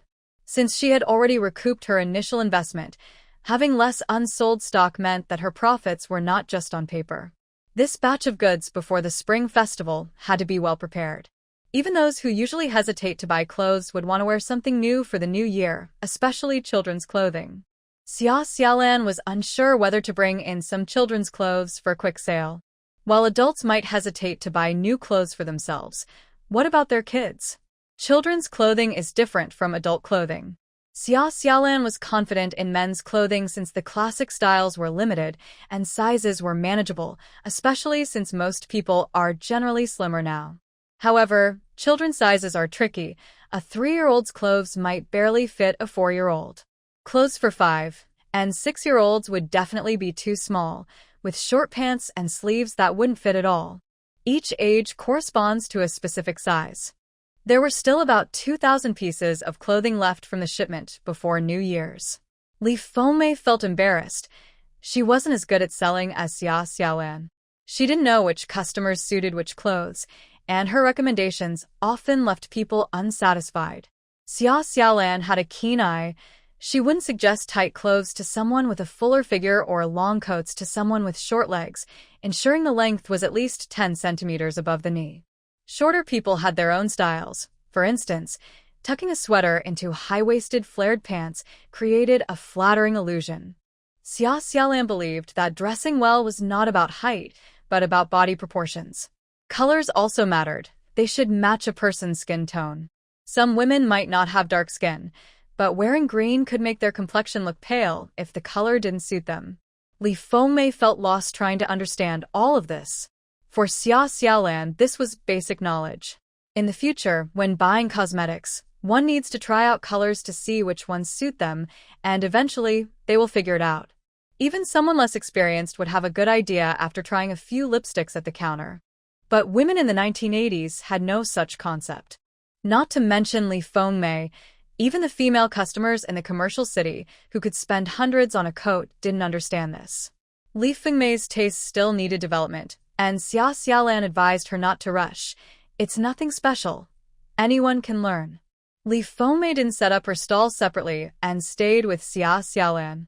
After Xia Xiaolan finished with a customer, she would explain why she recommended a particular piece of clothing and share some small sales techniques.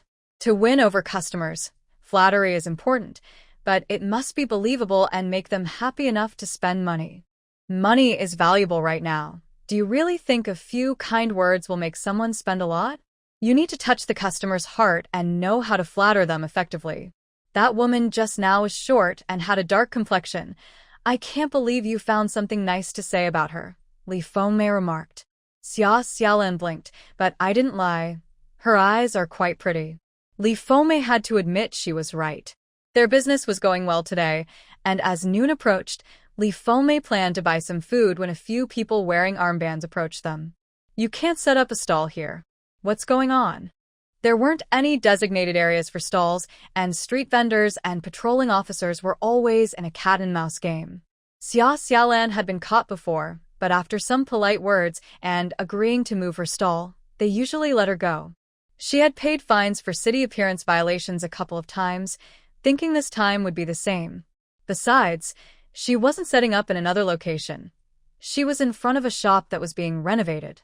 Today, no one was working inside, as they had to wait for the walls to dry and the tiles to set before installing the crystal lights. Xia Xiaolan wasn't blocking any pathways, but she also didn't plan to argue. It was lunchtime, and she was getting ready to close up and eat. Suddenly, someone with a serious expression stopped her. We received reports from the public saying your clothes are overpriced and of poor quality.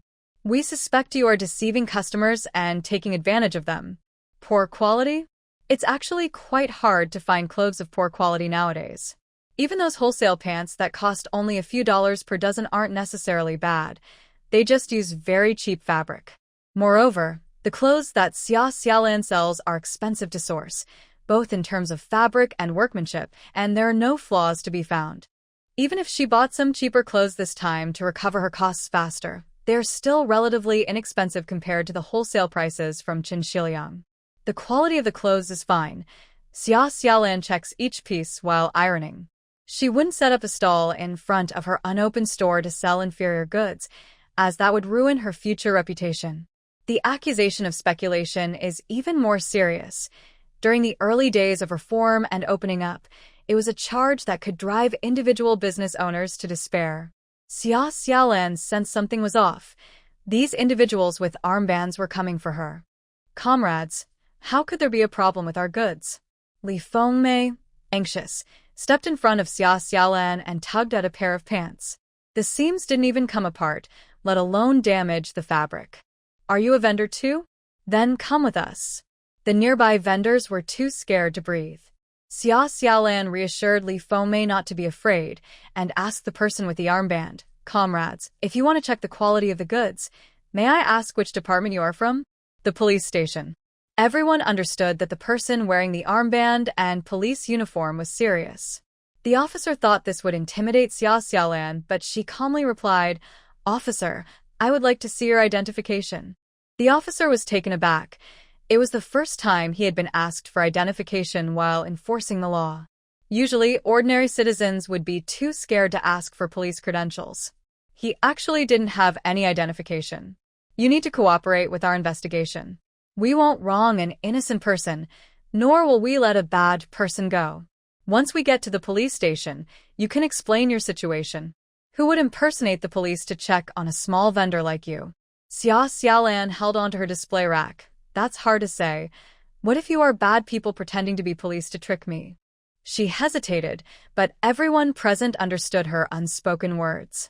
Other vendors might not have anything to hide, but given her beauty, she couldn't just follow a few men claiming to be police. No identification, and you can't clearly state which police station you are taking me to? Even if you were to threaten me, I won't go with you. The officers exchanged glances. They weren't actually police, but scaring Xia Xiaolan into going to the police station was indeed their goal. They could claim to be from the police station, and if anyone questioned it later, they could evade responsibility. Xia Xiaolan was currently a vendor, and once her clothing store officially opened, trouble would come looking for her from time to time. Just having a business license doesn't make one invincible. Now, with such a great location, opening 3 stores and making a lot of money, who can handle it behind the scenes? Many people watched from a distance, whispering to each other. One person with a red armband got anxious, pushed Li Fengmei down, and tried to grab Xia Xiaolan. Xia Xiaolan turned on her stun gun, not expecting that her self-defense tool, which she hadn't used before, would come in handy here. Are you trying to bully us? Help! Someone is pretending to be police and harassing us. Finally, a few men in the crowd couldn't stand by any longer and were eager to help. Suddenly, someone pushed to the front and kicked the person with the red armband who was about to attack Xia Xiaolan. Before you bully someone, you should check who they are. My sister-in-law is not someone you can mess with. Darn it, Kongwei, you're too slow. Xia Xiaolan relaxed her grip on the stun gun. She not only heard the name Kongwei, but when she looked up, she saw him running towards her. This young man, whom Xia Xiaolan didn't know, was clearly there to help her. Kongwei, you made it. Kongwei was impressed. How could anyone stay calm in such a situation? A few people with red armbands were furious and ready to hit Xiao Guangrong. Kongwei picked up a coat rack and shouted, "Come on. I want to see which blind fool dares to make a move." Kongwei was very angry, while Xiao Guangrong was more excited to watch the commotion. Xia Xiaolan quickly explained the situation. They claimed to be police. If they really were police, Kongwei would be in trouble for hitting them. Xia Xiaolan had the advantage of gender and could gain sympathy in public opinion. Kongwei swung the wooden stick to hit, and Xiao Guangrong cheered him on. These two were experienced in fighting. A short but sturdy man pushed through the crowd, saying, "No fighting, no fighting." He was the driver arranged by Secretary Ho. The red armband people didn't hit him back, but when they saw someone about to hit Xiao Guangrong with the stick, the driver quickly grabbed the stick and easily broke it, throwing it away. I said no fighting. The driver couldn't afford the consequences if either Kongwei or Xiao Guangrong got hurt. The short driver didn't look impressive, but when he acted, it was clear he was skilled. All the people with red armbands were knocked down. The driver didn't even lose a hair. His moves were fast, precise, and not like the ordinary flashy techniques. Now, things had escalated, attracting the attention of real police. Including Xia Xiaolan, everyone was taken back to the nearest police station for disturbing the peace. Name, age, place of residence, and home address. The police detained a group of people, but it's not a big case, so they shouldn't worry about a few people colluding. Xiao Guangrong was acting like he was on a high, constantly winking at Kongwei, who felt embarrassed and turned his head away. Xiao Guangrong secretly glanced at Xia Xiaolan. This is Zhou Cheng's girlfriend. Zhou Cheng found such a beautiful partner. At first sight, Xiao Guangrong was amazed and thought it was only natural. Zhou Cheng is so picky that only someone as attractive as her could catch his interest. It's no wonder Zhou Cheng cares so much. Even Xiao Guangrong, who has had 7 or 8 girlfriends and considers himself experienced, felt his heart race when he first saw Xia Xiaolan. He was excited for another reason too. He had blabbed about Zhou Cheng having a girlfriend, and now he was worried about Zhou Cheng getting back at him later.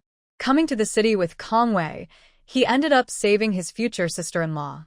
He had put in a lot of effort during the fight, and he hoped his future sister-in-law would notice how hard he worked. "Tell me your name. Sit up straight and answer." The police were impatient and pushed Xiao Guangrong. "Xiao Guangrong. Age and home address? You call yourself glorious after causing such a mess." The short driver entered the police station and asked to make a call, but the police told them to behave.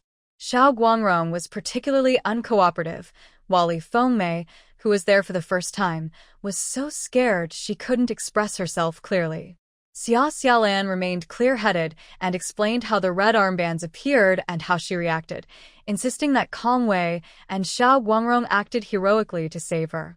Xia Xiaolan innocently asked the police, "Officer, are they scammers?" The police looked unhappy. The people who were beaten weren't police officers. They were members of the neighborhood watch. This year, due to a crackdown, police forces were severely understaffed, leading to the formation of many community defense teams. They usually assist the police with patrols, duties, checkpoints, and monitoring to prevent and stop illegal activities, similar to auxiliary police in later times. Many people actually witnessed what happened. The police arrested everyone because several neighborhood watch members were badly beaten. The watch members also had their side of the story. Someone reported that Xia Xiaolan was selling counterfeit goods at high prices, and they went to investigate, but Xia Xiaolan didn't cooperate and even had them attacked.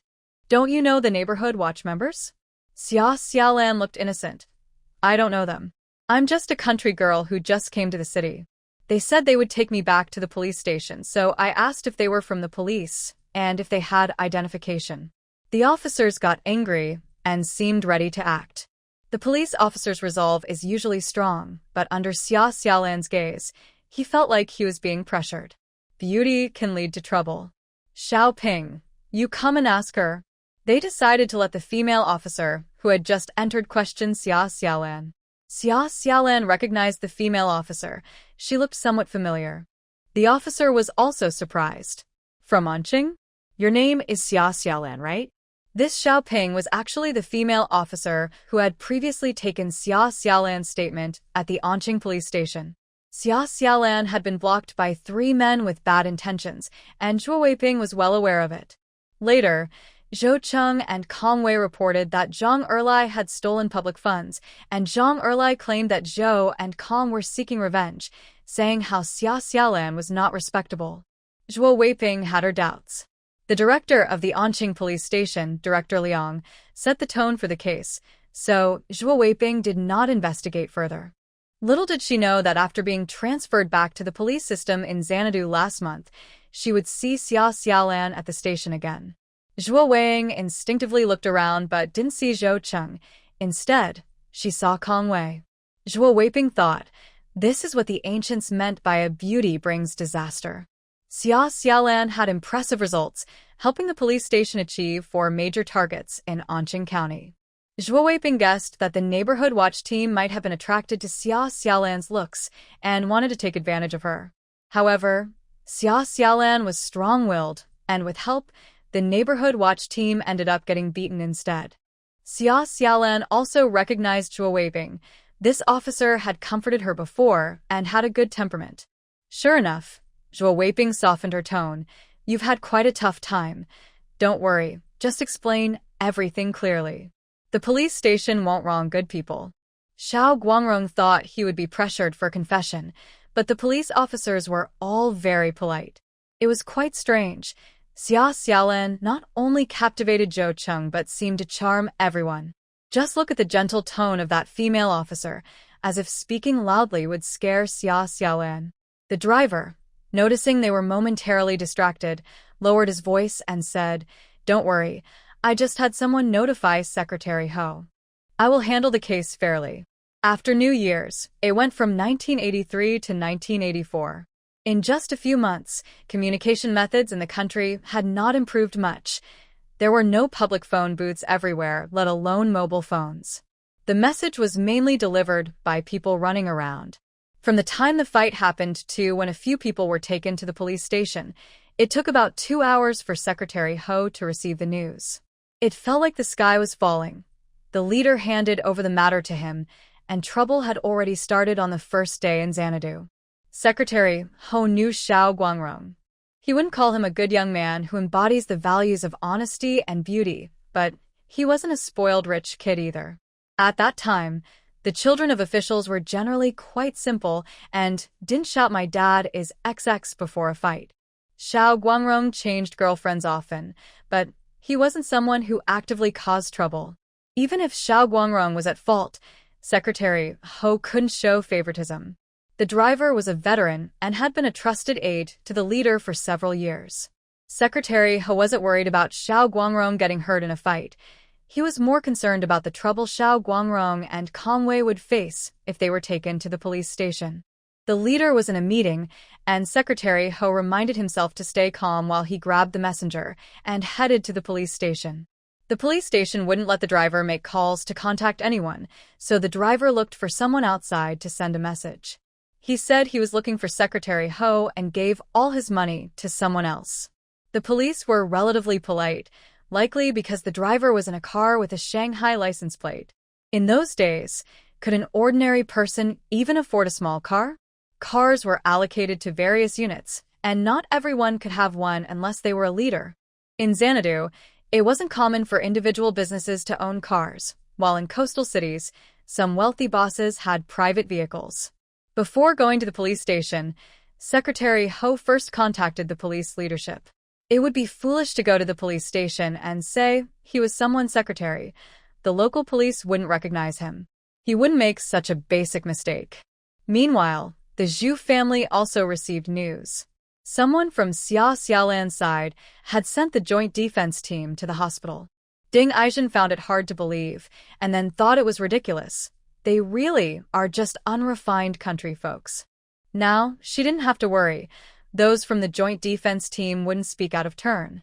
Xia Xiaolan might even face jail time. Originally, she just wanted to make things difficult for her, but if Xia Xiaolan ended up in prison for a few years, it would solve everything at once. Zhu Feng couldn't do anything even if he argued with his family. The law was strict, and it had nothing to do with the Zhu family.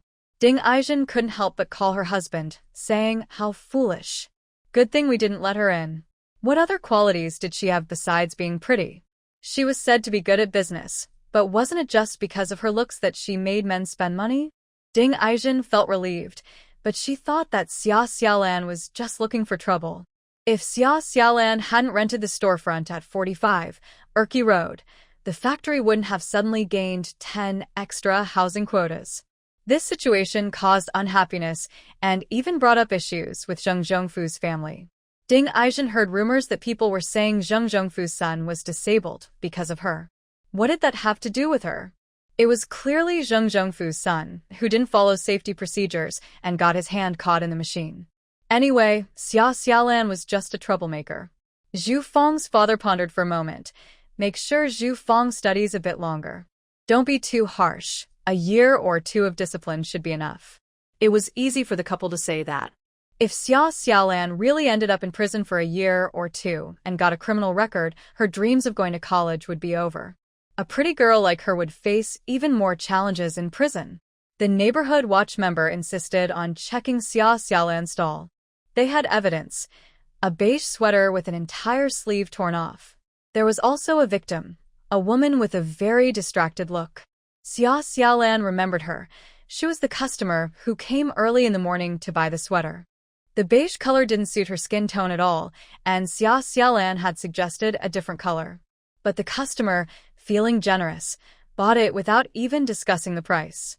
Li Fengmei had said in the morning that it was a good sign, indicating a successful day of business. But it turned out to be a bad omen. No wonder it seemed suspicious.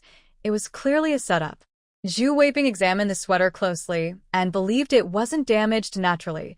It looked like someone had deliberately cut the yarn under the arm, with the ends neatly severed. Be honest, what happened?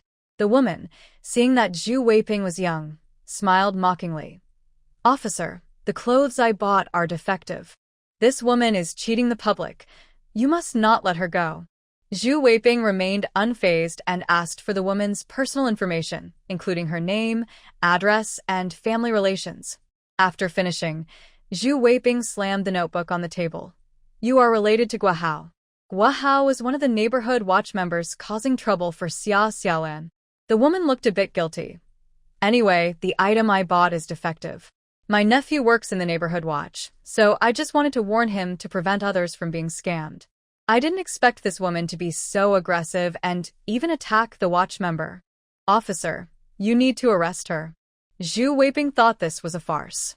There was no need for any detective skills. Just basic common sense showed it was a setup, a tactic used by troublemakers to create issues. It was surprising that the neighborhood watch would target a simple girl like Xia Xiaolan. It's simply too much. Zhuo Weiping knew what to report. She wanted to take this woman into custody, but saw an old colleague from the police station waving at her from the window. Xiao Zhuo, come here for a moment. Zhuo Weiping slammed her hand on the table. You stay put and think about how to explain your situation. The woman shrank back but straightened up when she saw someone else outside. Zhuo Weiping ran out. Xia Xiaolan suddenly spoke up. Do you know Ding Aizhen or Zhu Qingchun? Or any other members of the Zhu family? Do you understand that falsely accusing someone can lead to jail time? The woman didn't seem to care. However, she wasn't foolish enough to say she was sent by someone. She just smiled at Xia Xiaolan. You should take care of yourself first. Is there anyone willing to fight for you or go to jail for you? Kong Wei, with his bad temper, stood up to yell, but the police held him back, keeping him still. The woman spat. Those who mess around with relationships should all be locked up. Xiao Zhuo, let me introduce you to Captain Gua from the Joint Defense Team. Zhuo Weiping had just transferred to Xanadu and was inexperienced, so she did all the errands at the station. She was humble and eager to learn, respecting her older colleagues, who all called her Xiao Zhuo. Some older colleagues thought they could lead her just because of their seniority. In fact, they were all on the same level like the colleague trying to mediate now. Captain Gua? He looked somewhat like the troublemaker Gua Hao, likely a close relative. Zhuo Weiping felt quite disgusted. She refused to shake hands with Captain Gua. A colleague pulled Zhuo Weiping aside. Xiao Zhuo, you have strong skills and a bright future ahead. You shouldn't stay at the grassroots level forever. The police system doesn't mean you have to be alone. Having more friends opens more doors. You should know how to handle this situation. I'm talking too much. This case is clear-cut, and you just need to handle it fairly. Zhuo Weiping was suspicious. A captain from the Joint Defense Team could intimidate ordinary people, but why was her old colleague so enthusiastic? Regardless of who was behind it, as a fellow woman, Xia Xiaolan's situation made Zhuo Weiping uneasy. I will handle it fairly. Zhuo Weiping turned to leave without giving face, and Captain Gua's expression darkened. You young colleagues lack experience. I think we should assign someone else to handle this case. Do you know me?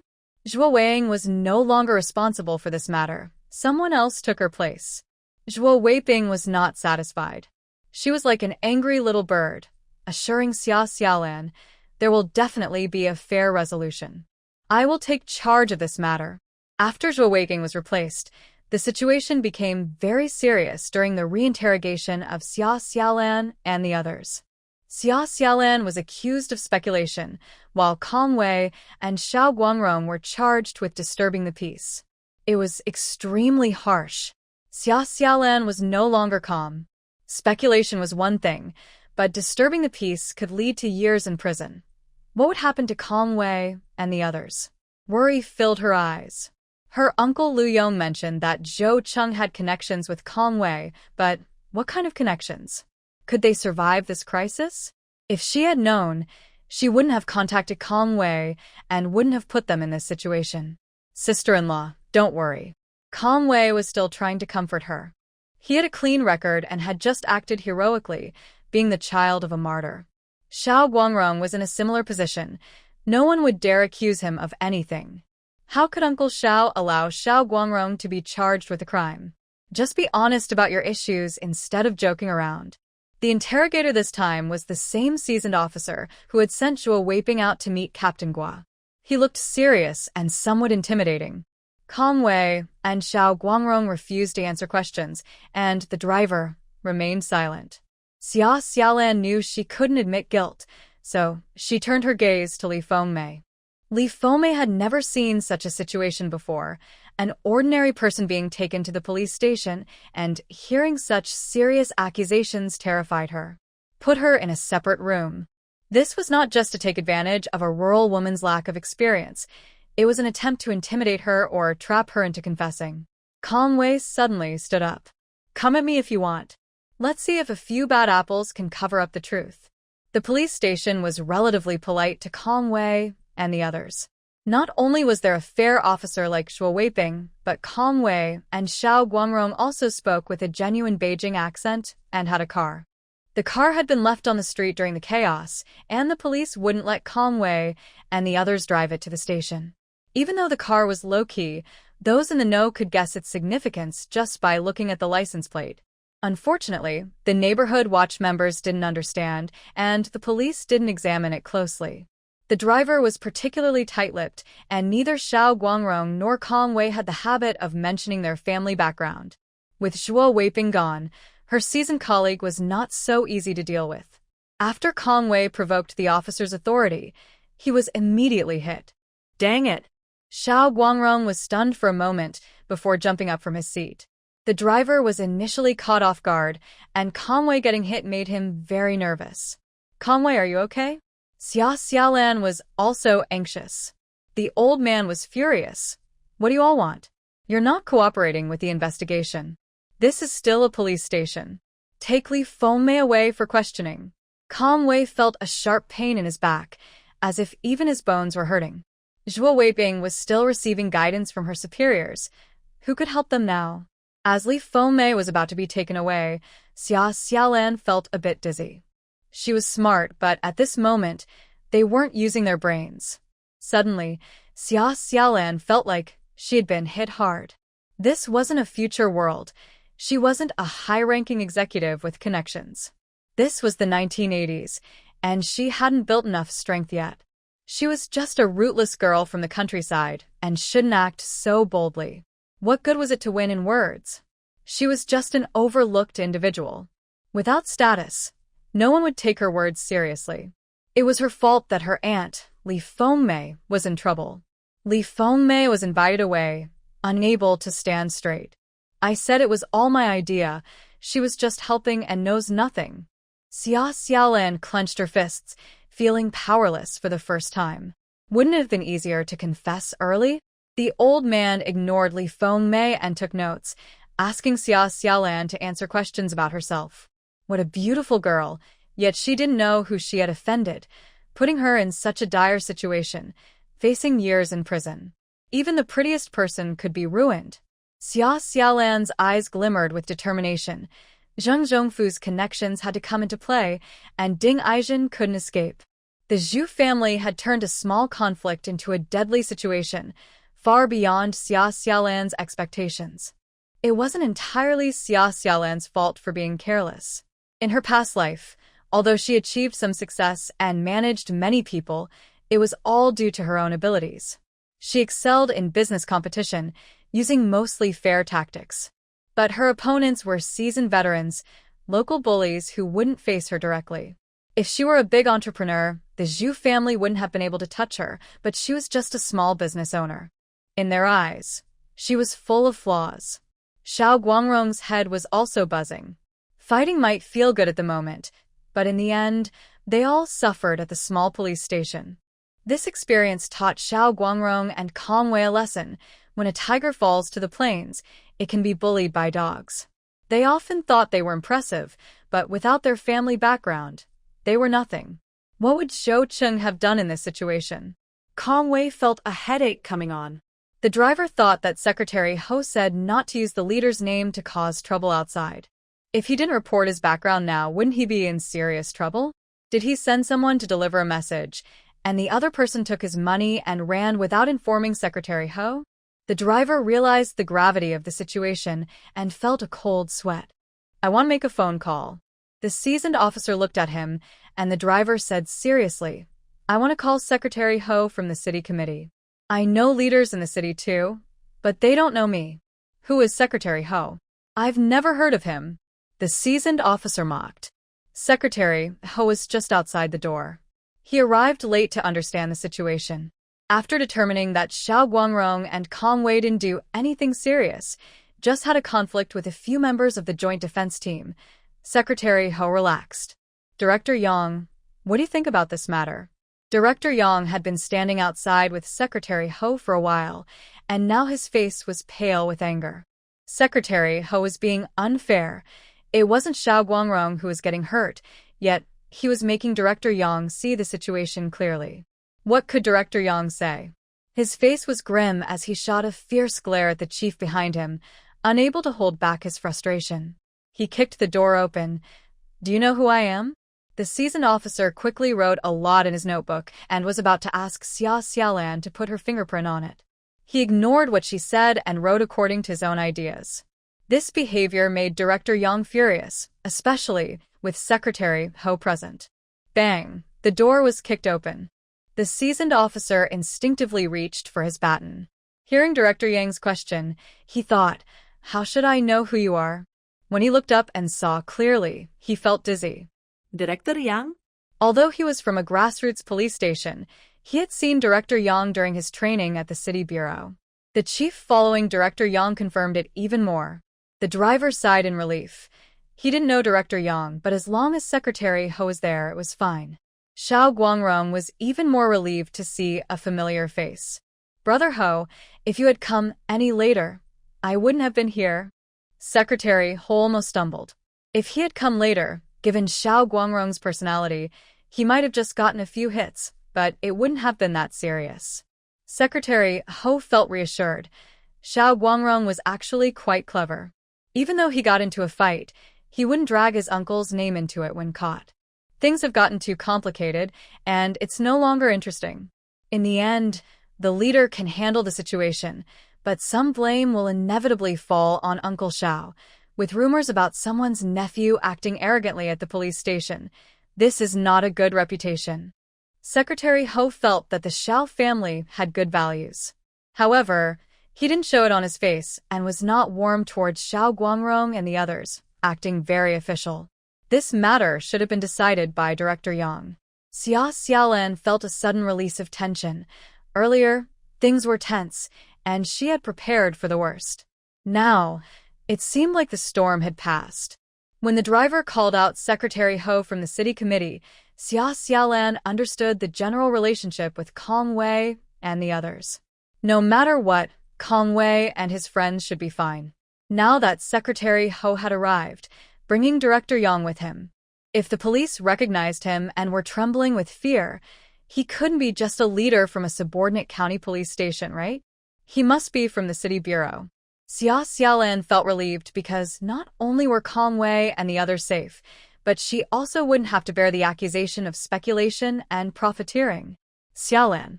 Li Fengmei struggled to speak, not understanding the current situation. Xia Xiaolan whispered, "You don't need to be afraid. They are here to help us find justice."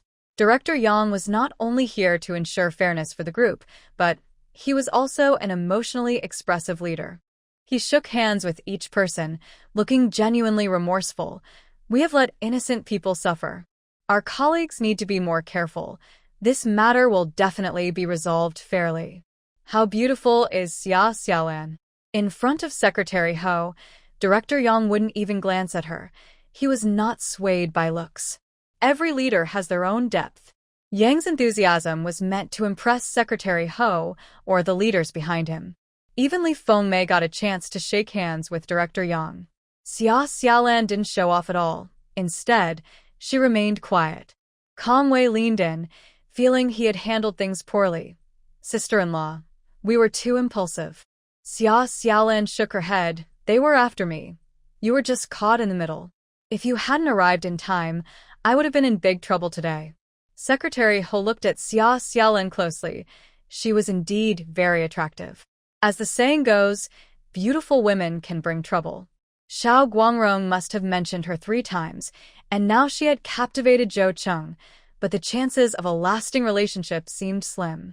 Regardless of what Secretary Ho thought, it didn't stop him from speaking kindly. "Miss Xia, you don't need to worry. As long as you conduct your business properly, no one can unjustly accuse you of speculation and profiteering." Everyone calls her comrade, her family calls her girl, and friends call her Xiaolan. This is the first time Xia Xiaolan has been called Miss Xia. This Secretary Ho is quite clever. Then I won't disturb you. Secretary Ho clearly has things to discuss with Kong Wei and the others. Xia Xiaolan, being considerate, leaves the police station with her aunt, Li Fengmei. When Secretary Ho offers to have the driver take her, she politely declines. Once Xia Xiaolan and her aunt leave, Secretary Ho changes his expression, looking quite distressed. The leader doesn't know about this yet. Lao Shao, how could you just find someone to report this? If I hadn't arrived in time, wouldn't Guangrong and the others have faced serious trouble?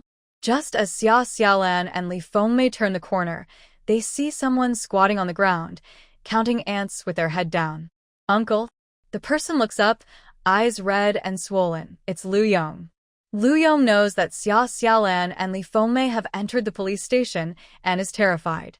Hearing that the situation is serious, he doesn't dare tell Lu Fen and rushes to find Hu Yongkai. Hu Yongkai is also startled, sensing that the Zhu family is causing trouble. What to do now? Hu Yongkai suggests he ask Zhu Fong for help. Zhu Fong is quite reasonable. Zhu Fong is not just reasonable, he has met Lu Yong a couple of times and has been friendly towards him. Lu Yong, however, doesn't think too much about it. His wife and niece are at the police station. He would ask Zhu Fong, or even Ding Aijin for help. But when Lu Yong goes to the Yellow River Hotel, the staff say Zhu Fong is at a training session. Where is the training session? They won't easily tell Lu Yong, and even if he knew where it was, he wouldn't be able to see Zhu Fong. He remembers he is familiar with Director Yuan's parents. Today is just unlucky. Director Yuan is at the hospital getting his cast removed, and his home is locked tight. Lu Yong has no one to turn to for help. Worried that Xia Xiaolan and Li Fengmei might be in trouble at the police station, he decides to gather information himself. The police station won't let him in. The guard takes a cigarette from Lu Yong and secretly tells him that today's incident seems to involve a group fight and illegal activities, and the injured party is from the joint defense team. It's unclear how they will handle it. However, Xia Xiaolan and her aunt have no connections in Xanadu, so they definitely can't compete with the joint defense team. Lu Yong, a big man, felt helpless in the bustling city, unable to rescue his wife and niece. He squatted on the street, holding his head and crying. Hearing someone call uncle, Lu Yong looked up and saw Xia Xiaolan and Li Fengmei. Li Fengmei looked pale, but Xia Xiaolan seemed fine. Are you both okay? Lu Yong was worried that the two women might have faced trouble at the police station. Seeing them released, he was so excited he didn't know what to say. Li Fengmei wasn't sure if everything was truly fine, but Xia Xiaolan nodded confidently, saying, "The issue is resolved." It was thanks to Kong Wei. He arrived just in time. Actually, when Secretary Ho accompanied Director Yang to the police station, Lu Yong was sitting on the curb.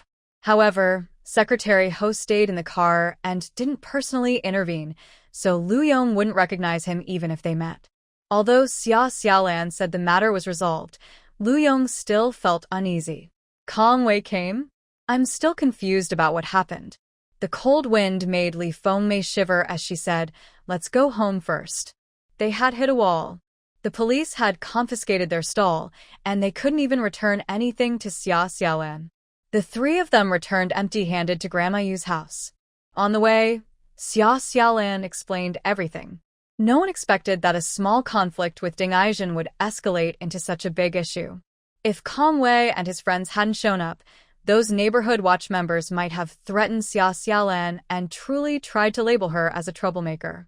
Xia Xiaolan leaned towards the latter, believing they had intentionally set up a witness to buy clothes and then ruined them.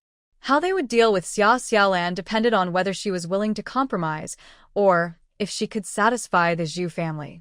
It was a situation where they could either advance or retreat, but then Kong Wei and his friends changed everything.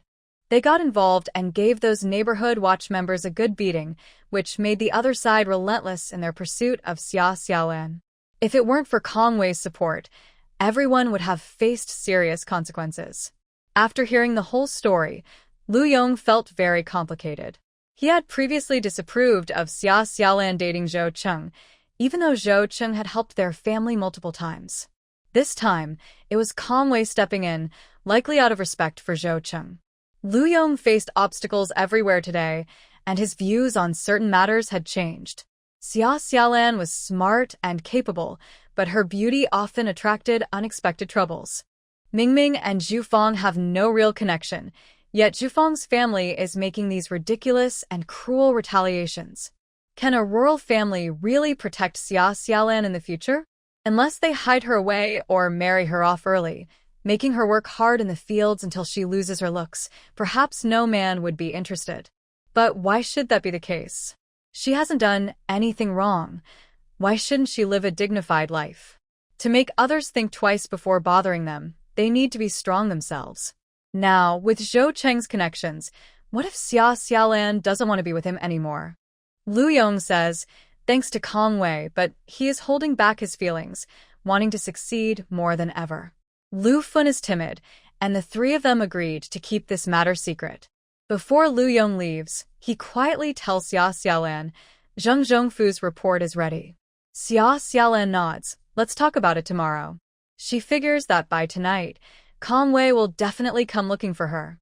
Lu Fun is puzzled. Conway came to our house, and I told him you were at the stall on Erky Road. Didn't he find you?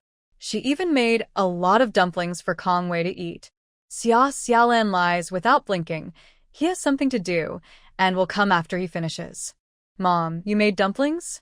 We can't finish them, so let's give some to Uncle to take home and cook. Aunt Li Fengmei is quite scared. She has no appetite to cook tonight and thinks it's better to take some dumplings home to eat. Secretary Ho is also trying to calm Xiao Guangrong down. Conway is anxious and must thank Uncle Xia for his concern. After the meeting, Uncle Xiao learns from Secretary Ho that Xiao Guangrong and Conway have just been brought back from the police station. Secretary Ho briefly explains the situation, and Uncle Xiao doesn't find it strange at all. He has worked at the grassroots level and has seen all kinds of troublemakers. He doesn't know about Xia Xiaolan's relationship with Zhou Cheng. But if Conway wants to do the right thing, then they need to protect this person. Only if Xia Xiaolan is innocent can Conway and Xiao Guangrong's actions be seen as doing the right thing instead of causing trouble. Uncle Xiao won't spend much time on this. He leaves it to Secretary Ho to handle. Conway is unaware of the Zhu family's interference. He and Xia Xiaolan don't have time to discuss the situation and think they are facing a similar issue as the one in Anqing County. Conway is very angry, feeling that everyone is eyeing Qingzi's wife because Qingzi can't get time off from work. There's also some local troublemaker in Yangqing. Conway and Xiao Guangrong planned to stay at the municipal reception center that night. Secretary Ho was busy handling this matter, while Conway, along with the thick-skinned Xiao Guangrong, made their way to Grandma Yu's house. The driver, Old Xiao, was scolded by Secretary Ho, but the leaders did not say anything to him, allowing him to continue following the two. Xia Xiaolan repeatedly thanked Conway and Xiao Guangrong, expressing her gratitude to Conway. You have saved me twice. Conway did not realize the seriousness of the situation. Once Xia Xiaolan explained the Zhu family's issue, Conway became furious. Xiao Guangrong muttered under his breath, "What a game." He is supposed to be a high-ranking official's child, yet he didn't even consider which girl he liked. If the girl disagrees, the family uses their power to retaliate. He thought that if his family were to take action, he would probably end up with broken legs for even thinking such things. The only child and treasure of the Xiao family would mean nothing if it brought shame to them. Xiao Guangrong would be seen as a pitiful child picked from a trash heap. Old woman, where does she get her confidence? My Qingge is 100 times better than her son. Conway felt fortunate to have arrived just in time. Not getting a business license was a minor issue, and thankfully, Xia Xiaolan was unharmed. When he heard Xia Xiaolan mention some complaint letters, he chuckled. Now that's going to be interesting. If the police station really investigates, they can break through the defenses of even the most vicious criminals, let alone a common person trying to extort money. Zhu Weiping was reassigned to handle this case, and under her thorough questioning, the woman who claimed Xia Xiaolan sold faulty clothes confessed first. She was the aunt of Gua Hao from the Joint Defense Team, but it was not Gua Hao who instigated it. The whole situation was planned by Gua Hao's father. Gua Hao's aunt did not understand why they would target a small business owner. She was just following her brother-in-law's instructions, as he had the ability. Captain Gua was not very loyal. Sensing that they had hit a wall, he quickly sold out his cousin and sister-in-law. He was not foolish enough to go home, only saying that his sister-in-law asked him to teach Xia Xiaolan a lesson. It was all just a game. Who knew they would injure all the Joint Defense Team members? Comrade, both sides are at fault. I don't want them to pay for medical expenses. Zhu Weiping thought Captain Guo was too naive. The old comrade who handled matters for Captain Guo was detained, and the situation would not end so simply. For some unknown reason, Ding Aizhen's eyelids were twitching. She left the office early to go home, and as she walked past the factory, many people whispered that Ding Aizhen was causing trouble but still managed to live comfortably. Ding Aizhen didn't care about the rumors. What others said at the factory wouldn't affect her position at all. That annoying little troublemaker, Xia Xiaolan, finally got into trouble, and Ding Aizhen couldn't help but feel happy. After getting home and preparing a big meal to celebrate, Zhu Qingchun returned from work, and the couple opened a bottle of wine. I thought she was so powerful. As a team leader, wasn't it easy to handle a few troublemakers? She had been too soft-hearted before. She should have taken action sooner instead of hesitating. Don't get too happy. When Zhu Fong comes back from school, be careful. He might cause a scene. Ding Aizhen scoffed. As long as your cousin keeps his mouth shut and doesn't make a fuss in front of Zhu Fong, how would he know?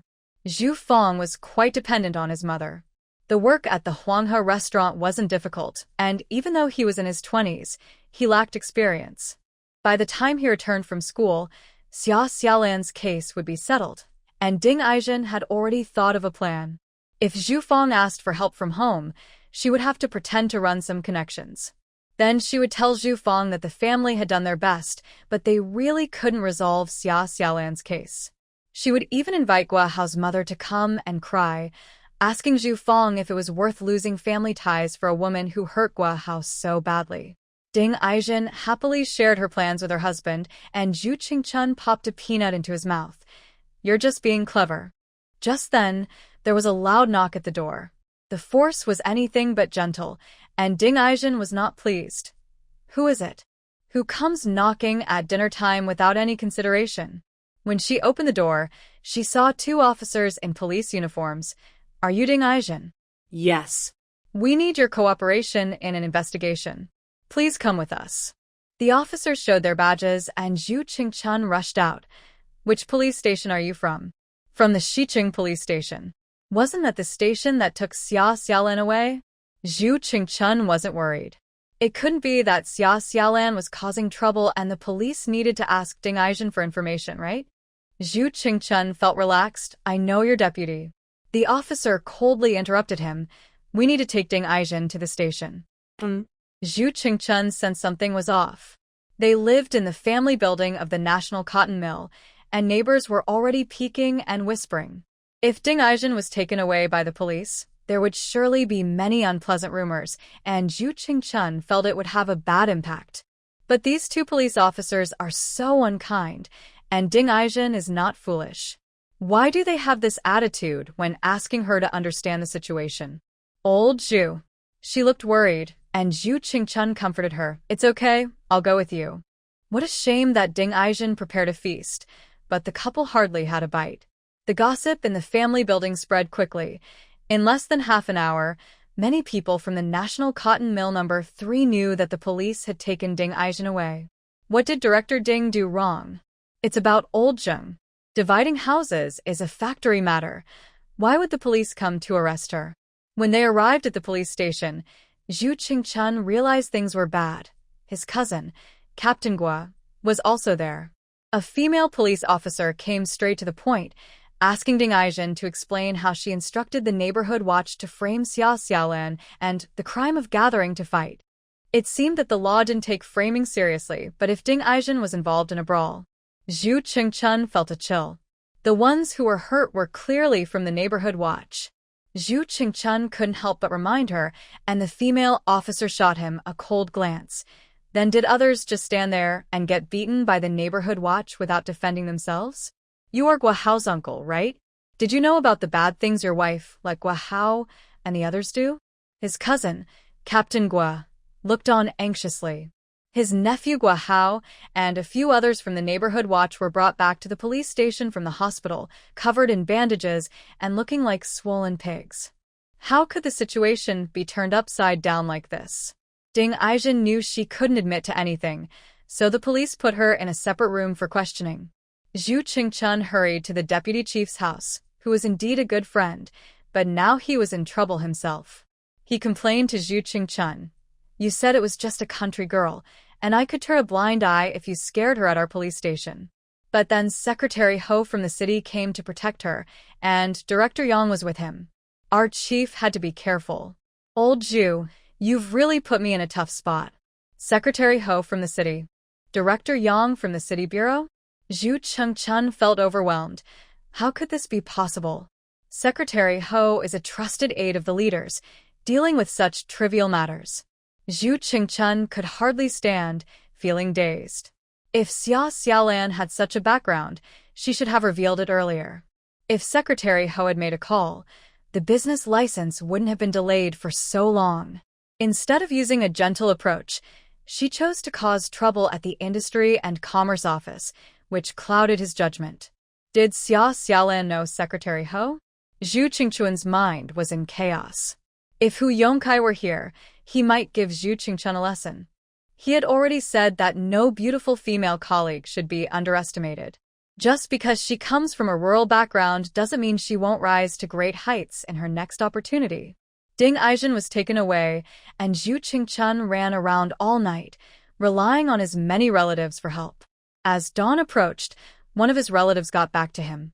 Guahao and the others have hit a wall. Secretary Ho is definitely just running errands for the leaders. This situation involving Secretary Ho still had some room for negotiation. What if Secretary Ho was acting on the leaders' orders? Zhu Qingchun, a section chief whose wife is the office director of the National Cotton Mill No. 3, usually looks down on others.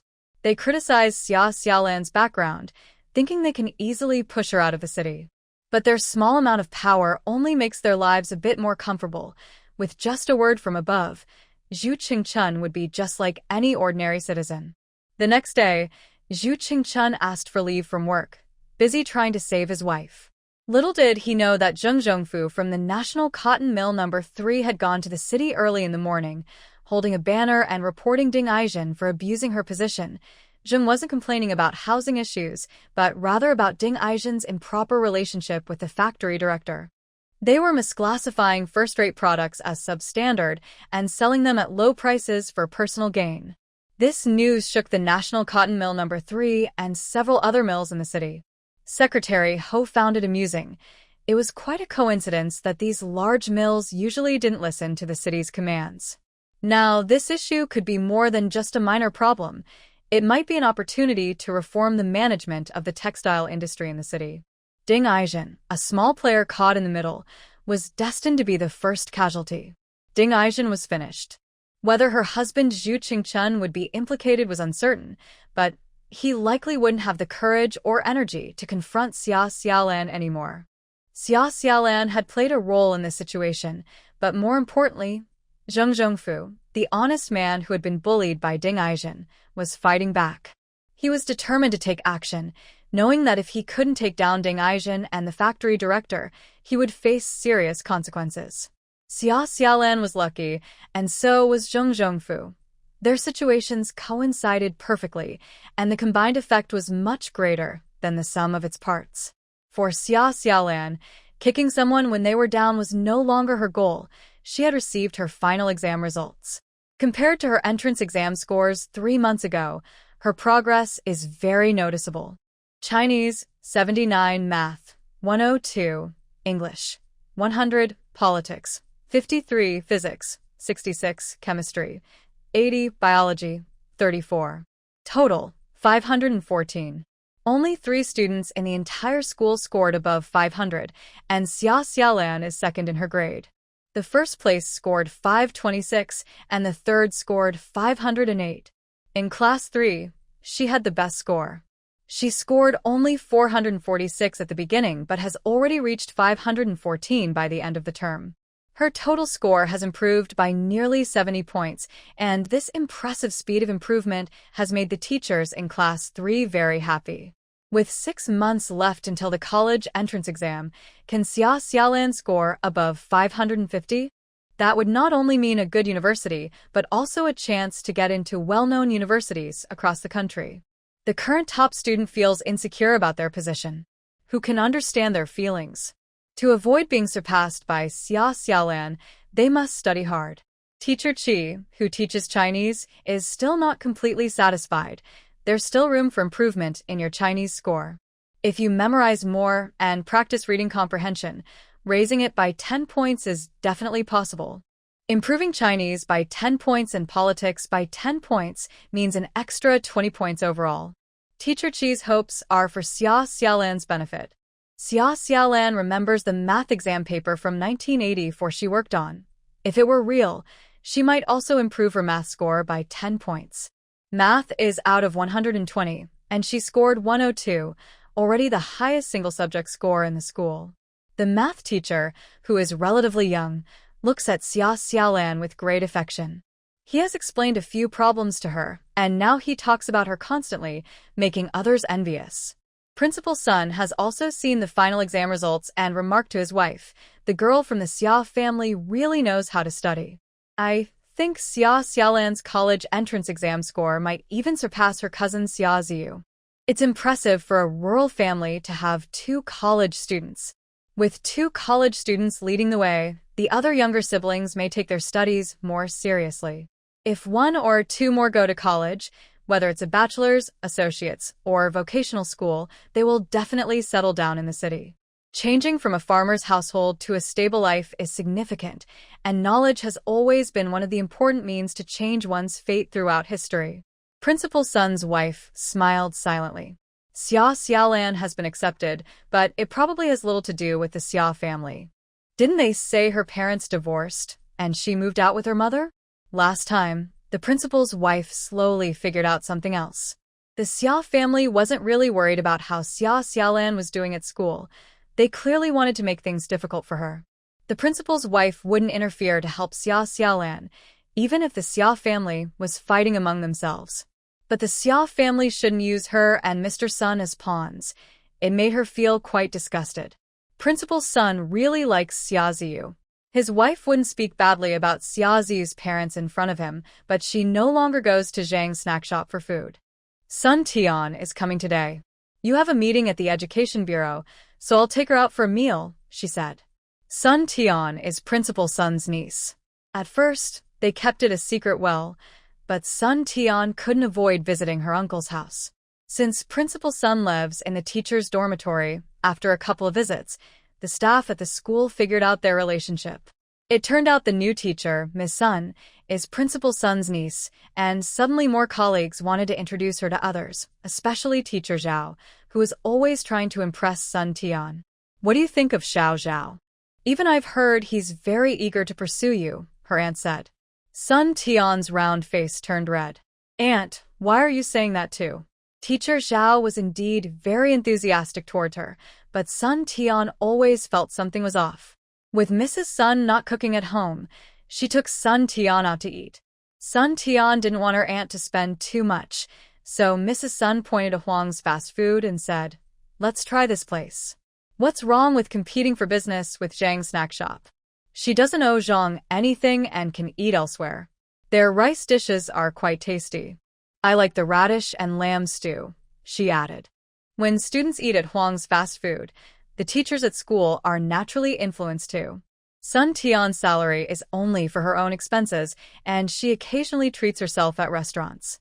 She can afford the few cents for rice dishes every day. Huang's shop was bustling.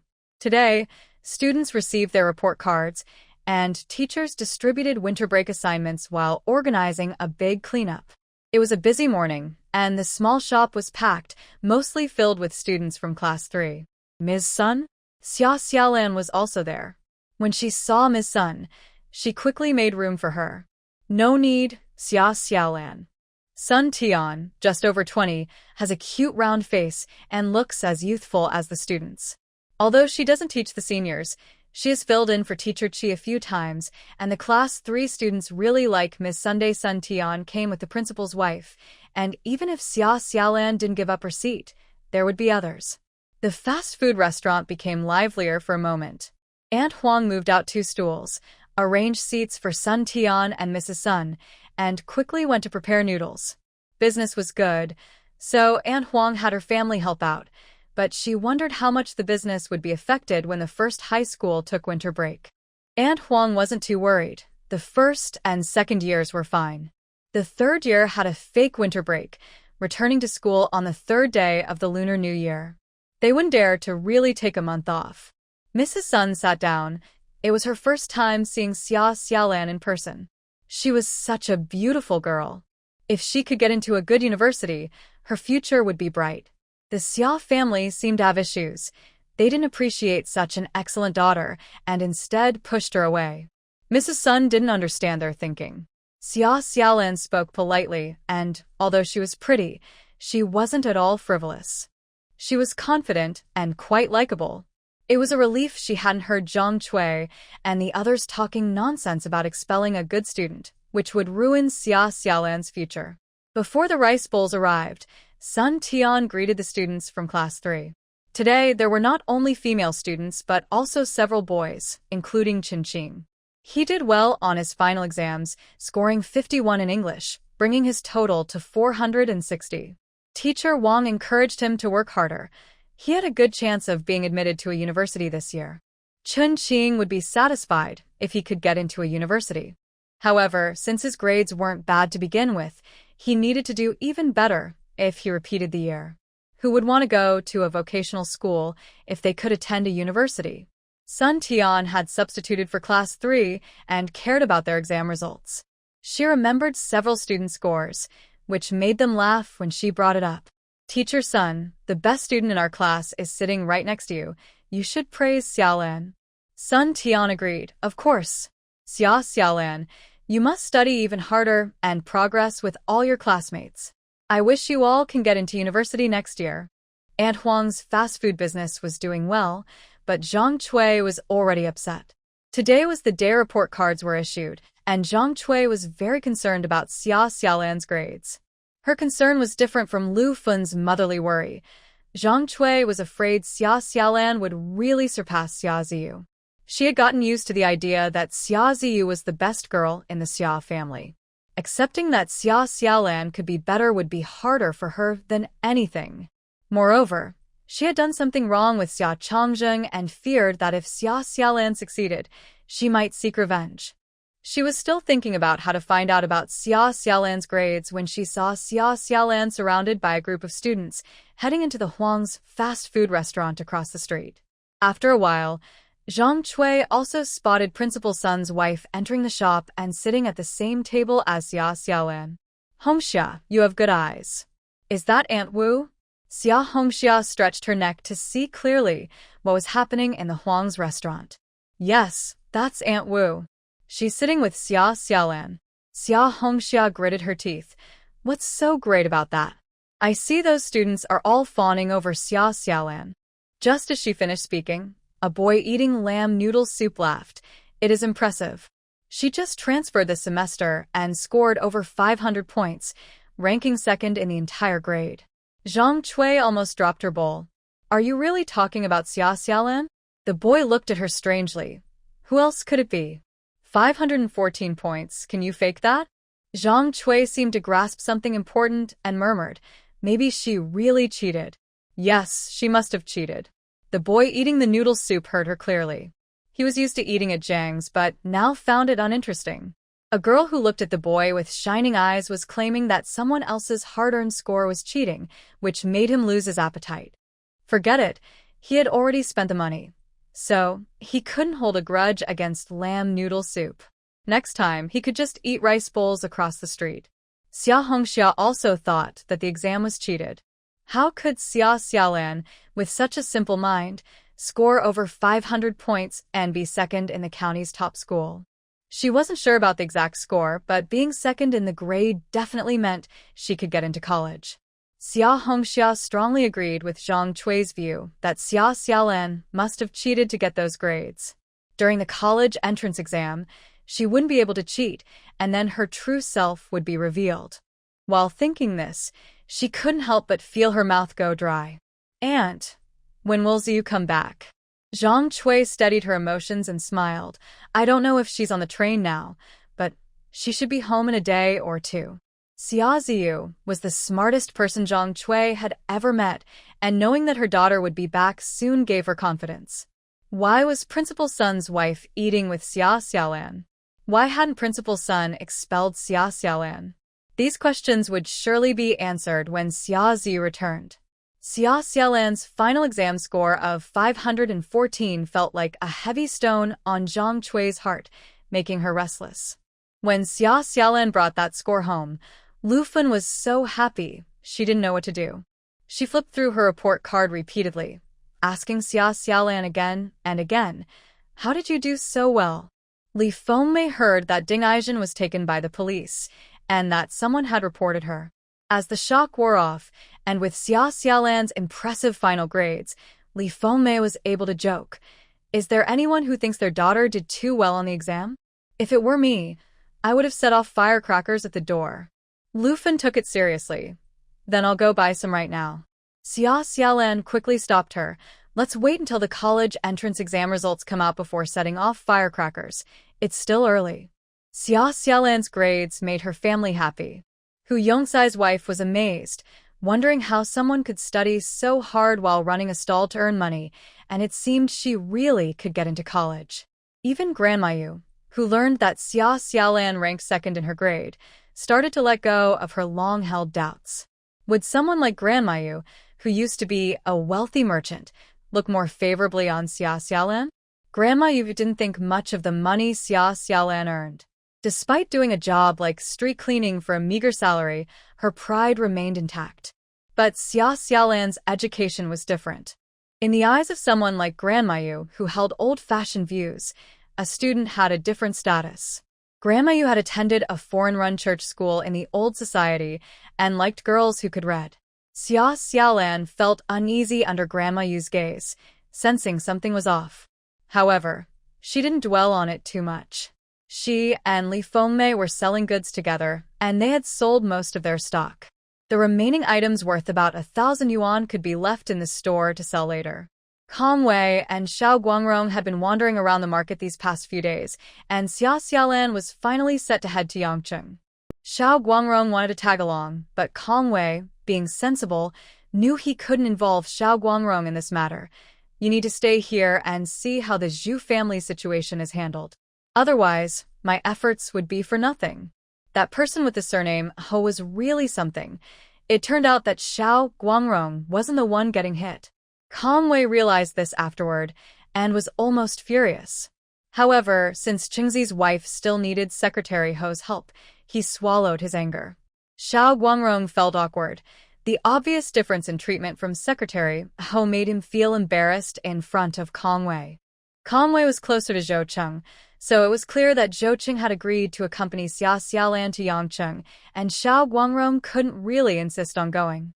When Xia Xiaolan asked Kong Wei how to resolve the situation in Yangcheng, Kong Wei mysteriously refused to say. Xia Xiaolan then sent a telegram to Bai Xinju, as usual. Xia Xiaolan held all the money she could use and boarded the train with Kong Wei. Kong Wei, who had never faced hardship, managed to get 2 sleeper tickets. Xia Xiaolan wasn't too proud to sit in a hard seat, so she happily got on the train. At the Blue Phoenix shop, Lu Yong was directing workers to install the chandelier. "Be careful not to break the lampshade. Pull tight, don't let go." The workers felt quite nervous. Each chandelier cost over 1,000 yuan, and breaking one would mean they wouldn't earn enough to cover the loss after so many days of work. Before the 24th, the Blue Phoenix would open. Lu Yong personally supervised the renovations, installed the crystal chandelier, and secured various glass pieces on the walls. When he closed the door and turned on the lights, Li Fengmei was a bit stunned. "Is this really a shop you could decorate?" In the capital city, the The cold wind blew sharply at the train station. Wang Jianhua noticed that Xia Ziyu's face was turning red from the cold, so he pulled her a little closer. Wang Jianhua's family used to be quite well off, and he understood basic manners. He saved some living allowances for train tickets and brought a few gifts for Xia Ziyu's family. However, Wang Jianhua was worried that he had saved too little money. Accompanying Xia Ziyu back to her hometown would cost nearly 100 yuan for round-trip tickets for both of them, and after buying some gifts, his living allowance would be nearly gone. How would he visit his parents on the farm? He couldn't just set aside a little for travel. Conditions on the farm were very tough, and Wang Jianhua wanted to buy some necessities for his parents.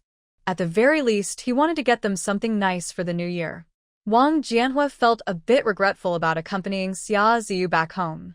Xia Ziyu seemed to sense his worries. Breathing out white mist, she leaned against him and softly said, "This is my first time meeting your parents. My mom will definitely prepare gifts for me. Uncle and aunt are probably in need of daily supplies on the farm. What do you think about bringing 2 thick cotton jackets and some New Year goods?" Wang Jianhua tightened his grip on Xia Ziyu's hand. "No one is as thoughtful as you. Let's do it your way." "No one is as thoughtful?" Xia Ziyu buried her face in Wang Jianhua's chest, feeling comforted by his words. After all, she had been with Wang Jianhua for half a year, and at that time, he and Xia Xiaolan were just starting out. In Wang Jianhua's heart, Xia Ziyu definitely held more weight. Thinking of this, Xia Ziyu couldn't help but smile. 2 college students, Xia Ziyu and Wang Jianhua, traveled from the capital city to Xanadu, while Xia Xiaolan was still on her way to Yangcheng. They arrived at the Xanadu train station with many bags. Although Xanadu's economy is certainly behind that of the capital, it is a major railway hub in the Central Plains, and its train station is quite large, attracting many passengers. Wang Jianhua carried most of the luggage, and fortunately, Xia Ziyu was not fussy. They finally squeezed out of the train station, both looking a bit disheveled. Wang Jianhua recalled some unpleasant memories. He thought that getting into college would mean leaving Yunnan province behind, but he found himself still tied to this place. Being sent away was not a pleasant memory, but the place he stayed before was even worse than Daya Village, so he tried his best to change his situation. "Let's go. We don't want your parents to worry," he said. They planned to go to Zhang's snack shop and stay in the county for a few days before returning to Daya Village. The county was relatively clean and tidy, and Xia Ziyu had little regard for the poverty of Daya Village. She wanted Wang Jianhua to see the hard work behind the snack shop. Even though she contributed money to Wang's family, she didn't want them to think she was taking money from the Xia family too easily. Xia Ziyu deliberately did not let her family pick them up at the train station and took a bus with Wang Jianhua to Anqing County. The county's high school was already on break, and with Huang's fast food taking some business away, Zhang's snack shop seemed a bit quiet. Xia Hongxia was the first to spot them. "Auntie, Uncle, Ziyu is back," she exclaimed excitedly, running over to take the bags from Xia Ziyu. Xia Ziyu smiled. "Hongxia, you look even prettier after 6 months." Filled with joy, Xia Hongxia called Wang Jianhua brother-in-law. Wang Jianhua nodded. He wasn't very familiar with Xia Hongxia. They hadn't interacted much in Daya Village. Of course, he wasn't too close with Xia Ziyu's other sister either. Zhang Cui and Xia Changzheng also came out. Wang Jianhua greeted them as uncle and aunt, and Zhang Cui couldn't hide her smile. "Ziyu, why did you let Jianhua buy so many things? You really should be more considerate." Wang Jianhua quickly replied, "Auntie, it's all my responsibility." Zhang Cui was very pleased.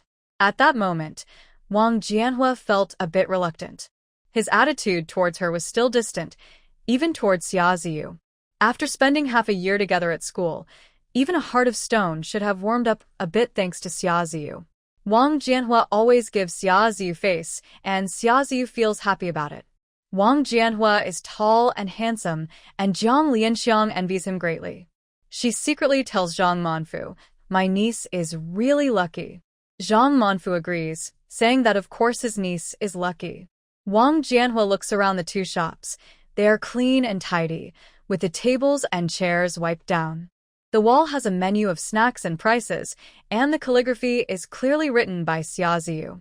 Xiaoziyu blushes, saying, "My writing isn't as good as yours." Although she has worked hard since middle school, she still lacks some foundational skills. Even though Wang Jianhua had a tough time when he was sent to Day Village to work, he comes from a distinguished family and received a good education. He can write beautifully and even paint. Xiaoziyu feels a bit uncomfortable about her lack of skills, especially since many of her university classmates are talented. Wang Jianhua smiles and quickly changes the subject. "Then I'll write a new sign for the shop. Uncle and Aunt, please don't mind if I waste paper and ink." Of course, they wouldn't mind. It's their future son-in-law writing. Xiaoziyu believes Wang Jianhua will achieve great things. She can already see signs of it. They both got into the same university, and his performance there is even better than hers. Her mother looks at such a son-in-law and can't get enough of him.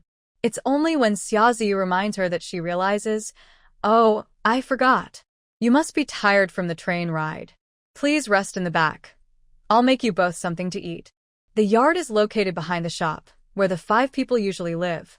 However, there are only 4 rooms, so Xiaoziyu has to share a bed with Xia Hongxia, while Wang Jianhua gets his own room. Zhang Cui and her husband value this son-in-law, so they keep the house clean and have prepared new bedding for him.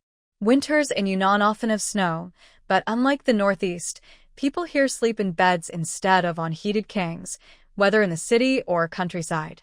Zhang Cui has warmed the room with a stove and placed 2 hot water bottles in the bed. Wang Jianhua initially just wanted to lie down for a moment, but the warm and soft blankets made him fall asleep without realizing it. Xia Hongxia pulls Xiaoziyu to chat and ask questions, and Zhang Cui comes in with 2 bowls of noodles, saying, "Eat a little first." "Where's Jianhua?" Xiaoziyu glances at the room. "He's asleep. Let's eat outside." Zhang Cui looks at the other bowl of handmade noodles with an egg on top and thinks it won't taste good if the noodles get soggy. Xiaoziyu has already handed her bowl to Xia Hongxia, saying, "Hongxia, eat first." "Still, sister, you care about me," Xia Hongxia said happily. Zhang Cui held back the urge to roll her eyes. Although she didn't pay Xia Hongxia's salary for working in the shop, she never skimped on her meals. Xia Hongxia seemed lazy and had gained weight since coming to Anqing County, despite not doing much work. A bowl of noodles quickly shifted Xia Hongxia's attention, and Xiaoziyu felt tired from her questioning. After eating, she noticed Wang Jianhua was still asleep and told Zhang Cui she wanted to go out for a bit. "I brought back a lot of things from the capital, but it's too far. I want to buy some more in the county." Xia Hongxia wanted to join, but Zhang Cui kept her in the shop. Xiaoziyu and Zhang Cui walked a short distance, and the first thing Xiaoziyu asked about was Xia Xiaolan. The telegram wasn't very clear. "Mom, can you explain it to me in detail?" "Where to start?" Zhang Cui wasn't sure where Lu Fen got the courage to divorce, but she had cut ties with the Xia family, making it harder for Zhang Cui to do anything. The village chief from Lu Fen's family is very assertive. He not only supports her divorce, but also wants to divide the land and allocate housing for Lu Fen and her family. Zhang Cui had been in the city for a few years, and her snack shop was doing well, but her mindset hadn't changed. Farmers still needed land and houses. While it was easy to make money in the city, none of the buildings belonged to her. Although she looked down on the land and houses in Dahu village, they were still her foundation. Xiaoziyu thought she was quite lucky. However, getting some land and a house in the countryside wasn't a big deal. The farther Xia Xiaolan moved away, the better, to avoid running into Wang Jianhua. She then asked about Zhang Erlai, and Zhang Cui wasn't very clear either, only knowing that he was sentenced to life for embezzlement during a crackdown. Xiaoziyu nodded and mentioned the Huang sisters' fast food place across from Zhang's snack shop. "I've noticed business in the shop isn't as good as before. This kind of competition is inevitable. Those people are envious of our family's earnings, and there might be more restaurants opening near County Number 1 Middle School in the future. But earning a few thousand a year from Zhang's is still manageable." Xiaoziyu glanced at her mother. "I told you before, I might need a large sum of money soon, maybe a few thousand, or even tens of thousands. I won't compete with my brother for Zhang's, but this money needs to be ready, when I need it. Zhang Cui felt a bit awkward. Mom knows. A few thousand or tens of thousands. How many bowls of noodles would she have to sell? Zhang Cui didn't understand what Xia Ziyu needed so much money for and felt a pinch at the thought. The couple focused on making money, leaving their 10-year-old son in the countryside. They hoped their daughter would succeed and were planning to bring their son, Xia Junbao, to Anqing County for school next year. This would surely be a significant expense. Zhang Cui changed the subject and mentioned that Xia Xiaolan was now in her senior year at the county's top high school. I wonder how she managed to get into the top school. Xia Ziyu felt a ringing in her ears and a sense of panic. It was surprising that her mother mentioned such an important matter last. Talking about Lu Fun's divorce and land division was pointless. Xia Ziyu didn't know how to express her feelings. With parents like hers, they would never understand what was important. Her face showed her distress, which made Zhang Cui a bit worried. So she quickly explained, "Your dad and I know she went to the top school with bad intentions. She must still have feelings for Jianhua and wants to go to college. I even asked your dad to send a gift to Principal's son to get her expelled, but it failed." Xia Ziyu replied flatly. "How long has she been at the top school?" 2 or 3 months. Xia Ziyu remained silent for a long time. She felt completely unable to communicate with her parents. They hadn't informed her right away about Xia Xiaolan attending the top school. Principal's son had only helped her a few times. She wasn't his daughter, so why would he help expel Xia Xiaolan? The Xia family couldn't afford to support Principal's son. Xia Ziyu herself graduated from the top school and knew how strict the transfer requirements were. The entrance exam scores had to be higher than last year's college entrance exam cutoff. What was last year's cutoff? Xia Ziyu remembered it was 350 points. If Xia Xiaolan got into the top school on her own, it meant she scored over 350 on the entrance exam. But Xia Xiaolan had been idle at home after middle school for 3 years. How could she achieve such results? Xia Ziyu felt a bit unfair and suspected that Xia Xiaolan either found another way to transfer or received extra help from someone. Who could have helped Xia Xiaolan? The first person that came to Xia Ziyu's mind was Wang Jianhua. He had a good foundation and hadn't completely abandoned his studies over the years. Given his situation, the only hope for him was to go to college. Because of his solid background, he managed to prepare intensively for a few months last year and successfully got into Beijing Normal University. Wang Jianhua scored slightly higher than her, and he was looking at Xia Ziyu's study notes. The notes were borrowed by Xia Xiaolan, so did Wang Jianhua not only study by himself but also teach Xia Xiaolan at that time? Both Xia Xiaolan and Wang Jianhua avoided discussing these details, and she couldn't be sure. Xia Ziyu hoped that Xia Xiaolan had other connections to transfer into the top school in the county. If Xia Xiaolan had achieved that score on her own, it would be a disaster. Xia Ziyu's expression remained unchanged, and Zhang Cui carefully kept quiet, not daring to mention that Xia Xiaolan scored 514 in her recent final exam, ranking second in her grade. Xia Ziyu had just returned home, so she decided to wait before telling her. With a heavy heart, Xia Ziyu had no interest in shopping.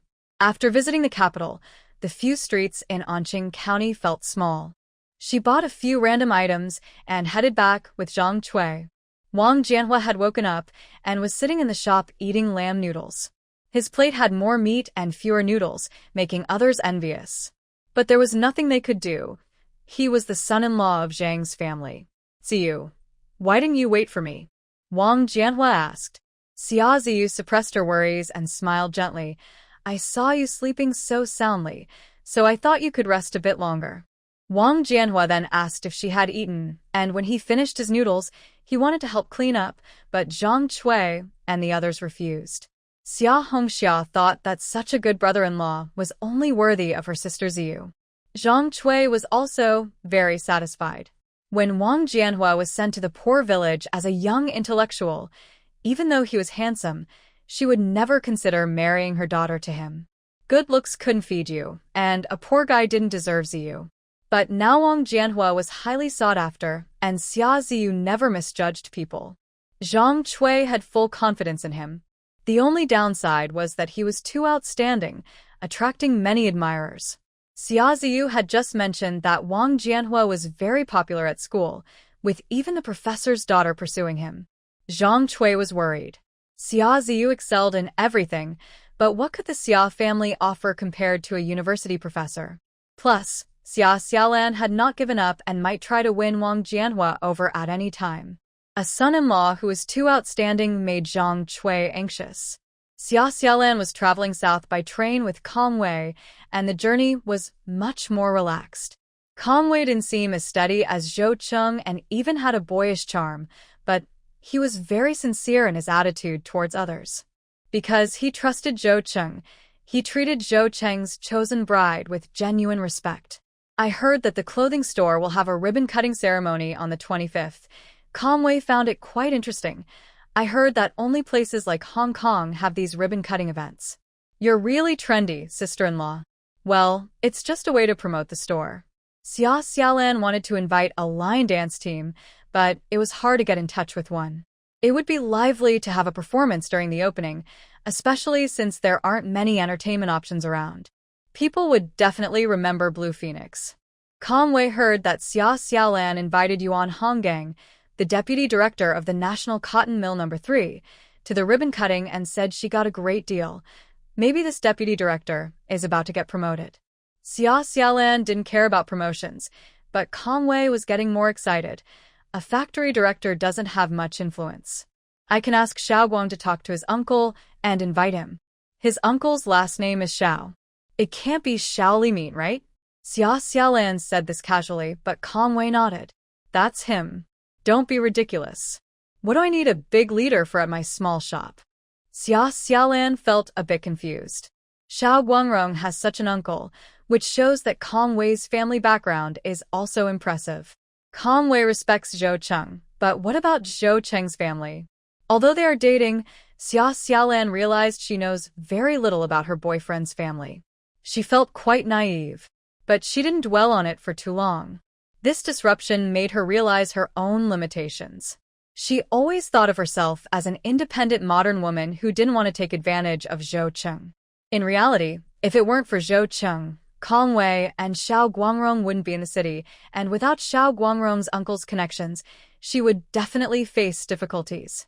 Even now, Kang Wei traveled all the way to follow her to Yangcheng to help solve her problems. This realization was hard for Xia Xiaolan to accept. After all, she had just told Zhou Cheng in her last letter that she wanted a relationship based on equality and respect. If she kept relying on Zhou Cheng's help while talking about equality, wouldn't that be unfair to him? In her past life, she was busy striving for success and had little experience with romantic relationships. Balancing rationality and emotions was difficult. Her work experience taught her that to gain something, you must first give. Anything that comes easily often has hidden dangers. Zhou Cheng generously used his connections to help her repeatedly, but what could she offer him in return? In her career, she certainly couldn't help Zhou Cheng. She wasn't the daughter of a powerful military leader in this life. Financially, she was still far from Zhou Cheng's family's wealth. Xia Xiaolan was feeling troubled. If Zhou Cheng found out about her thoughts, he would be extremely upset. When you like someone, you can't help but want to be good to them, and the only thing you hope for in return is that they feel the same way.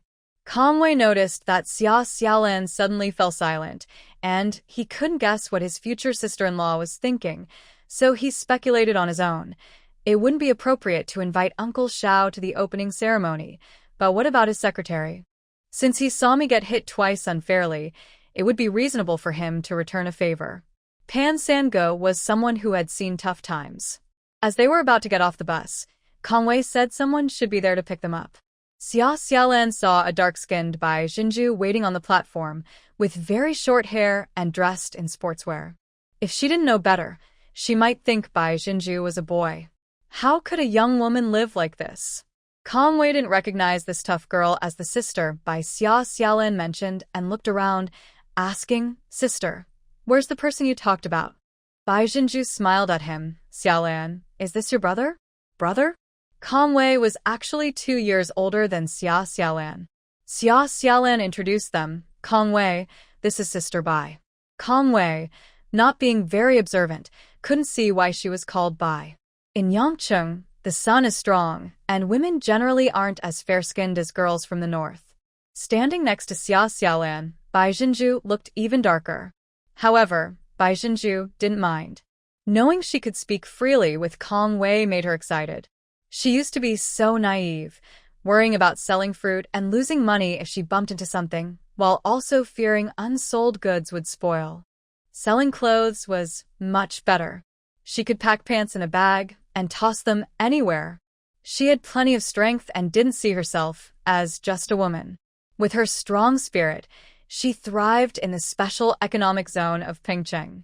There are so many buyers. I'm busy collecting money every day. Not only was she busy collecting money, but she was also rushing through meals and sleep, running back and forth between places. She found long hair took too much time to wash, so she cut it short. Her clothing style became more masculine too. In Pengcheng, it was common to offer a cigarette when meeting someone, and as a woman, Bai Jinju was looked at strangely for doing that. After cutting her hair and changing her clothes, no one looked at her oddly anymore. Kong Wei looked at her again. This sister, Bai, was impressive. There weren't many women as brave and hardworking as she was. She dared to go to the special economic zone of Pengcheng alone. Xia Xiaolan felt happy listening to Bai Jinju excitedly talk. She had even invested in Bai Jinju's business. Even without making money by reselling pants in Pengcheng, the quicker Bai Jinju establishes herself there, the sooner Xia Xiaolan can implement her next plan. As soon as Bai Jinju appeared at the train station, Chao Lu and the others guessed that Xia Xiaolan would come. By keeping an eye on Bai Jinju, they could wait for Xia Xiaolan, and she really did show up, bringing along a young man. Doesn't look much like the last one? Really? Chao Lu suddenly felt that their boss might be in a tricky situation. When their people followed, they found that Xia Xiaolan and her companions left the station and got into a car, which sped away as soon as the driver pressed the gas. Reporting back to Ku Yixiong, he didn't think much of it. Just keep an eye on the clothing market. I don't think she's going to give up this business easily. Ku Yixiong smiled with narrowed eyes. He just wanted to make a friend, which didn't seem like too much to ask. Kong Wei mentioned that the person picking them up was called Brother Pan, and Xia Xiaolan followed along without asking too many questions. Once Bai Jinju got into the car, she felt a bit restless. Brother Pan gave her a dangerous vibe. Perhaps it was the instinct of a martial artist. Xia Xiaolan was pretty, but Brother Pan didn't pay much attention to her. Instead, he seemed very interested in Bai Jinju. Have you trained? Bai Jinju nodded, and Brother Pan focused on driving, not saying another word. Xia Xiaolan didn't know much about Brother Pan, but Kong Wei seemed to trust him. Brother Pan had a scar on his face that split his right eyebrow, running from his forehead down to his eyelid. It looked like he had barely escaped losing his eye. Could a local tough guy like Ku Yixiong really be handled by just one Brother Pan? Xia Xiaolan chose to trust him for now. Brother Pan drove a somewhat new Polonez, and his tough build looked mismatched in the small car, almost like a bandit who had stolen it. He heard that Xia Xiaolan would only pick up goods in the afternoon, so he took the three of them out for a meal. He ate very quickly, finishing a bowl of rice in just a few bites and gulping down soup. For Brother Pan, eating was just about filling his stomach, not about enjoying the flavors. This was different from Zhou Cheng, who was knowledgeable about food and could describe how a big fish tasted just right. From a person's attitude towards food and daily life, one could guess their background and upbringing. Zhou Cheng came from a good family, in these times, a family that still cared about enjoying food. Clearly had never gone hungry. Although Kong Wei seemed familiar with Brother Pan, they didn't have much to say to each other, yet he seemed to trust him. Could he really handle Ku Yixiong alone? Or was he a low-key, independent figure in the underworld? When Pan San ran to the restaurant entrance to smoke, Xia Xiaolan asked Bai Jinju, "Have you heard of this person?" Bai Jinju shook her head. "No, but he has seen violence." Seen violence means he has killed someone. Zhou Cheng would not ask a criminal for help. Xia Xiaolan guessed that Pan San was likely a retired soldier. What Bai Jinju didn't say was that she was more wary of Pan San than of Ku Yixiong. This person had likely taken more than one life and had a fierce aura, which made someone like her, who practiced martial arts, sensitive. Afraid of scaring Xia Xiaolan, she changed the subject. In the past half-month, I earned over 5,000 yuan. I will share the money with you soon. Xia Xiaolan was a bit surprised. I remember you sell inexpensive trousers, making only 2 or 3 yuan per pair. How could you earn so much? Bai Jinju's eyes and brows were smiling. I don't earn much per pair, but I go to the Pengcheng People's Bridge small commodity market every day. On slow days, I sell dozens of pairs, but on good days, I can sell over 100. You're right, Pengcheng isn't as bustling as Yangqing now, but the money there is really easy to make. In this day and age, if you choose the right industry and are willing to work hard, you can definitely make money. Bai Jinju spoke lightly, but the small commodity market was filled with various vendors. Xia Xiaolan faced the risk of being reported for speculation when she set up her stall. Bai Jinju's sales of trousers couldn't have been smooth sailing either. Competing for business in the market sometimes required fighting, and Bai Jinju had knocked down a few people to keep her stall safe. However, fighting wasn't unusual for Bai Jinju, and she didn't have the same troubles with unwanted attention as Xia Xiaolan, so she didn't bother to mention it. People's Bridge? Xia Xiaolan felt it was quite familiar. The small commodity market at People's Bridge in Pengcheng was famous. Many successful business owners in later years made their first fortune there. If Xia Xiaolan remembered correctly, the market remained popular until the mid-1990s, becoming a must-visit spot for inland tourists and a major channel for product distribution in the Pearl River Delta and eastern Guangdong. Of course, it was still early 1984, and the small commodity market might have just started to thrive. Sister Bai, it would be best if you could get a fixed stall. Bai Jinju agreed. If I arrive late, there's no place to set up. Having a fixed stall would be much more convenient. Bai Jinju was talking about a fixed street stall, while Xia Xiaolan meant a shop. The two were happily misunderstanding each other, reaching a wonderful harmony. Kong Wei and Pan Sen talked at the door for a long time. When they came in, they heard something about a stall, and he was quite interested. Sister-in-law, what do you think I can do with the money I have? Kong Wei kept making money with Zhou Cheng. He started his business around the same time as Xia Xiaolan. While Xia Xiaolan was selling eggs in Anqing County, Kong Wei was following Zhou Cheng on his first trip south. Now, Xia Xiaolan had only made a little over 10,000, while Kong Wei had so much money he didn't know how to spend it. He envied Pan San for driving a car, even if it was only 80% new. At least it was his own, right? But Zhou Cheng said it wasn't suitable for him to buy a car since everyone in the Kong family was watching. If Kong Wei showed off his wealth, what would his family think? Others might assume it was money from his parents, and that would upset them. To be honest, whether this business could continue was still uncertain. So, Kong Wei had a full wallet but only changed his standards for food and clothing. What was he going to do with all that money? He watched Xia Xiaolan and Bai Jinju work hard and felt envious. The south was more open than the capital. Pan San driving a small car wasn't a big deal. Kong Wei felt a bit wild. Living in the capital had its restrictions. How could he spend the money he earned? Dealing in cigarettes was a bit sensitive, so he thought he could do something with Xia Xiaolan and the others. At least he would have a place to spend his money. Xia Xiaolan stared at him. Kong Wei was different from her. He didn't need to run a business. He just needed to turn his money into a courtyard in the capital. It didn't matter if the courtyard was small and shabby. In 30 years, he could sell it for a profit that would last him a lifetime. Well, she had already given that advice to Zhou Cheng. Buying property for appreciation was something you could only do with spare money. Kong Wei couldn't spend all his money on property. He needed to use it before the prices soared. Money needed to flow and bring happiness and satisfaction, not just be meaningless numbers. Xia Xiaolan thought for a moment and didn't speak carelessly. Let's discuss this more on our way back to Xanadu. Dealing in cigarettes was already profitable. Did Kong Wei have the energy for anything else?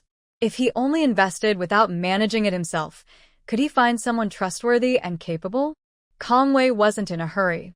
After expenses, Bai Jinju made over 5,400. She asked Xia Xiaolan if they should share the profits. They both initially invested 500 yuan for inventory, but Bai Jinju had been the one running around.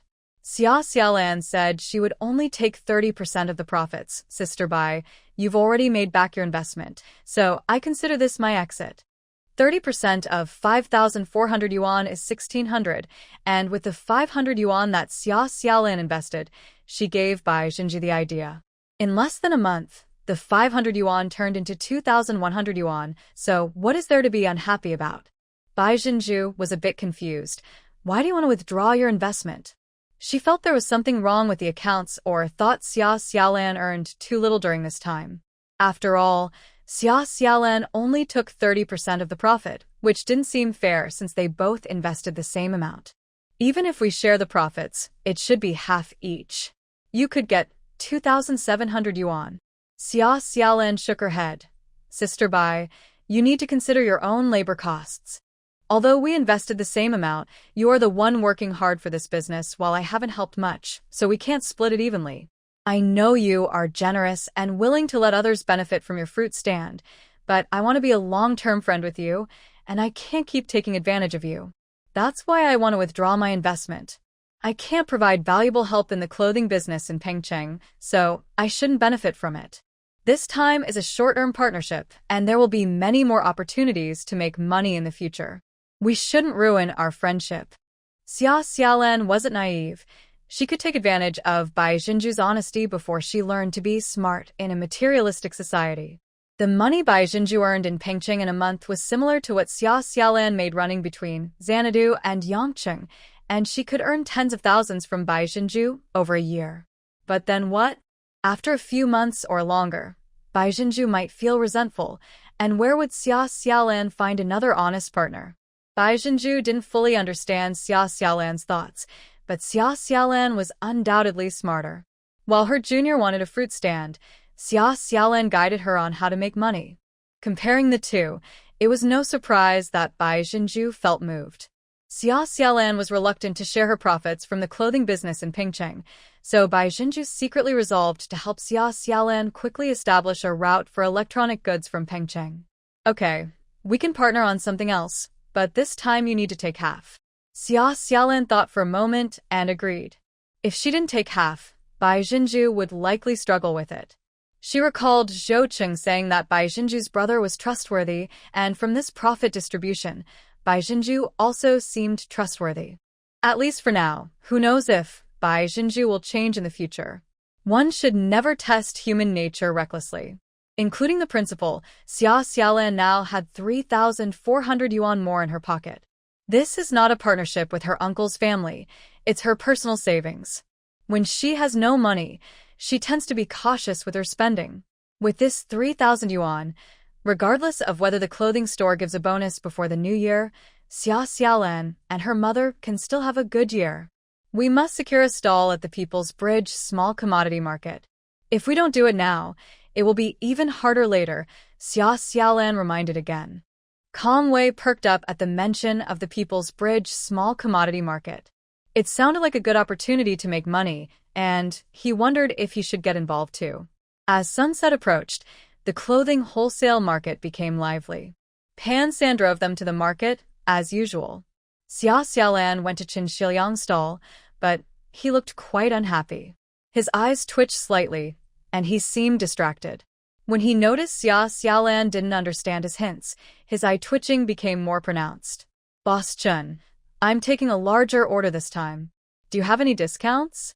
Qin Shiliang rolled his eyes, thinking he could give her the stall for free as long as she could leave the city. Such a pretty face, but so foolish. Look at the people around her. One with short hair who looks androgynous, another who seems spoiled, and someone with a rough demeanor. Could they really compete with Ko Ishiong's group? That's already the lowest price. If you think it's too expensive, go buy from someone else. Qin Shiliang replied grumpily. Kong Wei felt a bit annoyed. Does this guy not know how to talk? He's getting money and acting like this? Ha ha ha. Boss Chun, what will you do if you scare away your customers? Just then a round-faced, friendly man named Ko Ishiong stepped out from behind Qin Shiliang's stall. In the crowded wholesale market, Xia Xiaolan and her group had unknowingly been surrounded by Ko Yixiong's people. Chun Shiliang shot Xia Xiaolan an angry glance. Boss Ko, your attitude doesn't seem very friendly. Do you realize your actions are causing me a lot of trouble? I almost didn't want to do business in this city anymore. Xia Xiaolan understood Chun Shiliang's hints, but how could she leave at that moment? Until this issue was resolved, she would always feel anxious in the city. Ko Yixiong looked at her with admiration. No, I think you're quite bold. You're not afraid of me at all, are you? You're not surprised to see me here at Boss Chen's stall. Chun Shiliang's expression darkened, and Ko Yixiong glanced at him. Boss Chun is very loyal. I asked several times, and he said he didn't know where you were from. I don't like dishonest people. Xia Xiaolan thought to herself, I really don't like show-offs. Have you watched too many Hong Kong movies? You're pushing it. Conway couldn't take it anymore. Pan Sen raised his hand to stop him. Kalauda, I want to talk to you. Ko Yixiong lazily looked at Pan San. Friend, what makes you think you can talk to me? Without wasting words, Pan San grabbed one of Ko Yixiong's men standing beside him and pulled him over, gripping his neck tightly. His speed was impressive, and he had great strength, making the man's throat crackle. It seemed that if he squeezed any harder, the man's neck would break. Chao Lu and the others rushed in to protect Ko Yixiong, who felt as if that hand was squeezing his own neck. He was only half a step away from the man being choked. It wasn't that the man couldn't reach him, but he didn't want to. You wouldn't dare. In this situation, doing something bad in secret was one thing, but killing someone in public was another matter entirely. The people at the stall had already run away in fear. The small vendors didn't know Ko Yixiong, but they recognized Brother Chao. This area was under Brother Chao's control, and they quietly guarded their stalls, remaining silent. Pan Sen wasn't going to shout loudly. A quiet dog is the one that bites. He didn't say a word, but increased his grip. The man he held was gasping for breath, clearly close to passing out. How dare you? Chao Lu and the others were about to rush at Pan San, but before Conway could step in, Bai Zhenju protected him and Xia Xiaolan behind her. What was going on? A big man being shielded by a woman? Calm down, don't make a scene. Bai Zhenju's arm was as strong as iron, and Conway couldn't break free, her tone resembling that of a parent calming a disobedient child. Although the situation was tense, Xia Xiaolan suddenly found it amusing. Stop. Ko Yixiong called for his man to halt. Speak openly. I, Ko, am here to listen. Pan Sen casually tossed the man aside, and Chao Lu and the others hurriedly dragged him away. Chao Lu's expression was one of shock. Boss, his throat is crushed. Chao Lu's eyes were filled with hatred, and Ko Yixiong's eyelids twitched. Get him to the hospital first. Kalauda, do you think I'm afraid? Pan San was responding to Ko Yixiong's earlier assumption that he wouldn't dare to kill. Without waiting for a reply, Pan San pointed at Xia Xiaolan. She's pretty, right? That's why you, Kalauda, are interested in her. As a man, I can understand and even admire your taste. But as a man, I look down on you. Look at you acting all tough. Thinking it's still cool to take someone away like a prize? That girl doesn't want to be friends with you, so why are you making such a fuss? For her partner to see? Great. If her partner sees this, they won't want to deal with a small fry like you. Let me handle you. What are you worth anyway? If no one dares to take you out for 10,000, would anyone take the job for 100,000? You glaring at me won't help. I come and go as I please. You can't trap me, and even if you tried to take me out, there are others to take my place. You fool, making me come all the way to this city for you, really a lot of trouble. In this huge clothing wholesale place, it was quiet as a mouse. Pan San didn't pull out a gun. His words were more poisonous than a king cobra's venom to Ko Yixiong. Conway looked like he expected this, while Xia Xiaolan was at a loss for words. Pan San was usually quiet because his way of speaking was not well received. He wanted to talk privately with Ko Yixiong to save face for him.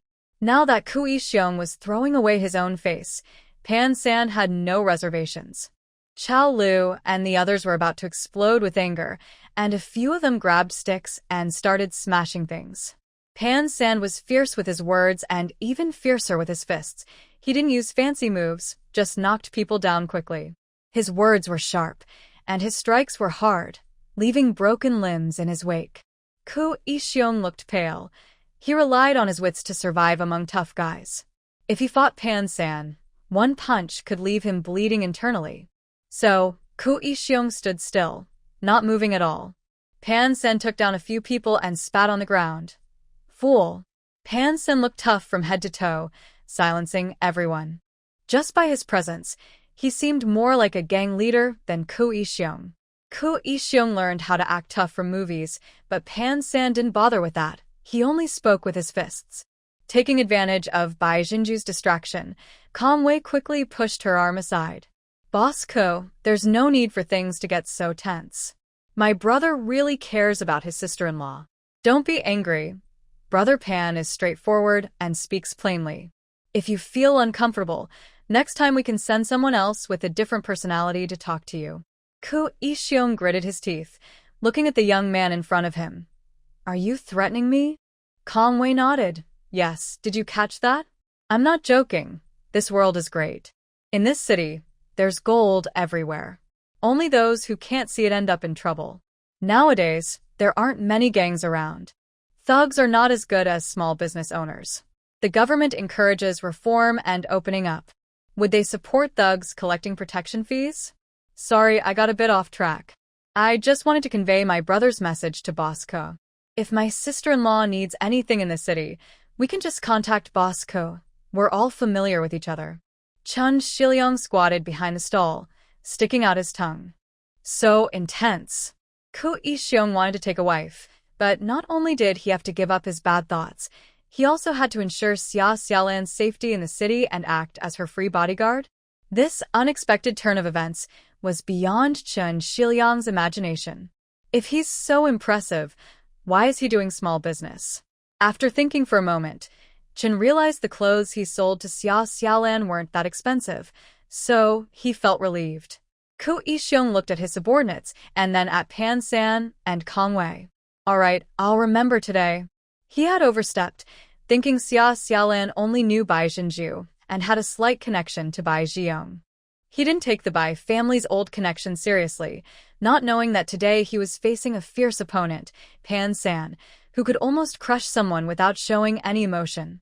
Only those who have truly seen blood are like that. Ko Ishiong and his men retreated like a tide. The stall owners looked at Xia Xiaolan with fear.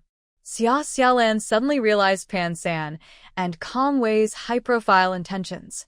After today, her legend would surely spread in the wholesale market.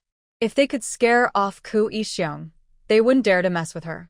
Her safety had greatly improved. Zhou Cheng, with his skills, didn't seem like a 20-year-old. Except when he was in front of her, he seemed like a young kid. Otherwise, Zhou Cheng appeared more mature than Xia Xiaolan had imagined. Xia Xiaolan wasn't sure if the situation was resolved. Her style was completely different from Zhou Cheng's. He was more ruthless and strong. She benefited from his approach, without being overly dramatic. Zhou Cheng had created a protective layer for her, and she would take advantage of it. Looking at the stall owners, who were all scared like quails, Xia Xiaolan didn't know where else to source her goods today. Chun Shiliang peeked from behind the stall. Sister Xia, I didn't betray you. How much stock do you need today? Chun Shiliang had a serious expression as he called Sister Xia. Xia Xiaolan felt a bit touched. To make future deliveries easier, she had actually given Chun Shiliang the address of Grandma Yu's house. Chun Shiliang, under pressure, didn't tell Ko Ishiong and showed a sense of loyalty. Xia Xiaolan looked at Chun Shiliang, and vague memories began to resurface. She always thought this name sounded familiar. Chun Shiliang, who made his fortune in the 1980s, was from Yangcheng and was a big player in the clothing industry. Could he be the person in front of her? Xia Xiaolan looked at him with sympathy, and Chun Shiliang felt a bit guilty. His wholesale prices were a bit high, but the quality was good. Should he give Sister Xia a better deal? Ko Ishiong admitted defeat. Xia Xiaolan had indeed heard the name Chun Shiliang, but only on television. He was a big boss in the clothing industry who made his fortune in the 1980s, and by the new millennium, His assets were over 100 million. At that time, Chen Shiliang was only in his 40s.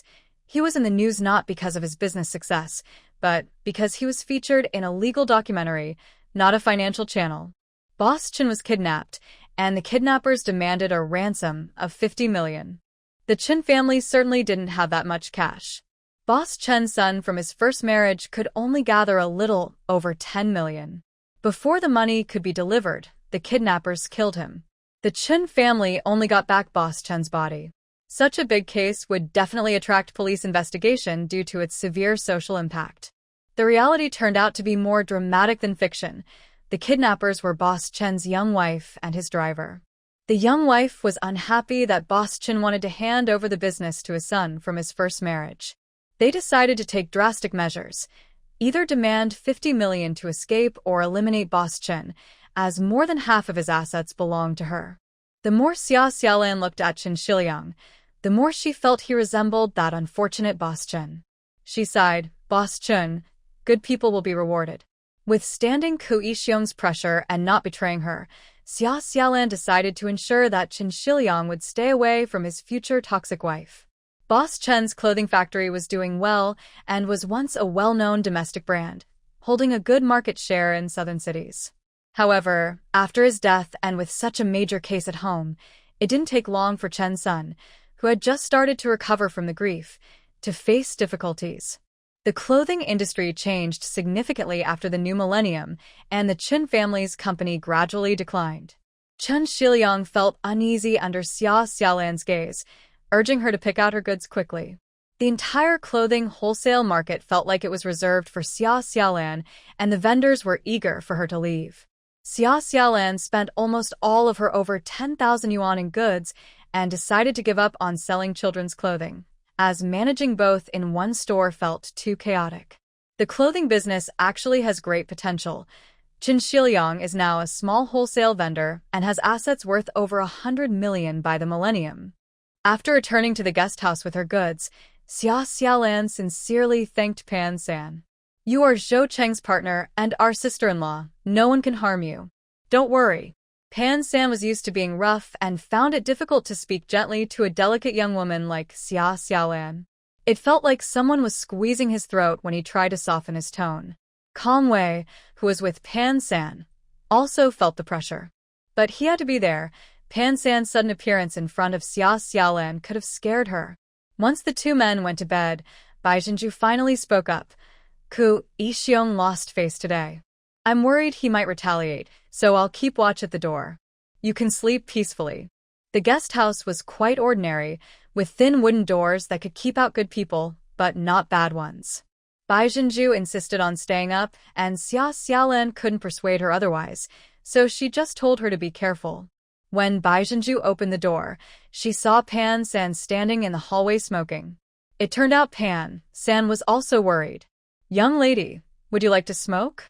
Bai Zhenju, a tough girl, felt like just a young girl in front of the truly fierce Pan San. She shook her head and suddenly began to talk to herself. "My brother wrote to me the year he went north, saying there was someone at his workplace named Pan." Pan San extinguished his cigarette. "What do you want to say?" "I am just Pan San, nothing more." Bai Zhenju felt that Pan San was the person Bai Zhiyong had mentioned. Pan San's skills, his fierceness, and even the scar on his eyebrow told a story. Ku Yixiong did not come to retaliate that night, which left Kong Wei a bit disappointed. This person can really hold back. Pan San humiliated him to make him lose his cool. If Ku Yixiong dared to act, Pan San had other ways to handle it. For now, Ku Yixiong managed to hold back, and Pan San thought he was a coward. Once you lose momentum, it becomes harder to act. He didn't dare to come last night, and won't have any wild ideas until he understands your background. Xia Xiaolan didn't know what led Pan San to this conclusion, so she chose to trust the professionals. In the end, they didn't need Bai Zhenju's two senior brothers for protection. Pan San took Xia Xiaolan and Kong Wei, along with their goods, to the station and drove his car boldly around Ku Yixiong's territory. Pan San left Yangqing feeling quite regretful that he couldn't force Ku Yixiong out of hiding. Ku Yixiong really knows how to endure. He used to be bold and daring, But now that he has some family business, he feels burdened. Unlike Pan-san, who can bravely step into Ko-Ishyong's territory alone, Ko-Ishyong knows that his retreat affects his reputation, especially after his injured subordinate might have started to doubt him. At that moment, Ko-Ishyong truly felt a threat to his life. Pan-san was not joking. He really wanted to eliminate Ko-Ishyong and had the guts to do it. For Xia Xiaolan, the past few days have been more exciting than her previous life as an executive. When she first reborn, she thought her foresight would lead her to great success. The 1980s were full of opportunities, but opportunities come with risks. Only self-made entrepreneurs share such details. Xia Xiaolan believes that the situations with the Zhu family and Ko-Ishyong might not be unique. Xia Xiaolan continued to read on the train, making the most of her time. Even though the final exams were just a few days ago, her sense of urgency had not diminished at all. She wanted to break free from the limitations of her background while accumulating financial resources and not giving up on climbing the social ladder. Attending university was a good path that would separate her from people like Ko-Ishyong. If a troublemaker took an interest in her, it wouldn't be surprising. Troublemakers have their own tastes, and he might just like someone like Xia Xiaolan. However, she thought that if she had arrived in Yangcheng with a car and a strong protector like Pan-san, even if Ko-Ishyong happened to see her, he wouldn't dare approach her casually. Xia Xiaolan did not find that kind of dominance attractive.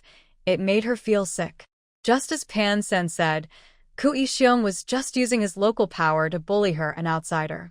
Such a man deserves a good beating. Kong Wei yawned and said, "Sister-in-law, you study too seriously. With your grades, getting into a university in the capital should be a piece of cake." Xia Xiaolan smiled. Not all universities in the capital are the same. Beijing Normal University and Capital University are not comparable. Since she decided to pursue a path of rising above while supporting those below, she would naturally take this year's college entrance exam more seriously.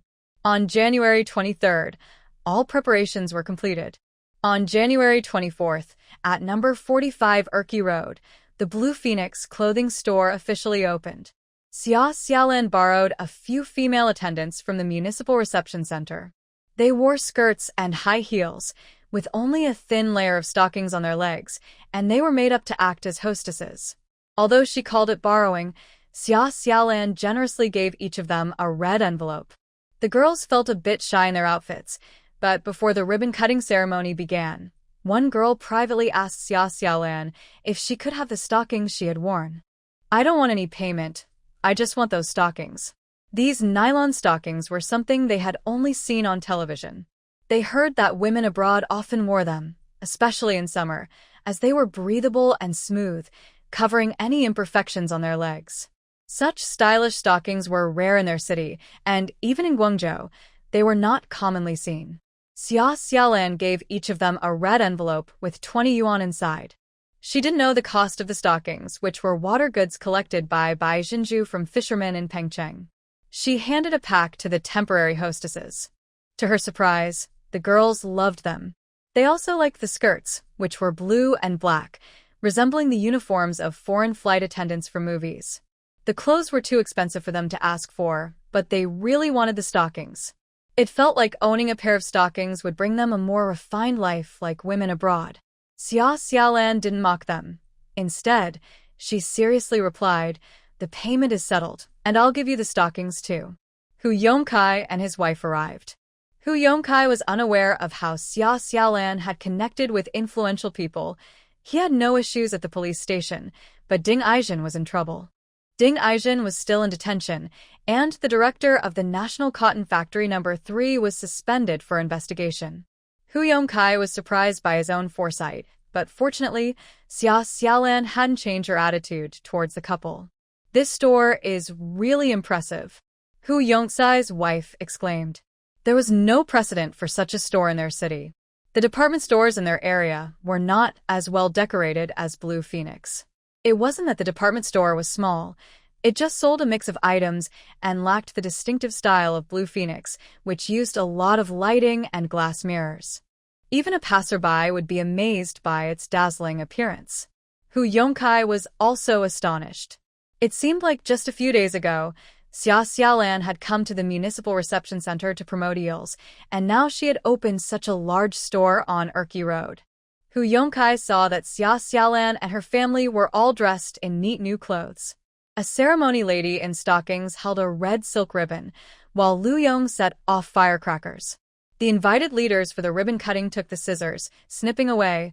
Xia Xiaolan even hired a photographer to take pictures. Secretary Ho didn't expect the event to be so grand. Director Yang smiled as he placed the scissors on the tray held by the ceremony lady, saying, "This is quite new." Yuan Honggang was equally surprised. He didn't know the ribbon-cutting ceremony would be like this. Leaders usually wouldn't show up at a small business, but Secretary Ho, who was close to the leaders, came, along with Director Yang from the city police. Although there were rumors that Yuan Honggang might become the director of the National Cotton Mill No. 3, his appointment hadn't been announced yet. He was just a deputy director, and attending the ceremony with Secretary Ho and Director Yang was not embarrassing at all. Yuan Honggang was forced to come by his mother. As for Secretary Ho, he came out of respect for Xiao Guangrong. Director Yang was simply misunderstanding the situation. Seeing Secretary Ho being so attentive, he thought Xia Xiaolan and Xiao Guangrong were a couple. After all, she was the leader's niece-in-law, part of the same family. Since the leader couldn't appear, Director Yang felt he should show his loyalty by being active and present. The opening ceremony of Blue Phoenix was quite lively. Of course, after the ribbon cutting, Secretary Ho and Director Yang left, while Yuan Honggang, being from the cotton textile factory, felt somewhat related to the industry and took a look inside the store. The crystal chandelier, which cost over 1,000, was eye-catching. The walls were not overly complicated. They featured plaster Roman columns in the corners and floor tiles resembling microcrystal stone, which already looked quite luxurious in the current domestic market. The clothes were not crammed together. Only 3 pieces hung on one wall, paired with pants, and some collars had silk scarves tied around them. Several racks categorized the clothes. Wool coats were not hung with cotton jackets, and red did not mix with green. There were many full-length mirrors on the walls. Yuan Honggang had never seen a store like this before. He felt that from the lights to the floor tiles, from the Roman columns to the mirrors, and the coordinated outfits displayed on the walls to the color-coded clothing on the racks, every detail showed thoughtfulness and skill. Everything felt unfamiliar to him. As Deputy Director Yuan, he was not a woman, just surprised. He didn't understand the decoration style and had no thoughts of learning from it. The National Cotton Mill No. 3 sold textiles, and their products had no trouble finding buyers. He didn't need to learn from a small clothing store. But the women pouring into Blue Phoenix seemed a bit crazy. The shiny floor tiles made them hesitant to step inside. Shopping for clothes in a store like this was a new experience for them. Even when buying clothes in a department store, they had never felt such luxury. The prices were still reasonable despite the upscale feel. For example, a women's wool coat that used to sell for just over 100 yuan is now priced at 128 yuan, which isn't too much, right? The department store sells at that price too, but their styles aren't as fresh as those at Blue Phoenix. Clothes need to be matched, and asking the pretty saleswoman in the store always leads to satisfying answers. "Oh my!" Hu Yongxai's wife tightly grabbed her husband's arm, worried that the shiny floor might be slippery. "Once you step through that door, can you leave without spending money?" No one is forcing customers to spend, but the dazzling lights shining on the carefully selected clothes make it hard for women to resist the allure of beauty. There are even special fitting rooms where the lighting and mirrors are used to great effect. Since opening, both fitting rooms have been occupied. As soon as someone comes out, another rushes in. Xia Xiaolan didn't expect such a busy day. She and Li Fengmei greeted customers, as they were most familiar with the prices of various clothes, while Lu Fun was assigned to the cash register.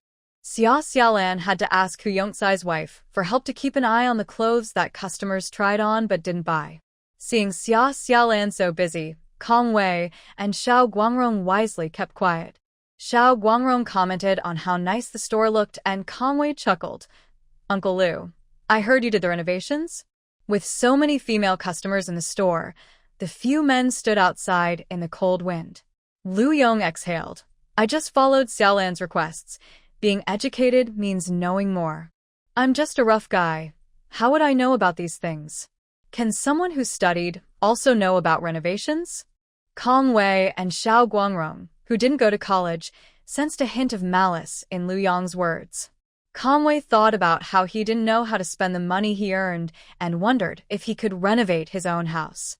That house was the one his parents got when they married, assigned by his mother's workplace. His father passed away early, and the interior of the house hadn't changed much, reflecting the gloomy atmosphere of his home. Uncle Liu, I actually have a favor to ask. After the new year, could you help me renovate my house? Selling like crazy. Selling like crazy. They were busy until after 10 at night, finally sending the last customer out the door. The brightly lit clothing store attracted many customers, even at night. Xia Xiaolan looked at the empty walls and sparse clothing racks, thinking that this batch of goods would last until after the new year. Tomorrow is January 25th, and there are still 8 days until the new year. Xia Xiaolan and Li Fengmei had discussed closing at least after the 28th of the 12th month. Before the new year, she needs to return to her hometown to clean the house, prepare a chicken for the ancestors, and visit the graves of her grandparents. Even though she is doing business in the city, she cannot forget her roots. After all, the place in the city belongs to someone else, and all these tasks must be done in the countryside. I will send a telegram to Yangqing tomorrow. We must restock before the new year. It would be a shame to miss this peak period. The money for restocking will come from the goods she has already brought in. With 3 storefronts, Li Fengmei cannot manage alone. Lufa no longer needs to deliver oil residue, and the family has decided that she will handle the cash register in the store. The clothes in the shop are sold at fixed prices without bargaining, making accounting easier. There isn't much counterfeit money around, so the cash register work isn't complicated. Just a calculator is needed to ensure accuracy. All day long, Xia Xiaolan and her team were so busy that they barely had time to eat or drink. They only finished counting the day's sales at night, which totaled 6,448 yuan. Based on Xia Xiaolan's pricing for the clothing, after deducting the cost of goods, electricity, and rent, they ensured at least double the net profit. This means that 3,224 yuan was earned on the first day of Blue Phoenix. Can we really earn back the rent and renovation costs before the new year with this business? Li Fengmei found it hard to believe that money could come in so quickly. Half the store is already empty, and selling so many clothes for over 6,000 isn't too much. Besides, it's just the excitement of the new year. Business will stabilize after the holiday rush. The renovation and rent cost about 12,000 yuan. When she went to Yangqing with Kong Wei to restock, Xia Xiaolan brought all her savings, which was just over 10,000 yuan worth of goods. Earning over 6,000 on the first day means they sold about a third of the clothes. Xia Xiaolan wanted to bring in more stock, but due to overspending on renovations, she only had a limited amount of money for restocking. Initially, she invested 3,000 yuan, and her uncle Liu Yong contributed 2,000 yuan, giving them a share ratio of 60-40. If Xia Xiaolan reinvests the 3,000 yuan she received back from Bai Jinju, Liu Yong's family would need to invest another 2,000 yuan to maintain their original share ratio, or else their dividends would be diluted. They are all family, so Xia Xiaolan shouldn't act like this. Doesn't she realize that uncle just got back 5,000 yuan from a partnership with a friend? Moving to the city requires a lot of money, and taking out another 2,000 yuan for investment will really drain the family savings. It's important to know that their initial capital was only 5,000 yuan, and they partnered in November. In less than 3 months, including the money spent on store renovations, it has grown to over 20,000 yuan. From being chased away by city inspectors while selling on the street to finally having a stable store, the business is starting to develop well. The 3 women slept very soundly. The next morning, Xia Xiaolan went to the train station to see off Kong Wei and Xiao Guangrong. You both have been a great help this time. I don't know how to thank you. Since you came to Xanadu, please take some local specialties back with you. Kong Wei, could you also help me bring something to Zhoucheng? Xia Xiaolan handed them 3 large bags, with Zhou Cheng's bag clearly labeled to avoid confusion. Kong Wei, while saying that his sister-in-law was too polite, felt quite happy. He didn't mind helping, especially since he was closer to Zhou Cheng, and Xiao Guangrong also got along well with him. After all, they were just a bit different. No wonder she is going to be the future sister-in-law. She knows how to handle things generously. Zhou Cheng's wife is the best. Xiao Guangrong gave a thumbs up. He had let the news about Zhou Cheng's relationship slip into their circle, and many were waiting to see Zhou Cheng's jokes about dating someone from out of town. But after spending a few days with Xia Xiaolan, he had to admit Zhou Cheng had good taste. Besides being pretty, Xia Xiaolan had many other qualities. She was capable, generous, and treated people well. Plus, she was going to college, and aside from coming from a rural family who in their circle could compare to her, from the girlfriends he had, all the pretty ones were difficult, only wanting to marry into his family, without any other qualities. Xiao Guangrong didn't want to marry any of them. Zhou Cheng really had a good eye. Xiao Guangrong opened the bag and found some local specialties from southern Hunan, along with a separate item that turned out to be a coat. The navy blue color and soft fabric were just like the wool coat that Chen Shiliang sold for 70 yuan wholesale. Wow, this coat looks great. Xiao Guangrong and Kong Wei had sleeper tickets, and the train car was quite warm, so Xiao Guangrong immediately put on the coat. Kong Wei also had one, also navy blue, but with different details on the collar, sleeves, and buttons, while the style was the same. This clothing is only suitable for taller people.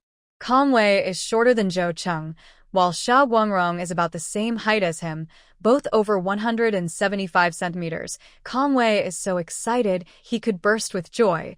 He has enough money now, so he can definitely afford a piece of clothing. The clothes given by Xia Xiaolan feel different from those bought in stores. Although younger than him and Xiao Guangrong, she really has the charm of a future sister-in-law. Blue Phoenix became an instant hit. These days, there are few entertainment options, and everyone loves to see something new.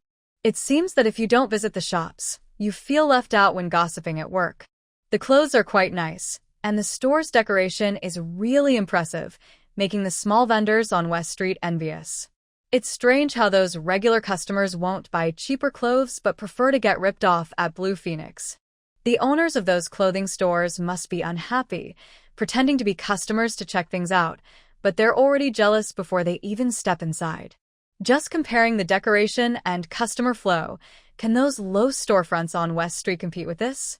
Urki Road is already a bustling area, and the commercial building is located at number 47, while Blue Phoenix is at number 45, not just separated by number 46, but by half a square, with Blue Phoenix standing alone.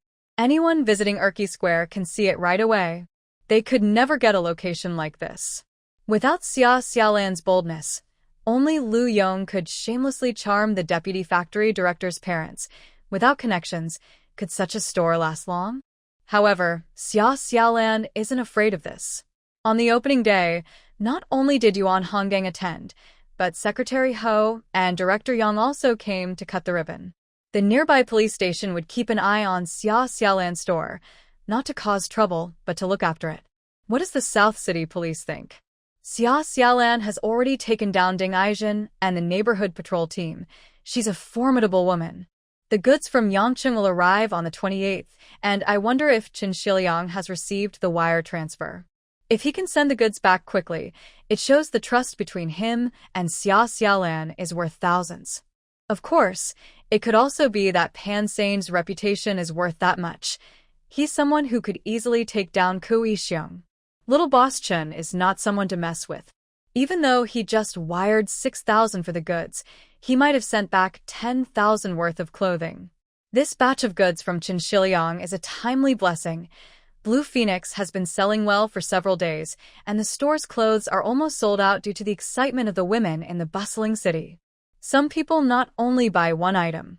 When Xia Xiaolan puts together a good outfit, they buy a whole set at once. If the goods from Yangcheng don't arrive, they will have nothing to sell and will have to close early before the new year. Fortunately, Chen Shiliang quickly got the goods on the train and managed to receive them on the 28th. After some chaos, they finally sold everything by the evening of January 29th. After counting the money, Xia Xiaolan carefully locked the door and put up a notice she had prepared earlier. This store will be closed from January 30th to February 5th and will reopen on February 6th, the 5th day of the Lunar New Year. She said, "You can't earn money forever. We need to take a break during the Spring Festival." They had no choice but to close since they had little left to sell. Xia Xiaolan strongly recommended thicker winter jackets and duck-down coats, ensuring that no stock would remain after the new year. There weren't many coats left, but they didn't worry about jeans and sweaters. Spring clothes could still be sold. They could sell wool coats after the new year without worrying about excess stock. Why close the store? Did they really have to wait until New Year's Eve to shut down? Money is never-ending, and if they don't take a few days off, the whole family will be exhausted. In these days, Li Fengmei was so busy that she hardly had time for her child, but thankfully Lu Yong was there to help. Tao Tao had already started his winter break, and the adults were too busy to pay attention to him. He had even asked Hu Yongcai's wife to look after him for a few days. It was tiring, but thinking about the money made them feel fulfilled. On the first day, they made 6,448 yuan. The second day dropped slightly to just over 5,000, and the next 2 days stabilized around 3,000. Today was the last day before the new year, and the remaining clothes in the store totaled just over 1,000 yuan. When Chen Shiliang's goods hadn't arrived, many items had sold out. Back when Xia Xiaolan was selling at the market, some customers had even dared to pay in advance for reservations, so people wouldn't just leave. Some paid up front, waiting for the restock to pick up their items. In total, they had over 20,000 yuan worth of clothes, just 200 yuan short of reaching a total of 50,000 yuan in sales. With the largest bill being 10 yuan, 50,000 yuan stacked together felt like 500,000 in later times. With 1,000 yuan per stack, that made 50 stacks. Lu Fen couldn't sleep at night, worried about guarding all that money. And this was after exchanging it for 10 yuan bills. There were still many smaller bills, making the pile even more impressive. Now that all the money was together, everyone except Xia Xiaolan was a bit stunned. It was clearly a profit-sharing moment, but it felt like they were doing something wrong, staring at the money without daring to speak. How? How do we split this?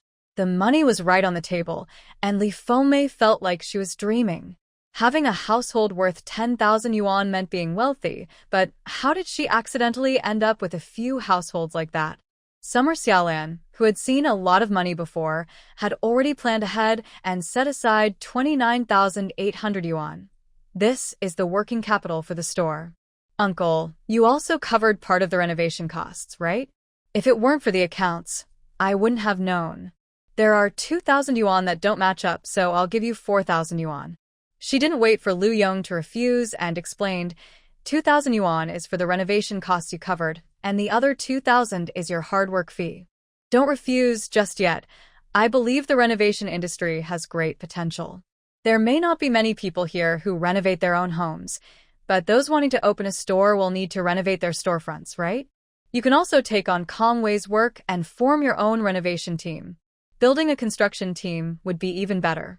Renovation can be profitable, and the current views on home decoration haven't fully taken hold yet. Besides, everyone lives in government-assigned houses, so why bother making them look too good? The real money is in real estate development, but that is also limited by policies. Private individuals can't acquire land, and there are no precedents for commercial housing, so Lu Yong can't yet work as a contractor in real estate. Lu Yong is someone who can't sit still at home. He thrives on activity, and if he had to stay home taking care of the kids while Li Fengmei made money from her clothing store, he would probably feel very uncomfortable. Since he wants to be active, why not venture down a promising path?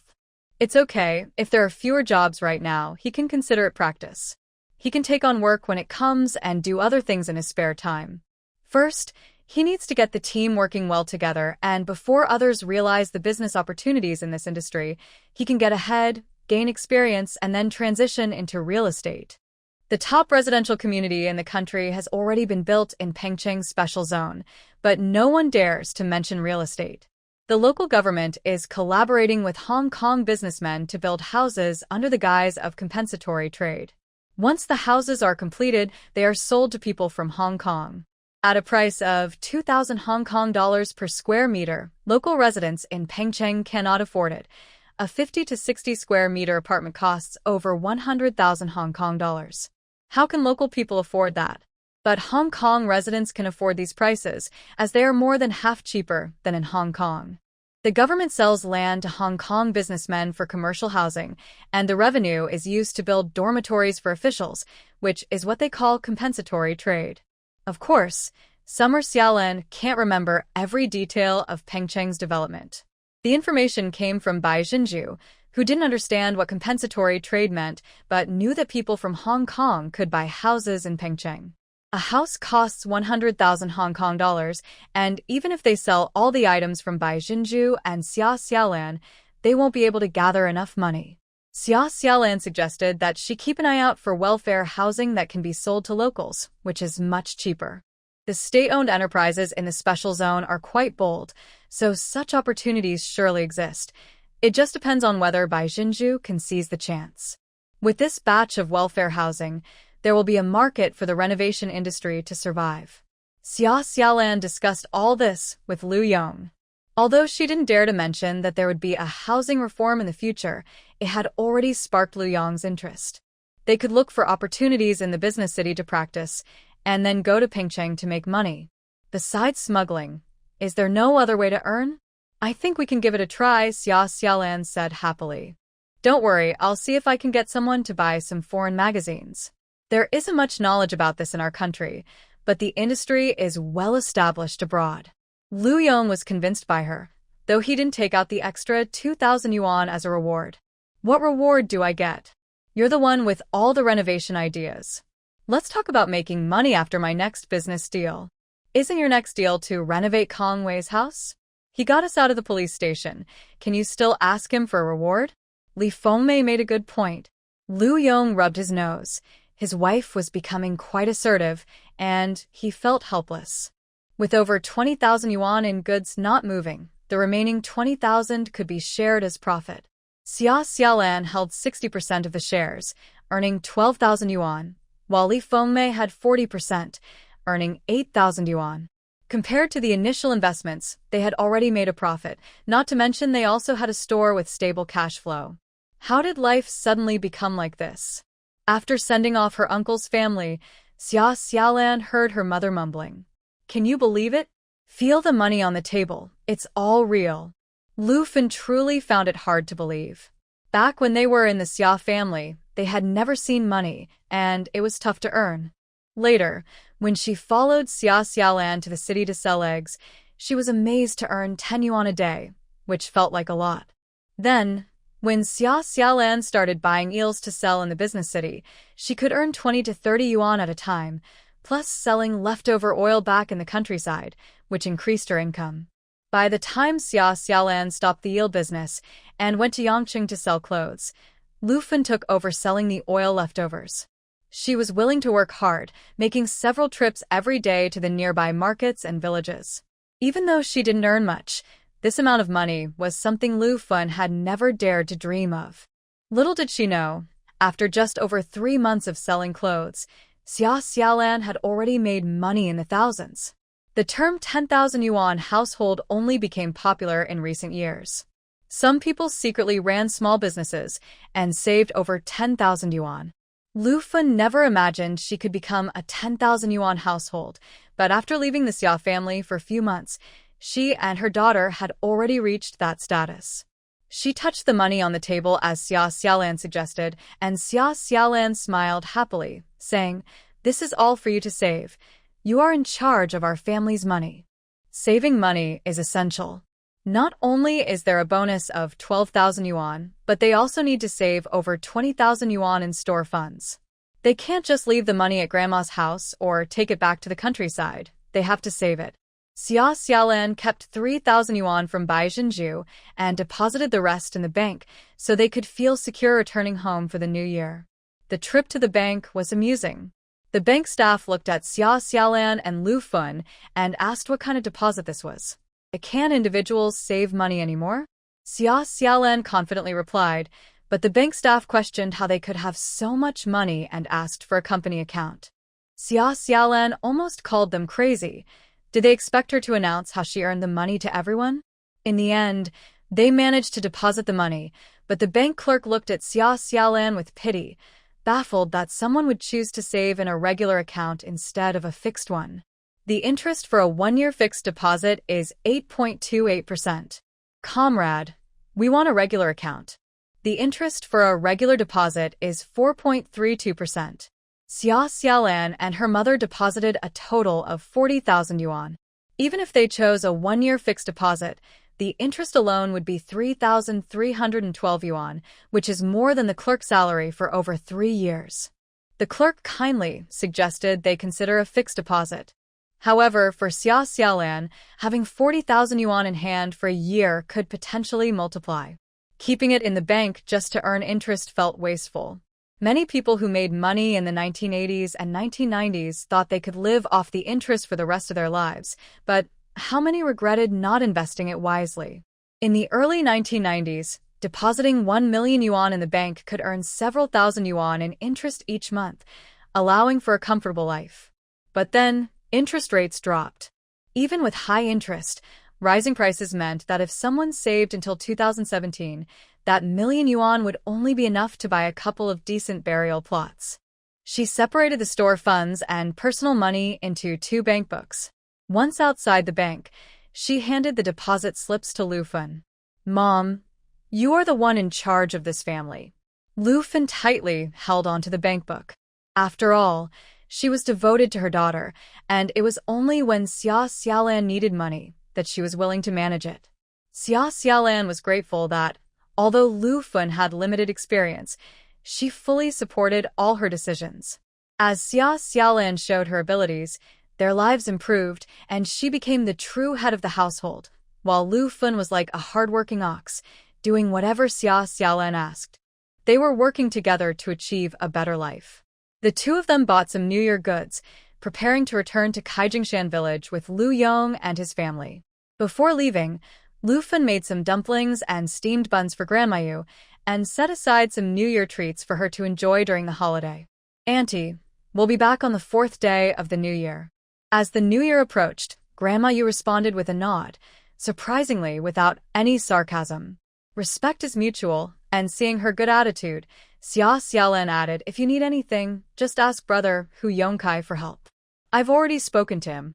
Grandma Yu waved her hand, trying to hide her impatience. "If you don't leave soon, it'll be dark. Do you want to stay here for the New Year?"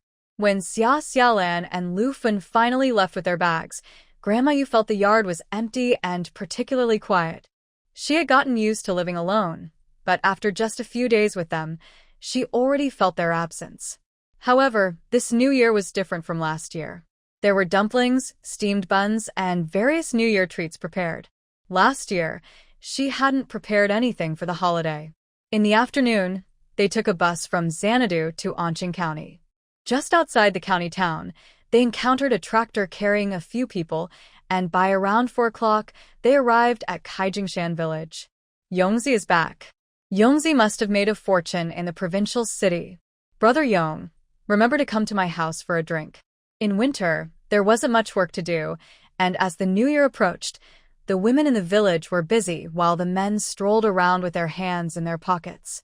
Some were playing cards at the small shop, with 20 or 30 people gathered around to watch.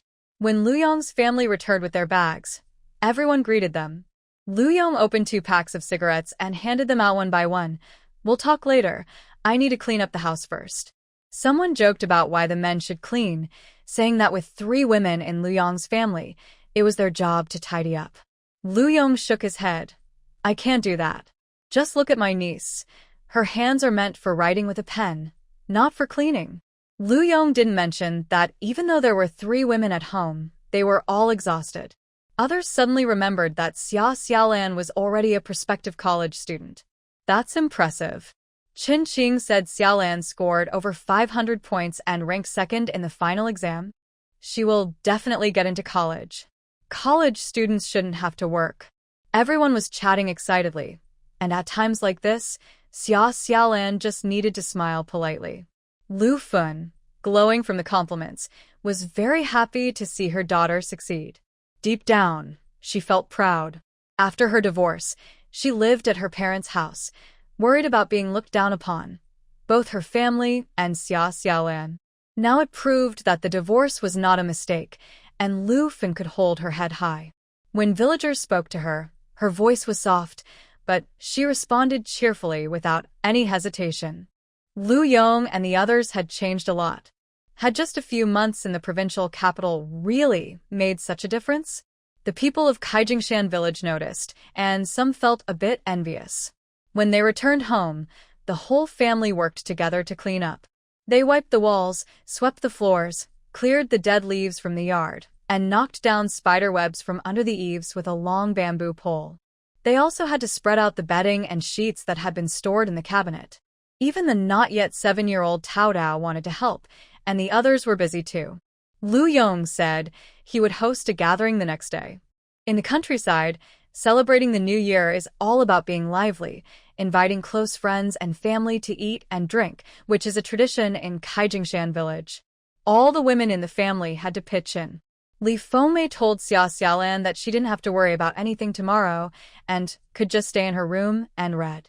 A day in advance, they needed to prepare some ingredients. Li Fengmei and Lu Fen were in the kitchen frying crispy meat, occasionally chatting with each other. The aroma of the fried meat wafted through the window into the room, making it hard for Xia Xiaolan to sit still. Just then Lu Yong, carrying some items, decided to visit the Qin family while it was getting dark and invited Xia Xiaolan to join him. The two of them arrived at the Qin family's house just before 9 p.m.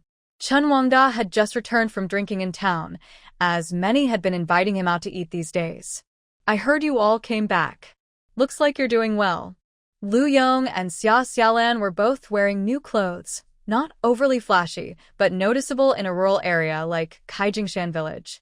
Lu Yong wasn't one to hide his success. He spent his money as he pleased without showing off or pretending to be poor. However, when Chen Wangda teased him, Lu Yong scratched the back of his head. Xia Xiaolan handed over the items she brought for Chen Wangda, saying, "Grandpa Chen, thank you for taking care of us in the past year. As the new year approaches, I wish you good health and all the best." Chen Wangda was very kind to Xia Xiaolan. "You should aim to get into a good university this year. It's more important than anything else. By the way, the land for you and your mom has been divided. I asked the villagers, and they agreed to give you a piece of land next to your uncle's house for your home." Did they really get both the farmland and the house site? Xia Xiaolan thought she should have brought her mom, Lu Fen, to Chen's house. She would have been very happy. Lu Yong was also pleased. "Thank you, uncle, for your help. Everyone should have roots." Many people in later generations became wealthy through business, but didn't abandon their few acres of farmland and old houses. Returning home in success is not just for showing off. It reflects a deep connection to one's homeland. Having roots means that even when someone is away, they still have a place to return to, no matter how tough things get. When Xia Xiaolan shared this news with Lu Fen, she was indeed very happy. If it weren't so late, she would have gone to see the land they received. Lu Fen was so excited that she couldn't sleep at night and asked Xia Xiaolan if they could build a house on the land they received. "Mom, you'll be living with your brother-in-law in retirement." Xia Xiaolan was speechless. "Mom, you're not even 40 yet. Why talk about retirement?" Before her rebirth, Xia Xiaolan was about Lu Fen's age, and it was sad that Lu Fen hadn't even had the chance to settle her own marriage. Although she had earned some money, she didn't feel secure enough to relax, thinking that her savings wouldn't last her whole life. At the same age, Xia Xiaolan was still working hard, while Lu Fen was already talking about retirement, which surprised her. In her view, Lu Fen was still young. Would she really not remarry if she met the right person in the future? It had nothing to do with the Xia family. It would be ridiculous to think she would wait for Xia Dajuan. Lu Fen was indeed quite young, not yet 40 this year. Although her skin wasn't fair, her cheeks were fuller, and the small cuts on her hands had disappeared with care. She didn't need to work in the fields anymore. Her hands were presentable. Lu Fen didn't mind spending a little on clam oil, what was a few cents. She wanted to help with sorting, but her rough hands could ruin the fabric. Xia Xiaolan told her that winter clothes were durable, but summer silk dresses could snag easily, making them hard to sell. Lu Fen secretly thought if she wore such a dress, she wouldn't be able to do any work. Just moving around would risk getting it dirty or damaged. Li Fengmei laughed, saying, "A woman who can wear silk dresses shouldn't be doing any work." Xia Xiaolan often half-teased and half-deceived Lu Fen because her mother couldn't imagine how good life could be in the future. She always thought the present was the best. Based on the situation with Blue Phoenix, even if business wasn't as booming after the new year, they could still make a few thousand a month, right? That adds up to tens of thousands in a year, enough to build a small house in the countryside, maybe even a 2-story building that was just starting to become popular. Lu Fen probably thought that way. If a better life was presented to Lu Fen, she would naturally change her mind. Xia Xiaolan initially wanted to casually convince her mother, but suddenly thought, isn't it just about building a house in the countryside? It wouldn't cost much, and it would make her mother happy. Not every penny needs to be spent on the right investment, right? The meaning of life isn't just about increasing wealth like a snowball. The money is meant to help oneself and those around them live better. Okay, we can build a small house on the land, but we have to wait until I finish my college entrance exams. Then we can discuss it together and see if Uncle's family wants to build a new house too. The mother and daughter discussed what the house should look like for half the day, and by the time they fell asleep, it was already late at night. Lu Fen woke up on time in the morning, but Xia Xiaolan slept in. Lu Zitao, standing by the window, pinched his nose and said, Sister Lan Lan is a big lazy bug. When Xia Xiaolan opened the door after getting dressed, she pinched his ear. I'm a big lazy bug, and you're a little lazy bug. Lu Yong had already gone out early to buy vegetables and was now under the eaves plucking feathers from a chicken. He cut the chicken's throat to let it bleed, twisted its neck under its wings, and poured hot water over it. After quickly turning the chicken, he plucked the feathers while it was still warm. A gentle pull would remove them easily. Chickens processed this way might not be as clean as those treated with asphalt, but there would be no asphalt residue in the pores, making it safe to eat. Any stubborn down or broken feather roots could be dealt with by briefly singeing them over a fire. Uncle, let me help you. Xia Xiaolan leaned in, but Lu Yong sent her away. Go warm yourself by the stove. Your aunt made you a steamed bun to fill your stomach. You can eat something better at noon. Lu Yong was busy plucking the chicken feathers and cleaning the insides. This chicken was to be kept whole for a ritual and wouldn't be chopped up for cooking. It had to be boiled intact, with a small hole made in the belly to remove all the insides, while leaving 3 feathers on the tail unplucked. Choosing the right chicken was also important. It should have bright, beautiful tail feathers and a large, red comb. Xia Xiaolan walked into the kitchen. Just a moment ago, Tao Tao, who had called her a lazybones, had already brought her the toasted buns. Did Uncle go to the county to buy groceries? Of course. He went to the farmer's market before dawn. We brought back some dry goods from Shandong yesterday, but we need fresh meat, vegetables, and eggs for the new year. If we don't buy enough today, we won't have anywhere to get them during the holiday. Even so, we couldn't find any chicken at the market, so your uncle bought one in the village. Li Fengmei kept talking while she worked. She was frying fish, a must-have dish that symbolizes abundance every year. Lu Fen was rolling out noodles. What could be better than a bowl of lamb stew noodles? In the past, they couldn't afford it, but this year the Lu family made money and could easily buy some lamb. On the stove, 2 iron pots were in use. One pot was steaming large buns, while under the steamer, yam porridge was cooking. A big pot was simmering pork knuckles on a low flame. Lunch was sure to be plentiful. Before Xia Xiaolan finished her bun, someone came to the door. It turned out to be the family coming to eat at the Lu's today, and the women had arrived early to help prepare the meal. With their help, Xia Xiaolan felt even less needed. Among them was Chunqing's mother, who looked at Xia Xiaolan and hardly recognized her. Xia Xiaolan was wearing a down jacket, jeans, and a pair of black ankle boots. To Chen's mother, she looked completely like a city girl. Even ordinary city girls might not be as stylish as Xia Xiaolan. She was no longer the shabby girl who had just arrived in Kaijingshan village. Xiaolan is back. Chun Qing is at home studying. You two are classmates, so make sure to study together when you can. With her second place in the final exams, Chen's mother thought Xia Xiaolan was certainly qualified to study with Chun Qing. Helping each other would lead to progress. Chen's mother had not given up on the idea of having Xia Xiaolan as a daughter-in-law and occasionally critiqued her personality. If she weren't so pretty and capable, she would be perfect. Xia Xiaolan felt at ease. If she couldn't help at home, visiting Chun Qing was fine too. Don't worry, Aunt Chen. Chun Qing will definitely get into college. I'll go check on him now. Several aunts and Chen's mother exchanged glances. Chen's mother was being too obvious. She wanted to match Liu Yong's niece with Chun Qing. Before Chun Qing got into college, the Qin family had said no one should introduce him to anyone, claiming that dating would distract him. Now, Chen's mother had changed her attitude so quickly, clearly seeing Xia Xiaolan's talents and potential, and Uncle Liu Yong was also becoming capable. As soon as Xia Xiaolan reached her front door, she bumped into a woman. Hey. Who walks without looking? A woman exclaimed in pain, and Xia Xiaolan felt a headache too.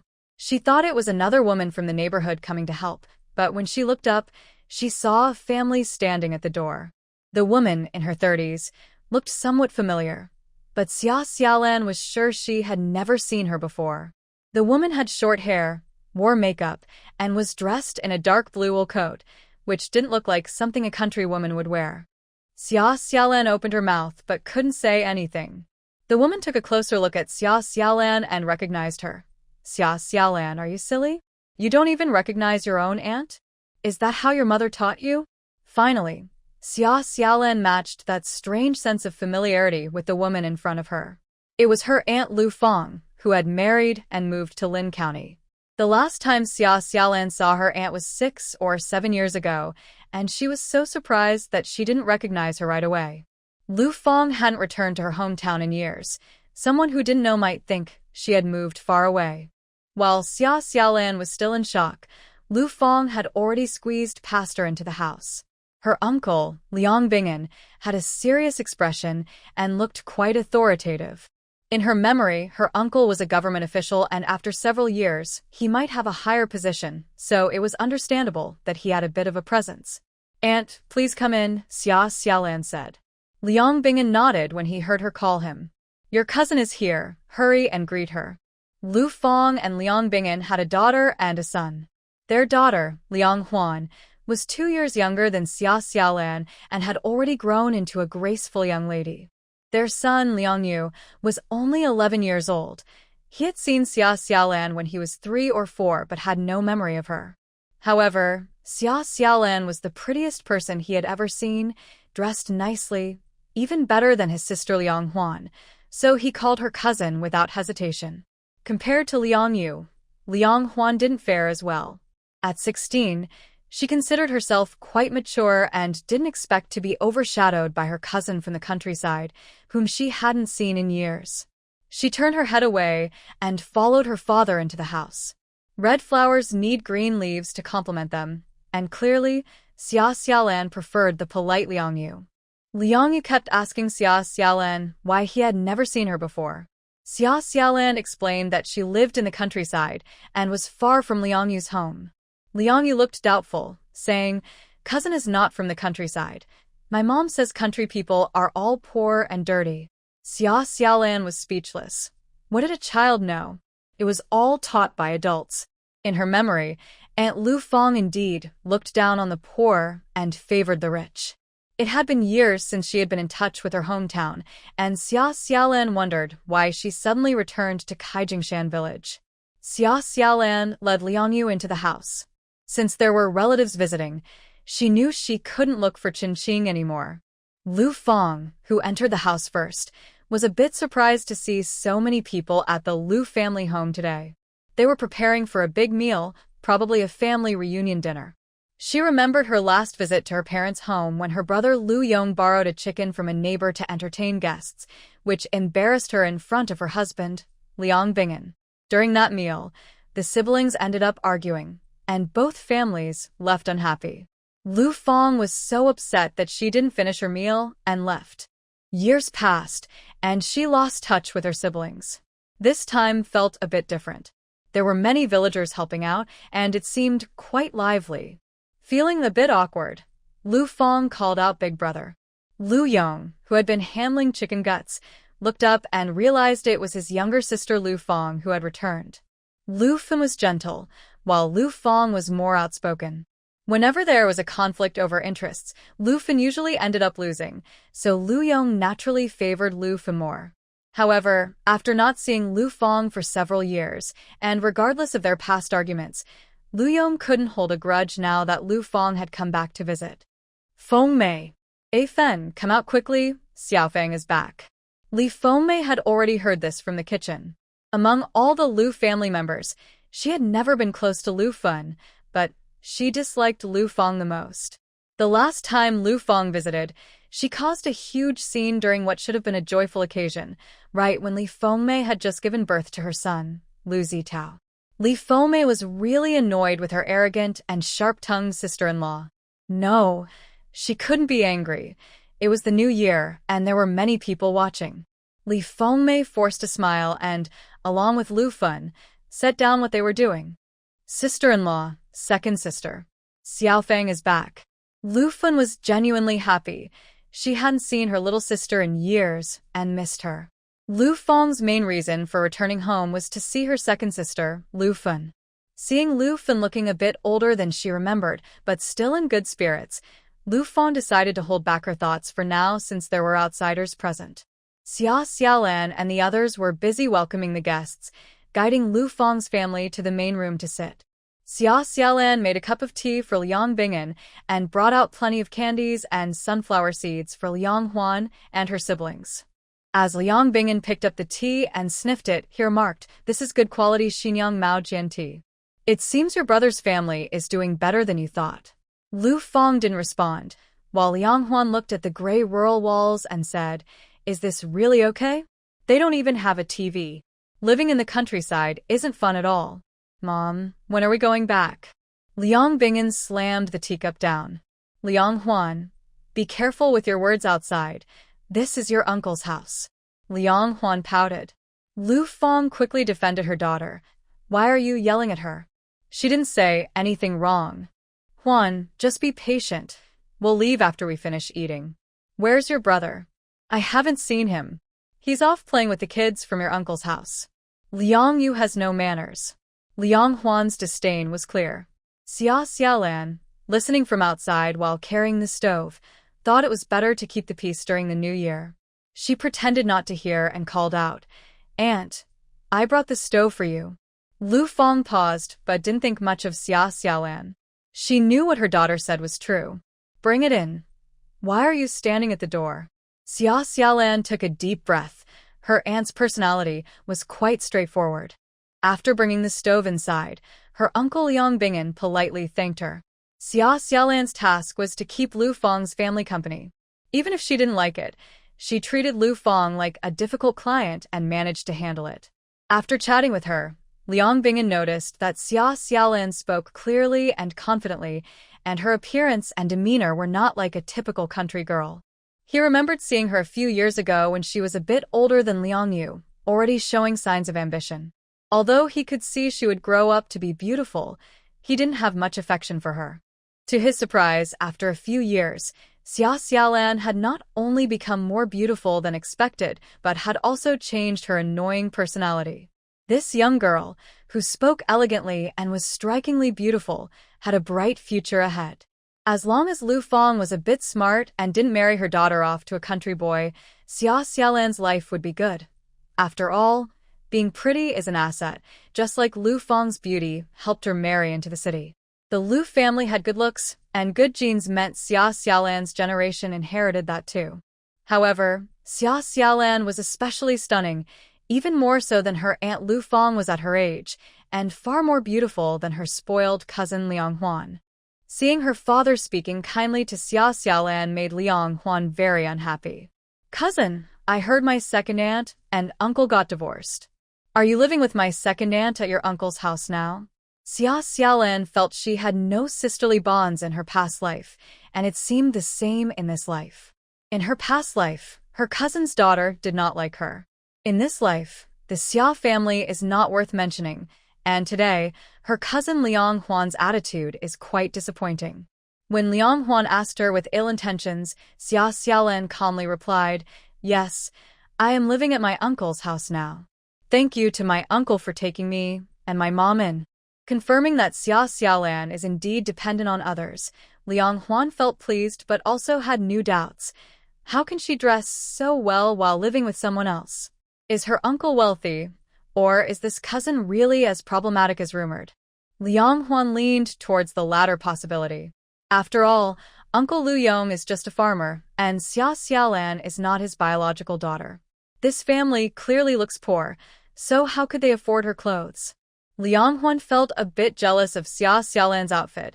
Her clothes and pants were nice, and she was definitely wearing real leather boots. A pair of winter leather boots must cost at least several $dozen. The Liang family could let Liang Huan wear such boots, but what kind of conditions do they have? How can a country cousin compare to her? "Cousin, I heard that." "Liang Huan, if you can't speak properly, then don't say anything. You're still young, but your mouth is so sharp. Where is the good upbringing of a girl?" When Liang Bingen got angry, Liang Huan's tears welled up in her eyes. Lu Fong felt heartbroken and comforted her 16-year-old daughter. Xia Xiaolan took the opportunity to find an excuse. "Uncle, I'll go get some snacks for you." Liang Bingen, feeling embarrassed for his daughter, noticed Xia Xiaolan's thoughtfulness and relaxed a bit, saying kindly, "You go help out. I see there are many people eating at home today. I'll call your aunt to help too." Xia Xiaolan closed the door to the main room. Why cry? It's the new year, and she shouldn't bring bad luck. Besides, there are villagers around, and Xia Xiaolan didn't want people to gossip. She didn't want to argue with the young girl. They hadn't seen each other for 6 or 7 years, and Liang Huan's malice felt unwarranted. Could it be that just because Uncle Liang Bingen spoke a few more words to her, Liang Huan would get jealous? Then Xia Xiaolan should just keep her distance from this family. Lu Yong was smoking under the eaves. He cared about Lu Fong, but the siblings always ended up arguing when they were alone. Brother-in-law Liang Bingen always acted superior, and Lu Yong, as a farmer, was wise enough not to be bothersome. "Why are you out here?" On New Year's Day, Xia Xiaolan couldn't sigh. "I upset my little cousin. These city girls are really hard to please. Why bother?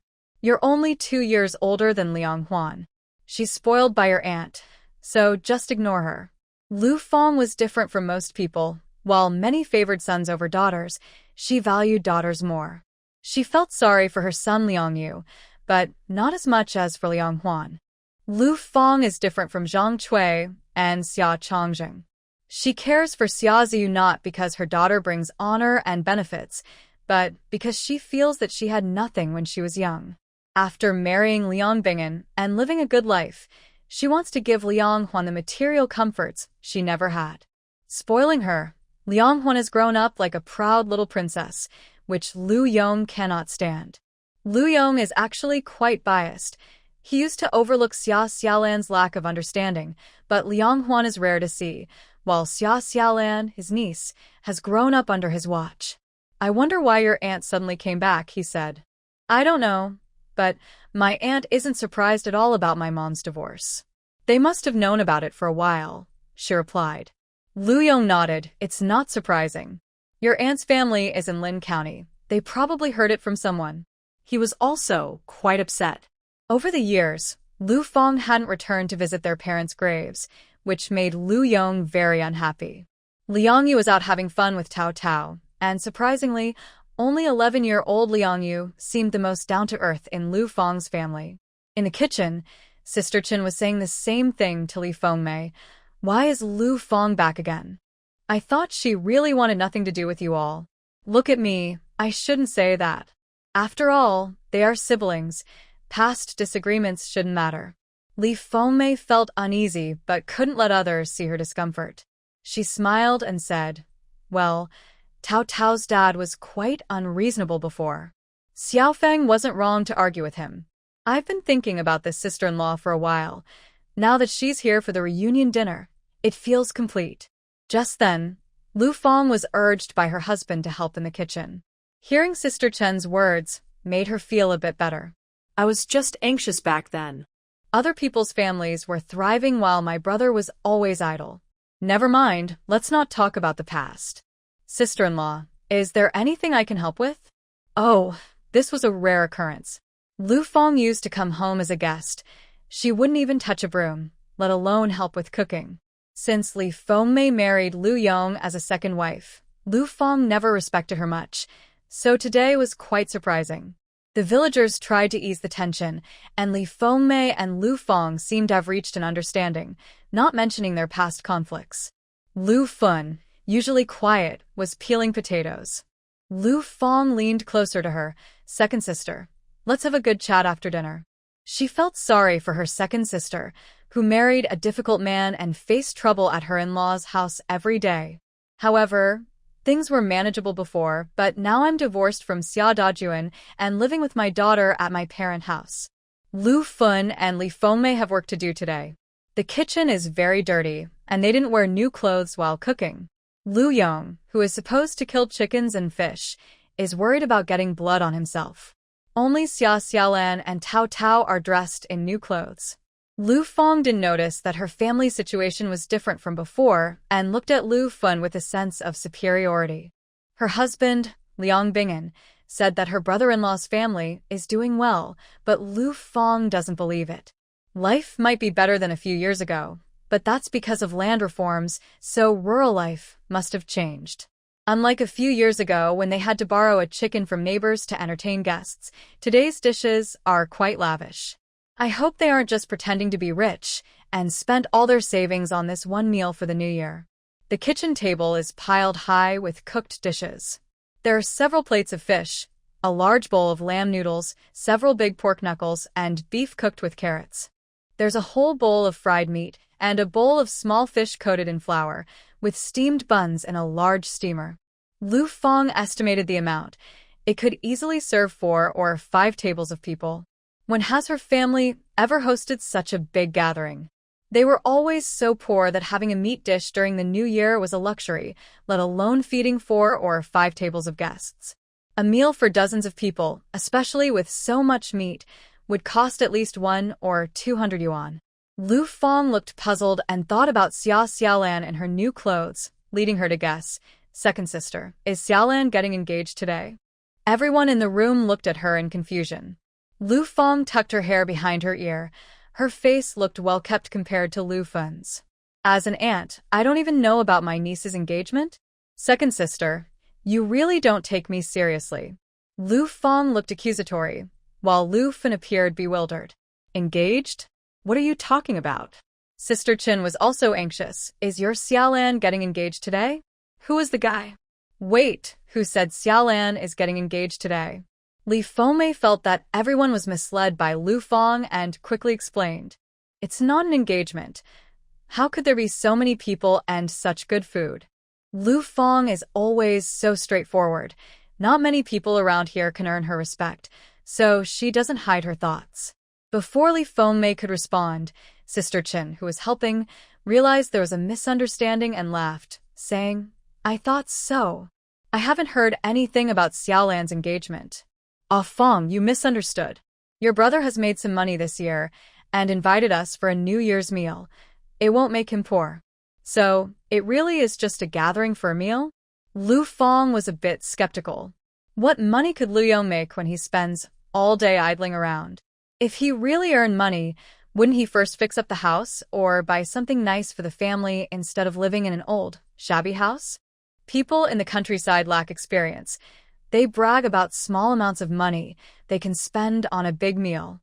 Her brother Lu Yong hadn't changed. He lived for today and not for tomorrow, satisfying his hunger first when he made some money. Lu Fong stopped asking questions, as long as it wasn't her niece Xia Xiaolan's engagement party. That girl was even prettier than she remembered after not seeing her for years. It was a shame she was marrying in the countryside. If she could help find someone with better conditions, she wouldn't have to worry about her sister's future. Lu Yong offered a chicken to the gods, and by noon, the guests started arriving one after another. The Lu family didn't have enough tables and chairs, so they borrowed from neighbors since everyone was eating at Lu's today, and the dishes and utensils were just sitting there unused. The village head, Chen Wangda, also came, and they set up a table in the main room, where Liang Bingen sat with Chen Wangda. He didn't have much to say to these villagers. Even the respected Chen Wangda was just a small village official.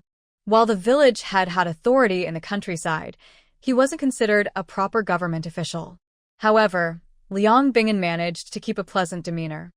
He didn't like to give others a reason to gossip, so he could still enjoy the meal with the others, which was relatively harmonious.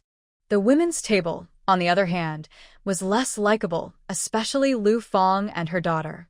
When it was time to eat, there was no other commotion, and Lu Fong felt relieved, knowing it wasn't her niece Xia Xiaolan's engagement party. Liang Huan was quite picky. She thought the table was filled with meat dishes, with only a bowl of yam porridge to drink. She felt that the countryside really didn't suit her. Liang Huan was being difficult.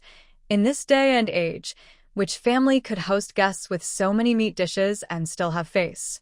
Who cared for refreshing vegetarian dishes? What she needed was something hearty, especially in the countryside where oil, salt, and vinegar weren't used freely. Who didn't have enough cabbage from their fields? Liang Huan rarely got to enjoy such a feast at home, and she was just being picky. The food was good, but she thought the countryside's cooking didn't suit her taste. Lu Fong noticed her lack of appetite and lazily moved her chopsticks, worried she might go hungry. At 16, she still kept asking if she wanted to eat this or try that. Lu Fong spoiled her child, and Liang Huan was quite spoiled herself. Even the rural women at the table were surprised by it. Sister Chenxi secretly clicked her tongue. Goodness, is she raising a daughter or a little emperor? Lu Fong's daughter is like a precious gem, while the daughters from their families are just rough stones. Sister Chenxi's gaze landed on Xia Xiaolan at the same table. Even though the country girl is a bit rough around the edges, Xia Xiaolan stands out the most. She is only 2 years older than Princess Liang Huan, but she is respectful, sensible, and capable. While Liang Huan fusses about not eating, Xia Xiaolan worries that Lu Fin won't get good food, and tries hard to serve her dishes.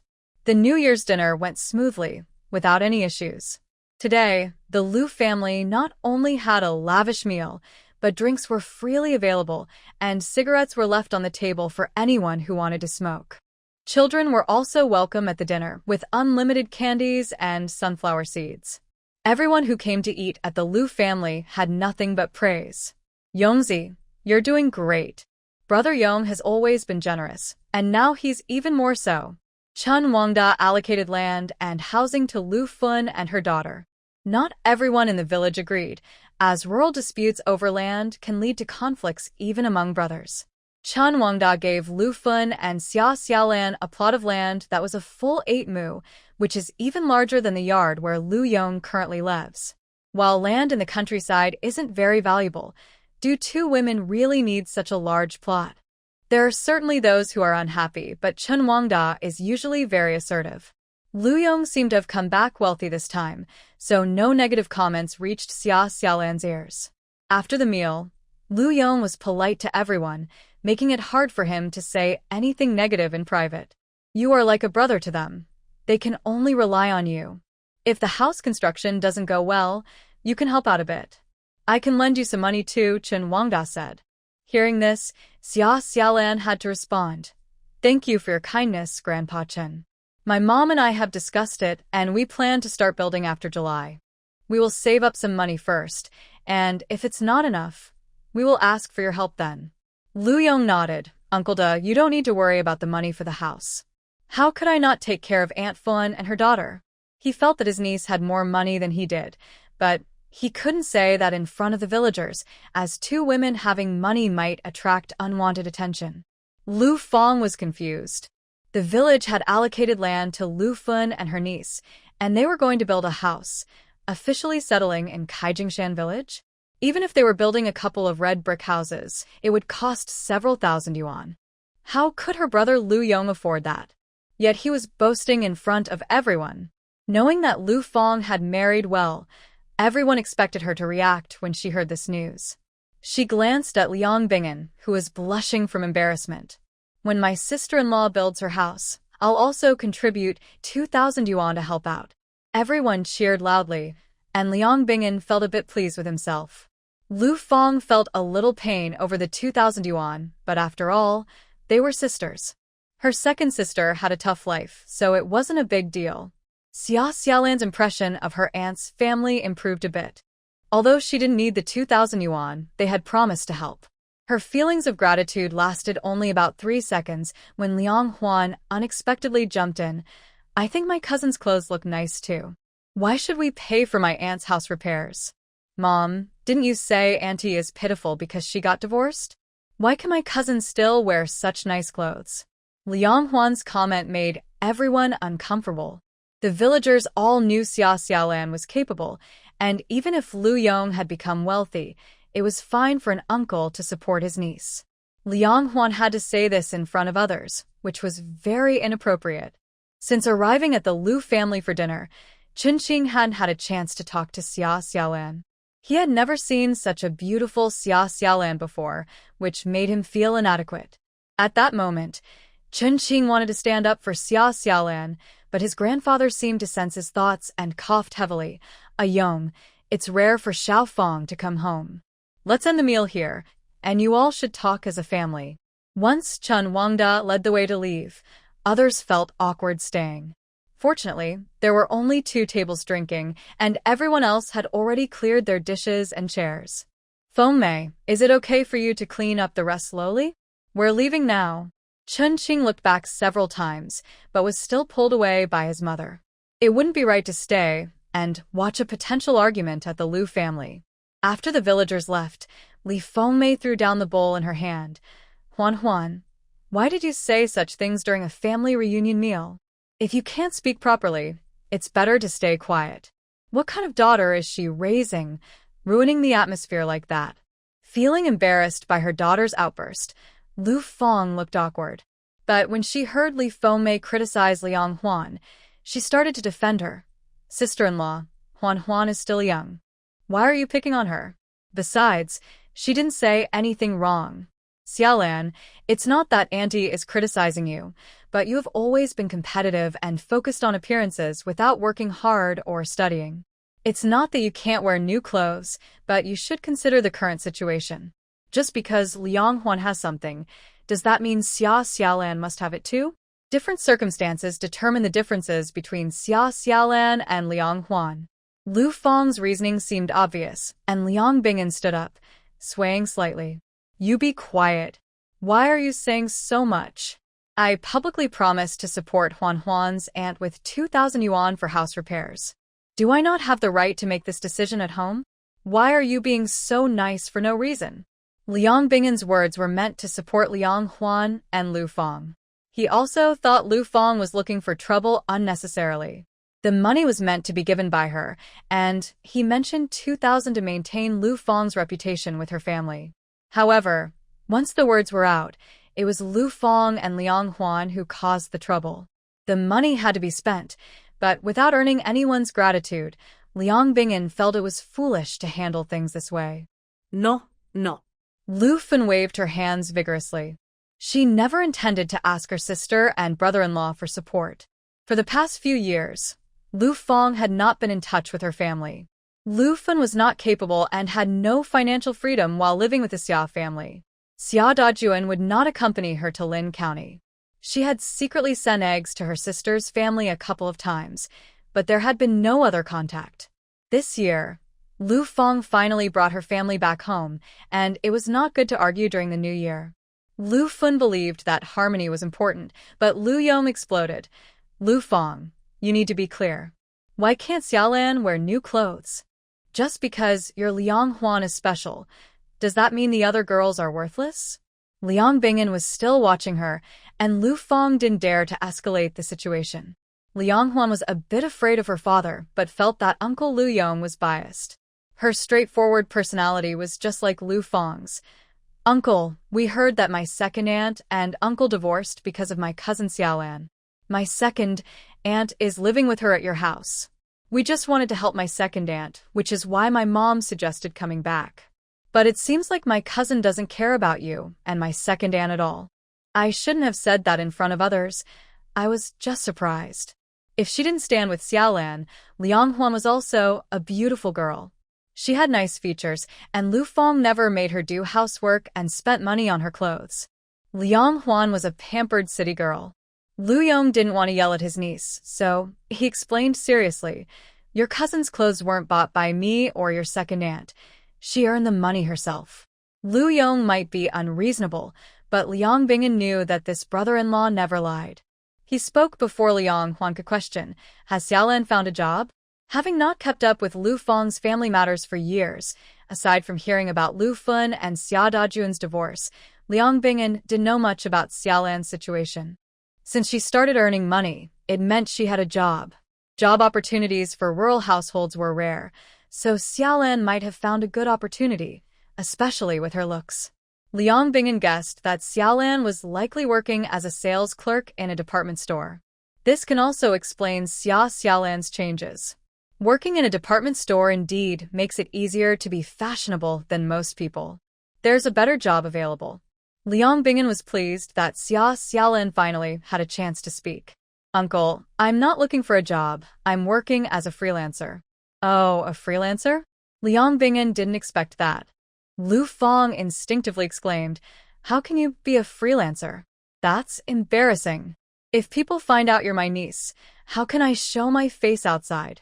Well, as soon as Lu Feng spoke, Xiaolan, Li Fengmei, Lu Yong, and Lu Feng were all offended. All four of them are freelancers. Xiaolan seriously reminded her, "Aunt, don't worry. Others don't know I'm your niece. If I see them on the street, I'll keep my distance." Seeing each other once every 6 years, Xiaolan didn't think she could embarrass Lu Feng. Liang Bingen was very angry. Lu Feng kept interrupting him today. Marrying a woman who only has looks like this has been of no help to his career over the years. As long as she doesn't drag him down, that's good enough. Do you act like an aunt? Xiaolan and her sister are in a difficult situation. Being a freelancer is to solve their financial problems. In the beginning, we didn't know their situation, but now that we do, we should help. Does she still need to be a freelancer? Liang Bingen, being an official, always knew how to smooth things over for Lu Feng. His few words made everyone feel better. Xiaolan thought her uncle was just saying nice things, but she didn't mind being polite to him. "Uncle, I think being a freelancer is quite good." "Ahem, Xiaolan, did you graduate from high school?" "Let me see if there are any job openings, but you would need to work in Hedong County, where your uncle is. I wonder if you would be willing?" Liang Bingen interrupted Xiaolan's refusal. She was unsure of her aunt's family's intentions. They hadn't been in touch before, but suddenly they wanted to help with house repairs and arrange a job for her. What did it all mean? It wasn't that Lu Feng felt sorry for them. The Liang family was well off while the Xia family struggled. Lu Feng was the least favored in the Xia family. Lu Yong was barely making ends meet himself, and even if he was up to no good, he still needed to support Lu Feng and her mother. And Lu Feng? After arguing with Lu Yong, she could go years without contacting him and didn't care how her sister was doing in the Xia family. Xiaolan decided to wait and see. "Uncle, I graduated from middle school." She didn't mention that she was currently in her 3rd year of high school and would be taking the college entrance exam in July. Liang Bingen's expression stiffened slightly, while Liang Huan showed no signs of hiding her disdain. "Just finished middle school? What good is a middle school student? There are so many in town who can't find jobs. Shouldn't they at least aim for vocational school or high school? Middle school, well, it's worth a try, but we need to find opportunities." Liang Bingen could indeed arrange a job, but he couldn't promise too much. If he agreed too easily, it wouldn't show the value of his help. Xiaolan didn't want to go in circles with her bureaucratic uncle anymore. Lu Feng was more anxious. "Second sister, I'll be honest with you. I came back today not only to make peace with my brother, but also because I heard you and Xiaolan's dad divorced, and you both were kicked out by the Xia family. I worry you two might struggle. I didn't expect the village to give you a plot of land and some fields, but since you two are women without a male labor at home, how will you manage the fields? You know I speak plainly, but I mean well." Huan's dad said he would support you with 2,000 yuan for building a house, and I agree. If that's not enough, I can add another 2,000. You don't have to pay it back. Just use it without worry. Everyone was surprised that Lu Feng could say such thoughtful words. Lu Feng was always like this. She could say nice things if she wanted to. In 1984, offering 4,000 yuan to help her sister build a house, with no repayment required, was quite generous, regardless of the Liang family's wealth.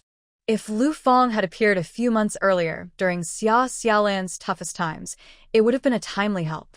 Now, a few months late, it felt more like a bonus. Lu Feng didn't need the money, but it didn't stop her from being touched by her sister's gesture. Xiao Feng, we really don't need the money for the house. We won't start building until after July, and by then we should have enough. Actually, they could start now. It wasn't that they didn't have the money, but they didn't have the time. Lu Feng disagreed. You're just being stubborn. Can pride fill your stomach? Building a few red brick rooms will still cost thousands, right? Xiaolan is just a small vendor. How much can she really earn? Besides, if old Liang helps Xiaolan find a job, she won't be able to continue her business. A decent job pays just enough. How long will it take to save for a house? You and Xiaolan can't keep living at your brother's place forever, can you? This topic hit close to home, and Li Fengmei quickly spoke up. They can definitely stay as long as they need. Xiao Feng, you come back just to stir trouble, offering money right away. What are you really after? Li Fengmei was really annoyed with Lu Feng. She and Liang Huan both thought highly of themselves and looked down on others, who couldn't come up with 4,000 yuan. Blue Phoenix had great sales before the new year, making 4,000 yuan in just 2 days. Xiaolan wanted to renovate her house, and she had received a bonus of 12,000 yuan. Li Fengmei had also received 8,000 yuan, which could be used without needing to buy stock. With 20,000 yuan, what kind of house couldn't be renovated? Lu Feng and her sister-in-law also didn't get along. She didn't want to beat around the bush anymore.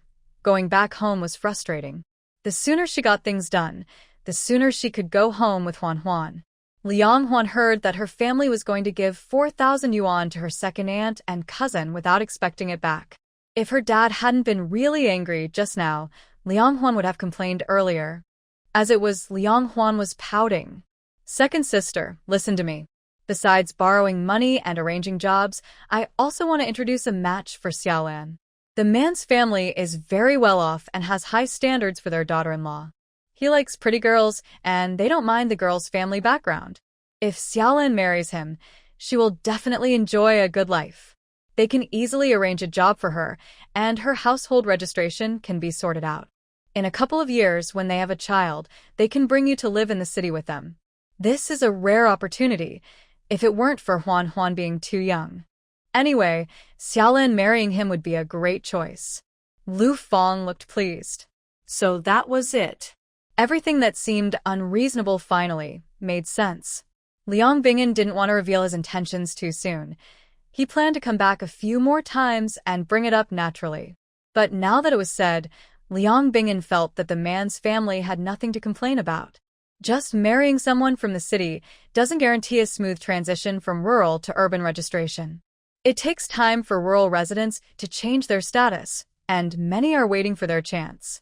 Besides, the man didn't mind that the girl's parents were divorced. As long as Xiaolan had a child, he agreed to let Lu Fen live with them. Such conditions are truly hard to find. If Liang Bingyan hadn't seen the current Xiaolan in Kaijingshan village, he wouldn't have been sure if the man would be interested in her. But after seeing her, he felt relieved. His niece, whom he hadn't seen for years, had indeed grown into a remarkable young woman. No wonder she caused so much trouble in the Xia family. Liang Bingyan not only spent money but also personally visited the Lu family to help with matchmaking, because the man's family is very prominent in Hedong County. The Liang family is not as well off, and whether Liang Bingyan's career advances depends on what the other party says. Li Fengmei found it strange. Was Lu Feng really back to do something good this time? Lu Feng lowered her voice to persuade her sister. Besides, that girl's Xiaolan's reputation. Hedong County is far away, so it can be hidden. Lu Fen reacted as if she had been stung by a bee. What reputation does Xiaolan have? Xiaolan is innocent, and you, as her aunt, shouldn't spread rumors. Lu Fen used to think that it was better to find a family further away for Xiaolan's match, but times have changed. With Zhang Erlai being sentenced, those rumors have gradually faded, and Lu Fen's thoughts have changed. Lu Feng had a knowing look that made Lu Fen uncomfortable. She couldn't help but add, besides, Xiaolan already has a boyfriend. Why is she still being matched? Lu Fen shook her head vigorously. She almost forgot about Zhou Cheng. Lu Feng immediately seized the opportunity. You just said it wasn't Xiaolan's engagement banquet. I saw that Chen family's boy blushing and staring at Xiaolan during dinner. Sister, don't be confused. Xiaolan is so beautiful. Why should she marry a boy from the countryside when she could enjoy life in the city? Lu Feng wasn't afraid of Chen Wangda, a mere village head, whose family conditions couldn't compare to those in the city. Xiaolan had seen enough of this drama. Her aunt's family was acting quite tired. She didn't want Lu Feng to trouble her mother anymore, so she took over the conversation. There is no engagement, but I do have a boyfriend, and I am quite satisfied with him. I have no plans to change partners for now. Thank you for your concern, Aunt. I think it would be better for you to discuss with the other family. Cousin Huan Huan is so outstanding, and if they wait 2 more years, she could marry them. Wouldn't that be a win-win? After all, 16 and 18 are just 2 years apart. Since they're still under the legal marriage age and cannot obtain a marriage certificate, Lu Feng's exaggerated claims about the other family's conditions should be left for Liang Huan. Liang Huan stomped her foot. I don't want to marry that, Liang Huan. Liang Bingen quickly scolded Liang Huan, but Xiaolan said something. Liang Huan wasn't saying she didn't want to get married. She was saying she didn't want to marry that person. Liang Huan knew who Lu Feng was matchmaking for, and with such good conditions, why wouldn't they let Liang Huan marry? Who knows what flaws the other party might have? Surprisingly, Xiaolan wasn't too angry. It was probably because she didn't have much affection for Lu Feng. Lu Feng and her niece don't have much of a relationship. From Lu Feng's perspective, she is trying to save her niece's reputation and help her divorced sister overcome her difficulties. Whether the man has flaws is not important. After all, the conditions are clear, and if he had no flaws, it wouldn't be for Xiaolan. Of course, while helping her divorced sister and saving her niece, Lu Feng's family might also gain some benefits from this marriage. This could be why Lu Feng is eager to return to her family with her husband and children during the new year. Xiaolan smiled at Lu Feng. Aunt, I appreciate your kindness, but we really don't need the money. My mom wouldn't sell me off for 4,000 yuan. How can you talk like that? Lu Feng was about to shout, but Lu Yong couldn't take it anymore and exploded. I thought you had changed a bit. Coming back here during the new year and making everyone unhappy, you should go back. This place is too small for you. Lu Yong pushed Lu Feng toward the door, and Lu Feng kicked and hit him. Lu Yong, you jerk. Don't ever come to me for help again. Don't worry, even if I have to beg with my wife, I will definitely avoid your house. Liang Bingen felt it was a pity, but today's situation was clearly a mess. He didn't want to close the door completely. Sister, Xiaolan, think it over. If you change your mind, send someone to let me know. Liang Bingen calmly left, and he did have a certain presence. Liang Yu and Tao Tao were still playing with the village kids. Suddenly, their mom said it was time to go home, and Liang Yu was reluctant. Li Fengmei ran out and handed red envelopes to Liang Huan and Liang Yu. Even though the adults were in conflict, the 2 kids hadn't visited in years. No matter how much Lu Yong and Lu Feng argued, they were still siblings, while Liang Huan and Liang Yu were cousins. Li Fengmei was determined to maintain these traditions. Liang Bingen had driven a work vehicle, which was parked at the village entrance. Once they got in the car, Lu Feng was still catching her breath. Liang Bingen scolded the troublesome mother and daughter, and Liang Huan was still not satisfied. Liang Bingen coldly replied, if your cousin Xiaolan doesn't marry, then you really will have to marry yourself. Liang Huan, you're already 16. Haven't your dad taught you what to say in different situations? Liang Huan was left speechless. Lu Feng hugged her daughter. Your dad is just trying to scare you. Mommy won't let you marry. Liangyu was still young and didn't get involved in his parents' and sister's issues. He opened the red envelope from Li Fengmei and exclaimed, "Wow, Uncle is so generous. He gave me 5 lucky money bills. This kid acts like he's never seen money." Lu Feng took 5 1 yuan bills and turned to see Liangyu holding 5 larger bills. She took Liang Huan's red envelope and opened it to find 50 yuan inside. The Liang family is wealthy, but Lu Feng usually gives no more than 20 yuan as New Year's money. A 50 yuan envelope must be from the child of Liang Bingen, the leader. Is Li Fengmei being so generous because she has made money? Lu Feng took Liang Yu's envelope and handed it to Liang Huan, saying, "Your uncle hasn't given you a red envelope in years, so he should give you a big one." "Mom, that's for my aunt. Why are you giving it to my sister?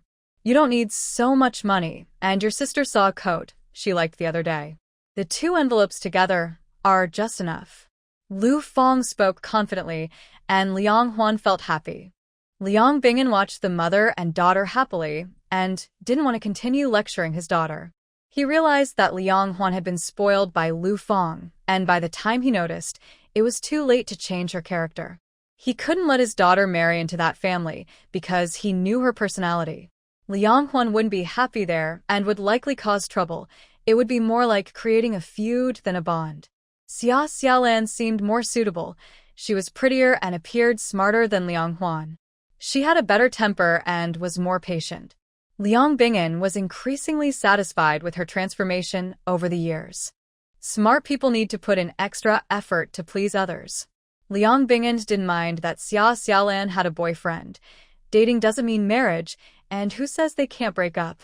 He drove and said to Lu Feng on the 2nd day of the new year, "You should visit your parents' graves and pay respects." Lu Yong was upset about being sent away.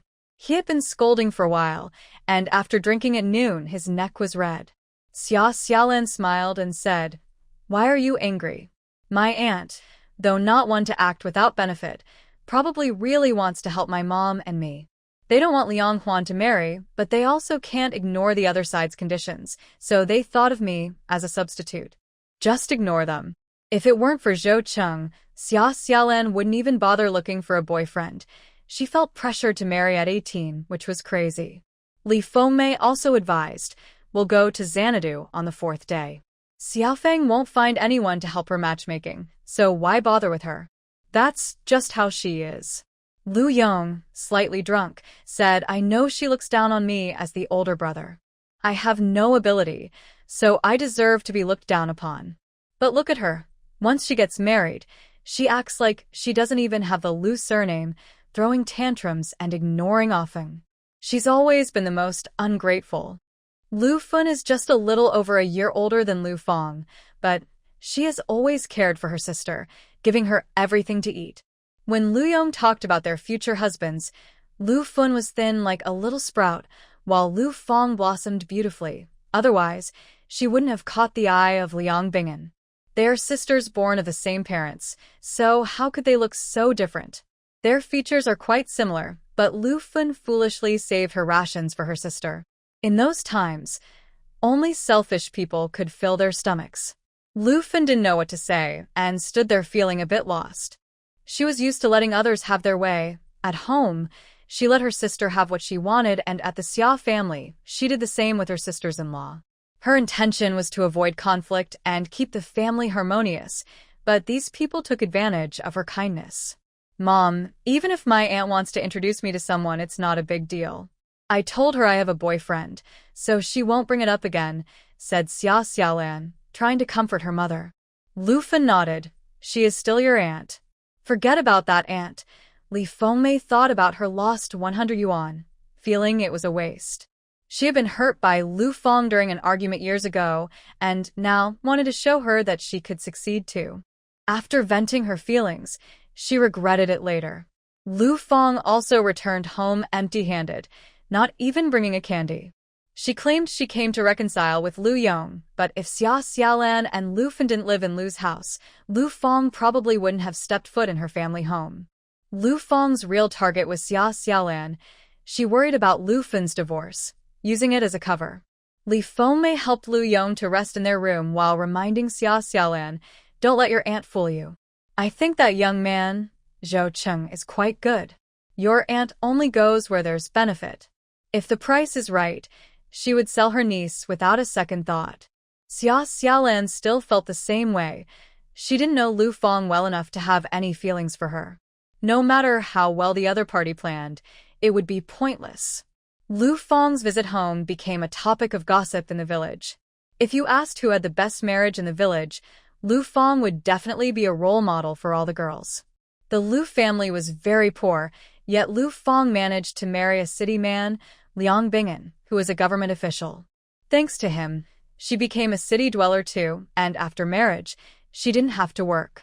She had a son and a daughter, and her status in her in-laws' family was quite high. How can the Liang family be so wealthy? They must have endless money. Lu Fang's husband drove back in a car, a sedan, parked right at the village entrance. Right away, he said he would support Lu Feng with 2,000 yuan for house repairs. I wish I had a brother-in-law like that. Ugh, your sister doesn't look good enough to marry someone from a city. While snacking and gossiping, some people knew Lu Fang quite well. It's been years since we last spoke, and suddenly he shows up being nice. I wonder what his plan is. He's a truth-teller, but people don't trust him. They say he's just jealous. What plan could he have? 2,000 yuan is real money, and Liang Bing'an is a government official. Can he just go back on his word? Lu Yong would only wake up from his drunkenness the next day. On New Year's Eve, everyone forgot about the unpleasantness Lu Fang brought the day before. Tomorrow is the first day of the new year, and it should be a joyful time. Meanwhile, the Zhu family had a terrible spring festival. Zhu Fang's closed study ended only on the 29th day of the 12th month, and when he got home, he found out that his mother had been detained. Your mother might face prison time, Zhu Qingchun said bitterly. Zhu Fang couldn't believe it, but Zhu Qingchun couldn't explain that Ding Aizhen was trying to deal with Xia Xiaolan and ended up getting herself in trouble. The whole situation started with Xia Xiaolan, and now she couldn't fix it. The biggest accusation against Ding Aizhen wasn't about framing Xia Xiaolan or inciting others to fight. It was about embezzling state property. Ding Aizhen often called Xia Xiaolan a shameless seductress trying to lure Zhu Fang, not realizing that she was the one having an affair with the factory director. Their relationship had lasted over 10 years, and despite how many enemies Ding Aizhen made, her position as director remained secure. Zhu Qingchun considered himself a respectable man, completely unaware of the green hat he was wearing. He had little interest in clearing Ding Aizhen's name, as it would be trampling on a man's dignity. Zhu Qingchun didn't plan to tell his son about Ding Aizhen's affair with a factory director, nor could he explain Xia Xiaolan's involvement. He didn't even want to take revenge on Xia Xiaolan. He heard that Xia Xiaolan's clothing store had opened, and important officials from the city, including the police chief, attended. It seemed that Yuan Honggang, the next potential factory director, was also there. Zhu Qingchun could only tell Zhu Fang that Ding Aizhen was detained for embezzling state property. Zhu Fang felt like his heart had dropped into an ice hole. He wanted to say that his mother wouldn't do such a thing, but upon reflection, he realized she was quite generous with money, often buying several new clothes at once. Whenever he asked for money, Ding Aizhen never disappointed him. He had expensive shoes and a leather jacket that few could afford. This new year, the Zhu family was clearly filled with gloom, lacking any festive spirit. In the village of Dea, the Xia family was filled with a festive atmosphere for the new year. On New Year's Eve, Xia Dajuan finally returned home with his luggage. He was strong and worked odd jobs, earning a few dollars on busy days and trying to save money by eating less when there was no work. By the time he returned home for the new year, he had saved a few $100s. He felt that earning money outside was easier than farming, and he planned to go back to work after the holiday. His family welcomed him warmly, which touched him, especially when his niece, Xia Ziyu, sweetly called him second uncle. Xia Dajuan felt like giving his heart to her in that moment. Though he had a few $100s, he handed it over to Grandma Xia. She was known for being generous, but everyone knew that the money would eventually go to Xia Ziyu. Wang Jianhua accompanied Xia Ziyu home, carrying bags of items. The Xia family was pleased with him, and Xia Dajun was happy to have a new pair of shoes. In the warm atmosphere of the family, Xia Ziyu suddenly mentioned Xia Xiaolan. I wonder how second aunt and Xiaolan are doing. Second uncle, can't you and second aunt reconcile? I heard that when parents divorce, the children face challenges when looking for partners. It's tough for Xiaolan. She and second aunt are living at uncle's house, which isn't really their own home. Grandma Xia didn't want to scold her beloved granddaughter, but felt upset. Why bring them up during the new year? It's nice to have some peace at home for a few days. She thought to herself, are you foolish? That girl is clearly trying to attract her brother-in-law. It's better to keep her away from Wang Jianhua. Why mention Xiaolan now? Her sweet granddaughter, Ziyu, was certainly not wrong, but she was just too kind-hearted. Xia Ziyu clearly had her own plans. She realized that keeping Xia Xiaolan away wouldn't work. She needed to be close to her to feel safe. She was starting to fear Xia Xiaolan. That girl never played by the rules. Just when you thought she would fail, she always found a way to turn things around. Did luck really exist? Xia Ziyu felt that Xia Xiaolan had extraordinary luck. Wang Jianhua was sent to Daya village, and everyone avoided him. Yet Xia Xiaolan chose him. It turned out that Wang Jianhua was indeed quite capable, and Xia Xiaolan had picked a promising partner. Then, rumors surrounded Xia Xiaolan, and while other village girls might struggle, she managed to stand strong, even when faced with difficulties, and the authorities caught Zhang Erlai. Clearly, she was kicked out of the Xia family, but somehow, Xia Xiaolan has not fallen into despair. Instead, she got accepted into the top school in the county. Did she cheat or use connections? No, neither. Xia Ziyu was almost driven mad by her mother's inability to focus on the main issue. If she hadn't visited Principal Sun in Anqing County, how would she have known that Xia Xiaolan ranked second in her final exams with a score of 514? Final exams are different from college entrance exams. Xia Xiaolan might not score over 500 in the college entrance exam. But as long as she doesn't make any major mistakes, it's almost certain that Xia Xiaolan will get into college. Xia Ziyu felt a bit scared of Xia Xiaolan's incredible luck. Before she could even say anything negative about Xia Xiaolan in front of Principal Sun, she could already tell how much Principal Sun admired and praised Xia Xiaolan. Once upon a time, that admiration was directed at her. Xia Ziyu, Xia Xiaolan, who seemed so careless, wasted her time relying on her looks. Xia Ziyu worked 100 times harder than her, going from the poor village of Daya to Anqing County, and then from Anqing County to a teacher's college in the capital. After 4 years of diligent study, she changed her fate from farming in the countryside. Yet, Xia Xiaolan could easily have everything? Xia Ziyu was not willing to accept this. It was her refusal to surrender to fate that made her a college student. She sat next to Grandma Xia, and despite her inner turmoil, she maintained a gentle demeanor. Grandma, Xiaolan and Jianhua knew each other first. I feel guilty toward Xiaolan. What happened has already occurred, and if she blames me, it's understandable. I'm not afraid of her anger. I just hope she can forgive me and return to the Xia family. I will do anything. Please don't be angry, just listen to me. Jianhua and I are together now, and even if it hurts Xiaolan, I can't give him up. I just hope she will do well in other aspects of her life. Grandma Xia was very displeased. She couldn't scold her openly in front of Wang Jianhua, but her face was stern. Xia Dajuan, however, was touched. He always said that his niece was the most sensible and kind-hearted person, while Xiaolan was the one causing chaos in the family. Even if Xiaolan knew Wang Jianhua first, matchmaking still required matching social status. Wang Jianhua was a college student, and only another college student like Ziyu deserved him. Xia Dajuan worked odd jobs outside, and with no one to care for him, his anger towards Lu Fun for wanting a divorce had mostly faded. In the countryside, divorce was unheard of. Women were expected to be loyal, a principle passed down through generations, and Xia Dajuan firmly believed in it.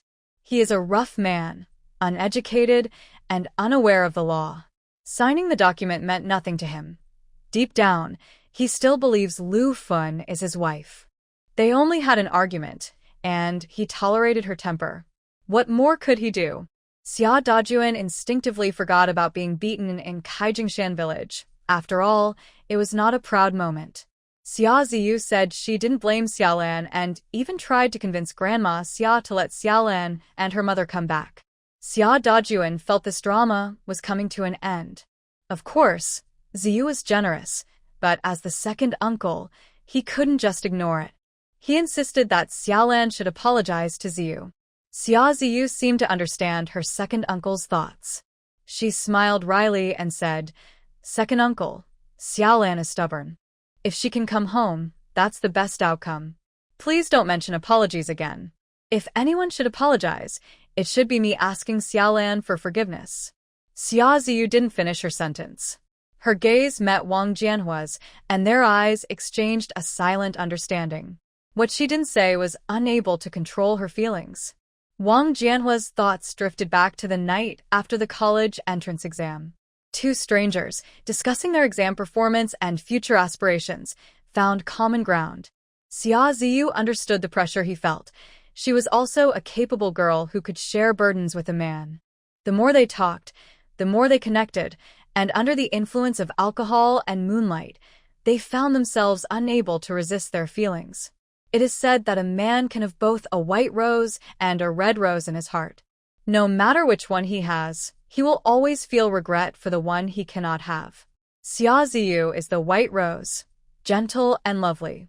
Xia Xiaolan is the red rose, beautiful and fragrant, but her thorns can hurt if one is not careful. Wang Jianhua also felt it was not good for Xia Xiaolan to rely on others. Given her personality, she would inevitably clash with others over time. He had heard that the Lu family didn't have any influential relatives. After spending years in the countryside, he knew what that meant. With few men in the family, they would be bullied. The Lu family had come to escape hardship and had only settled in southern Hunan for a few decades. Xia Xiaolan's grandparents passed away early, leaving her without any relatives to rely on. Knowing that Lu Fan had divorced and brought Xiaolan back to her family, Wang Jianhua worried about these issues. But he had no position to speak on it. It was perfect for Xia Ziyu to bring it up. Seeing the look in Wang Jianhua's eyes, Xia Ziyu knew she had done the right thing. Her feelings were very complicated, but she suppressed her discomfort and followed the original plan. "Grandma, second uncle, you all might not know that Xiaolan recently got accepted into the county's top school, right?" What? Wang Jinggu and Xia Hongbing both knew about it but pretended to be shocked. In this family, only Xia Dajuan, Grandma Xia, and Wang Jianhua really had no idea about such a big event. Grandma Xia was also not one to back down, saying, "What is she doing at County No. 1 High School? I hope she isn't leading the boys there astray." "Uncle, do you want to reconcile with Aunt?" "Mom." Xia Dajuan was unhappy. He was curious about what Xia Ziyu had said. Could that girl Xiaolan really be studying at County No. 1 High School? Didn't she get headaches just looking at books? That's why she stopped studying after middle school. At that time, the family was preparing to support Xia Ziyu for college, while Xia Ziyu studied at the high school and Zhang Chui went to the city to take care of her. The family had to cover the rent and living expenses for the mother and daughter. Plus, with Xia Ziyu's younger brother and Xia Hongxia's two younger brothers, all these boys were still young and couldn't help much. They all needed to go to school, which costs money. If they ignored Xiaolan and Xia Hongxia continuing their studies, the younger ones would likely have to drop out. Fortunately, neither Xiaolan nor Xia Hongxia were particularly good at studying, so the Xia family wouldn't be in a tough spot. Seeing his uncle eagerly waiting for an explanation, Xia Ziyu thought that, after all, she was his own daughter, and it was impossible that Xiaolan didn't matter to him at all. She didn't keep him in suspense but also didn't go into too much detail, only mentioning that Xiaolan was now studying at County No.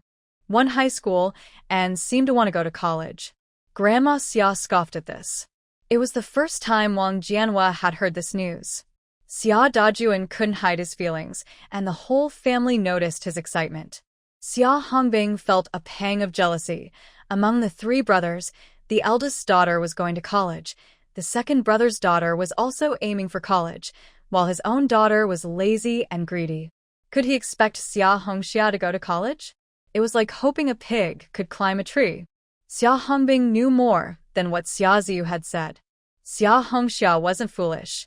She knew who her true family was. It wasn't just that Xiaolan was studying at County No. 1 high school. She would have to take the college entrance exam in July after the new year, and she had just scored over 500 points, ranking second in her grade. Even Xia Hongxia knew this important information, yet Xia Ziyu spoke vaguely, making Xia Hongbing feel that his niece had her own thoughts. With many thoughts in mind, Xia Ziyu sincerely said, "Uncle, if you and Aunt can reconcile, Xiaolan can study with peace of mind. If she gets into college, the family will surely support her, right? After all, over there, she is just living under someone else's roof and won't be able to focus on her studies." Xia Dajuan was already moved by his niece's words. The conflict between him and Lu Fen shouldn't affect Xia Xiaolan's future, right? Although this daughter has embarrassed him, if she can get into college, all past grievances can be forgotten. Even the most talkative gossipers will only envy and praise Xia Dajuan and won't dare to criticize Xia Xiaolan's past behavior. But her uncle will definitely cause trouble, he said. Lu Yong's attitude was clear, and Xia Dajuan blamed Lu Yong for bringing up the divorce with Lu Fen. Xia Ziyu thought for a moment and suggested, "How about I arrange a meeting with your second aunt in the name of the principal of County No. 1 middle school?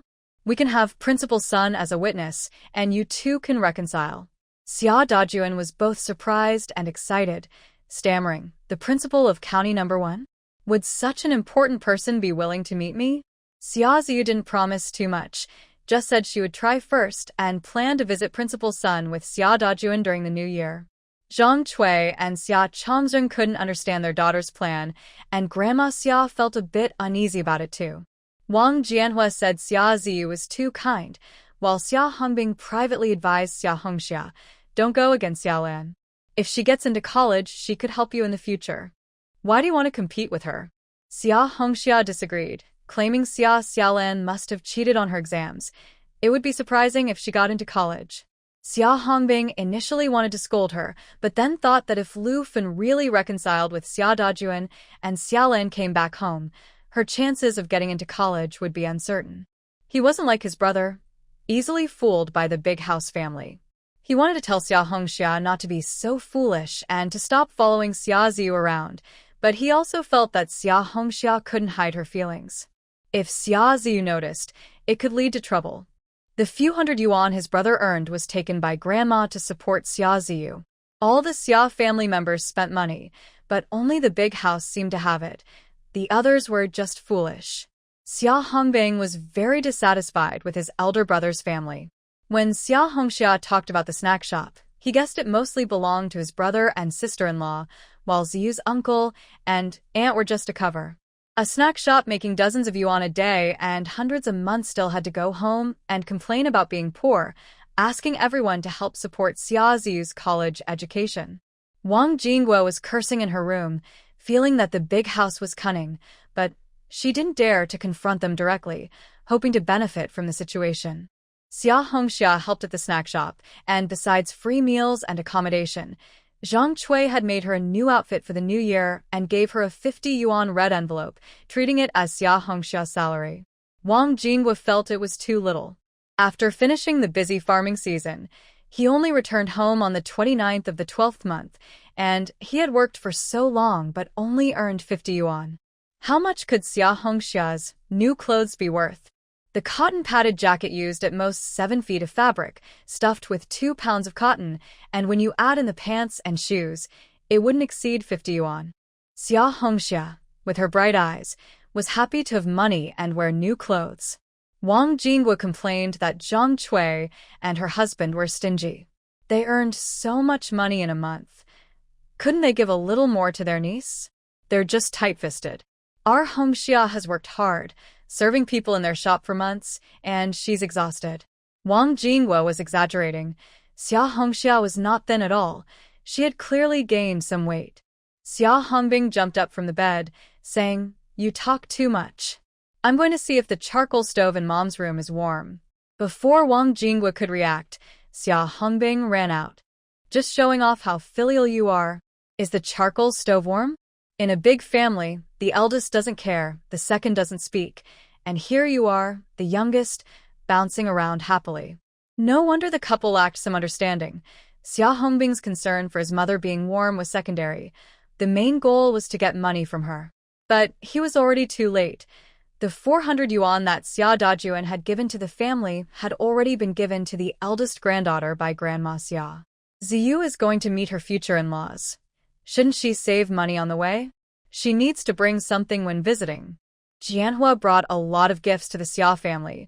We can't let the Wang family look down on Ziyu. Grandma Xia was unapologetically biased. Xia Hongbing was just complaining, saying the family couldn't even afford gifts for visiting relatives during the new year, and he blamed Grandma Xia. Second brother wants to go out to work, but you insist I stay behind. I haven't made any money in months.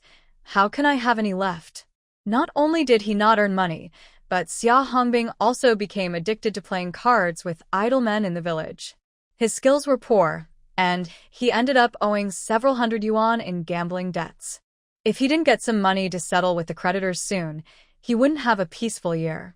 Grandma Xia couldn't refuse him and finally took out 100 yuan from her savings to give to Xia Hongbing. With the money, Xia Hongbing sweetly said, "Mom, you should sleep early and don't get cold tonight." Grandma Xia held her chest, feeling heartbroken after giving away 100 yuan and couldn't sleep. Moreover, Xia Ziyu insisted on getting back those old shoes from Xia Xiaolan. In front of Wang Jianhua, Grandma Xia couldn't act too harshly, but she was worried and couldn't sleep. She and Xia Xiaolan's old shoes seemed to clash. Just seeing her annoyed her. Lu Fen was not good at pleasing her mother-in-law, and Grandma Xia disliked her daughter-in-law the most. After finally getting rid of both annoying people, now they had to bring someone back. Even if Xia Xiaolan could get into college, would she really treat her grandmother nicely? Little shoes hold grudges. Only her obedient granddaughter, Ziyu, could be trusted. She treated Ziyu well, and Ziyu would surely be filial to her in the future. That child, Ziyu, has countless good qualities, but her only flaw is being too kind. The Zhou Qing family found out. Xia Ziyu put on a performance at the Xia family that could almost move herself. In Qijiao village, Xia Xiaolan was completely unaffected. With a full wallet, this year's New Year's Eve was enjoyable. Even without a TV, the whole family gathered around the stove, roasting and chatting while eating sunflower seeds to welcome the new year. Tao Tao's head bobbed as he struggled to stay awake before midnight. Lu Fen nudged him and handed him a plump red envelope. "Here's your New Year's money from your aunt." The red envelope given before midnight on New Year's Eve is called lucky money, which symbolizes good wishes from elders to younger ones for health and safety in the new year. Besides the money given before the new year, relatives also give red envelopes to children when visiting during the New Year celebrations. These days, everyone is short on cash, so the envelopes usually contain 5 or 10 yuan, and poorer families might even give just 1 or 2 yuan. These red envelopes are exchanged. If you give my child one, I'll return the favor when I visit your home. If a family keeps giving out red envelopes without receiving any back, it can feel like a big loss during the new year. Lu Fen prepared red envelopes for her nephew, and Li Fengmei also got one ready for Xia Xiaolan. Xia Xiaolan would turn 19 in a few months, and if she married early, she might have kids running around, so it felt awkward to accept a red envelope. Li Fengmei insisted on giving it to her, and Xia Xiaolan had no choice but to accept. Feeling the thickness of the envelope, it was probably at least 100 yuan, exactly the same as what Lu Fen gave to Tao Tao. Xia Xiaolan glanced helplessly at her mom. The rumored method of offsetting red envelopes was indeed real. By 11 p.m., Li Fengmei started preparing dumplings, and the whole family joined in to knead the dough, roll out the wrappers, and fill the dumplings. They even had to hide coins in some dumplings. Xia Xiaolan noticed Li Fengmei secretly marking the dumplings with coins, but kept quiet about it. Li Yong bought firecrackers and planned to light them outside at midnight. Before it was even midnight, there were sporadic sounds of firecrackers, and as it got closer to midnight, the noise increased. At this time, not many people were setting off fireworks, but every family had to buy a string of firecrackers. Lu Yong bought several strings of firecrackers and laid them out along the road in front of his house, connecting them end to end to make them last longer. The amount of firecrackers set off in the countryside during the New Year also reflects a family's wealth. After all, they only go off for a little while, and families that are not well off usually just set off a few. In previous years, Lu Yong was among those who only set off a few, but this year, his wallet was full, marking a turnaround for him. He ran into his neighbor, who was also setting off firecrackers, and shouted, "Yongzi, your firecrackers are impressive. How many do you have?" 1,000, connected in 5 strings. Wow, that's quite extravagant. Last year, he only had a small string of firecrackers with 100 pops. Kids love this time. Lu Zitao was wide awake, watching Lu Yong set off firecrackers. Xia Xiaolan, worried about his ears, didn't let him get too close, but Lu Zitao was excited, jumping and shouting. Children are sensitive to their surroundings. Last year was very important for Lu Zitao. First, he became a primary school student, and soon after, his parents moved the family to the provincial capital, where he transferred to a local elementary school. Previously, they rarely had meat, and whenever they did, his parents made sure he ate first. Now, they have meat dishes almost every day, and Lu Zitao has become picky. He can't eat without meat. As for new clothes and shoes, that goes without saying. His family is in the clothing business, so he always has what he needs. At 5 or 6 years old, he can remember things well. He recalls last New Year when someone came to their house to collect a debt. If they couldn't pay, the person wouldn't leave, and his mom even made noodles for them. But right after sending the debt collector away, his mom and dad had a big fight, and Lu Zitao was so scared he cried, with his mom holding him and crying too. At first, his dad was stern, but when he saw them crying, he stopped arguing. He patted Lu Zitao's head and said a lot of things, but Lu Zitao doesn't remember much.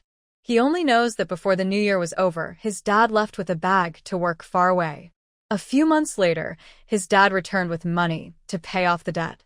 His mom called the creditors to their home, and after several times, they finally cleared the debt. Then his dad bought a new bicycle and rode it home, and soon after, his cousin Xiaolan and his second aunt arrived. Lu Zitao was so excited he shouted, and before long, he was all sweaty. The sound of firecrackers outside gradually faded. Xia Xiaolan crouched down to check if there were any sparks on him from the firecrackers. Lu Zitao suddenly leaned close to her ear and said, "Sister Xiaolan, I feel so happy." Xia Xiaolan chuckled, "You're just a kid. Do you even know what happiness is?" Lu Zitao replied eagerly, "The teacher said we live in a socialist country. We have books to read, clothes to wear, and food to eat, so that is happiness. I am very happy. I have my dad and mom, Sister Xiaolan, and my second aunt." This little guy was simply adorable, and Xia Xiaolan's heart softened. Lu Yong returned from setting off firecrackers and heard everything clearly. He used to be quite reckless, but thankfully he realized it wasn't too late. He scooped his son onto his back, with Lu Zitao's legs draped over his neck, and rushed into the house, saying, "Let's go eat dumplings." Once the New Year's firecrackers were done, it was time to eat dumplings. Today's dumplings were filled with pure meat, and each bite was especially satisfying. Xia Xiaolan and Lu Zitao both ended up with the dumplings marked by Li Fengmei. Xia Xiaolan was prepared for it, but Lu Zitao, being a little kid, almost broke his teeth. He covered his mouth, on the verge of tears. "Don't cry. It's already the first day of the New Year. We can't have crying on New Year's." Xia Xiaolan comforted him, "If you eat slowly, you won't break your teeth. The person who eats this dumpling will be even happier." Lu Yong was worried. How could he not break his teeth if he ate too fast? Suddenly, Lu Yong thought of Zhou Cheng, who would analyze every little thing, even when eating a fish. He wondered how their family educated him. Lu Yong was thinking far ahead. He wasn't wealthy yet, but was already considering how to raise Lu Zitao to be a refined second-generation rich kid. After setting off firecrackers and eating dumplings, the New Year's Eve celebration was over. Before going to bed, Xia Xiaolan found a bulging red envelope under her pillow, knowing without a doubt that it was secretly placed there by Lu Fun. The mother and daughter shared their earnings, using the money together. But Lufin felt a sense of compensation towards Xia Xiaolan. In the past, it was hard to get even a couple of yuan as a New Year's gift, but this year, with money earned, she made it up to Xia Xiaolan. The Zhou family in the capital was also celebrating the New Year. Zhou Cheng's grandparents were still alive and in good health. They usually didn't live with their children, as they didn't like climbing stairs at their age. The retired senior officials, like Zhou Lao, were given single-story houses. With their status, they had caretakers after retirement, and living alone suited them just fine. During the New Year, when all the children and grandchildren gathered, it was already a great happiness for the elderly couple. Take old Zhou, for instance. How many of his comrades sacrificed themselves before they could enjoy peace? And how many waited for peace only to find their bodies wouldn't let them enjoy it, leaving too soon? Old Zhou is very satisfied with his life. He has been lucky and not greedy, which has allowed him to reach this point, smoothly handing over his duties. He has done well from start to finish. He and his wife have 2 sons and 2 daughters, all healthy, so he hasn't had to face the sorrow of losing a child. What more could he want? Even if some of his children are more successful at work while others are average, old Zhou is not greedy at all. Having come through the fire of war, he knows that nothing is more important than life. Besides, the Zhou family doesn't fight like others do. They have small disagreements, but are generally united. On New Year's Eve, the Zhou family gathered to celebrate with the elders. The only one missing was Zhou Cheng. Grandma Zhou kept mentioning her eldest grandson, which made her granddaughter a bit jealous.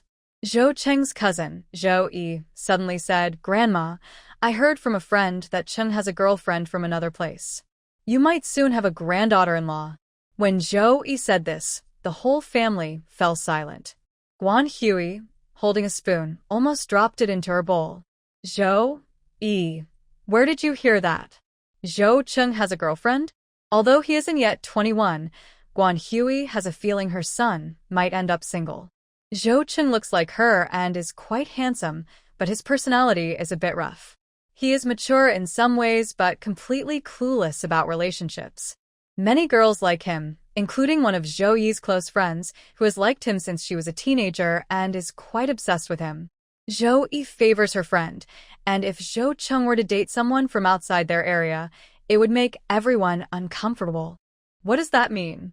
Would he rather choose a girl from the countryside than one of the girls from their neighborhood? Zhou Yi intentionally brought this up, feeling no shame since the news is spread around but hasn't reached the elders yet. She felt a bit nervous around Zhou Cheng, but since he couldn't take time off this year, she had no worries. Seeing that Guan Hui didn't believe her, Zhou Yi quickly shared the rumors. They say he met her while traveling, like a hero saving a damsel in distress, and they fell in love at first sight. The girl comes from a poor family, but is very beautiful, and Zhou Cheng is completely smitten. I heard that the unit has urged Qingzi several times to return, probably because of the person he is dating. And didn't Qingdi tell you and uncle about it? Guan Hui could only speak for Zhou Cheng in front of the curious family. Zhou Yi, you're overreacting. Zhou Cheng is almost 21. Dating is quite normal. It's just a process of getting to know each other. He mentioned it to me, but it's not time to bring her home to meet the parents yet. Guan Hui's honesty convinced even her husband, let alone others. Zhou Yi continued to press. Zhou Cheng is already letting his work suffer for her. I see that girl from out of town has her ways. Aunt, if Zhou Cheng brings her home and says he wants to marry her, would you agree? In our family, girls from outside often cling on and don't let go. Guan Hui was at a loss for words. Old Master Zhou felt a bit upset. Zhou Yi, don't speak ill of others behind their backs. You haven't even met Zhou Cheng's girlfriend, so don't judge based on hearsay.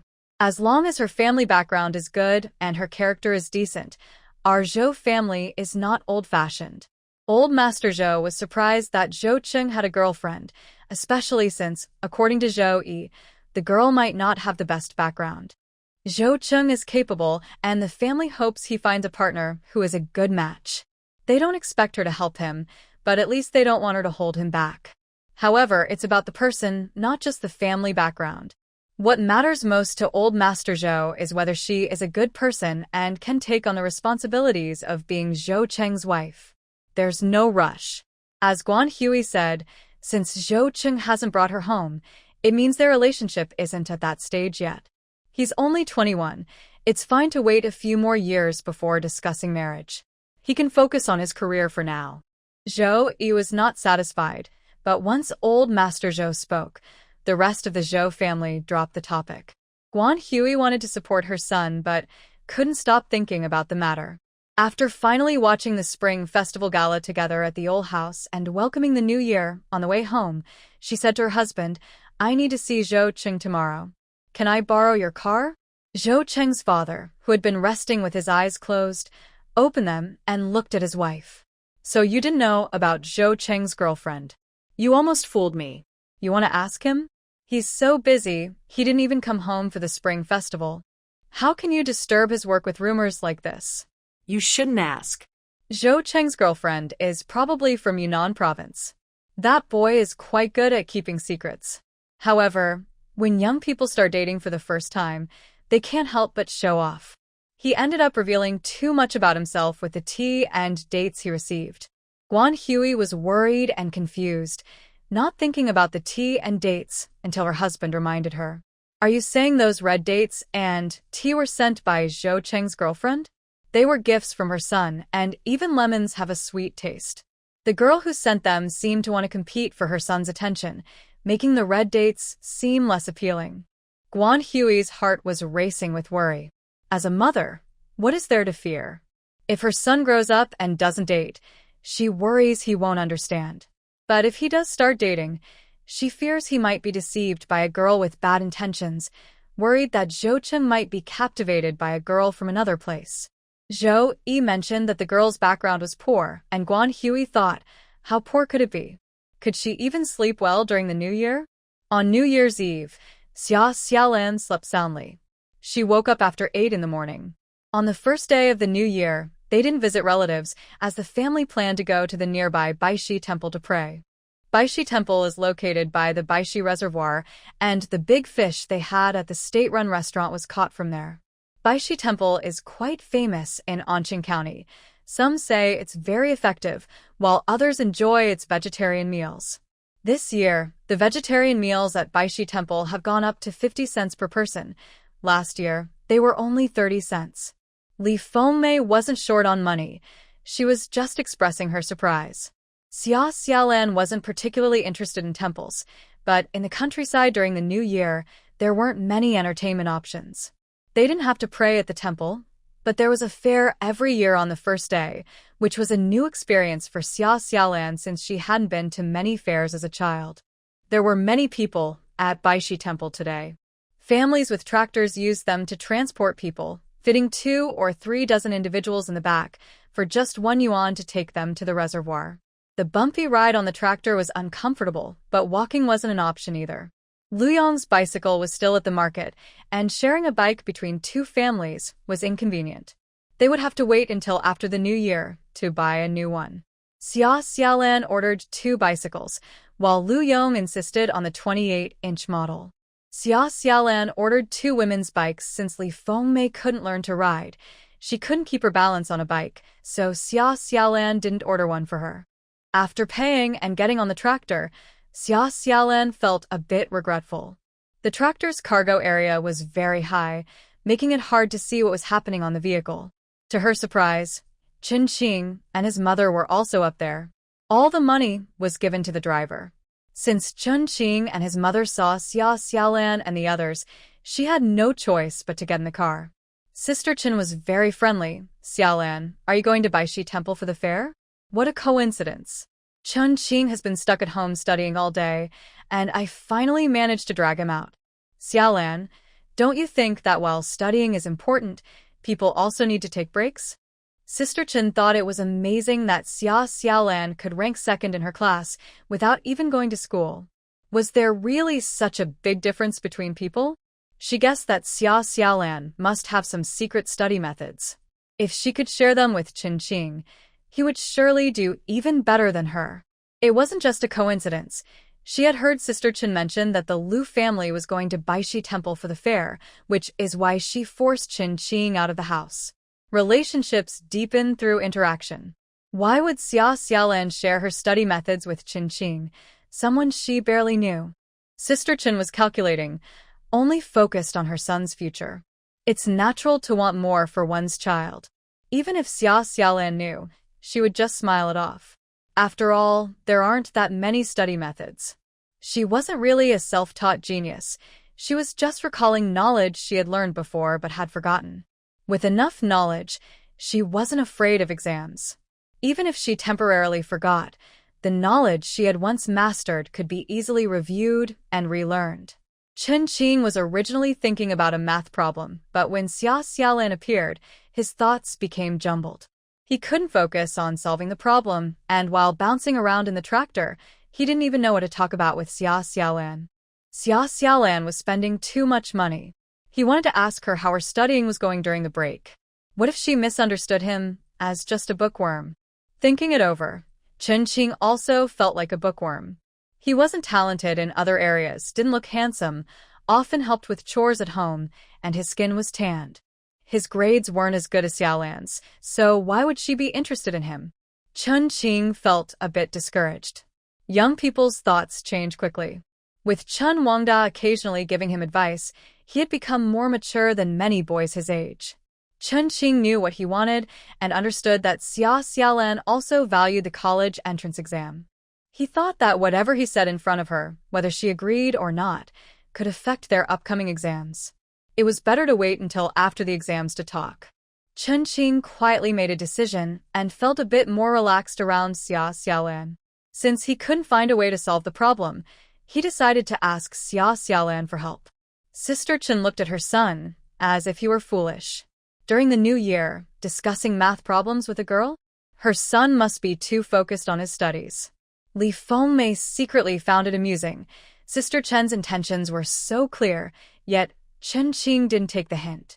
She wanted to mention Zhou Cheng's presence, but with everyone in the car, including Qin Qing, it felt awkward. The family reunion dinner would have been a good time to bring it up, but the spoiled little princess, Liang Huan, made everyone leave quickly, causing Li Fengmei to miss the best opportunity. Never mind, it's best not to be too harsh. Qin Qing seemed quite interested in Xiaolan. It wouldn't be good to provoke him. With only 5 months until the college entrance exam, she could clarify things before the Qin family brought up the matter of the two children. As they discussed math problems, the time passed quickly, and they soon arrived at the Baishi Reservoir.